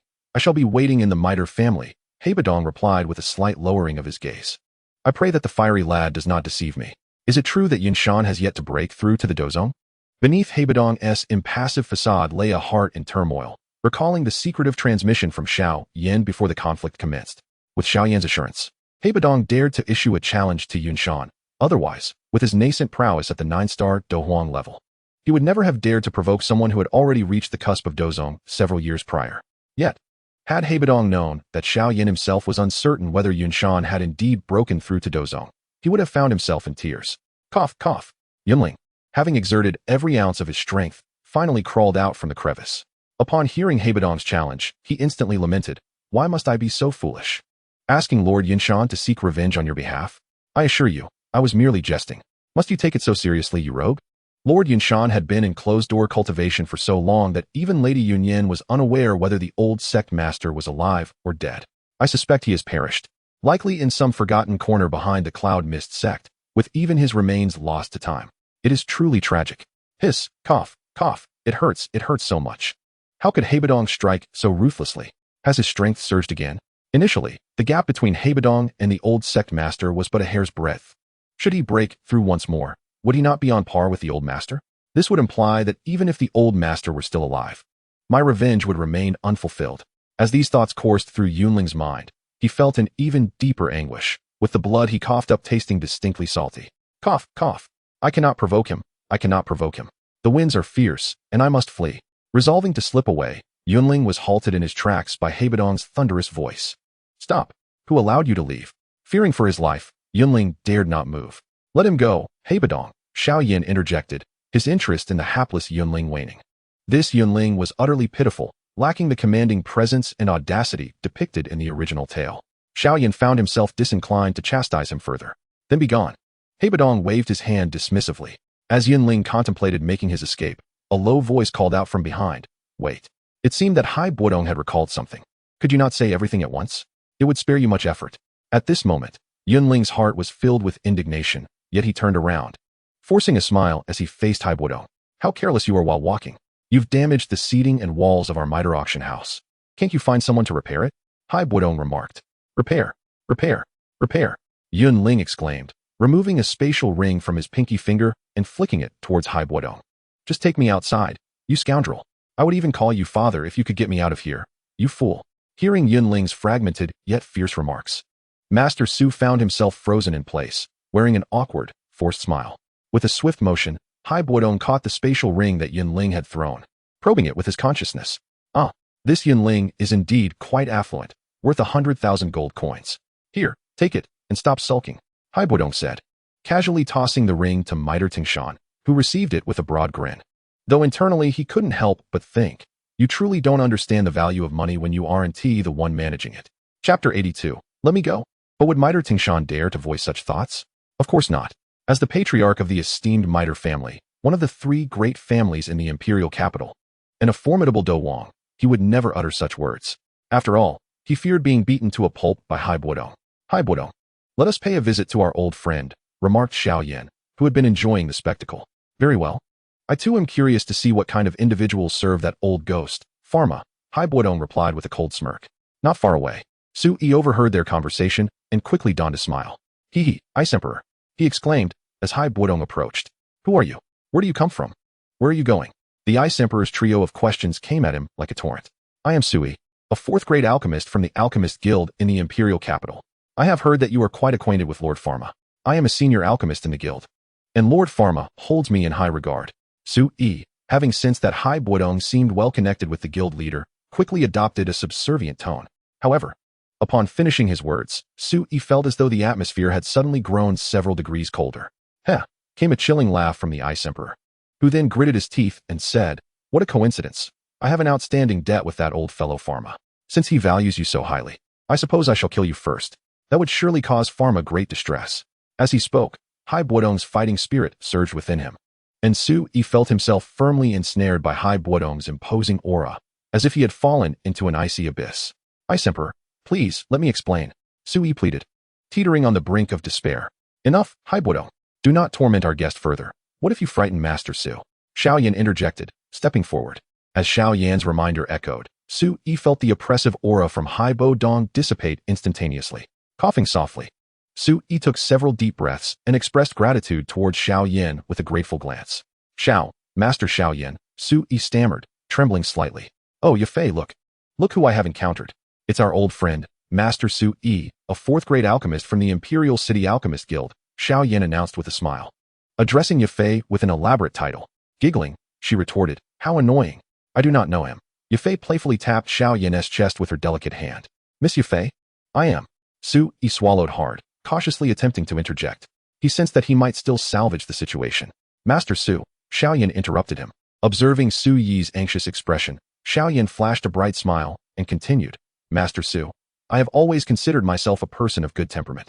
Then, Master Xiao Yan, please let me go. I shall never dare to offend you again, Sui replied, forcing a smile. Instead of expressing displeasure at being rudely interrupted, Xiao Yan cheerfully waved his hand. Master Su, have a bit of patience and allow me to finish. At the same time, I am a man of my word. If I say I will annihilate your entire family, I shall do so without sparing a soul. So, how would you prefer to meet your demise, Master Su? Xiao Yan's smile radiated with an unsettling brightness. And no, Sui stuttered, gazing at Xiao Yan's beaming face. Master Xiao Yan, please spare me. Lord Fa Ma truly values my contributions. I see that you are also an alchemist. I can recommend you to Lord Fa Ma as an honorary elder of the Alchemist Guild. Yes, an honorary elder. I could serve your family for a decade, no? 20 years. Yes, 20 years. Master Xiao Yan, please, just let me go. I promise to keep my distance from you in the future. Feeling that his life was hanging by a thread, Sui frantically made promises, seizing every possible opportunity to survive. The four onlookers regarded Sui, who was now weeping and wailing, with expressions of disdain. It is worth noting that even a fourth-grade alchemist should hold a certain stature in the Imperial City, akin to an elder and master alchemist within the guild. Yet, here he was, utterly shameless and greasy in his demeanor. As the impatience on the faces of the four grew, Sui sensed calamity looming closer. Suddenly, a thought seemed to strike him like a lifeline.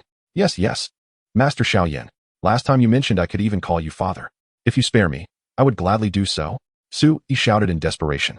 Sighing deeply, Haibo Dong exchanged a glance of exasperation with Mi Te Er Ting Shan. Silence. Xiao Yan, equally astonished, admonished Sui's outburst. To think, Master Su, that I have always regarded you as a friend, and you dare to call me father. Xiao Yan gazed at the slumped Sui with feigned sorrow. In that case. Xiao Yan elongated his voice as he gazed at Sui. Lord Xiao Yan, I knew it.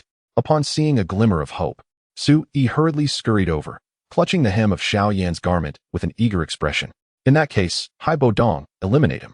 I cannot tolerate such a junior. Xiao Yan lamented to Haibo Dong with a look of regret. All right. Haibo Dong, who had been observing the scene with increasing impatience, stepped forward with conviction. He approached the feeble Sui, a dazzling aura of fighting spirit igniting in his hands, the overwhelming intent to kill suffusing the entire auction hall. No, please. Lord Xiao Yan, Sui, I beseech you, spare me. Sui, feeling the approach of the Ice Emperor and sensing his impending doom, exerted his last efforts to plead. He appeared to realize that among the four, Xiao Yan's opinion held the most weight. Thus he earnestly implored Xiao Yan. He vowed that his current supplication was more sincere than his prayers to the goddess of fortune prior to his ascension as a fourth-tier alchemist. Chapter 83, Fa Ma. Xiao Yan observed Sui, who was lamenting on the ground, and felt that the moment was ripe. He was about to call out to Haibo Dong. However, the entire scenario had been orchestrated by Xiao Yan and Haibo Dong. Initially, Xiao Yan truly intended to eliminate Sui for good. But upon hearing Sui's offer to serve the Xiao clan for 20 years, Xiao Yan suddenly conceived the idea that accepting him might not be a poor choice. The Xiao clan currently had an abundance of low-tier alchemists, but lacked mid to high-tier alchemists. Elder Xiao Yun was merely at the peak of the third tier, so recruiting a fourth-tier alchemist to bolster the clan's alchemy hall would indeed be beneficial. Yet, before accepting him, it was essential to temper Sui, ensuring he learned his lesson. Just as Haibo Dong and Xiao Yan were about to speak, a sudden, aged laughter resonated throughout the hall. Ahem, esteemed guests. Might you grant this old fellow a favor and release Sui? Xiao Yan turned to see an elderly figure at the entrance of the hall. Clad in a purple alchemist robe, his face resembling withered tree bark, exuding a genial smile as he regarded the crowd. Such formidable prowess in an alchemist, surpassing any I have encountered in the Jiama Empire, Xiao Yan mused, captivated by the presence of this mysterious elder. Let me take a closer look, the elder replied, intrigued by Xiao Yan's contemplation. Ah, such pure soul power. It seems to have reached the pinnacle of a 5th-tier alchemist, on the brink of touching the threshold of a 6th-tier alchemist. This must be the strongest foundation of the alchemist guild in the Jiama Empire. Observing the sudden appearance of the elder alchemist, the ancient alchemist remarked, Master, the pinnacle of the 5th tier? That must be Fa Ma, the president of the alchemist guild in the imperial capital. Xiao Yan realized that the elder, steeped in the unique fragrance of alchemy, was indeed the esteemed Fa Ma. The aura of this young lad's soul feels somewhat familiar, reminiscent of an old acquaintance from long ago, the ancient alchemist pondered. An acquaintance? Teacher. It is said that during his youthful wanderings across the continent, Fama encountered an enigmatic elder of immeasurable strength. Intrigued, the elder imparted some alchemical techniques to him, which proved to be immensely beneficial.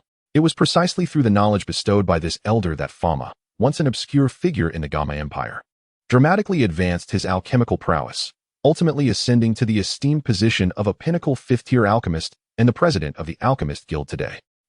Teacher, can you guess who that formidable elder was? Xiao Yan remarked with a knowing smile.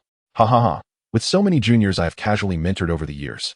How could I possibly remember each one? I don't recall. The elder Yao laughed heartily, clearly enjoying Xiao Yan's playful teasing. Xiao Yan gazed at the elder Yao, who was laughing so heartily he could hardly manage himself. Xiao Yan's prolonged scrutiny caught the attention of the perceptive elder in purple robes. What is this familiar aura emanating from this little fellow? Is it merely my imagination?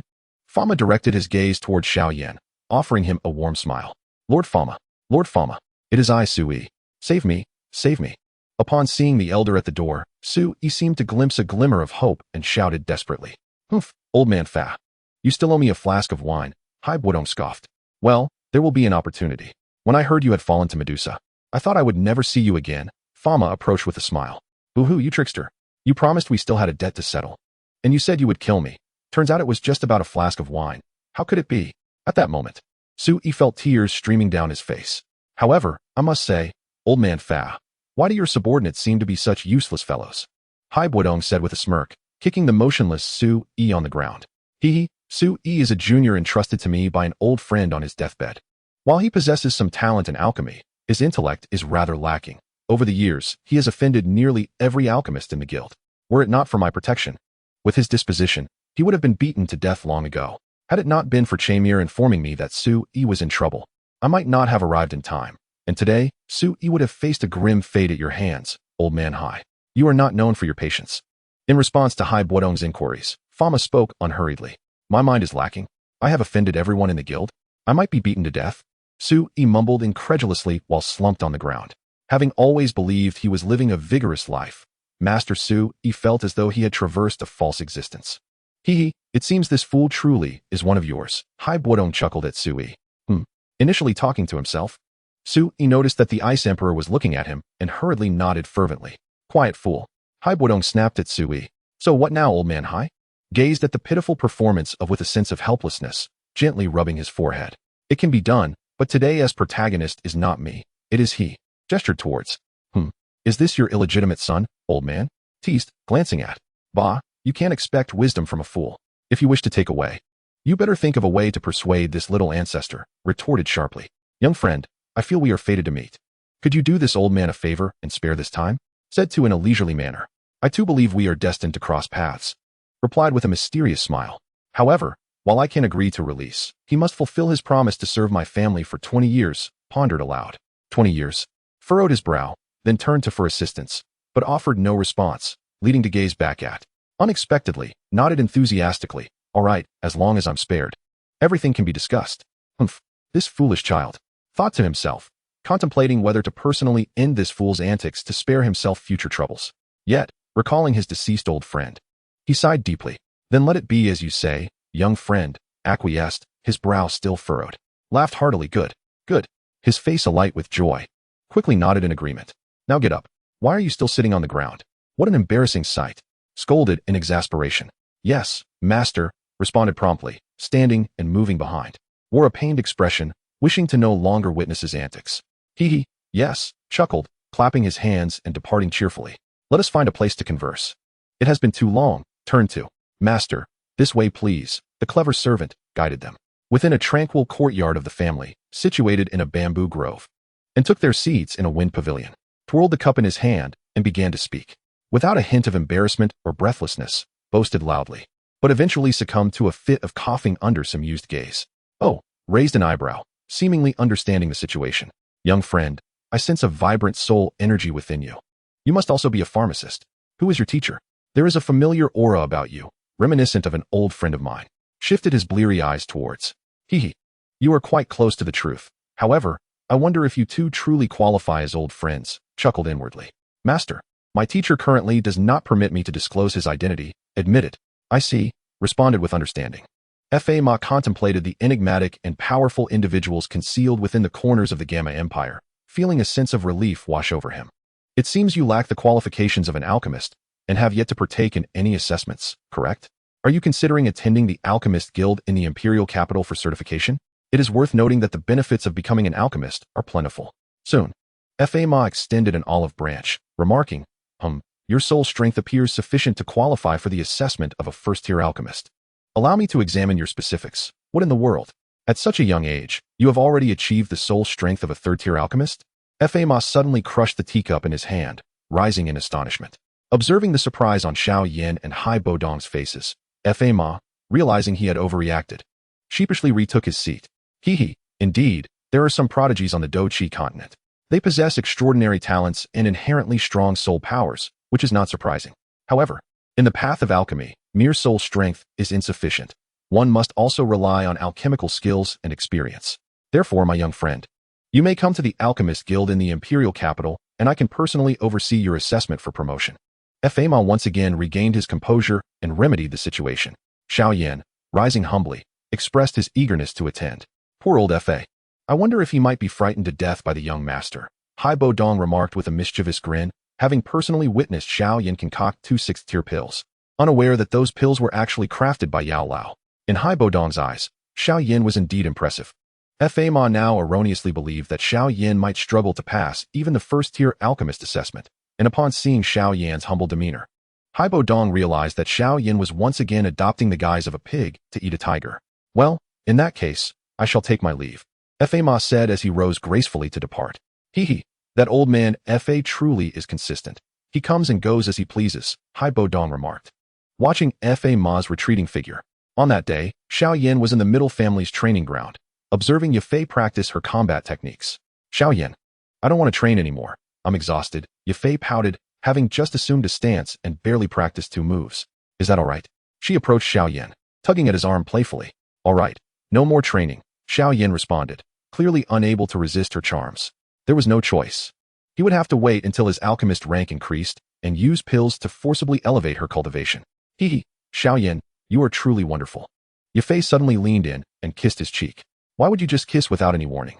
Xiao Yan said, his expression one of displeasure. Who cares what you think? Yafei rolled her beautiful eyes. Just as Xiao Yan and Yafei were lost in their affectionate exchange, an irksome voice interrupted. I say, Yafei, why do you always reject my advances? Is it for this little brat? A few figures appeared outside the training ground, striding towards the two. At the forefront stood a youth, approximately the same age as Yafei, around 15 or 16 years old, though possessing a handsome visage. His pallid and emaciated face marred his overall demeanor, suggesting a life of indulgence. The young man approached, casting a glance at the seemingly ordinary Xiao Yan, and indignantly exclaimed, Why, Yafei, in what regard does he surpass me? My grandfather is an elder of the family, while your deceased parents were merely ordinary stewards within the clan. If you agree to be with me, you shall not be dispatched to some remote auction house of the family in the empire. Instead, you may remain in the capital S auction house for all your days. All you need to do is promise me, and everything will be within your grasp. What is the reason for this, Yafei? The youth's face bore a mix of confusion and anger as he fixed his gaze intently upon Yafei. Chapter 85. The Tale of Leo and Leo. It matters not with whom I associate. Leo, we share no connection. Please depart, Yafei retorted, her delicate hand tightening around Xiao Yan's, her tone charged with emotion, evidently incensed by the man's disdainful reference to her deceased parents. Xiao Yan felt the strength emanating from her grasp. He reciprocated by gently squeezing her slender hand and scrutinizing the young man, named Leo, before him. Yafei's agitated demeanor. with her bosom rising and falling, only intensified Liu's fervent gaze. Very well, Yifei. Since I cannot possess you, then I shall. Liu's eyes burned with jealousy as he observed Yifei's audacity to engage with Xiao Yan. Suddenly, a fierce energy surged forth, and Liu was violently propelled backward, crashing to the ground, blood spewing from his mouth. How noisy, Xiao Yan remarked, retracting his hand and dismissively waving his sleeve. Cough, cough. Useless fool, summon help. Call my grandfather. Liu barked, rising with the assistance of several attendants. Boy, you're as good as dead. Do you know who my grandfather is? Liu trembled as he pointed a finger at Xiao Yan. Oh, who might your grandfather be? An old dog? Xiao Yan replied with a smile. You insolent brat. I will ensure you do not leave the middle family alive today. Liu could hardly believe that a mere wild boy dared to lay hands on him within the confines of the middle family. It was truly a death wish. Then I shall await your esteemed grandfather, Xiao Yan said, sweeping his sleeve and offering Yifei, who appeared apprehensive of Liu's lingering threat, a reassuring glance. Who dares to provoke the middle family? An elderly voice echoed, as a wizened figure clad in a flowing robe, resembling a vulture, strode forward, flanked by several guards. This was Elder Liu of the family council. Yifei, is it you? Liu squinted as he recognized Yifei amidst the commotion. He was aware that the middle family had suddenly opened their training resources to Yifei, although this matter had not been explicitly mentioned to the council. Additionally, he knew that Yifei lacked any training aptitude, leading him to conclude that it was merely a fleeting display of sympathy from the clan leader. Thus, this only served to instill a momentary trepidation in Lord Liu towards her, nothing more. Yifei, I advise you to refrain from seeking trouble. You must understand your own identity. I am a venerable elder of the family council, so withdraw at once. This audacious youth who dares to intrude upon the middle family must be taken away for thorough interrogation. Elder Liu declared with a righteous and indignant tone. Elder Liu, Xiao Yan is a guest of the clan leader. I suggest you grasp your own position as well, Elder Liu. Yifei stepped forward, unwavering and confrontational. A guest? I have never heard of such a thing. Seize him. Elder Liu seemed to find the notion utterly ludicrous, believing it to be merely Yifei's petty trick. Today, he was determined to avenge his grandson. Ha ha ha. If I cannot have it, neither shall anyone else. Beside them, Liu could barely contain his excitement, whispering fervently. Yifei looked at the obstinate Liu, feeling utterly helpless. Unaware of the imminent danger, Xiao Yan's fighting spirit surged within him, weary of the incessant harassment. Surrender willingly. Young man. A fierce glint flashed in Liu's eyes as he prepared to take matters into his own hands. Suddenly, a swift sound pierced the air. Boom. A colossal hand of energy descended from the heavens, propelling the formidable Elder Liu, a master of fighting spirit, away. Spitting blood, Liu gasped. Who dares to assault an elder of the middle family council? He bellowed towards the newcomer. Liu, do you seek death? How dare you attack my guest? A pair of massive, translucent energy wings folded away as the imposing figure of Lord Tingshan of the middle family emerged. Tingshan, I was unaware. Upon recognizing the newcomer, Liu's face turned ashen. Phew, I finally made it in time. If Xiao Yan had suffered any indignities at the hands of family members during these few days, the elder would truly be in peril. Seeing Xiao Yan unharmed, Lord Tingshan exhaled in relief, though his fury only intensified. Clan leader, Liu, nearby, was nearly incapacitated, struggling to maintain his footing. Lord Tingshan cast a disdainful glance at the troublemaking scion of the family, letting out a cold snort. Xiao Yan, are you unscathed? Lord Tingshan approached with concern. I am fine, but had you arrived any later, Yifei might have faced grave consequences. Xiao Yan gestured towards the blushing Yifei. Hee. Xiao Yan's jest elicited an awkward chuckle from Lord Tingshan, who then shot a fierce glare at the waiting Liu. It seemed Tingshan had no desire to spare another glance at the pair of grandfather and grandson, waving his hand dismissively. Clan leader, you cannot do this. I am an elder of the council. Yes, an elder of the council. To expel an elder, a full council meeting must be convened. Your actions are against protocol. I demand a gathering of the entire elder council.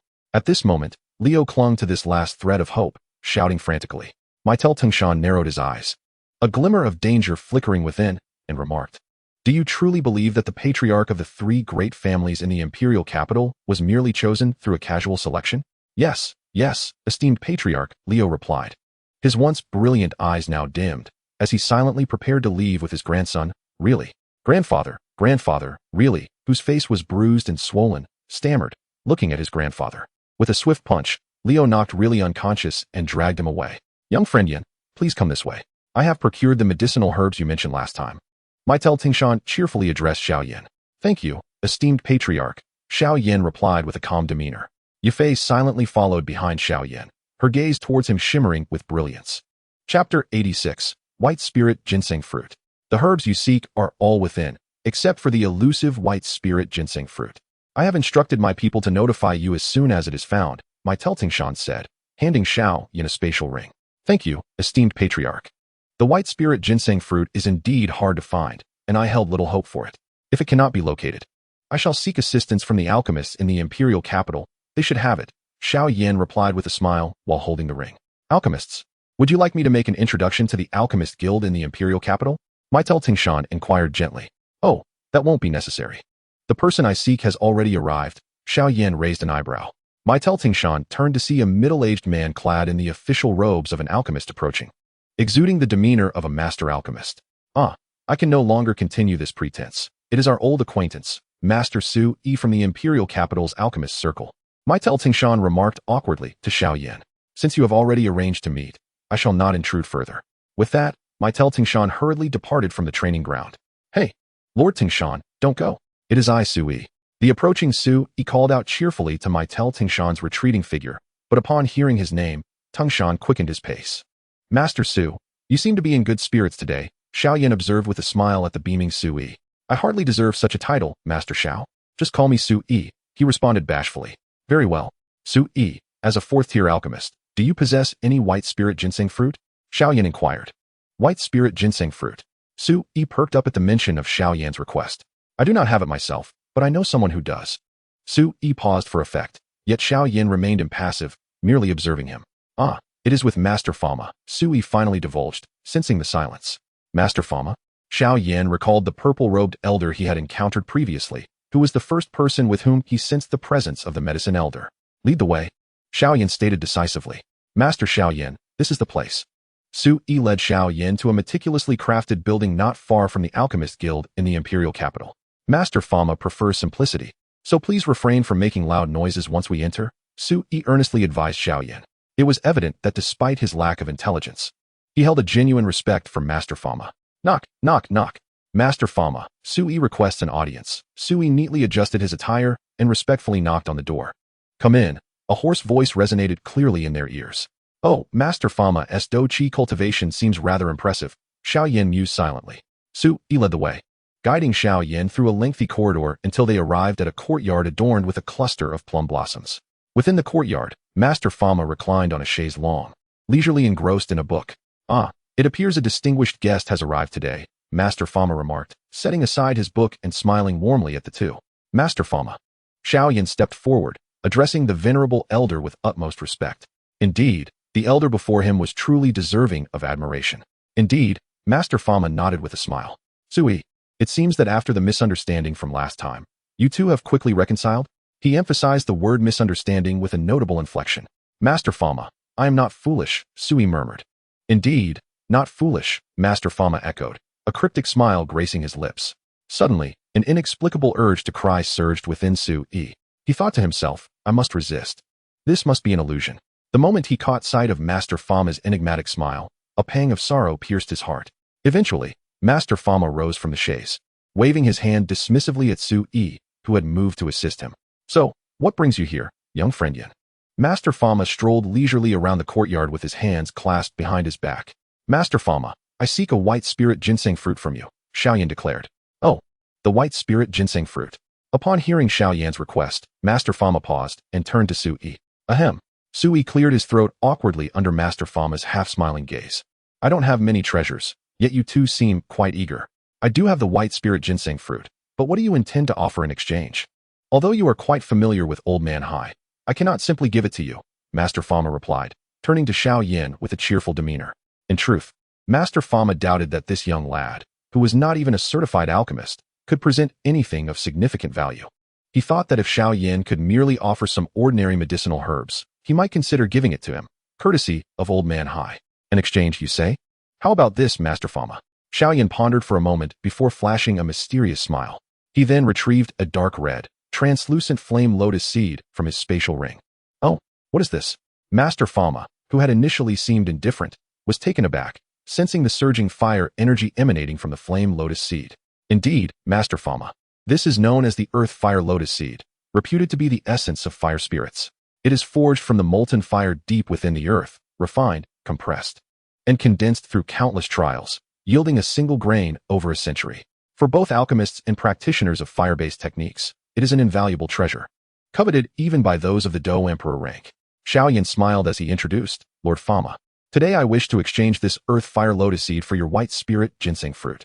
Indeed, this is the earth fire lotus seed, renowned in ancient texts as the essence of fire spirits. I have traversed the entire Jiama Empire without encountering even a fragment. Lord Fama gazed intensely at the earth fire lotus seed in Xiao Yan's hand. It seems that my young friend Yan truly has a mysterious mentor, he chuckled, a glimmer of understanding in his eyes. Haha, Xiao Yan chuckled without hesitation. No, I must decline. Lord Fama reluctantly averted his gaze, unexpectedly refusing Xiao Yan's proposal. Why? This time, Xiao Yan was taken aback. Your earth fire lotus seed is evidently far more precious than my white spirit ginseng fruit. If I were to agree to the exchange, and it came to the attention of Old Man Hai that I took advantage of a junior, I would become the subject of his ridicule, Fama stated seriously, waving his hand dismissively. Lord Fama, the white spirit ginseng fruit is a vital ingredient I urgently require. I implore you to consent to the exchange. Xiao Yan insisted earnestly, bending slightly in his plea. Haha, if Lord Fama truly feels uncomfortable, perhaps you could grant me a favor during my alchemist grade certification exam, Xiao Yan suggested with a grin. Oh, ha ha ha, very well, I shall certainly grant you that favor. Lord Fama laughed heartily in response. Su-yi, go fetch the white spirit ginseng fruit from the third compartment on the left of the wall in my pharmacy. Lord Fama commanded without ceremony. Where's the pharmacy? Su-yi asked, looking bewildered. Get lost. Do you think I am unaware that you have stealthily taken several medicinal herbs from me? Lord Fama glared at Su-yi, clearly displeased. Yes, Lord Fama. Su-yi quickly scurried away, heading towards the pharmacy with an air of familiarity. Sighing deeply, Lord Fama shook his head as he watched Su-yi's retreating figure. Moments later, Su-yi returned, cradling a jade box that appeared to be of excellent quality. Here you go, young friend Yan. Lord Fama gestured as he toyed with the earth fire lotus seed. Upon opening the jade box, Xiao Yan discovered a white fruit, roughly the size of a baby's fist, resting quietly within. Its surface shimmered with a layer of persistent white mist, exuding a refreshing fragrance of herbs. Thank you, Lord Fama, Xiao Yan expressed with a respectful bow. However, Xiao Yan had another significant gift to present to Lord Fama. He smiled knowingly. Well, there is yet another gift. Another gift? Lord Fama now looked forward to what this enigmatic young man had to offer. Please, young friend Yan, do share, Lord Fama encouraged. Fama approached. His interest in Xiao Yan piqued, reminiscent of the first time he encountered Xiao Yan, who radiated an enigmatic aura that was both alluring and elusive. Lord Fama, please, Xiao Yan said, and as his words fell, the energy surrounding him abruptly shifted, transforming from vibrant vitality into a profound and mysterious presence. What could this mean? The once smiling Fama's expression suddenly shifted to one of utter astonishment, as an overwhelming aura of a high-ranking Do Wang enveloped the entire courtyard. With a resounding crash, the plum trees in the courtyard seemed to be struck by an invisible force, their proud blossoms instantly withering, leaving only bare branches. Thud. Even Su-yi, whose Do Qi had reached the level of Do Ling, could not withstand this sudden surge of formidable energy and found himself awkwardly kneeling on the cold stone floor of the courtyard. What was this mysterious presence that had materialized? How could the typically composed Lord Fama display such shock? Even when the news of Dan Wang Gu surpassing him to become a 6th-tier alchemist had reached him, Fama had not reacted in such a manner. Su-yi gazed in horror at Fama, who was now wide-eyed with disbelief. The invisible yet powerful energy, upon encountering Xiao Yan, seemed to glide past him like an unseen shield. Yet, at that moment, both Fama and Su-yi were too preoccupied to notice this extraordinary scene. Fama, now unusually flustered, murmured, So it is. I should have anticipated this. After a moment of bewilderment, Fama appeared to regain his composure, retracting his uncontrolled aura, ignoring the disheveled Su-yi beside him. He hesitated for a moment, his gaze complex as he addressed Xiao Yan. So, young friend, you are the disciple of that esteemed individual from years past? His anxious expression was far from that of a president of a national alchemist guild. Instead, it resembled a country bumpkin seeking an audience with a supreme being from a holy city. Indeed, Lord Fama, Xiao Yan replied with a bemused nod. Oh, I have finally found it, Fama murmured, as though he had exhaled a long-held breath after receiving Xiao Yan's affirmation. This prompted memories of his own past encounter with that esteemed individual to resurface. At that time, Fa Ma was merely an ordinary first-tier alchemist within the Jiao Ma Empire, where there were still thousands of alchemists of the same rank. Coming from humble beginnings and lacking a renowned mentor, his progress in alchemy had been slow. In his quest for advancement, Fa Ma decided to embark on a journey, seeking opportunities for breakthrough in nearby nations. One day, while gathering medicinal herbs in a valley, he encountered a mysterious figure, and everything changed. This enigmatic individual was a master alchemist of unknown rank, whose alchemical skills were astonishing. Sensing Fa Ma's own potential as an alchemist, the master permitted him to remain by his side for 3 days in the valley. During that brief period, the knowledge imparted by the master, shared spontaneously, proved to be immensely beneficial to Fa Ma. It was during those 3 days that Fa Ma came to comprehend the essence of a master alchemist and the true nature of alchemy. The soul of an alchemist is categorized into 4 realms, and in the midst of the powerful figures in the central planes. After 3 days, that enigmatic figure gracefully departed, leaving Fa Ma unaware of the name of this illustrious being. It was only upon reaching the pinnacle of a 5th-grade alchemist that he realized the terrifying prowess of the mysterious individual he had encountered years ago. Xiao Yan smiled at Yao Lao, saying, "Master, it seems that Lord Fa Ma is reminiscing about you." "Unruly disciple. What do you mean by reminiscing?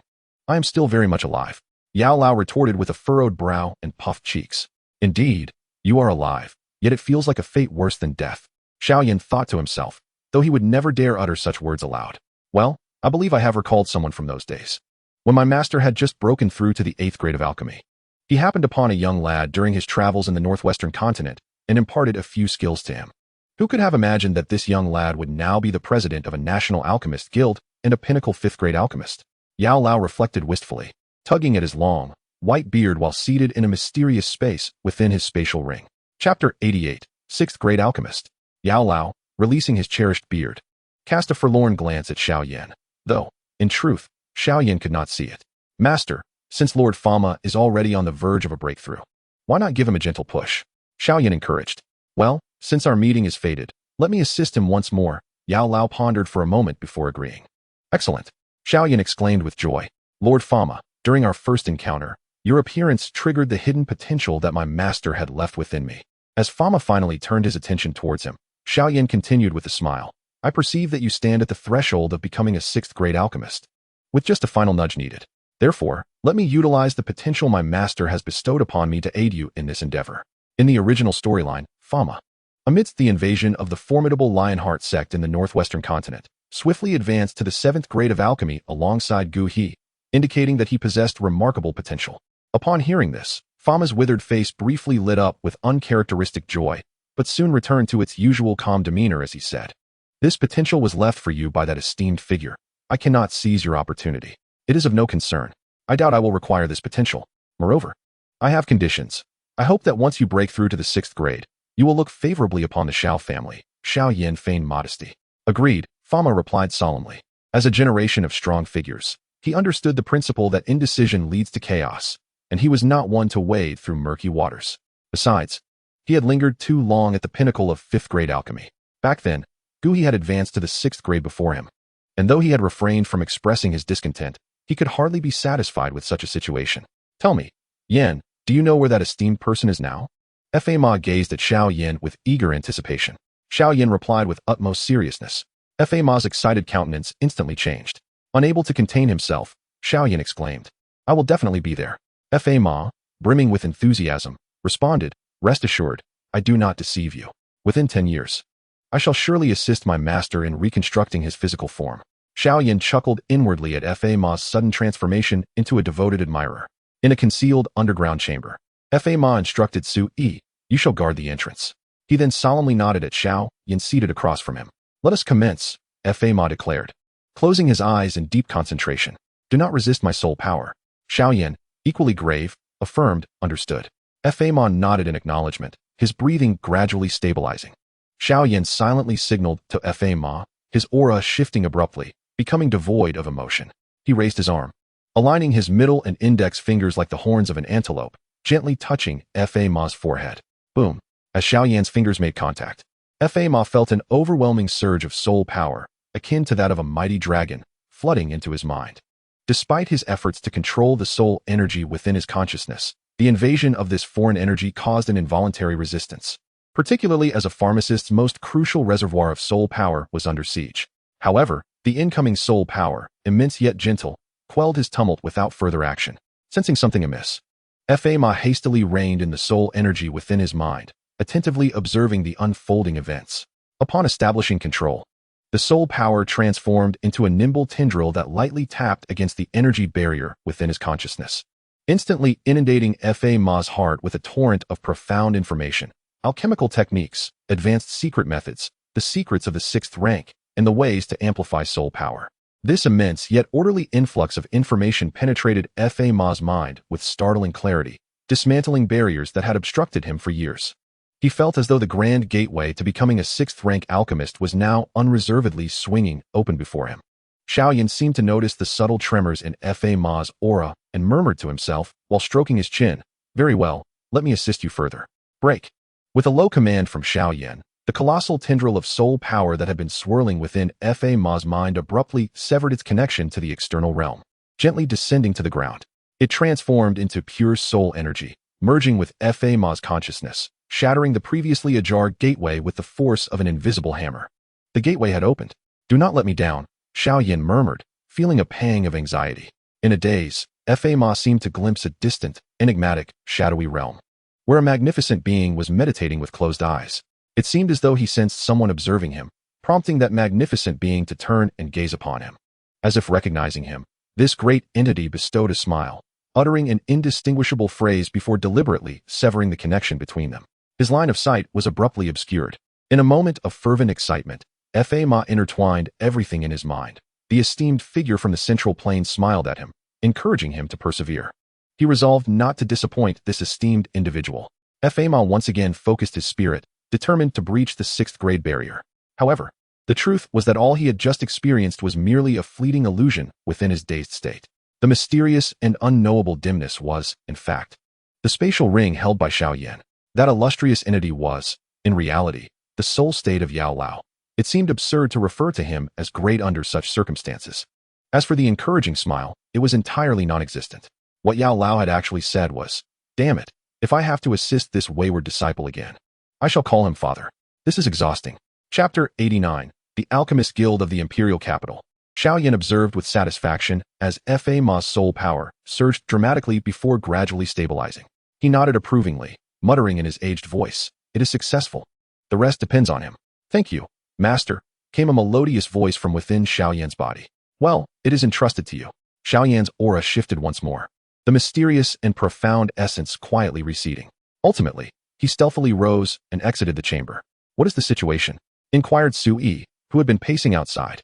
Upon seeing Xiao Yan emerge, "Lord Ma is solidifying his realm. Let us wait a while longer," Xiao Yan replied softly. "Indeed," Sui nodded, excitement evident in his expression. A day later, the door to the chamber opened quietly, revealing Ma clad in a purple robe, his divine light restrained. "Words cannot express my gratitude, young friend Yan," Ma said, firmly squeezing Xiao Yan's shoulder. Xiao Yan chuckled lightly, while Sui rushed over, exclaiming, "Lord Ma has finally broken through to the 6th grade. Ever since Dan Wang Guhi achieved this level, there has been a prevailing sentiment within the Alchemist Guild. It is time to reveal who truly holds the title of the foremost alchemist in the empire. Let it be. I do not intend to disseminate news of my breakthrough just yet. It is best to keep it under wraps for the time being." Ma pondered for a moment. "Hee, I understand. You wish to play a clever trick on Guhi." Sui seemed to grasp the implication instantly. Ma looked at the foolish youth before him, a mix of amusement and exasperation evident in his expression. "So, when will young friend Yin come to the guild for the assessment? With me as your president to ensure your success, you are bound to pass," Ma jested. Although he was aware that the master's disciple would not disappoint in alchemy, he eagerly anticipated Xiao Yan's performance. "Perhaps tomorrow," Xiao Yan contemplated before responding. "Oh, then I shall await your esteemed presence at the guild tomorrow," Ma exclaimed with hearty laughter. In a vast street adjacent to an immense and ancient building within the imperial capital, on this day, the esteemed vice president of the apothecary guild in the capital, Xun'er, rose early to prepare for a special certification examination for alchemists, as summoned by the guild's president, the venerable Master Pharma. Xun'er, intrigued yet perplexed by Pharma's specific request, pondered the significance of this examination. Who could it possibly involve? He had not heard of Pharma having particularly close juniors. Could it be someone from the royal family? While deep in thought, the doors to the assessment hall swung open, revealing Pharma and Sui entering in succession. "Master Pharma," Xun'er greeted respectfully, bowing as the venerable elder approached. Notably, Pharma appeared more vibrant today. His aura markedly different from his usual deep, ocean-like presence. Xun'er couldn't help but notice this peculiarity. Ah, Xun'er. It seems your aura suggests you are on the verge of a breakthrough. Soon you shall attain the 5th rank. A jovial voice interrupted Xun'er's musings. Yes, Master Pharma. Within these past 6 months, Xun'er replied, dismissing his earlier distractions with newfound confidence. Excellent. Keep it up. Xun'er, Pharma encouraged with a warm smile. How is the preparation for the examination progressing?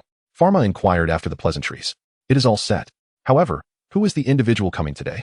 Surely you need not personally attend to them, even if they are of royal lineage, Xun'er questioned, puzzled. Ah, you shall soon discover. They are quite an interesting little fellow.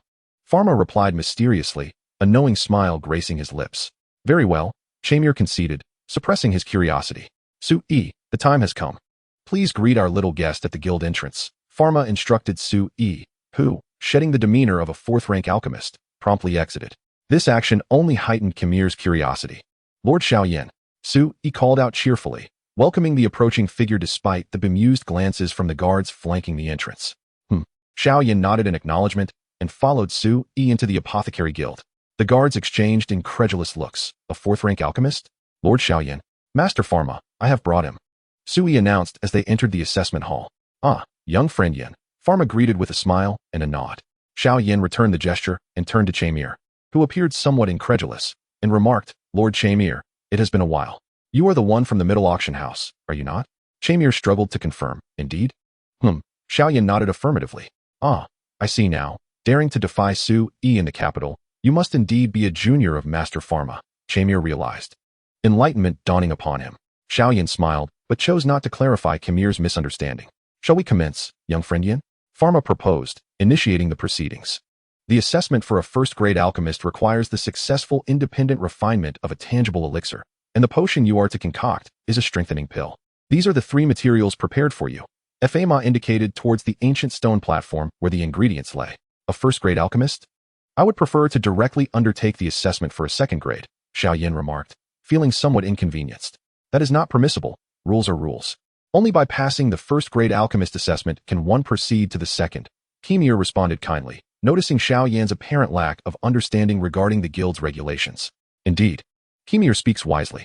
It is best not to be overly ambitious at this stage, even if you do have a reputable mentor guiding you, Fama suggested, eyeing Xiao Yan's youthful countenance with a hint of concern. Observing Fama's seemingly helpless expression, Xiao Yan could only sigh in resignation. Then let us commence.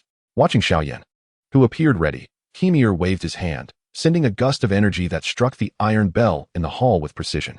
Standing before the stone platform, Xiao Yan gently tapped the cauldron, causing a mischievous purple flame to rise from it. Summoning true fire?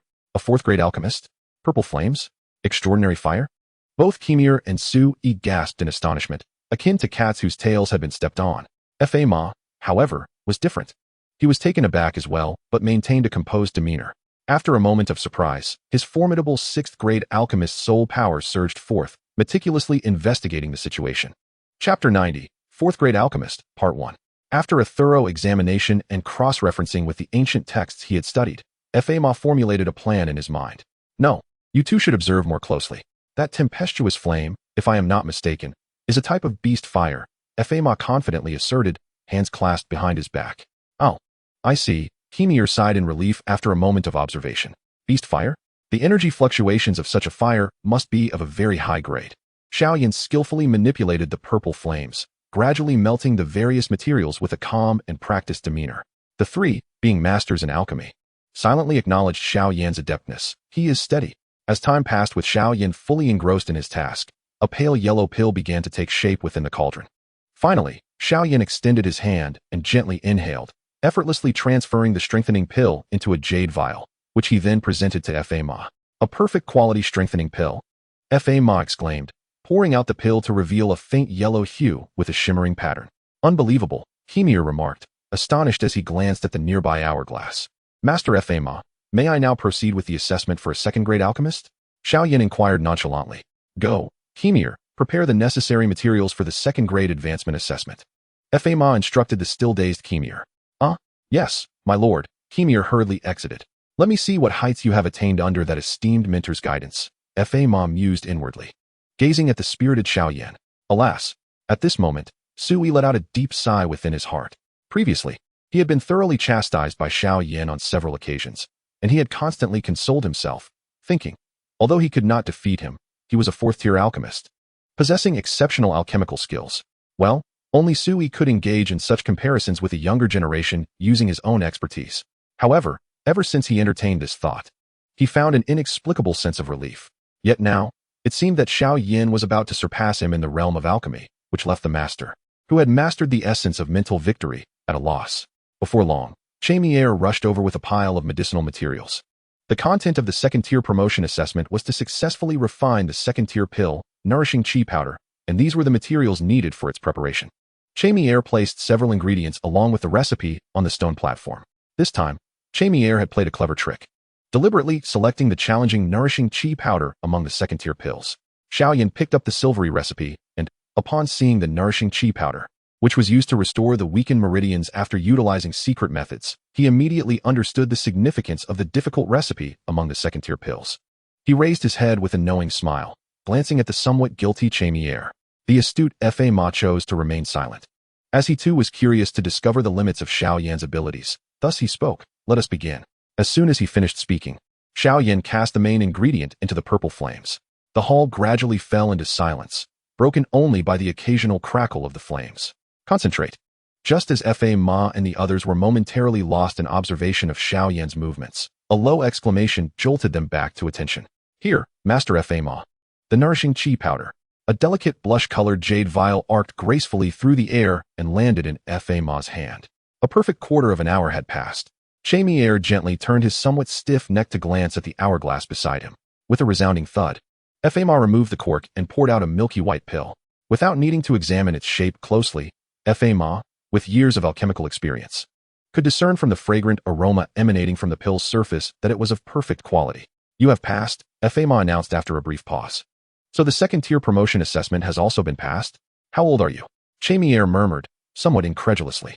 17 years old, Lord Xun'er. Xiao Yan replied with a smile. 17?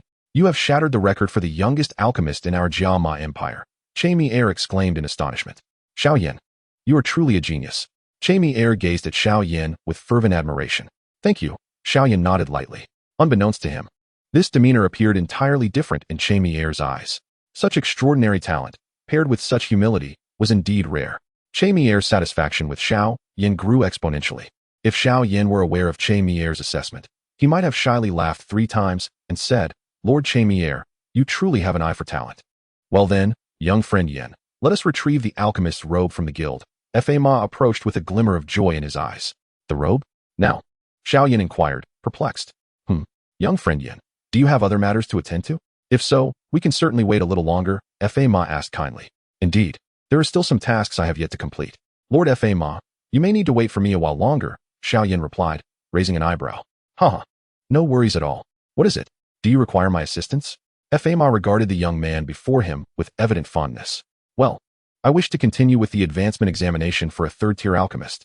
I kindly ask, Lord Fa Ma, if you could prepare the examination content for the 3rd-tier advancement. Xiao Yan stated with a calm demeanor. Haha, very well. What? The 3rd-tier advancement examination? Fa Ma's eyes widened in shock. Yes, Lord Fa Ma. I wish to continue participating in the examination for the 3rd tier. Xiao Yan slightly bowed his head. 3rd tier. Kimir's expression turned vacant. After a moment's contemplation, Kimir kindly cautioned. To speak frankly, I have encountered many talents like Xiao Yan. However, such prodigies often suffer from an overabundance of self-confidence regarding their abilities. I believe Xiao Yan undoubtedly possesses the potential to advance to a 3rd-tier alchemist, yet he is but 17 years old. Even if one were to start learning alchemy from the womb, can one truly expect to break through to the 3rd tier in just 17 years? Alchemy is not so easily mastered. Chapter 91, 4th-tier alchemist, Part 2. If the path of alchemy were so simple and smooth, why would I still be delving into this craft? How could I possibly have only reached the 4th tier at my age? That would mean I have wasted my years. Thus, Kimir genuinely cherished Xiao Yan's talent and spoke out of concern. Should Xiao Yan, in his youthful exuberance, insist on pursuing the 3rd-tier advancement examination, and should he fail? No. It is not a matter of if. Failure is inevitable. What would happen to him afterward? If he were to fall into despair, the alchemical world of the Jiamar Empire would lose a prodigy. With this troubling thought, Kimir let out a long sigh, lamenting the nature of young talents. Oh, Let us elder folk impart our wisdom and counsel him once more. Truly, it is exhausting to worry so. Strength requires time to mature. Thus, young friend, Yin should return after 2 years. Kimir's gaze softened as he looked at Xiao Yan. No, I believe he should give it another try, Sui interjected. Silence. Sui. Fa Ma barked, causing Sui to become flustered. Xiao Yan initially cast a bemused glance at Sui, who was left tongue-tied, before turning to Kimir and Yao Lao with resolute determination, stating, I have made up my mind. I implore both of you. Kimir, go ahead. Let this examination be focused on crafting the qi-gathering powder, Fa Ma said, observing Xiao Yan's unwavering spirit. Inwardly, Fa Ma sighed, thinking that a setback might serve to temper Xiao Yan's resolve. Thus, he immediately designated the examination task as the independent and successful refinement of the gathering qi pill, hoping to intimidate Xiao Yan into retreating. Let us commence, Fama uttered softly, observing the materials and alchemical formula that Simir had procured on the stone platform. Bang! A violet flame once again surged within the cauldron, marking the official beginning of the refinement process for the gathering qi pill. Sui, noticing the noticeably slowed movements of Xiao Yan, could not help but feel a sense of secret delight, thinking, Haha, let us see how you flaunt your prowess this time. Suyi's gaze was firmly fixed on the bewitching violet flames dancing within the cauldron, and for a moment, he became completely entranced, gradually losing himself in its mesmerizing allure. Suddenly, in a daze, Sui jolted awake. He glanced at Xiao Yan, who had already ceased his actions, while Fama and Simir appeared to be huddled together, seemingly engrossed in a conversation of their own. Haha, this young lad has finally faltered. Lord Fama should offer him some comfort. Ah, it is time for Master Su to step in and console this young man, he mused, chuckling to himself as he approached Fama and Simir. Lord Fama, has my young friend Yin failed? No worries, after all. As he spoke, Su Yi's radiant smile faded as he noticed a verdant pill, the size of a dragon's eye, lying quietly in the dry palm of Fama's right hand. Both Fama and Simir were silently observing it. Recognizing the faintly shimmering alchemical patterns on the pill, Sui realized that the gathering qi pill had undoubtedly been successfully refined. Even if he had personally attempted it, he could not have achieved such quality. Well, it seems I am shamelessly embellishing my own reputation. Were I to attempt it, I could not reach this level, he thought. Lord Fama, does this count as a successful refinement? Xiao Yan humbly inquired, not fully grasping the situation. Cough, it is successful. Fama replied, his expression slightly complex as he cast a glance at Xiao Yan. Thank you, Lord Fama, Xiao Yan exclaimed with joy. Do not mention it. Young friend Yin, shall we proceed? Oh, but you still need to continue with the advancement assessment for the 4th grade alchemist, do you not? Fama seemed to recall something and inquired with a hint of concern. Haha, is it a bother, Lord Fama? Xiao Yan asked, averting his gaze shyly. Not at all. Simir, please make the necessary preparations, Fama replied nonchalantly. Oh. Simir, still dazed from the shock, staggered towards the exit. Simir, Xiao Yan called out, as if remembering something.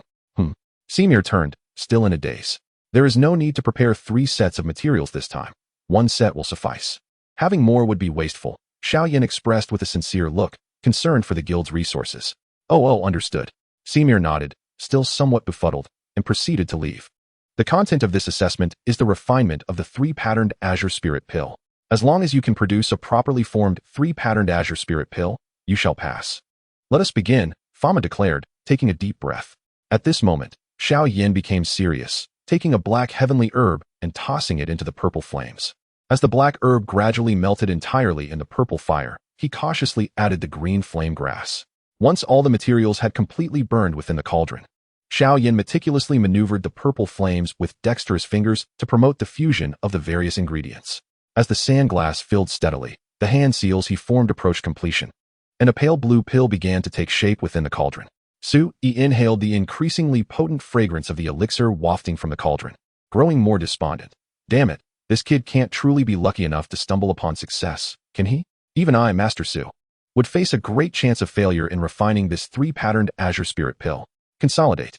Just as Sui was lost in thought, a crisp voice pierced the atmosphere. Yet, the term consolidate, usually cherished during alchemical practices, now felt like a dagger to Su Yi's heart. Fa Ma and Xun'er, noticing the activity of Xiao Yan consolidating the pill, focused intently on the cauldron. Inside, a pill the size of a longan was rapidly taking shape, becoming increasingly smooth and round under Xiao Yan's skilled hands. Fa Ma smiled and remarked, Ah, it seems the pill is about to be formed. Xun'er, as we agreed, if he succeeds in forming the pill, it counts as a pass. Wait, Lord Fa Ma, pay close attention to the surface of the pill. Xun'er, observing the pill with great scrutiny, suddenly turned to Fa Ma, urgency in his voice. Fa Ma focused his gaze, only to see a silver wave-like mark sweep across the surface of the pale blue pill. A ring of pill patterns emerged, indicating that young friend Yan's abilities are not to be underestimated. Fa Ma murmured upon witnessing the silver markings. Reveal. Just as Fa Ma and Xun'er were discussing, a new development unfolded. After consolidating the pill, Xiao Yan did not cease his efforts. Instead, he pointed at the cauldron once more, summoning a ghostly golden flame that soared anew. This lad is still holding back, revealing a second beast fire. What a treasure this young friend possesses. Xun'er remarked enviously, gazing at the ghostly golden flame within the cauldron. However, Fa Ma's expression was somewhat peculiar, as this flame evoked a strange sensation within him. Manifest, second pill pattern. With Xiao Yan's low command, the second silver pill pattern appeared quietly. Is it finally coming to an end?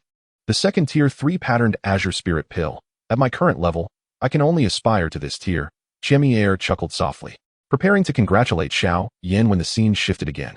Reveal. Xiao Yan extended his hand once more, gently pointing at the cauldron. Bang! A deep azure flame quietly emerged within the cauldron. The moment this flame appeared, both Fa Ma and Xun'er felt the beast fires concealed within them stir restlessly, leading to a flurry of activity as they struggled to calm the internal turmoil. At that moment, Fa Ma and Xun'er exchanged bewildered glances, each face marked with shock. Lord Fa Ma, what was that sensation just now? Xun'er swallowed hard, casting a tentative glance at Pharma. The extraordinary fire was said to command all flames, yet he never anticipated encountering it within the borders of the Gamma Empire. After a prolonged silence, Pharma finally spoke. Indeed, the mark of poison on Nalan Yanran, Xiao Yan, and the extraordinary fire. With a keen mind, Pharma swiftly connected the dots, murmuring to himself. Lord Pharma, it is said that the mark of poison on Nalan Yanran, which even the esteemed Dan Wanggu he could not resolve, has recently been lifted. Could it be Xiao Yan's doing? Under Pharma's prompting, Xun'er's pupils constricted, evidently making the same connection. Let us not speak of this matter any further, Pharma interjected suddenly. Understood, Lord Pharma, Xun'er responded, acknowledging the sentiment. Boom. Just as the two were engaged in their hushed discourse, the medicinal cauldron at the center of the stone platform could no longer withstand the searing heat of the extraordinary fire and erupted, scattering countless shards of the cauldron outward. Fortunately, the 4 individuals present possessed considerable fighting spirit, and none were injured. This is bad. The furnace has exploded. The material of the guild's cauldron cannot endure the flames. Xun'er exclaimed anxiously. Ah, what a pity. It seems this young man aimed to concoct the highest grade 3 pattern Xingling pill. Even I lack the confidence to succeed in such an endeavor. Failure in the 4th grade advancement assessment is inevitable, Pharma remarked, stepping forward with an expression of regret. Xun'er's countenance mirrored that sentiment, while he too felt a pang of sorrow. Despite the secret thrill coursing through him, he dared not express it, for he was terrified of Xiao Yan. Not at all. Look at this, as the smoke cleared, revealing the figures on the platform. Xiao Yan, standing before the stone platform, smiled gently, extending his pristine right hand, palm gradually unfolding. Resting within his palm was a pale blue pill, roughly the size of a longan. Quietly nestled, Xiao Yan's complexion was pale, and he approached unsteadily, presenting a jade vial to Pharma. Even with his robust physique, he struggled to endure the intensity of the alchemical process. Pharma received the vial calmly, pouring out the 3 pattern Xingling pill. Noticing the faintly visible 3 circles of silver patterns on the pill's surface, Pharma inhaled deeply, declaring, Congratulations, young friend Yan. You have successfully passed the 4th grade alchemist advancement assessment. Indeed, having passed, this journey has not been in vain, Xiao Yan replied with a slight squint and a smile. A 17-year-old 4th grade alchemist? Xun'er gazed at Xiao Yan, feeling as though all before him was but a dream poised to shatter. Xun'er, please fetch the guild's alchemist robe, Pharma instructed. Wait a moment, Lord Xun'er. Xiao Yan called out, halting him. What is it, young friend Yan? You do not intend to participate in the 5th grade advancement assessment, do you? It should be noted that the 5th grade assessment requires the assembly of all 4th grade and above alchemists from the imperial capital, followed by a series of intricate evaluations, Pharma cautioned, half-jokingly adding, and please, young friend Yan, do not frighten this old man further. I still wish to live a few more years. Xiao Yan smiled at the 3 who appeared as startled as a bird in flight. Phew! As Xiao Yan's denial echoed, a collective sigh of relief escaped the 3. Their expressions easing considerably. That's good, Fa Ma remarked with forced laughter. In their minds, both Xun'er and Su silently scoffed. Do you really think you're not a monster? Xiao Yan felt a tad embarrassed as he expressed his desire for the two esteemed figures to keep his recent promotion to a fourth-grade alchemist a secret, suggesting to the outside world that he was merely a second-grade alchemist. Second grade?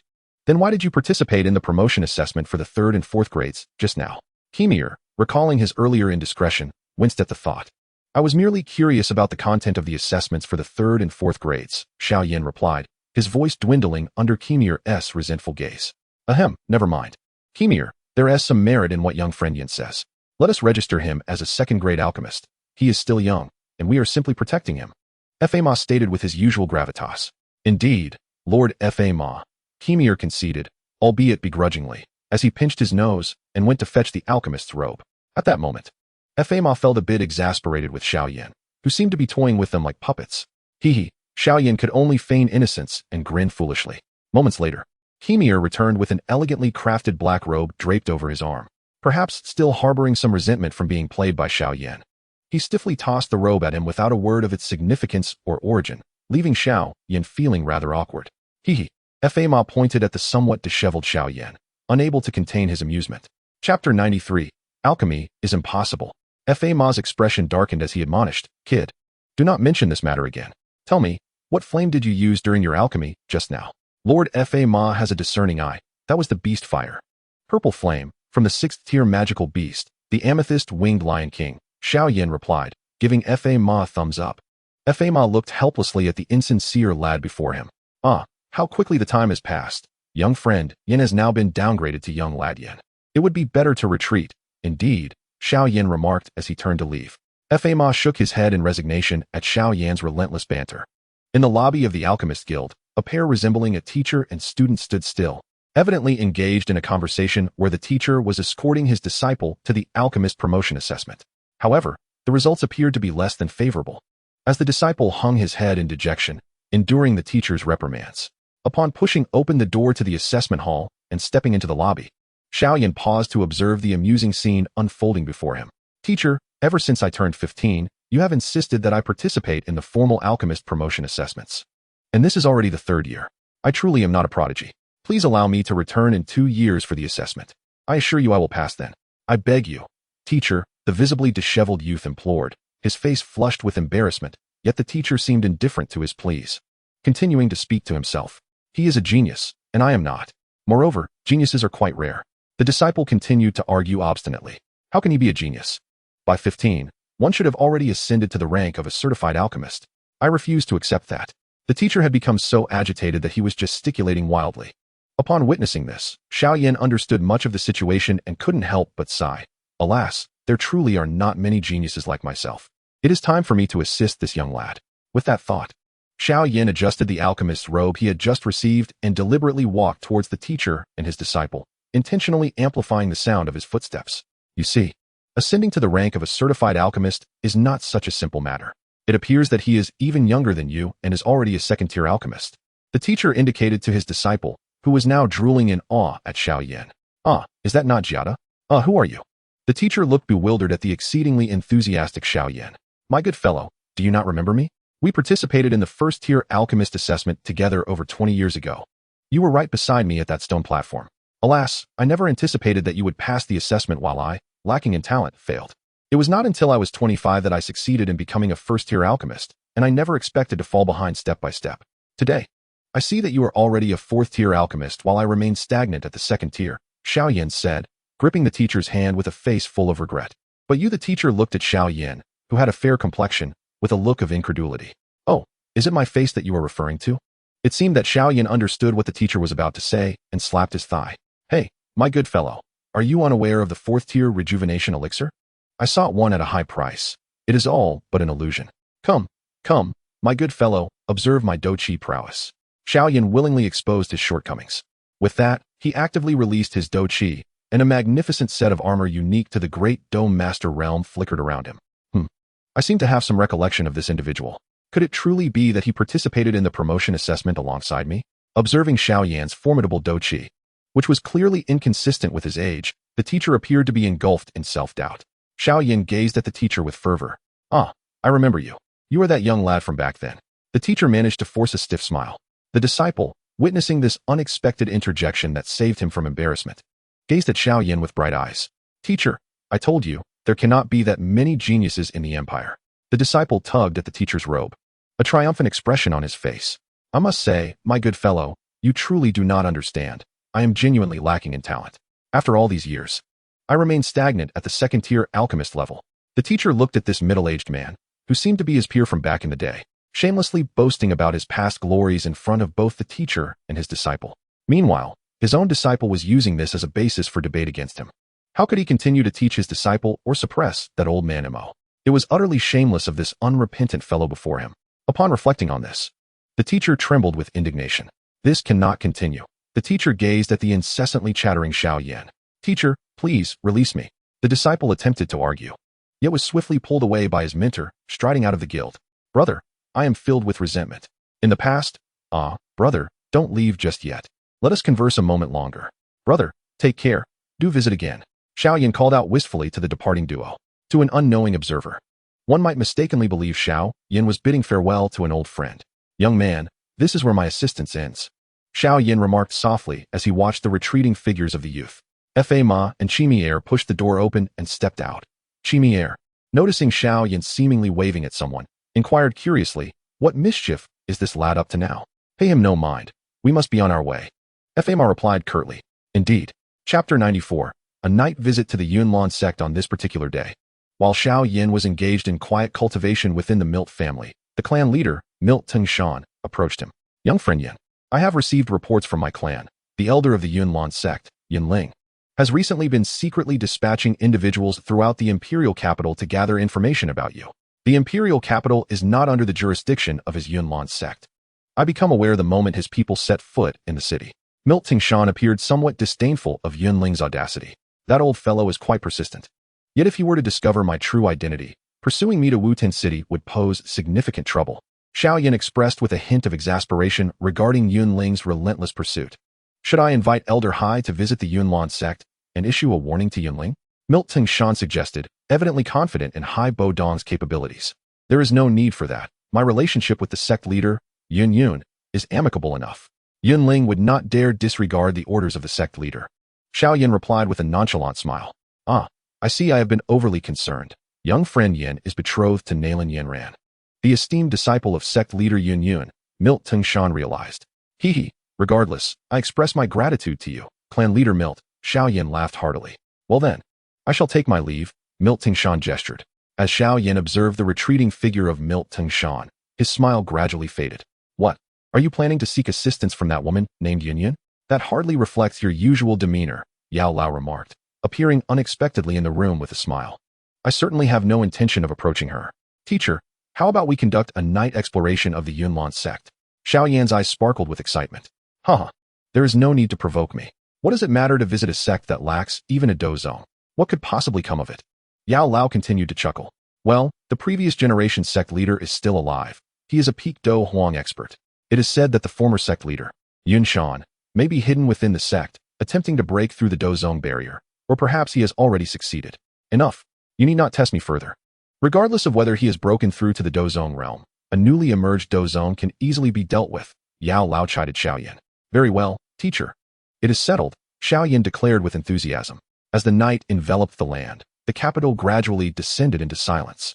A figure cloaked in black, Xiao Yan, paused in midair on the outskirts of the city, casting a glance towards the distant, snow-capped mountain peaks. Master, the Yunlan sect resides atop that mountain. Very well. Let us proceed, came an ancient voice from within the black robe, prompting Xiao Yan to swiftly propel himself towards the towering summit. Is this the place? The elder scrutinized the sprawling military encampment below, where numerous elite soldiers patrolled diligently through the night. His gaze drifted upward to the countless stone steps that climbed towards the peak. This is an elite division stationed here by the Jemu royal family specifically to guard against the Yunlan sect, commanded by a prince of the royal lineage. Such a substantial force, not belonging to the royalty, is stationed perilously close to the imperial city, instilling unease in any observer, Xiao Yan explained with a low chuckle. Indeed. Intriguing. Let us proceed with caution as we infiltrate, the elder replied with a smile. Understood, master. Xiao Yan fell into silence, contemplating their next move.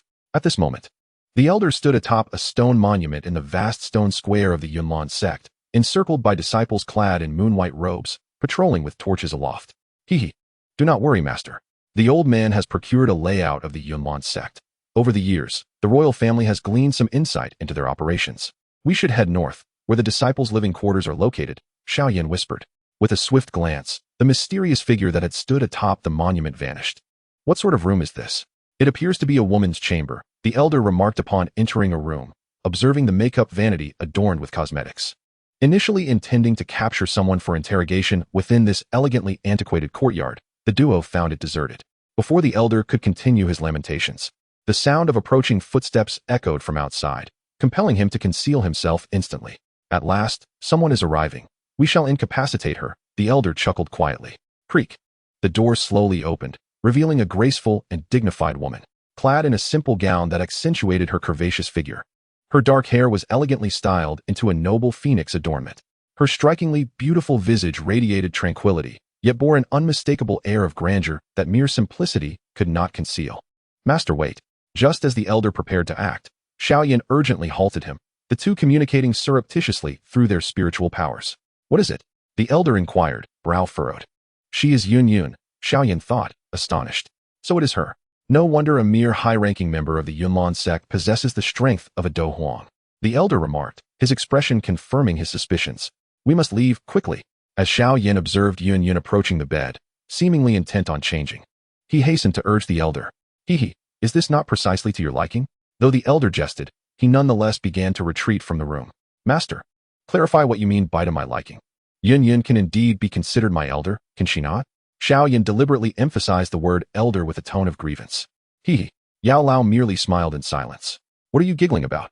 Xiao Yan exclaimed in exasperation, as Yun, preparing to change her clothes by the bedside, suddenly turned her head towards the spot where Xiao Yan had just been. She sensed an inexplicable presence, yet found the area devoid of anyone. Strange. Why do I feel as if I am being watched? Yun murmured in confusion. You young rascal, speak nonsense. Watch and learn. Yao Lao stood atop a structure, closing his eyes to probe. A vast wave of spiritual perception emanated from Yao Lao, spreading like a spider's web, and in an instant, it enveloped a significant portion of the Yunlan sect. After a brief moment, Yao Lao opened his eyes and exhaled, seemingly weary from the extensive use of his soul power. Master, what did you find? Xiao Yan, who was within, inquired. Aside from the presence of a one-star Do Huang belonging to Yun, there appears to be another aura of a Do Huang within the sect, though it does not seem to belong to Yunling. He should not be present today. Yao Lao replied. Not here. Xiao Yan expressed disappointment. However, I have detected the aura of a peak Do Huang, which should belong to the former leader of the Yunlan sect, Yin Shan. Yet, his current condition appears to be rather precarious. We ought to investigate. Yao Lao said with a mysterious smile. Chapter 95, Yin Shan. A peak Do Huang? Does that mean that old ghost Yin Shan has yet to break through to the Dozong realm? Xiao Yan pressed on. Whether he has broken through is uncertain. Enough said. You shall find out once we arrive. Let us proceed. Yao Lao spoke succinctly, seemingly intent on maintaining an air of mystery, as he vanished into the shadows once more. It should be right here. Yao Lao cautiously navigated through the layers of defenses of the Yunlan sect, ultimately halting before a peculiar structure situated far from the center of the sect. This strange edifice appeared to be built into the mountains, concealing a unique world within. Above the grand entrance hung three powerful characters, Gate of Life and Death, exuding an exceptionally grim aura. So this is the place. Xiao Yan gazed up at the characters, realization dawning upon him. In the original tale, during the 3-year agreement, Nalan Yanran, who had been defeated by Xiao Yan, entered the Gate of Life and Death. After her breakthrough, she emerged as a Do Wang despite having previously been merely a Do Shi. Thus, this gate is far more than a mere trial for the sect's leaders throughout history. Perhaps I might also seize an opportunity to harness the strength of the ancestors of the Yunlan sect to enhance my own Do Qi cultivation. After all, who wouldn't want to make use of such resources? We are all family, after all. Xiao Yan chuckled at the thought. How do you know of this place? Yao Lao inquired, puzzled by Xiao Yan's laughter. Master, this is the resting place of the leaders of the Yunlan sect, and the most formidable trial for those destined to succeed as sect leader. However, it seems that this place is more than just a resting ground for the deceased. Upon emerging from here, every leader of the Yunlan sect experiences an inexplicable surge in their Do Qi cultivation, suggesting a unique form of power inheritance exclusive to them. Moreover, given that such a significant secret of the Yunlan sect is concealed here, why is it that no one is guarding it? Xiao Yan inquired in confusion. Ah, I see. As for why there is no one to keep watch, take a closer look. Yao Lao chuckled softly, merging his vast soul power with Xiao Yan's in an instant. When a tremendous surge of soul energy flooded into his mind, Xiao Yan felt as though his vision had expanded. The world around him became remarkably clearer. Utilizing Yao Lao's perceptive abilities, he gazed around and discovered that the seemingly inconspicuous buildings were enveloped by invisible, transparent threads that the naked eye could not perceive.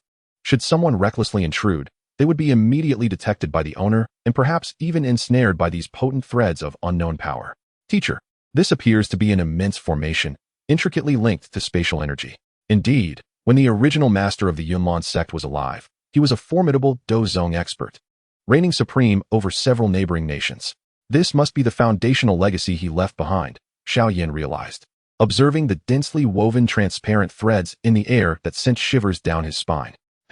I fear not even a living Dozong, let alone a deceased one. Come, let us enter. As soon as Yao Lao's words fell, he vanished from sight, leaving only a faint ripple in the air. The energy of this realm seems far more concentrated than the outside world. Upon entering this space, Xiao Yan and Yao Lao marveled at the seemingly boundless mysterious realm before them. Taking a deep breath, Yao Lao surveyed the area, noting the scattered, exquisitely crafted small caves within the vast expanse, each harboring energy imprints that resonated with one another. In the distance, at the center of this space, an extraordinarily violent aura appeared to surge upwards. So, this is a miniature version of the heavenly tomb? Xiao Yan mused, struck by the meticulous design of the Yunlan sect's ancestors. We must tread carefully here. This is a crucial stronghold of the Yunlan sect, replete with myriad formations. Not to mention there is an old madman striving to break through to Dozong. Getting entangled with him would be troublesome, Yao Lao cautioned. Indeed, teacher, Xiao Yan replied, tightening his focus.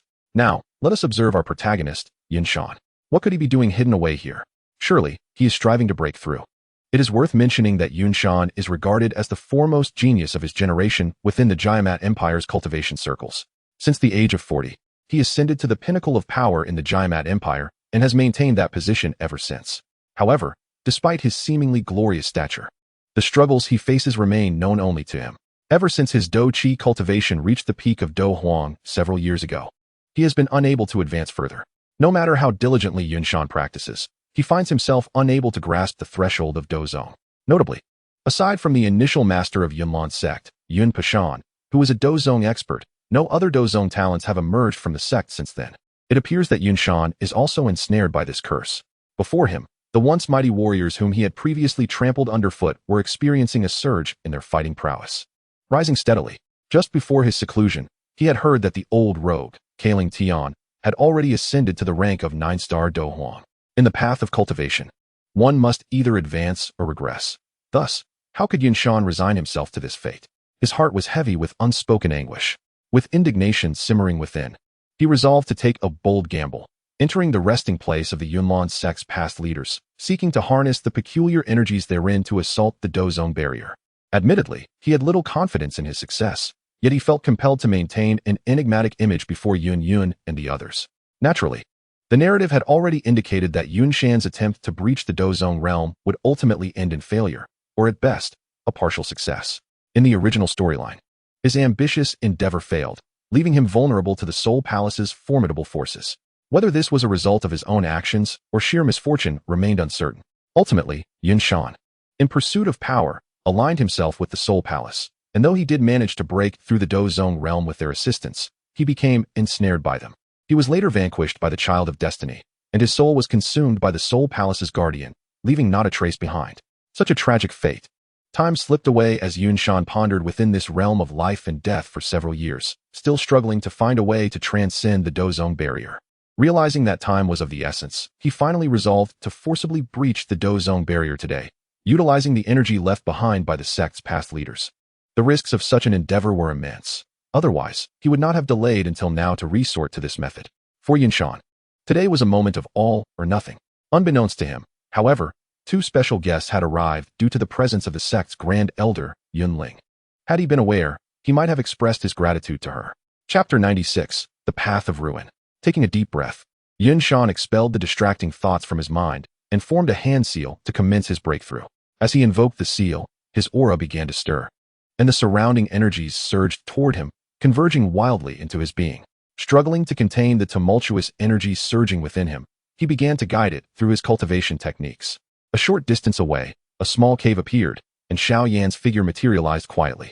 Observing Yunshan in turmoil, Xiao Yan furrowed his brow and asked, "Master, should we intervene to disrupt his breakthrough now?" "No, let's wait a moment. His foundation is unstable. There is a high likelihood that he will fail this attempt." "We shall remain vigilant," replied Yao Lao, seemingly pessimistic about Yunshan's prospects. With that, their conversation lapsed into silence. As they patiently observed, the situation in the arena shifted once more. Breakthrough, faced with mounting difficulties in mastering the immense energy. Yunshan ultimately made one last desperate attempt to shatter the dozone barrier. Boom, boom, boom. With his actions, everything within sight was swept away by the uncontrollable, violent energy, leaving only a bare stone platform beneath Yunshan. Thud. At last, it seems that Yunshan's efforts were not in vain. The previously unstable aura began to surge dramatically, as if an invisible membrane had been pierced. "Teacher, he is truly on the verge of a breakthrough," Xiao Yan exclaimed impatiently. "Patience, patience," the medicine elder replied, remaining composed. "Ha ha, I have broken through. I have finally succeeded." Yunshan laughed maniacally, the first to sense the change in his aura. Yet, as his wild laughter echoed, the surging energy surrounding him abruptly ceased. Just moments ago filled with elation at shattering the barrier of dozone, Yunshan now bellowed in frustration. He suddenly felt as though, with one foot stepping into the realm of dozone, the other was poised to follow, only for the transformation to halt unexpectedly. Suspended in midair, Xiao Yan, puzzled, looked on as the medicine elder closed his eyes to sense the situation. Upon opening them, his expression turned peculiar. Yunshan has destructively extracted energy from this place to achieve his breakthrough. Once he completes it, he will have rendered this area useless. The energy he has just absorbed has reached the limit permitted by this secret realm. The ancestors of the Yunlan sect will not allow this secret realm to be destroyed. Hence they are actively obstructing Yunshan. Ha ha. Xiao Yan laughed heartily, his soul energy fluctuating wildly, almost spilling over. "Be cautious, you must not let him notice. This old fellow is likely looking for an outlet for his frustrations," the medicine elder admonished. "So, does that mean he has failed to break through?" Xiao Yan stifled a laugh. "Not quite a failure. At least he has succeeded halfway. One foot is already in the realm of dozone, is it not?" The medicine elder chuckled. "Indeed, indeed." Xiao Yan rejoiced. "Ah, break for me." Frustrated at the cessation of external energy supply, Yunshan attempted once more. But it seemed all was in vain. "I have 1 foot in the realm of dozone. I refuse to believe this. Give me energy." Yunshan roared, his hand forming seals once again. "Teacher, it's our turn to intervene," Xiao Yan said, his spirits lifted at the sight of the increasingly frantic Yunshan. "Precisely what I was thinking," the medicine elder replied with a sly grin. With that, he retrieved a grayish-white pill from his storage ring. The fragrance emanating from it exceptionally rich, suggesting it was a high-grade elixir. "Since he is lacking energy, let us provide it and give him a push. This is my specially concocted imperial pill, crafted by an 8th-grade alchemist, truly a rare find." The medicine elder twirled the grayish-white pill in his hand, grinning. However, the pill, which should have been green, was now an unusual grayish-white, indeed a secret concoction. "Teacher, is this imperial pill reliable? Will it achieve the effects you previously mentioned?" Xiao Yan inquired, curiosity evident in his eyes. "Hee, I am uncertain. I have never tested it. If it fails, it merely means a few lives will be lost." The medicine elder replied nonchalantly. "A few lives? You speak lightly, but this is a powerful being with 1 foot in the realm of dozone. Such individuals are rare." Xiao Yan drooled at the thought. With that, the medicine elder flicked his fingers towards the struggling Yunshan. With a swift whoosh, a dark gleam pierced the air as the pill swiftly entered Yunshan's mouth. At that moment, Yunshan was still struggling. "Ah, I want to defy the heavens. I want to ugh. Gurgle, spit, spit. What is this ghastly thing? Who is there?" A cold sweat instantly drenched Yunshan as he realized that this place seemed to be infiltrated by a mysterious foe. Just as he prepared to retaliate and force the enemy out, he felt a surge of exceptionally pure and immense energy quietly erupt within him. Triggered by the foreign object entering his abdomen. Boom. The previously stagnant aura within him began to stir anew. How could this be? Could the enemy truly be so foolish? Assisting my breakthrough. What kind of trick is this? Before he could ponder further, Yunshan was left dazed by the turmoil within him, frantically attempting to redirect the erratic energy flow, channeling it along the meridians as prescribed by his technique to assault the invisible barrier of the dozone realm. In the midst of this chaos, he remained unaware of the faint white flames intricately woven within the gentle energy. As the energy coursed through his body, the delicate strands of white flames gradually spread throughout him, ultimately converging at the cyclone within his dantian. As time passed, they accumulated more and more. "Oh, it has entered my grasp. Now we shall see what fortune befalls him," remarked the elder alchemist with a smile. Hearing this, Xiao Yan began to observe Yunshan's movements with keen interest. Although he was unaware of the profound significance behind the recent mysterious figure's actions, there was no turning back. To not break through now would mean death. Thus, Yunshan had no choice but to harness this energy to continue his ascent. Boom. As the technique accelerated once more, Yunshan's aura transformed dramatically, finally allowing him to fully step into the realm of Dozone. Ha! At last, I have truly broken through. I, Yunshan, the Dozone powerhouse, remained the strongest in the Jiama Empire. Rising to his feet, he clenched his fists and bellowed exuberantly. Chapter 97. Call me father. In that moment, as Yunshan felt the surging energy within him, a tear of overwhelming joy glistened at the corner of his eye. After years of arduous struggle, today he had finally leaped over the Dragon Gate. Yet, Yunshan remained oblivious to the fact that with his complete breakthrough, a small seed of white flame had quietly taken root within his dantian, destined to surprise him at an unforeseen moment. But who was that person who aided my breakthrough? Could they be a friend rather than a foe? At that moment, Yunshan's figure flickered, leaving behind a trail of afterimages as he swiftly arrived at the hiding place of Xiao Yan and the elder alchemist. Upon seeing that he had been discovered, Xiao Yan chose not to hide any longer and emerged slowly, draped in a dark cloak. "Who are you, and why have you intruded upon my Yunlan sect?" Yunshan inquired with poise, hands clasped behind his back, gazing at the figure cloaked in black. Remarkably, Yunshan possessed an admirable appearance. In conversations with Jia Lao, he was often described as the dream lover of women in the Jiama Empire over 40. At this moment, Yunshan donned a simple moon-white robe, his long white hair cascading down, his face resembling a piece of warm jade radiating a gentle glow. At that moment, a gentle breeze swept through, causing the long robe to flutter gracefully, exuding an ethereal aura. However, as he knelt, a light whisper danced into Yunshan's ear. "Humph, insolent." Yunshan was poised to seize this impertinent intruder, irrespective of their identity, for it had been far too long since anyone had dared to confront him so brazenly.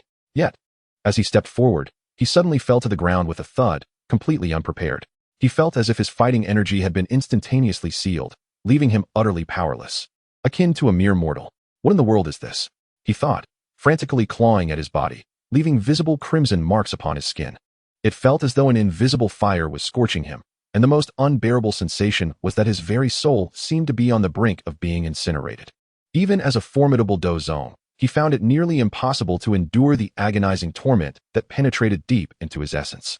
"Well, it seems the effect is quite satisfactory," remarked Yao Lao, observing the frenzied Yunshan lying on the ground. "Yun, my task is complete. The remainder is in your hands. Leave it to me, master. I shall treat my old friend with utmost care," Xiao Yan replied with a grin. "Huh, you hardly have that many old friends. The likes of Medusa, Haibuodong, and now Yunshan are your so-called old acquaintances," Yao Lao retorted with a chuckle. "Well, we share a profound connection. Indeed," Xiao Yan replied sheepishly. "Master, I have truly met them countless times," he thought internally. Who are you?" Yunshan's eyes were bloodshot, his expression wild as he fixated on the enigmatic figure before him. "Cease your struggles," a melodious voice resonated, and Yunshan felt the nameless fire dissipate instantly. Yet he remained incapable of channeling his fighting energy. Nevertheless, for Yunshan, in that moment of unbearable pain, the voice was akin to celestial music. Breathless and disheveled, he lay on the ground, drenched in sweat, gasping for air as if he had narrowly escaped a disaster. Who are you?" he managed to croak politely. "Now that's more like it. Such courtesy. Besides, I just rendered you a significant favor," Xiao Yan said, crouching down to pat Yunshan's aged face. "As for my identity, you may call me master." As Xiao Yan slowly unveiled his face, Yunshan's pupils dilated in astonishment, staring at the youthful visage that emerged from beneath the veil. How could this seemingly innocent boy, appearing no older than 11 or 12, possess such a profound and oceanic aura? Was he truly an ancient being skilled in the art of preserving youth? "Why have you intruded upon my Yunlan sect? If you require anything, I shall certainly assist you." "Ahem, please do not jest with me," Yunshan cautiously probed. Don't be so formal. Just call me master," Xiao Yan gently reminded him, displaying remarkable patience. "Your Excellency, what is it that you truly desire?" Yunshan pondered how a dignified Dozone could simply refer to another as master. He hesitated and chose to remain evasive, suggesting that further acquaintance was necessary. As he spoke, Xiao Yan gently tapped Yunshan's head with a finger. "Ah, cursed be this pain," Yunshan cried out. "Spare me. I was wrong." Once again, he activated his frantic motor-like movements on the ground. Waves of excruciating pain surged through his body and soul, seemingly more intense than before. It felt as though his energy cyclone had succumbed to the flames, igniting his do qi and threatening to obliterate decades of cultivation. It hurts. Master, please let me go. Yunshan ultimately bellowed in despair. How to express affection? Oh wait, that's not the right phrase. Yunshan thought to himself that he could not simply call Xiao Yan master without losing face. He believed he needed to endure a bit more torment, to engage in some pleasantries before he could concede. On a serious note, given the original storyline where he was willing to serve the Soul Palace under the threat of death, he could certainly address Xiao Yan as master this time. Stop. Now you're being obedient, Xiao Yan replied with satisfaction. Ignoring Yunshan, who lay on the ground like a defeated dog, Xiao Yan complained, Teacher, so this is the kind of control you meant, retaining some consciousness? I had thought it was merely a lifeless puppet. A lifeless puppet? Yunshan felt a shiver at those words. They say this technique is still underdeveloped. I once experimented with it in Zhongzhou on an elder from the Soul Palace. A 3-star dozun. However, he couldn't last even 10 breaths before exploding. What a tragedy.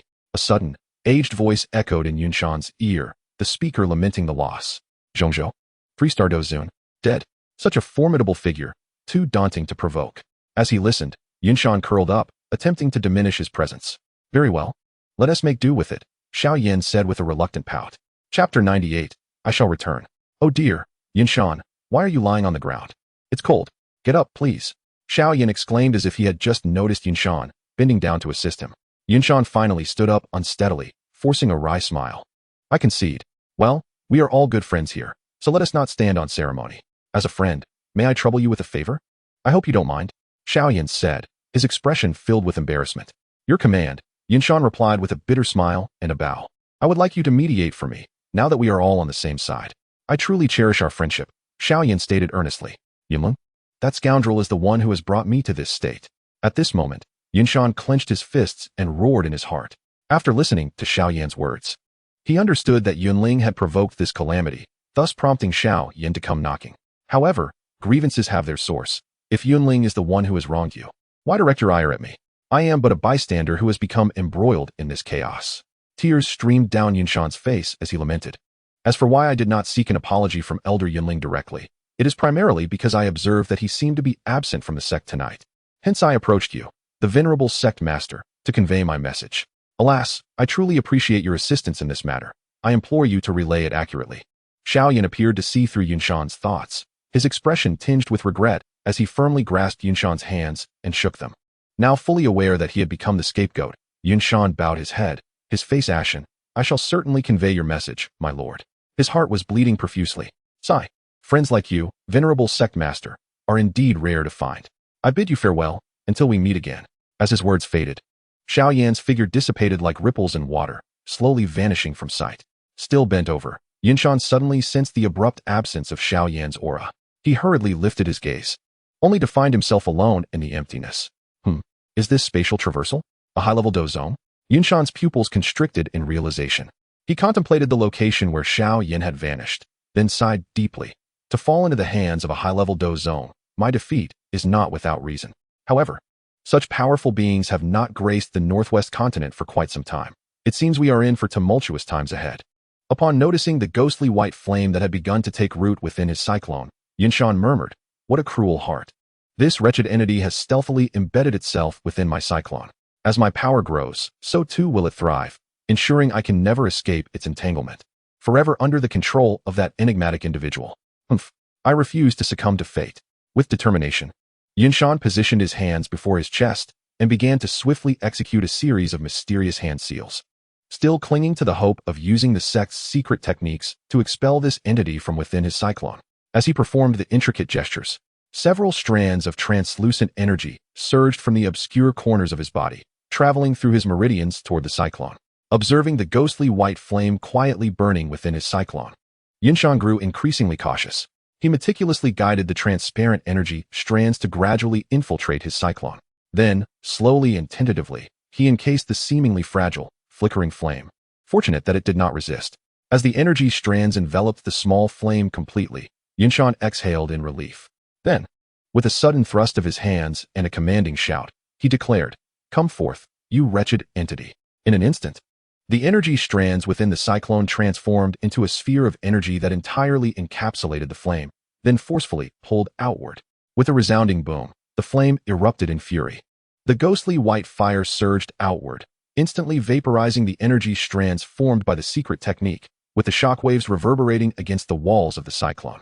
The most vital cyclone of cultivation was under siege. With a sudden burst, Yunshan's body trembled violently, and he erupted with torrents of blood. Cough, cough. I despise this. He roared, blood staining the corners of his mouth as he raised his head in anguish. Ultimately, in his futile struggle, Yunshan reluctantly accepted the harsh reality and began to channel his energy to heal his wounds once more. As his chest rose and fell gently, his breathing gradually steadied, and the once bustling secret realm of life and death fell silent again. Suddenly, a figure appeared within the Mittler clan. Young Yan, I have been searching for you all morning. Where have you been?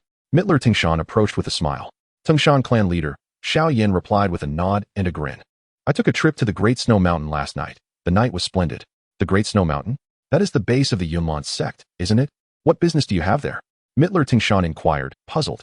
Isn't it that Elder Yunling has been eager to see me? I intended to pay a visit. But despite searching the entire Yunlan Sect, I could not find Elder Yunling. What a pity. However, fortune smiled upon me, as I encountered an elderly gentleman who had fallen on the back mountain of the Yunlan Sect, and I lent him a hand. To my surprise, he recognized Elder Yunling and agreed to mediate the matter for me, sparing me the trouble of bothering sect leader Yun Yun, Xiao Yan recounted, shaking his head with a sense of reflection. An elderly gentleman who fell? Assistance? A kind heart? Mittler Tingshan understood each word separately, yet together, it left him bewildered. And on the way? On the way is an absurdity. The Yunlan Sect is quite a distance from the imperial capital. He chuckled helplessly. Though I am unaware of Young Yan's intentions, wandering recklessly into the heavily guarded Yunlan Sect at midnight is perilous. The Yunlan Sect harbors many powerful Do Huang and Do Wang experts. Thus, I kindly advise you to exercise caution in the future. Haha, merely curiosity. I shall be more mindful next time, Xiao Yan replied with a light laugh. Observing the playful expression on Xiao Yan's face, Mittler Tingshan realized that his words would not sway him and, in resignation, added, Elder Hai is looking for you, Young Yan. You should go. Oh, our ice sovereign seeks me. Understood. Thank you, clan leader Tingshan. Xiao Yan bowed in gratitude. Chapter 99, Yunling wept. In the secret realm of life and death at the Great Snow Mountain, Yunshan exhaled a stream of pale, turbid energy, infused with residual power, from his mouth.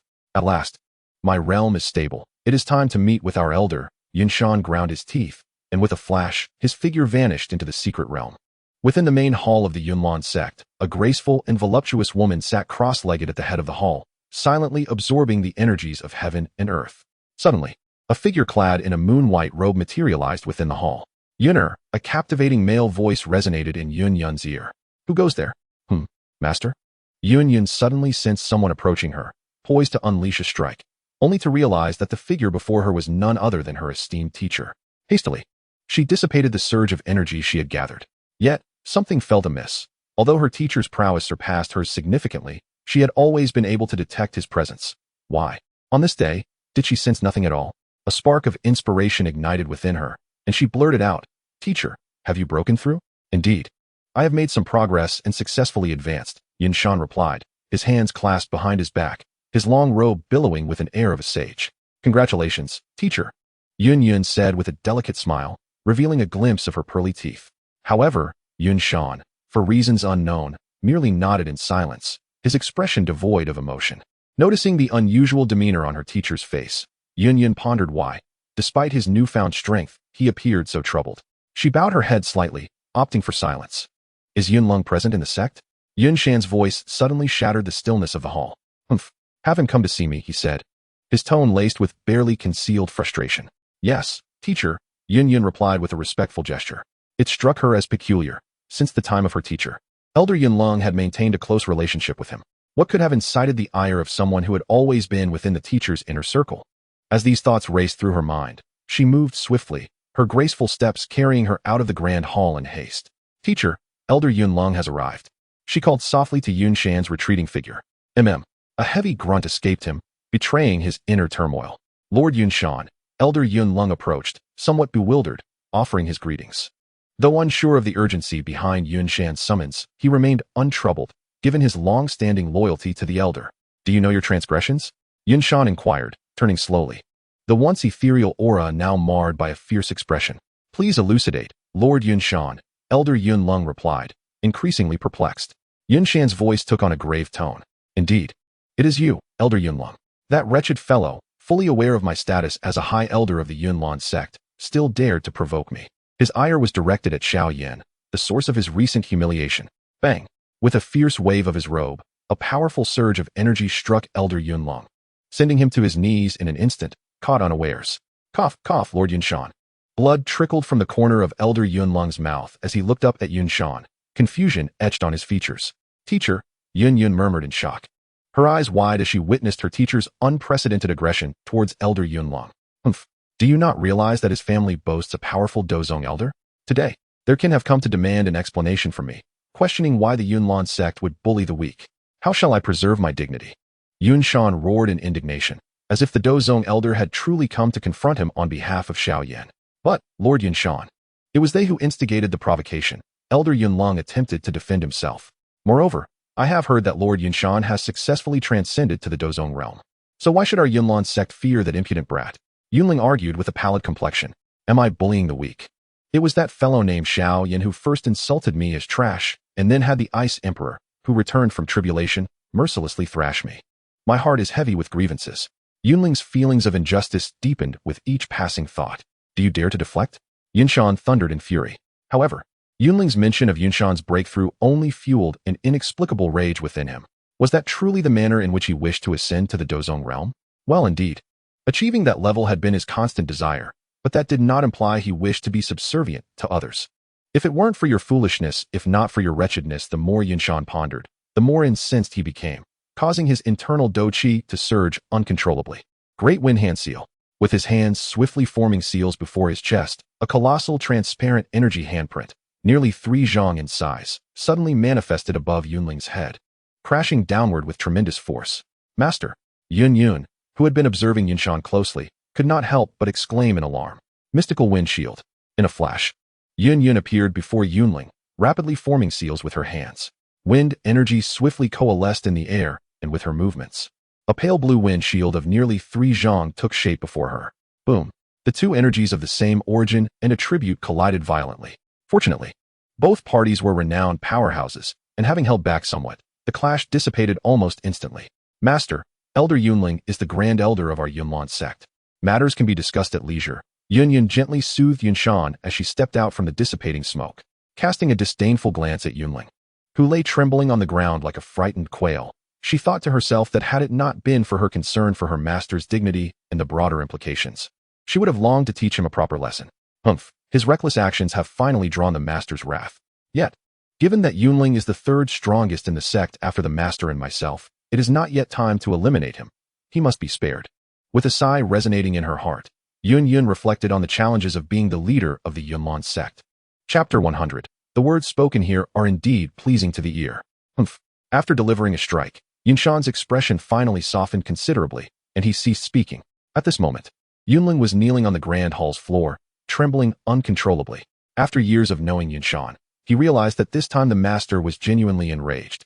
And as the Grand Elder of the Yunlong sect, he was once again experiencing the sensation of perspiration pouring down like rain. Enough, Elder Yunling. Remember your master's lessons well. You may leave now, Yun said cleverly. Just as Yunling was about to express his gratitude with a glance, Yunshan called out to him once more. With a fierce glint in his eyes, Yunshan regarded Yunling and said, Yes, Lord Yunshan. At long last, Yunling, having narrowly survived this ordeal, cautiously exited the grand hall of the sect master. He issued a directive to strictly monitor the disciples within the sect, forbidding them from causing disturbances outside.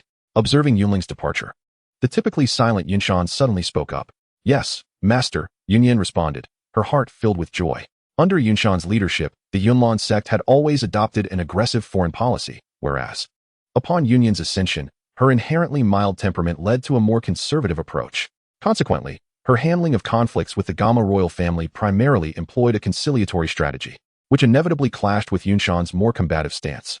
Although it remained unclear why Yunshan had abruptly changed his mind to endorse Yunyan's policy, she was undeniably elated, as it would facilitate her actions within the sect.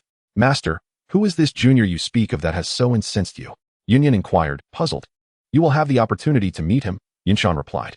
The crux of the matter lies with his elder, a longtime friend of mine. I cannot leave my old friend without an explanation. Not only is he quick-tempered, but even after my breakthrough, I still fall short of matching his strength. Fearing that his closest disciple might grow suspicious, Yinshan was compelled to fabricate a narrative. Oh, so even after your ascension to the Dozong realm, you are still no match for him? A rare look of astonishment crossed Yunyin's typically serene and beautiful visage.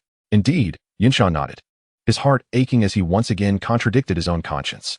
Then, Master, you must arrange for me to meet this enigmatic individual. At that moment, the dignified and noble Yunyin displayed a flicker of competitive spirit. There will be an opportunity, Yinshan assured her, slowly vanishing from the hall. Is this the power of a Dozong expert? Yunyin pondered, gazing at the spot where Yinshan had disappeared. Now, let us shift our focus to Elder Yunling. Having exited the Grand Hall, Yunling wiped the blood from his nose and hesitated momentarily before deciding to descend the mountain immediately. Yinshan had instructed him to promptly apologize to Xiao Yan.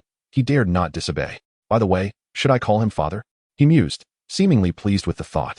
With his face still stained crimson from the unclean blood, Yunling began to sing a mountain ballad as he made his way down. With an axe, I sever the withered vine, gathering it into a load, singing as I head to the market. The slightly hoarse and off-key melody intertwined harmoniously with the resonant chimes of the yellow bells tolling for the disciples of Yunlan's sect attending their morning lessons. A disciple guarding the mountain gate whispered, "Junior brother, has Elder Yunling lost his mind?" Another disciple, glancing at Yunling's swaying figure as he departed, remarked regretfully, "It's almost certain." Yunling cheerfully arrived at the entrance of the middle family's residence, requesting to see the esteemed Xiao Yan, who was staying there. The guard at the door regarded Yunling's disheveled face with a peculiar expression, deeply suspicious that this might be an impostor trying to masquerade as the esteemed elder of Yunlan's sect. However, his professionalism compelled him to suppress his curiosity and proceed to announce the visitor. With the permission of Middleting Mountain, Yunling managed to enter the Middle family with great difficulty. Upon receiving the news, Xiao Yan, accompanied by Middleting Mountain, was just about to approach Yunling when suddenly, a figure adorned with ice-white wings of fighting spirit descended from the sky. "Yunling, old dog, are you seeking death?" A thunderous roar echoed as Hebadong landed, trampling upon Yunling, who was in the midst of drafting an apology. "That old Hebadong. This time Elder Yunling has come to apologize," Middleting Mountain cautiously remarked, observing Yunling squirming beneath Hebadong's foot. "I knew this fellow was here to provoke. Rest assured, Yan, I will." Wait, Tengshan, what did you just say?" Hebadong's voice trailed off as he spoke. "Elder Yunling is here to sincerely apologize," Middleting Mountain said with a pained expression. Cough, cough. Elder Yunling. It has been nearly 2 years since we last met in the imperial capital. It feels like an eternity, hasn't it? Your strength has indeed increased. Quite impressive. Hebadong discreetly lifted his colossal foot from Yunling's face and grasped Yunling's hands with fervor, exchanging pleasantries. "You rascal, we saw each other just a month ago. You even called me a cultivation waste. I distinctly remember you saying that even a waste like Middleting Mountain surpasses me." Yunling mumbled, supporting his chin with his hand. Alas. Both Xiao Yan and Middleting Mountain sighed simultaneously as they observed the antics of the two lively characters before them. "Lord Hebadong, did Master Fama not arrange to meet with you today? Why are you still here?" Xiao Yan suddenly bowed respectfully. "Oh, right. Look at me. I'm so busy, Hebadong was about to continue when Xiao Yan shot him a stern glare, prompting him to unfurl his fighting spirit wings and vanish into the sky. "Elder Yunling, we shall converse next time," came Hebadong's reluctant voice, fading into the distance. Boom. A piercing azure flame shot towards the direction Hebadong had departed, and the figure in midair seemed to sense something, causing the ice-white wings of fighting spirit on his back to tremble violently before disappearing into the horizon. "So, Elder Yunling, what is it that you wish to discuss with me? Please, do tell," Xiao Yan said, patting Yunling, who was still waving goodbye to Hebadong with a sense of helplessness. Hee. Yunling chuckled before speaking. "Elder Yunling," Xiao Yan handed a pristine white handkerchief, provided by Middleting Mountain, to Yunling, gesturing towards his nose. "Thank you." Yunling accepted the handkerchief and tucked it into his pocket. With Xiao Yan extending such a gesture before their communication even began, it was a promising sign. This thought made Yunling smile even more broadly. Chapter 101. From this day forward, we are friends. Yunling recounted the events of that day with his head lowered. "Well, all right, I forgive you," a male voice echoed in Yunling's ears. He continued staring at his feet, lost in thought. "So, wait, what did Mr. Xiao Yan just say?" Yunling paused momentarily before exclaiming, "I said I have already forgiven you. After all, my injuries were not severe that day." Xiao Yan gazed at Yunlong with sincerity, expressing deep gratitude. I truly appreciate your kindness, Mr. Xiao Yan, Yunlong exclaimed, his withered face blossoming into a radiant smile. How shameless. I barely brushed against you that day. My injuries inflicted by Hai Bo Dong have yet to heal. Yunlong thought, clutching his still aching chest in frustration. Well then, I shall take my leave, Mr. Xiao Yan, he said apologetically. Farewell, Elder Yunlong. Do visit often. Xiao Yan waved wistfully at Yunlong's departing figure. Young friend Xiao Yan certainly possesses a remarkable ability to turn foes into friends, Mitre Tingshan marveled from the side. It is primarily because that night, I happened to assist an elderly gentleman in the back mountains of the Cloud Mist Sect, Xiao Yan exclaimed, slapping his thigh in realization. Observing Xiao Yan's uncontrollable chatter, Mitre Tingshan felt an overwhelming pang in his heart. That young friend Yan, I have matters to attend to at the family auction house. So I must take my leave, he stated hurriedly before dashing off. Wait, Tingshan clan leader, don't run away. Xiao Yan lamented. Within a quiet chamber of the Cloud Mist Sect, Yunshan bowed respectfully to the figure of Xiao Yan, clad in a black robe, who stood with his back turned. Just moments ago, Yunshan had been meditating in solitude when Xiao Yan abruptly reappeared before him. I acknowledge your strength surpasses mine, yet I, Yunshan, am a dignified Dozong master and the foremost powerhouse of the Jiaomai Empire. Must I forfeit my privacy and personal life? Yunshan vented his frustrations at Xiao Yan's sudden intrusion. By the way, since I left in such haste last time, allow me to thoroughly explore the Cloud Mist Sect this time, Xiao Yan suggested with a grin. Of course, my lord. I shall make the arrangements immediately. Yunshan replied with utmost respect. Oh, and have the Sect Master Yun receive me. I would prefer not to be accompanied by an old man like you. Additionally, I wish to meet the legendary Lady Yun, who ascended to Do Huang at the tender age of 26, Xiao Yan added thoughtfully. Understood, my lord, Yunshan acknowledged, feeling a twinge of disdain at being dismissed. In the main hall of the sect, Master, what brings me here this time? Yun inquired respectfully, addressing Yunshan seated at the head. As I mentioned before, my old friend's junior has come to visit the Cloud Mist Sect, and it is your duty to host her, Yunshan replied nonchalantly. Yes, Master, Yun bowed. Come forth, Yunshan commanded, clapping his hands. With a light patter, a figure emerged from the side of the hall. Who are you? Yun's beautiful face suddenly displayed a hint of surprise, her lips parting slightly. Good morning. Senior sister Yun, Xiao Yan greeted her with a beaming smile, emphasizing the term senior sister. Instantly, a rosy hue spread across Yun's fair complexion, and she blushed deeply, exclaiming, Enough. I am leaving. Yunshan, with a heavy heart, uttered a few words before departing.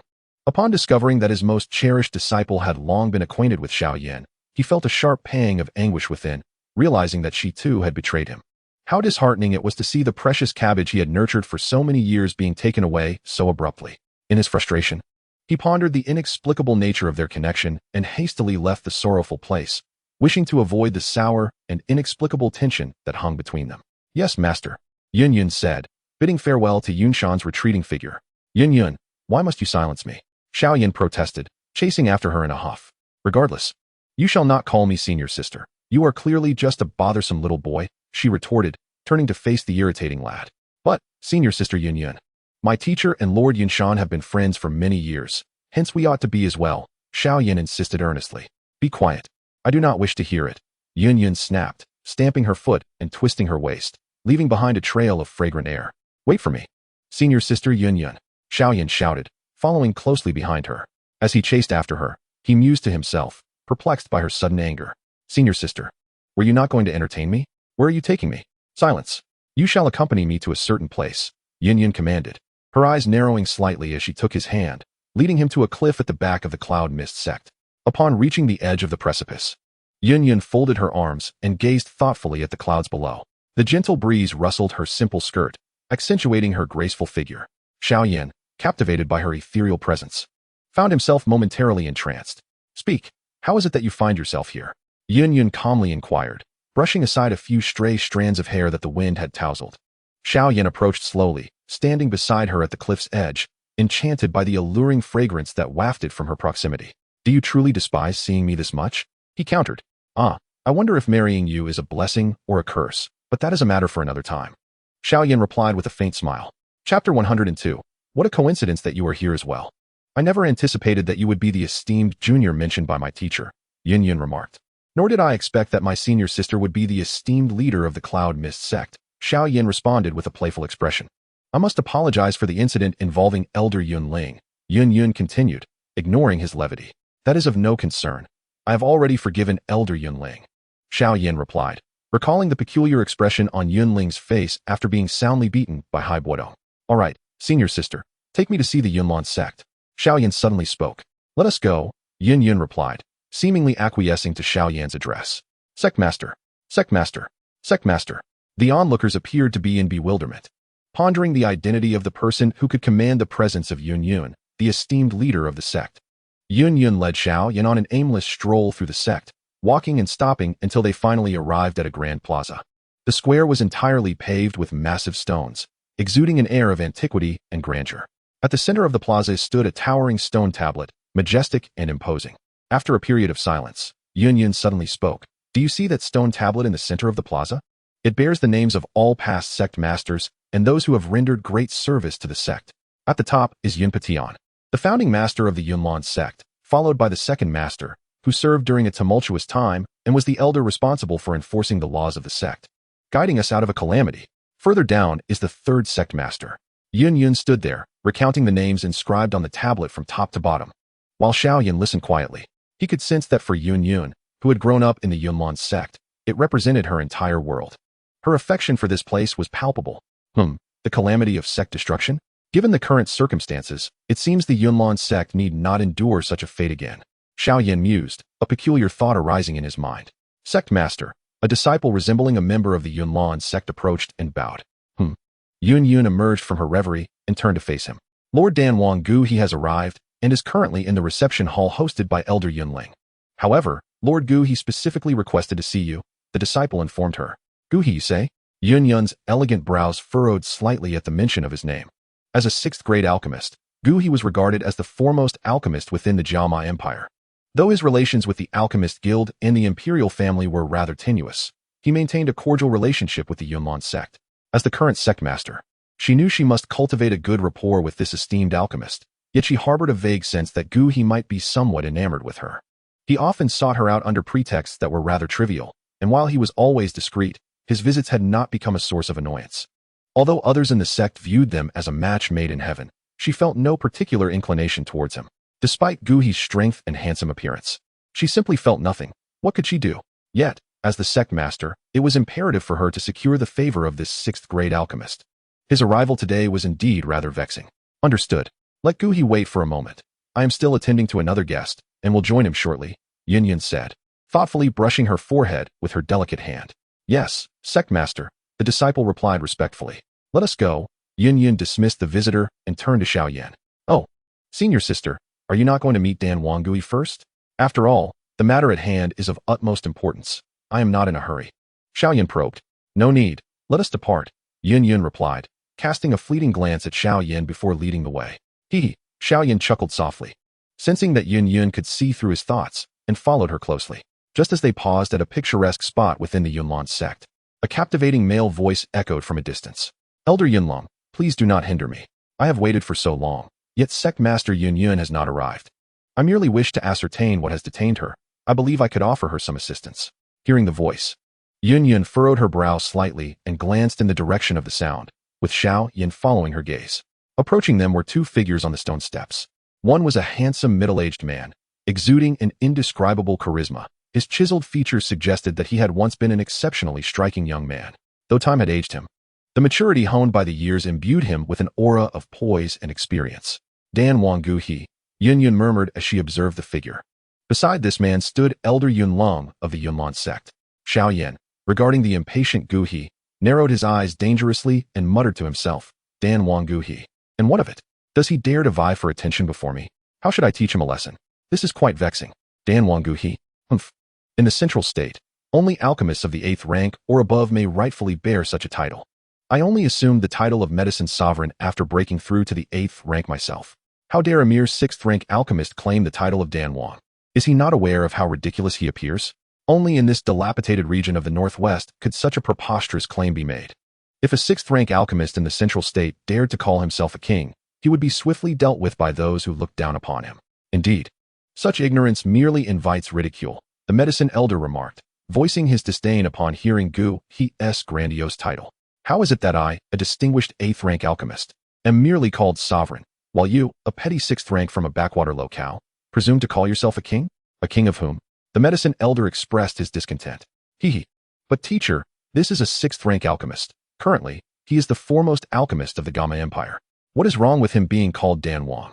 Xiao Yan suddenly began to lavish praise upon Gu He. Humph, at the 6th rank, one is merely at the beginning of their alchemical journey. If this were the central state. Wait, no, there is something amiss with you, boy, the medicine elder noted, suddenly sensing something amiss, as he was quite familiar with his disciple's character. Hee, what do you mean by that, teacher? How could I harbor any ill intentions? Xiao Yan replied with a grin, realizing that his scheme had been uncovered. Chapter 103, Dan Wang Gu He. Heh, I still do not know you. Ah, I see. You must be envious of Gu He, aren't you? Hee, I suspected as much. For you have gazed at that girl named Yun with an unusual glint in your eyes several times. The medicine elder suddenly exclaimed, coming to a realization. That's not it, that's not it. Xiao Yan protested, discontented. Ha. Would you like to learn how to teach Gu He a lesson? Suddenly inquired Yao Lao. I suppose. Cough cough. That could be acceptable, Xiao Yan replied eagerly. Just wait, young lad. Yao Lao seemed to have seen through everything. Yun, the sect leader. A middle-aged man ascended the steps, his eyes lighting up at the sight of the enchanting figure clad in a simple dress, which could not conceal her captivating beauty. Indeed, Lord Gu He, Yun acknowledged with a slight nod. As Gu He is soon to become a guest elder of the Yunlan sect. There is no need for such formality. Simply call me Gu He said graciously. Yun's lack of outright agreement or dissent brought a subtle joy to Gu He's heart, as he perceived this as a promising beginning. Oh, who might this young friend be?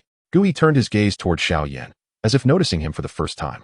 Initially, Gu He felt a twinge of displeasure upon seeing Yun attending to someone else instead of him, a distinguished guest. However, upon observing Xiao Yan's youthful visage, he breathed a sigh of relief. It seemed the situation was not as he had imagined. Guest, Yun slowly articulated. Gu He, not perturbed by the absence of the answer he sought, appeared to have anticipated the temperament of the enchanting lady before him, and turned his attention to Yunling. This is Xiao Yan, the disciple of a remarkable friend of the late sect leader Yun Shan, placed on equal footing with sect leader Yun. He has come specifically to pay his respects to the late sect leader, hence the personal reception from sect leader Yun herself. At that moment, Yunling spoke as if in a trance, delivering a string of formalities without so much as a blink. Oh, is that so? Upon hearing Yunling's introduction, Gu He's residual animosity towards Xiao Yan dissipated significantly, and his smile grew even more radiant. The late sect leader Yun Shan was arguably the strongest in the empire, possibly having entered the Dozong realm. What sort of individual could possess such extraordinary strength that even he commended? It seemed this young lad was worth befriending. As myriad thoughts flitted through his mind, Gu He regarded Xiao Yan with a smile. Lord Gu He, it is an honor to finally meet you, Xiao Yan. Having received Yao Lao's assurance, respectfully addressed Gu He, his dark eyes sparkling. Xiao Yan, no need for such formality. I am on equal terms with sect leader Yun. You may call me brother Gu He responded, finding this mysterious young friend amusing. His tone softened, inviting Xiao Yan to refer to him as an elder brother, thereby placing himself alongside Yun in terms of camaraderie. Interestingly, Gu He was older than Yun by nearly half a generation, and initially, Yun had intended to call him uncle to elevate his status. However, the outcome was as evident as it stood before them. No, although I have not been in the capital for a long time, I still hold great admiration for Lord Gu He, so for now, I shall address you as Lord Gu He. Xiao Yan earnestly regarded Gu He with his youthful visage. Let us proceed as the young friend suggests, Gu He replied, increasingly finding Xiao Yan to his liking. Indeed, Xiao Yan fervently nodded.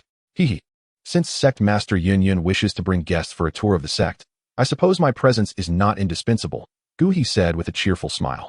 Very well, let us go together. Yun pondered for a moment before speaking. Yes, let us go together. Xiao Yan's smile grew even more radiant at this scene. This rather unique meeting concluded in an atmosphere that was awkward yet courteous. You shall reside in this courtyard. Yun guided Xiao Yan to a building erected specifically for receiving distinguished foreign guests within the sect. Thank you, senior sister Yun, for your hospitality today. Xiao Yan beamed at her.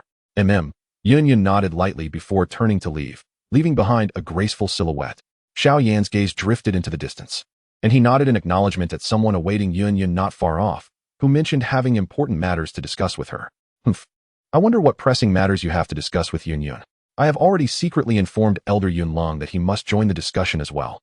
How can significant matters exclude the esteemed elder of the sect? At this moment, Yunlong dared not oppose Xiao Yan, knowing that Yun Shan had even contemplated eliminating him over Xiao Yan. To him, Xiao Yan had become a figure he could only obediently comply with. Humph, what a clingy fellow, daring to vie for Yuan Yun's attention. Xiao Yan's expression darkened as he observed the two retreating figures. Oh, so you directly refer to her as Yuan Yun? At that moment, the ethereal and aged figure of Yao Lao emerged, astonished. Senior sister Yuan Yun, Xiao Yan replied, unflinching. I do not recognize any Yun Shan or such a character. So where does this senior sister title come from? Yao Lao continued to jest. Humph, what of it? Senior sister, senior sister, senior sister? Teacher, just tell me if you will assist or not. You did promise me that during the day. If you refuse to help, I shall weep before you, Xiao Yan declared, dramatically swaying his body in front of Yao Lao. No, no, no, heavens. Please stop. I implore you. I will do whatever you ask, truly. Yao Lao, overwhelmed by Xiao Yan's nauseating display of affection, could hardly endure it. You are truly kind, master. With Yao Lao acquiescing to his demands, Xiao Yan grew bolder, stamping his foot. Do you still wish for my assistance or not? Yao Lao, witnessing Xiao Yan's unyielding nature, erupted in anger. I do, master. Xiao Yan immediately stood upright, his voice resonating like thunder. Hey, you rascal. Yao Lao expressed his exasperation towards his disciple. Chapter 104. Who dares to vie with me for my senior sister?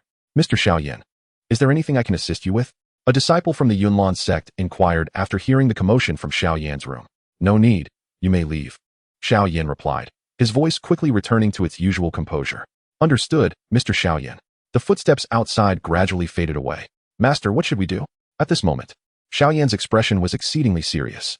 The elder Yao rolled his eyes at Xiao Yan, saying, I wouldn't mind teaching that so-called Dan Kinguhi a lesson, as I find him quite unsatisfactory myself. However, we shall wait until nightfall to act. It would be unwise to make a move during the day. Under the cover of darkness, we can. Haha. As they spoke, the master and disciple exchanged hearty laughter. Haha. Outside, the disciples of the Yunlan sect were once again taken aback by the bizarre laughter emanating from the courtyard, recalling the peculiar noises from within. They shook their heads in disbelief, lamenting, Ah, young Mr. Xiao Yan appears to be a talented youth, yet he is surprisingly foolish. What a pity. Yet, who were Xiao Yan and Elder Yao? They were both exceptionally powerful alchemists, and thus, they could clearly hear the whispered musings of the disciples outside.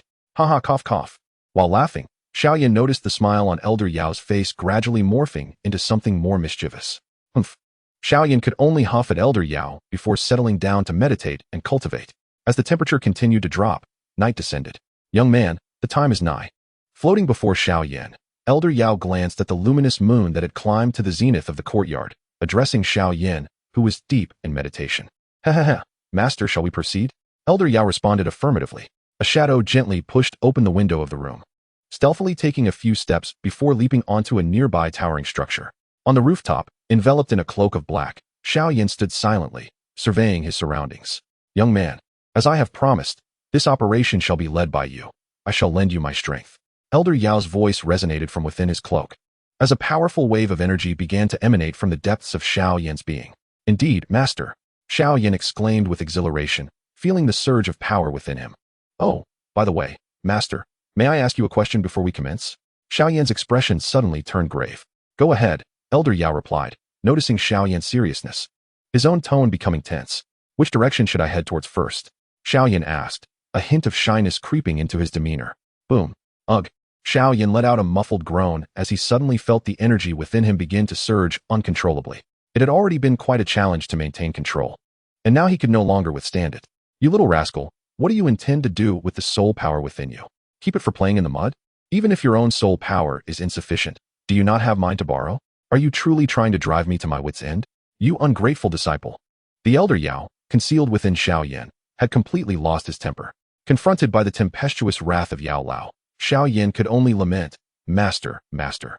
I realize my mistake. Please forgive me and spare your formidable powers. With a disdainful snort from Yao Lao, tranquility was restored once more. Cough, cough. As Xiao Yan trembled in fear, he was urged to meticulously harness the power of his soul. Do you remember? Yao Lao reiterated with unwavering insistence. I remember. Xiao Yan replied, displaying an obedience that was almost disarming. Now, close your eyes and, with your heart and soul, perceive deeply. Since Guhi is a 6th-tier alchemist, his radiance should be the most resplendent in your awareness. Let us discern who possesses the brightest light. Ah, indeed, that light is right beneath us in this very room. Yes, precisely beneath us, at our feet. As Yao Lao's voice gradually lowered, it eventually faded into silence. The room beneath our feet? Xiao Yan's tone was laced with incredulity. A prolonged silence enveloped them, before Yao Lao finally broke it, his voice hoarse as he spoke. Indeed, Guhi resides in this room. He coughed twice, as if trying to convince himself of the truth. That is splendid, Xiao Yan said after a moment of silence. Yes, of course. Since Xiao Yan is in a building specifically constructed to accommodate esteemed guests of the Yunlan sect, it stands to reason that Guhi resides here as well. The two were situated in a cluster of structures, merely 3 courtyards apart, making it an effortless journey to their destination. Fools, fools. The duo seemed to hear whispers from a hidden observer lurking in the shadows. Phew, what an embarrassing sensation. Thankfully, no one witnessed this, they both thought in relief. My good apprentice, it is getting late. Dawn is fast approaching. Shall we commence? Yao Lao unexpectedly called out to Xiao Yan, my good apprentice. Yes, good master. Let us begin, Xiao Yan replied, suppressing his discomfort. In the chamber below, Guhi brushed his grayish-white hair with his fingers and murmured, Hee, today marks a promising start. One day, I, Guhi, shall win Yun Yun's heart and have her willingly marry me. Upon hearing this, Xiao Yan felt an overwhelming sense of indignation. The formidable rival below not only sought to claim his senior sister, but was also a middle-aged man with a weathered visage, a fact that incited concern, as many young women fell prey to the allure of such disillusioned gentlemen masquerading as wise elders. Reluctantly, Xiao Yan acknowledged that Guhi was indeed handsome and possessed an undeniable charm. However, he adamantly refused to admit any jealousy. No, I must not allow my senior sister to be deceived. Indeed, that is it. Dear sister, you must trust me. Sister, a romance that lacks the blessings of a junior will surely end in misfortune. Xiao Yan continually urged himself. Master, I shall vanquish that shameless old rogue below. He discreetly gestured towards the medicine elder within him, using his soul power. Simultaneously, the medicine elder, upon hearing Guhi's recent remarks, nodded in profound sympathy and understanding. The atmosphere was charged, ready to erupt. Chapter 105, The Quest for the Wong Number. At this moment, Guhi began to meditate quietly on the couch, nurturing his soul power. His attainment of a 6th-grade alchemist at such a young age was not merely due to talent, but also the result of a decade of relentless effort. Outsiders only recognized him as the foremost alchemist of the empire, a 6th-grade master. But they remained ignorant of the immense toil he had invested. Oh, the folly of mankind. Guhi mused, gradually dispelling the distracting thoughts from his mind. Just as Guhi began to immerse himself within, he suddenly felt a wave of drowsiness wash over him, and the flow of his do-chi began to increase erratically. Something feels amiss. Who could it be? Guhi abruptly opened his eyes and barked. Years of experience as a formidable warrior kept him alert, and he discerned a shocking reality. His soul power seemed to have been tampered with. Phew! The alarm subsided. Guhi wiped the sweat-soaked fabric of his shirt, slowly exhaling a breath of stale air. Who could it be? How could someone silently manipulate my soul power without my knowledge? I am a 6th-grade alchemist. His fair hands, resting on his knees, clenched tightly. Could it be a reclusive powerhouse hidden within the vast mountains bordering the imperial capital? No, that seems unlikely. I have never crossed paths with them. Guhi swiftly dismissed that thought. Could it be that someone had left a hidden hand when approaching me earlier? No. It is utterly impossible for anyone to leave a covert mark on me face to face. Guhi clearly held great confidence in his own strength. The one who plotted against me must be nearby, too cowardly to reveal themselves. I must uncover their identity and ensnare them. Humph, this is the Yunlan sect. And soon their formidable members will come to deal with him. With that, Guhi quietly closed his eyes once more, gradually releasing his soul power, inch by inch, to scrutinize his surroundings. Humph, this time, let us see where you hide. A charming smile subtly curved the angles of Guhi's distinctly featured face. Here, and here, there are multiple potential hiding spots. The potent soul power emanating from Guhi transformed into massive tendrils, darting towards the suspicious locations. Come forth, little thief. Surprisingly, no one was there. This way, another transparent soul tendril shifted direction, piercing into a shadowy corner. Once, twice, thrice, Guhi tirelessly searched for any suspicious figures nearby. No one. How could this be? How is it possible that there is no one? Ancient River opened his tightly shut eyes, his expression one of shock. A gentle breeze wafted through the window, causing an inexplicable chill to envelop the room.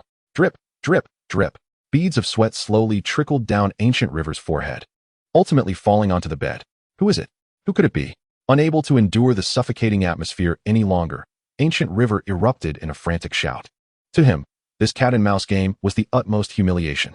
Finally, in a fit of rage, Ancient River screamed, only to be met with the same empty room. Gasping for breath, he leaned against the edge of the bed, If he was exhausted, perhaps he should lie down and rest. Suddenly, a slow, aged voice echoed within the room, seemingly emanating from all directions, leaving no trace of its source. Thud. Supporting himself against the bed, Ancient River felt a sudden loss of control over his body, collapsing like a marionette cut from its strings and rolling twice on the floor. Eventually, he lay on his back, face up, powerless against the cold stone ground. Coughing lightly, he chuckled softly. At that moment, his heart found a strange calmness. The mysterious protagonist had finally made their entrance. Ancient River realized he was not in immediate danger, for it was evident that this enigmatic figure was either toying with him or imparting a lesson. Coughing, he inquired, "Pray tell, who are you?" "I, Ancient River, have always conducted myself with kindness. I am at a loss as to when I might have offended you." Lying on the cold ground, the chill from the stone floor jolted him awake, yet he could not comprehend how he had angered such a formidable and mysterious entity. In the realm of alchemy, a 7th grade alchemist is deemed a master, an 8th grade one a grandmaster, a 9th grade one ascends to saintly status, and a 10th grade alchemist is the legendary emperor. Ancient River listened intently to the distinctive voice of this mysterious being, the Pill King, unrivaled and unmatched. "So, tell me, Ancient River, what grade do you believe the Pill King to be?" The aged voice shifted the conversation unexpectedly. Lying on the ground, Ancient River could only manage a bitter smile, fully aware now of the reason for his being singled out. "However, if one is displeased with my title, they could very well address it to my face. Must it come to such extremes over a trivial matter? I am infuriated." At this moment, Ancient River's heart was in turmoil. "From tomorrow forth, I shall go by the title of King, and I shall not claim the title of Pill King unless I reach grade 7. How does that sound to you, my lord?" He stammered, his lips quivering. "My lord?" Yet still, there was no response. Am I able to regain control of my body?" Ancient River unsteadily rose to his feet and walked to the door, opening it to reveal only the luminous full moon suspended high above and the endless night beneath its glow. He murmured, "Has he truly departed? Oh, how fitting for such a character, elusive as a dragon, seen but never captured." Ancient River could not help but mock himself. Lord Ancient River?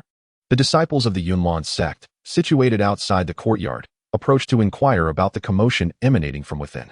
"I am untroubled," Guhi replied nonchalantly. "Indeed, Master Guhi." The disciples gradually retreated. With a creak, the door to the courtyard was firmly shut once more. Chapter 106. Alchemy Cannot Sustain Life. In the open space before a grand hall on the mountainside of the Yunlan Sect, Yinshan stood with his hands clasped behind his back, gazing down at the sprawling structures of the sect. At that moment, his heart surged with uncontainable ambition. This, after all, was the millennium-old foundation of the Yunlan Sect. "Now that I have transcended to the Dozong realm, I can protect the Yunlan Sect for another century," Yunshan declared with fervor. Oh, if only he were not here. Suddenly, an exceptionally familiar figure flashed through Yunshan's mind, causing him an unwelcome headache. The moment he thought of this, the previously soaring ambition of Yunshan plummeted into despondency. Perhaps it would be better to retreat. Who dares to be audacious within the Yunlan Sect? Just as he was about to turn away, Yunshan caught sight of a shadow darting in a corner below, instantly igniting his fury as he shot towards it. "You tread a path to heaven yet refuse to walk. You invade hell without permission. Since I have yet to spill blood after breaking through to the Dozong, let you be the offering today, not to heaven, but to my blade." As these thoughts coursed through him, the fire of battle ignited within Yunshan's heart. Xiao Yan focused and realized that this individual was none other than Yunshan himself. "Oh, is that not the fool Yunshan? Why is he turning his back to me?" Xiao Yan mused, halting in his tracks, arms crossed as he awaited to see what mischief Yunshan would conjure today. "Dare to intrude upon my Yunlan Sect? You shall take your own life," Yunshan declared, hands still clasped behind him, maintaining his back to the intruder with an air of indifference. He felt quite dashing in this posture, believing the command to be rather imposing. Although he now faced away from the enemy, he was confident that should they make a move, he would swiftly reveal the unparalleled prowess of a Dozong and vanquish them in a single strike. The moon above cast fragmented beams of dim light upon Yunshan's face, complemented by the gentle zephyrs that wafted in, imparting a sense of intoxicating ease. "Ah yes, this is the feeling," Yunshan mused, somewhat entranced. He expressed his dissatisfaction with an irritated sound. "Has it truly taken this long for you to respond? Are you weary of living? No, it must be that my strength has intimidated you. If that is the case, I could spare your life." With this thought, a gentler expression graced Yunshan's features. "Surrender willingly, and I shall confine you to the dungeon for 20 years, he said with a contented air. Yet, silence reigned in response to Yunshan's proclamation. His anger swelled anew. I shall now take this seriously. Watch closely, for I am about to turn. Do you wish to die? Yunshan bellowed as he turned. Master, my lord. Upon confronting the figure before him, Yunshan felt as though an invisible hand had suddenly grasped his throat, rendering him speechless. At that moment, Xiao Yan stood with arms crossed, a mocking smile upon his face, and remarked coolly, "Do you wish to die?" The same words spoken by different individuals at varying moments can indeed reflect vastly different states of mind. For instance, Yunshan presently addressed the master, expressing his genuine surprise. "I truly did not recognize you." Suddenly, Yunshan extended his hand and deeply bowed, speaking cautiously. Maintaining this posture for a considerable time, he awaited the approach of footsteps, which gradually drew nearer. "Withdraw." A calm voice belonging to Xiao Yan resonated nearby. "Yes," Yunshan replied, standing upright and saluting Xiao Yan, then swiftly vanishing into the night, seemingly employing an advanced martial technique of considerable rank. A flurry of white shadows danced through the air, ultimately settling upon the open space before the grand hall on the mountainside. "How exhilarating!" Xiao Yan exclaimed, only to remind himself, "No, impulsiveness is a devil." Indeed, he pondered. What on earth is he thinking? Shaking his head in resignation as he observed Yunshan's retreating figure, Xiao Yan soon found himself fading into the shadows of the night as well. Within the confines of the room, Xiao Yan removed his black cloak, exhaling a sigh of relief. Phew, ancient, he should learn his lesson from this. The ethereal figure of Yao Lao hovered in the air, chuckling. "Planning to take on the title of Dan Wang? It's quite audacious of you, boy. Huh? To claim such a title at the 6th rank is rather presumptuous. Moreover, did not ancient he himself declare that one must reach the 7th rank to bear the title? That is not a statement I made." Xiao Yan chuckled in response. "Oh, you rascal," Yao Lao laughed, gesturing playfully at his mischievous disciple. "By the way, did you manipulate ancient he beforehand? When did you do this?" Xiao Yan recalled the scene of ancient he surrendering and inquired with curiosity. When did I? It was during your meeting earlier today that I discreetly left my mark. My soul realm is that of the spirit realm. He is merely a late-stage mortal realm fellow. It was a trivial task to inscribe a subtle influence upon his soul," Yao Lao boasted. "Then, I quietly triggered that influence just now. In truth, it was merely a minor technique involving soul energy. Ancient he was merely frightened out of his wits, and the effect was minimal. I will teach you these techniques in the future," Yao Lao said with a smile. "Thank you, Master," Xiao Yan replied, his face unable to suppress a grin as he recalled the amusing encounter. For it had been he alone conversing with Ancient he throughout their exchange. On the following day, just as dawn broke, Ancient he expressed his desire to depart. At the gates of the Yunlan sect, Xiao Yan, Yun Yun, and Yun Ling stood together, gazing at Ancient he, who was preparing to leave. Noting the sect leader's silence, the elder Yun Ling spoke up. "Indeed, Lord Ancient he, how can you leave so soon? We have only met a few times. Stay a few more days. Consider the Yunlan sect as your own home." Xiao Yan stepped forward, his expression tinged with reluctance as he regarded Ancient he. This young friend possesses a truly innocent nature, worthy of deepening our friendship, Ancient he thought, feeling a touch of emotion as he looked at Xiao Yan. Had Yao Lao known that Ancient he's assessment of his wayward disciple was one of innocence, he might have exclaimed in disbelief. Certainly, if Xiao Yan were aware, he would likely blush and utter a phrase of annoyance. Alas, dear Xiao Yan, you remain oblivious. Gu he, too, harbors his own burdens, yet he cannot speak of them. This young friend before me, with his innate innocence and unawareness of worldly treachery, is better left in ignorance of the malice that resides in human hearts. Thus, with a deep sigh, Gu he addressed Xiao Yan.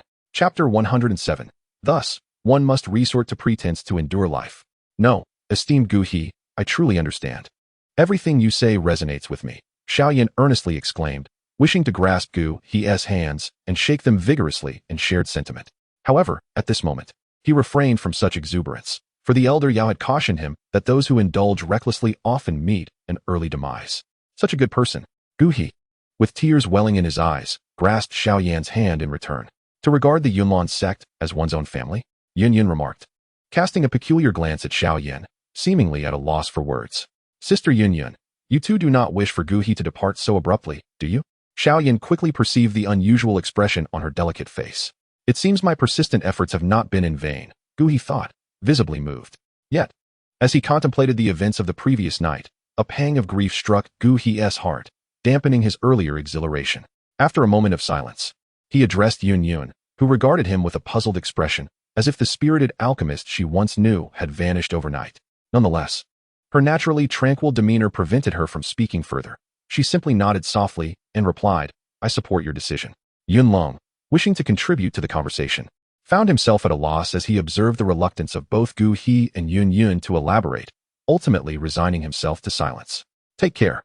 Gu He nodded to Xiao Yan and the others before unfurling a pair of crimson, battle-worn wings and, with a sudden tremor, vanished into the sky. As Xiao Yan watched Gu He's figure fade into the horizon, he couldn't help but call out emotionally, "Please visit us often, esteemed Gu He." Observing Xiao Yan's genuine display of emotion, the seasoned Yun Lung instinctively sensed that Gu He's departure was intricately linked to Xiao Yan, whether through direct involvement or some underlying influence of his own. However, contemplating the notion that villains often perish due to excessive chatter, Yun Lung decided it prudent to remain silent.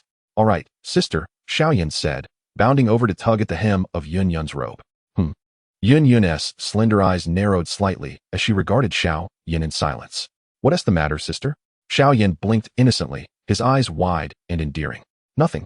Let us go." Yun Yun sighed softly within her heart, reflecting on the facade of it all. "All of it is a charade.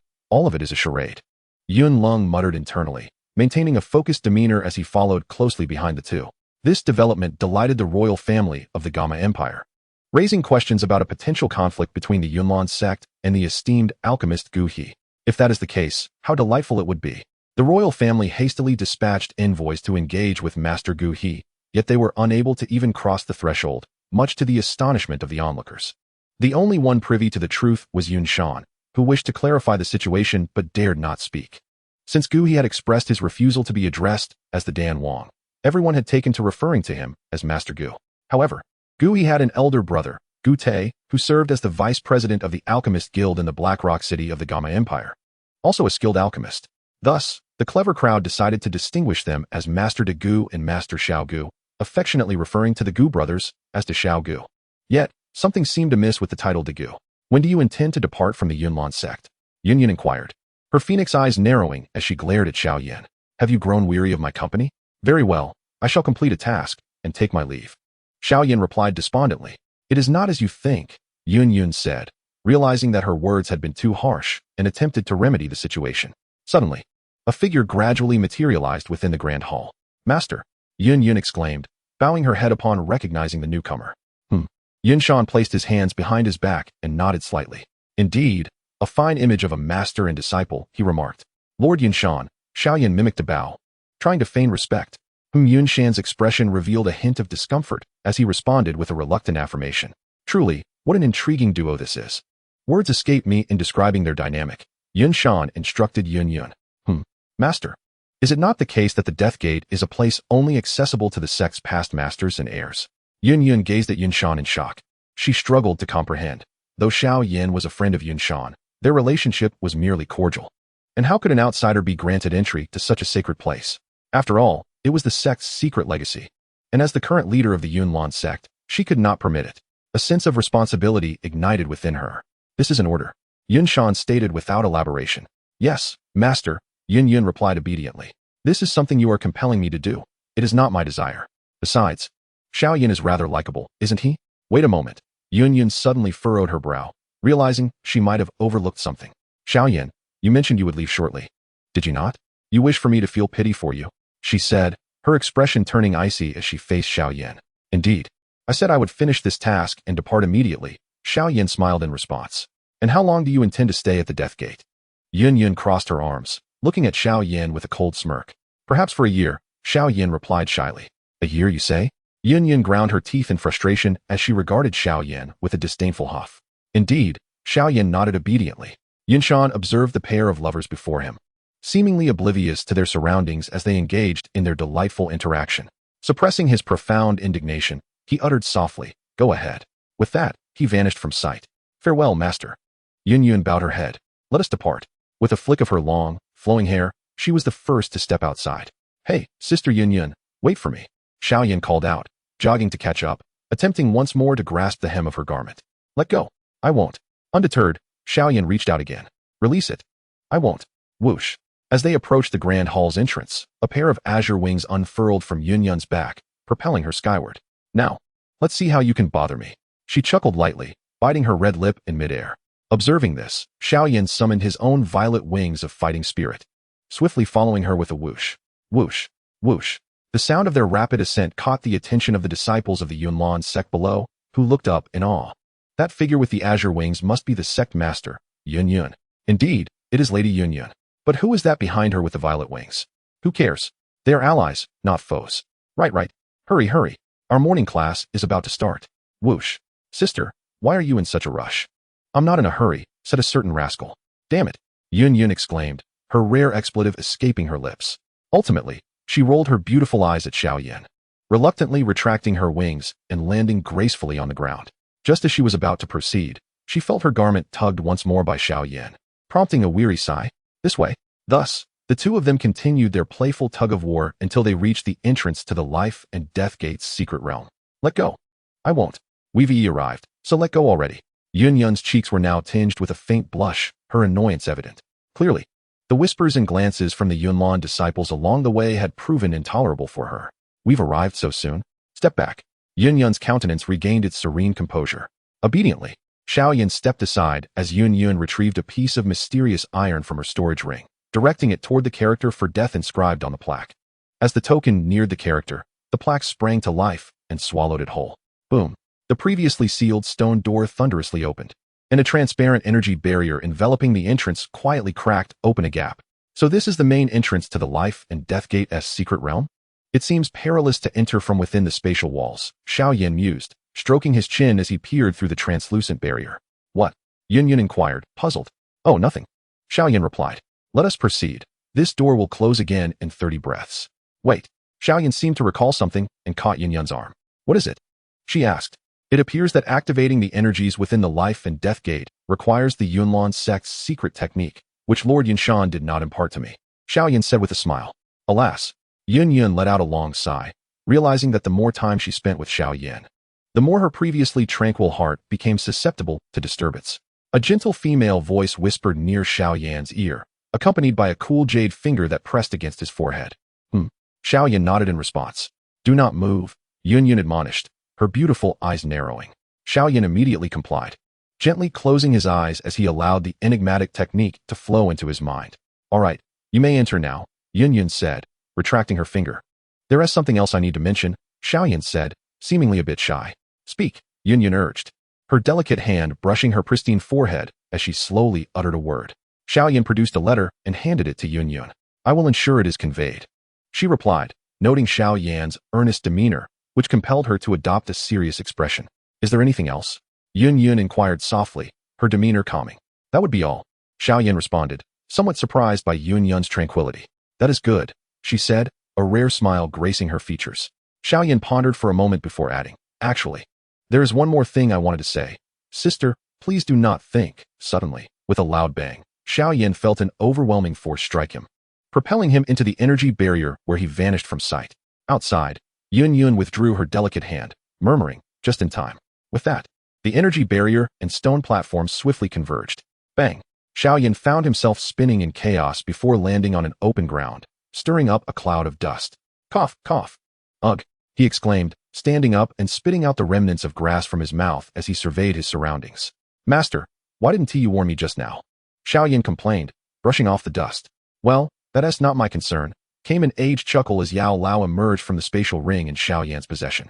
I didn't expect to return here so soon, Yao Lao remarked, surveying the secret realm with a smile. Taking the front entrance is certainly more straightforward than the back. Xiao Yan could only roll his eyes in response. Well, it is still early.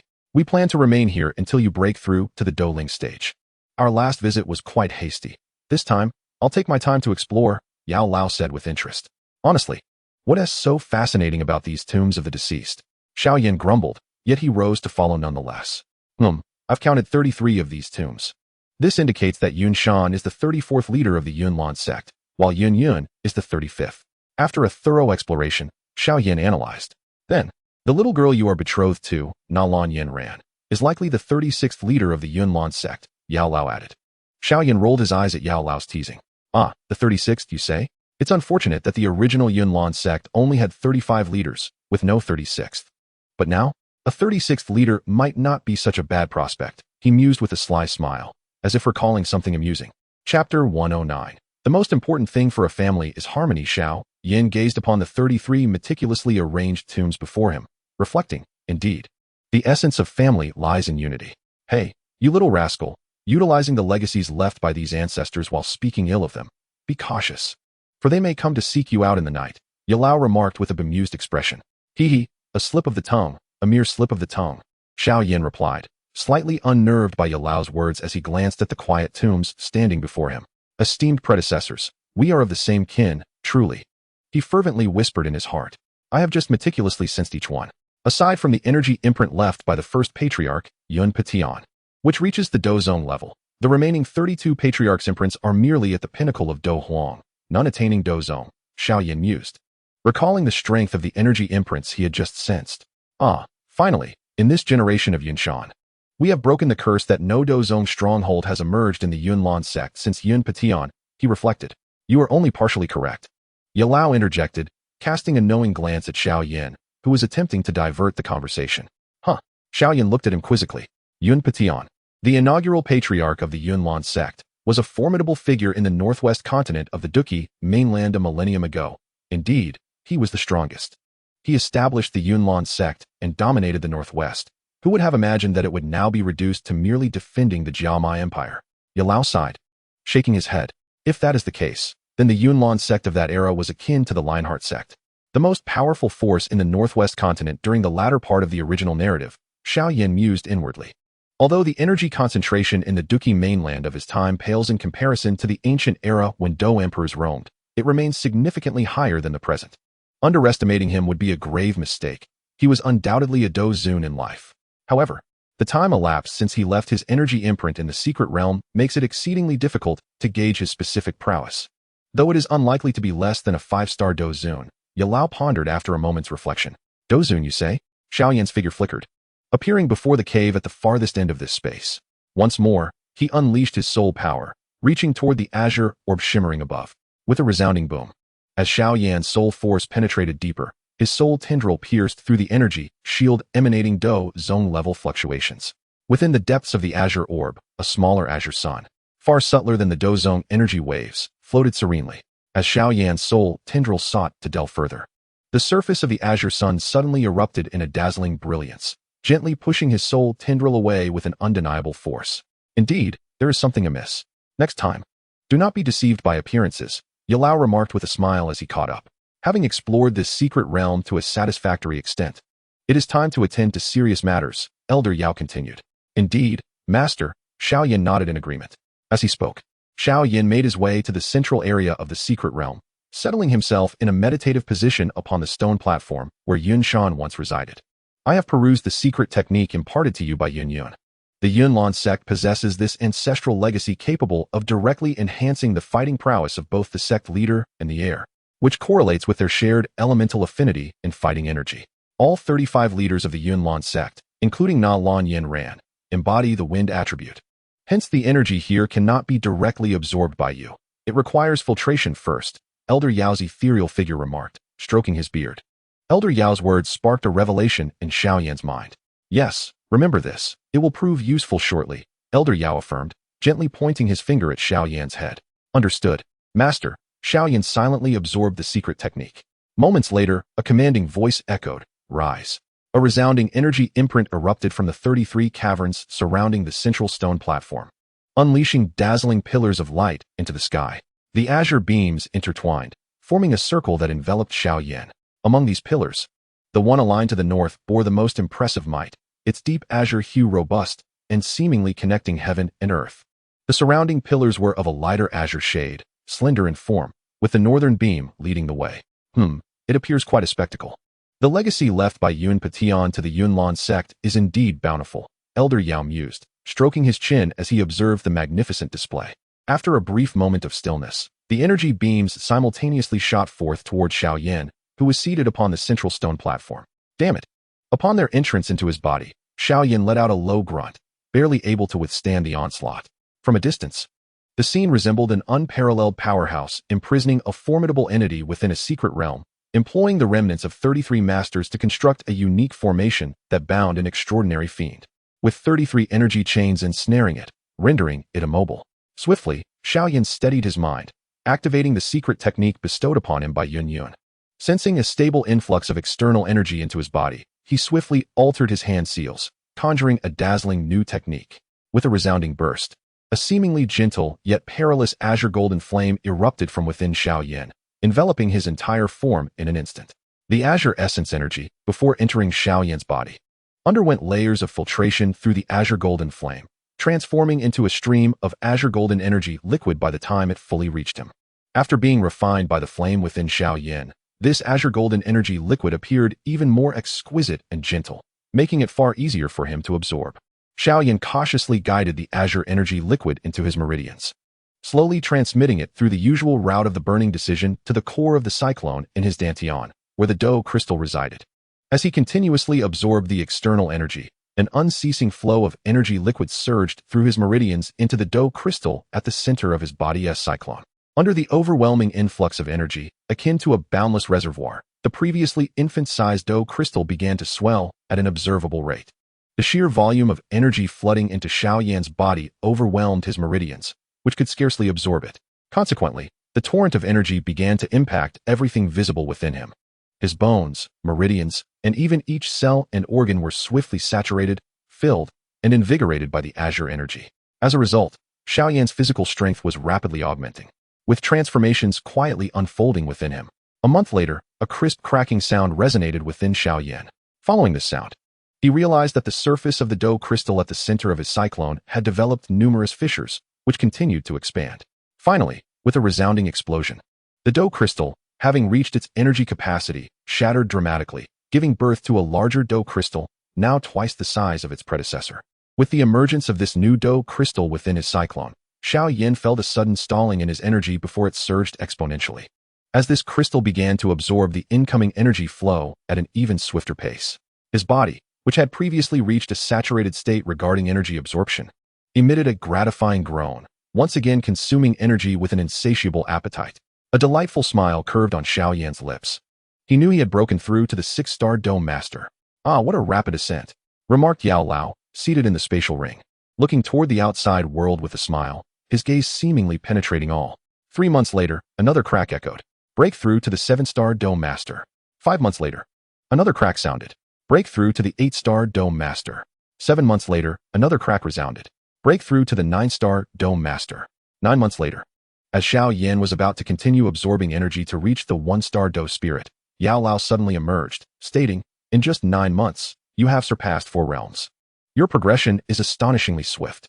Moreover, dough spirit represents a significant realm, so it would be prudent to pause and stabilize your current level before proceeding." Yao Lao's words jolted Xiao Yan from his enigmatic state. After a moment of contemplation, he replied, "Master, is my advancement truly too rapid?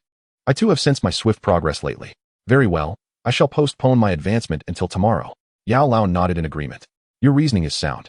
With that, Xiao Yan rose to his feet, stretched his body, and released a contented sigh. Bang! The 33 azure energy beams connected to Xiao Yan's body neatly severed. The following day, another crack echoed.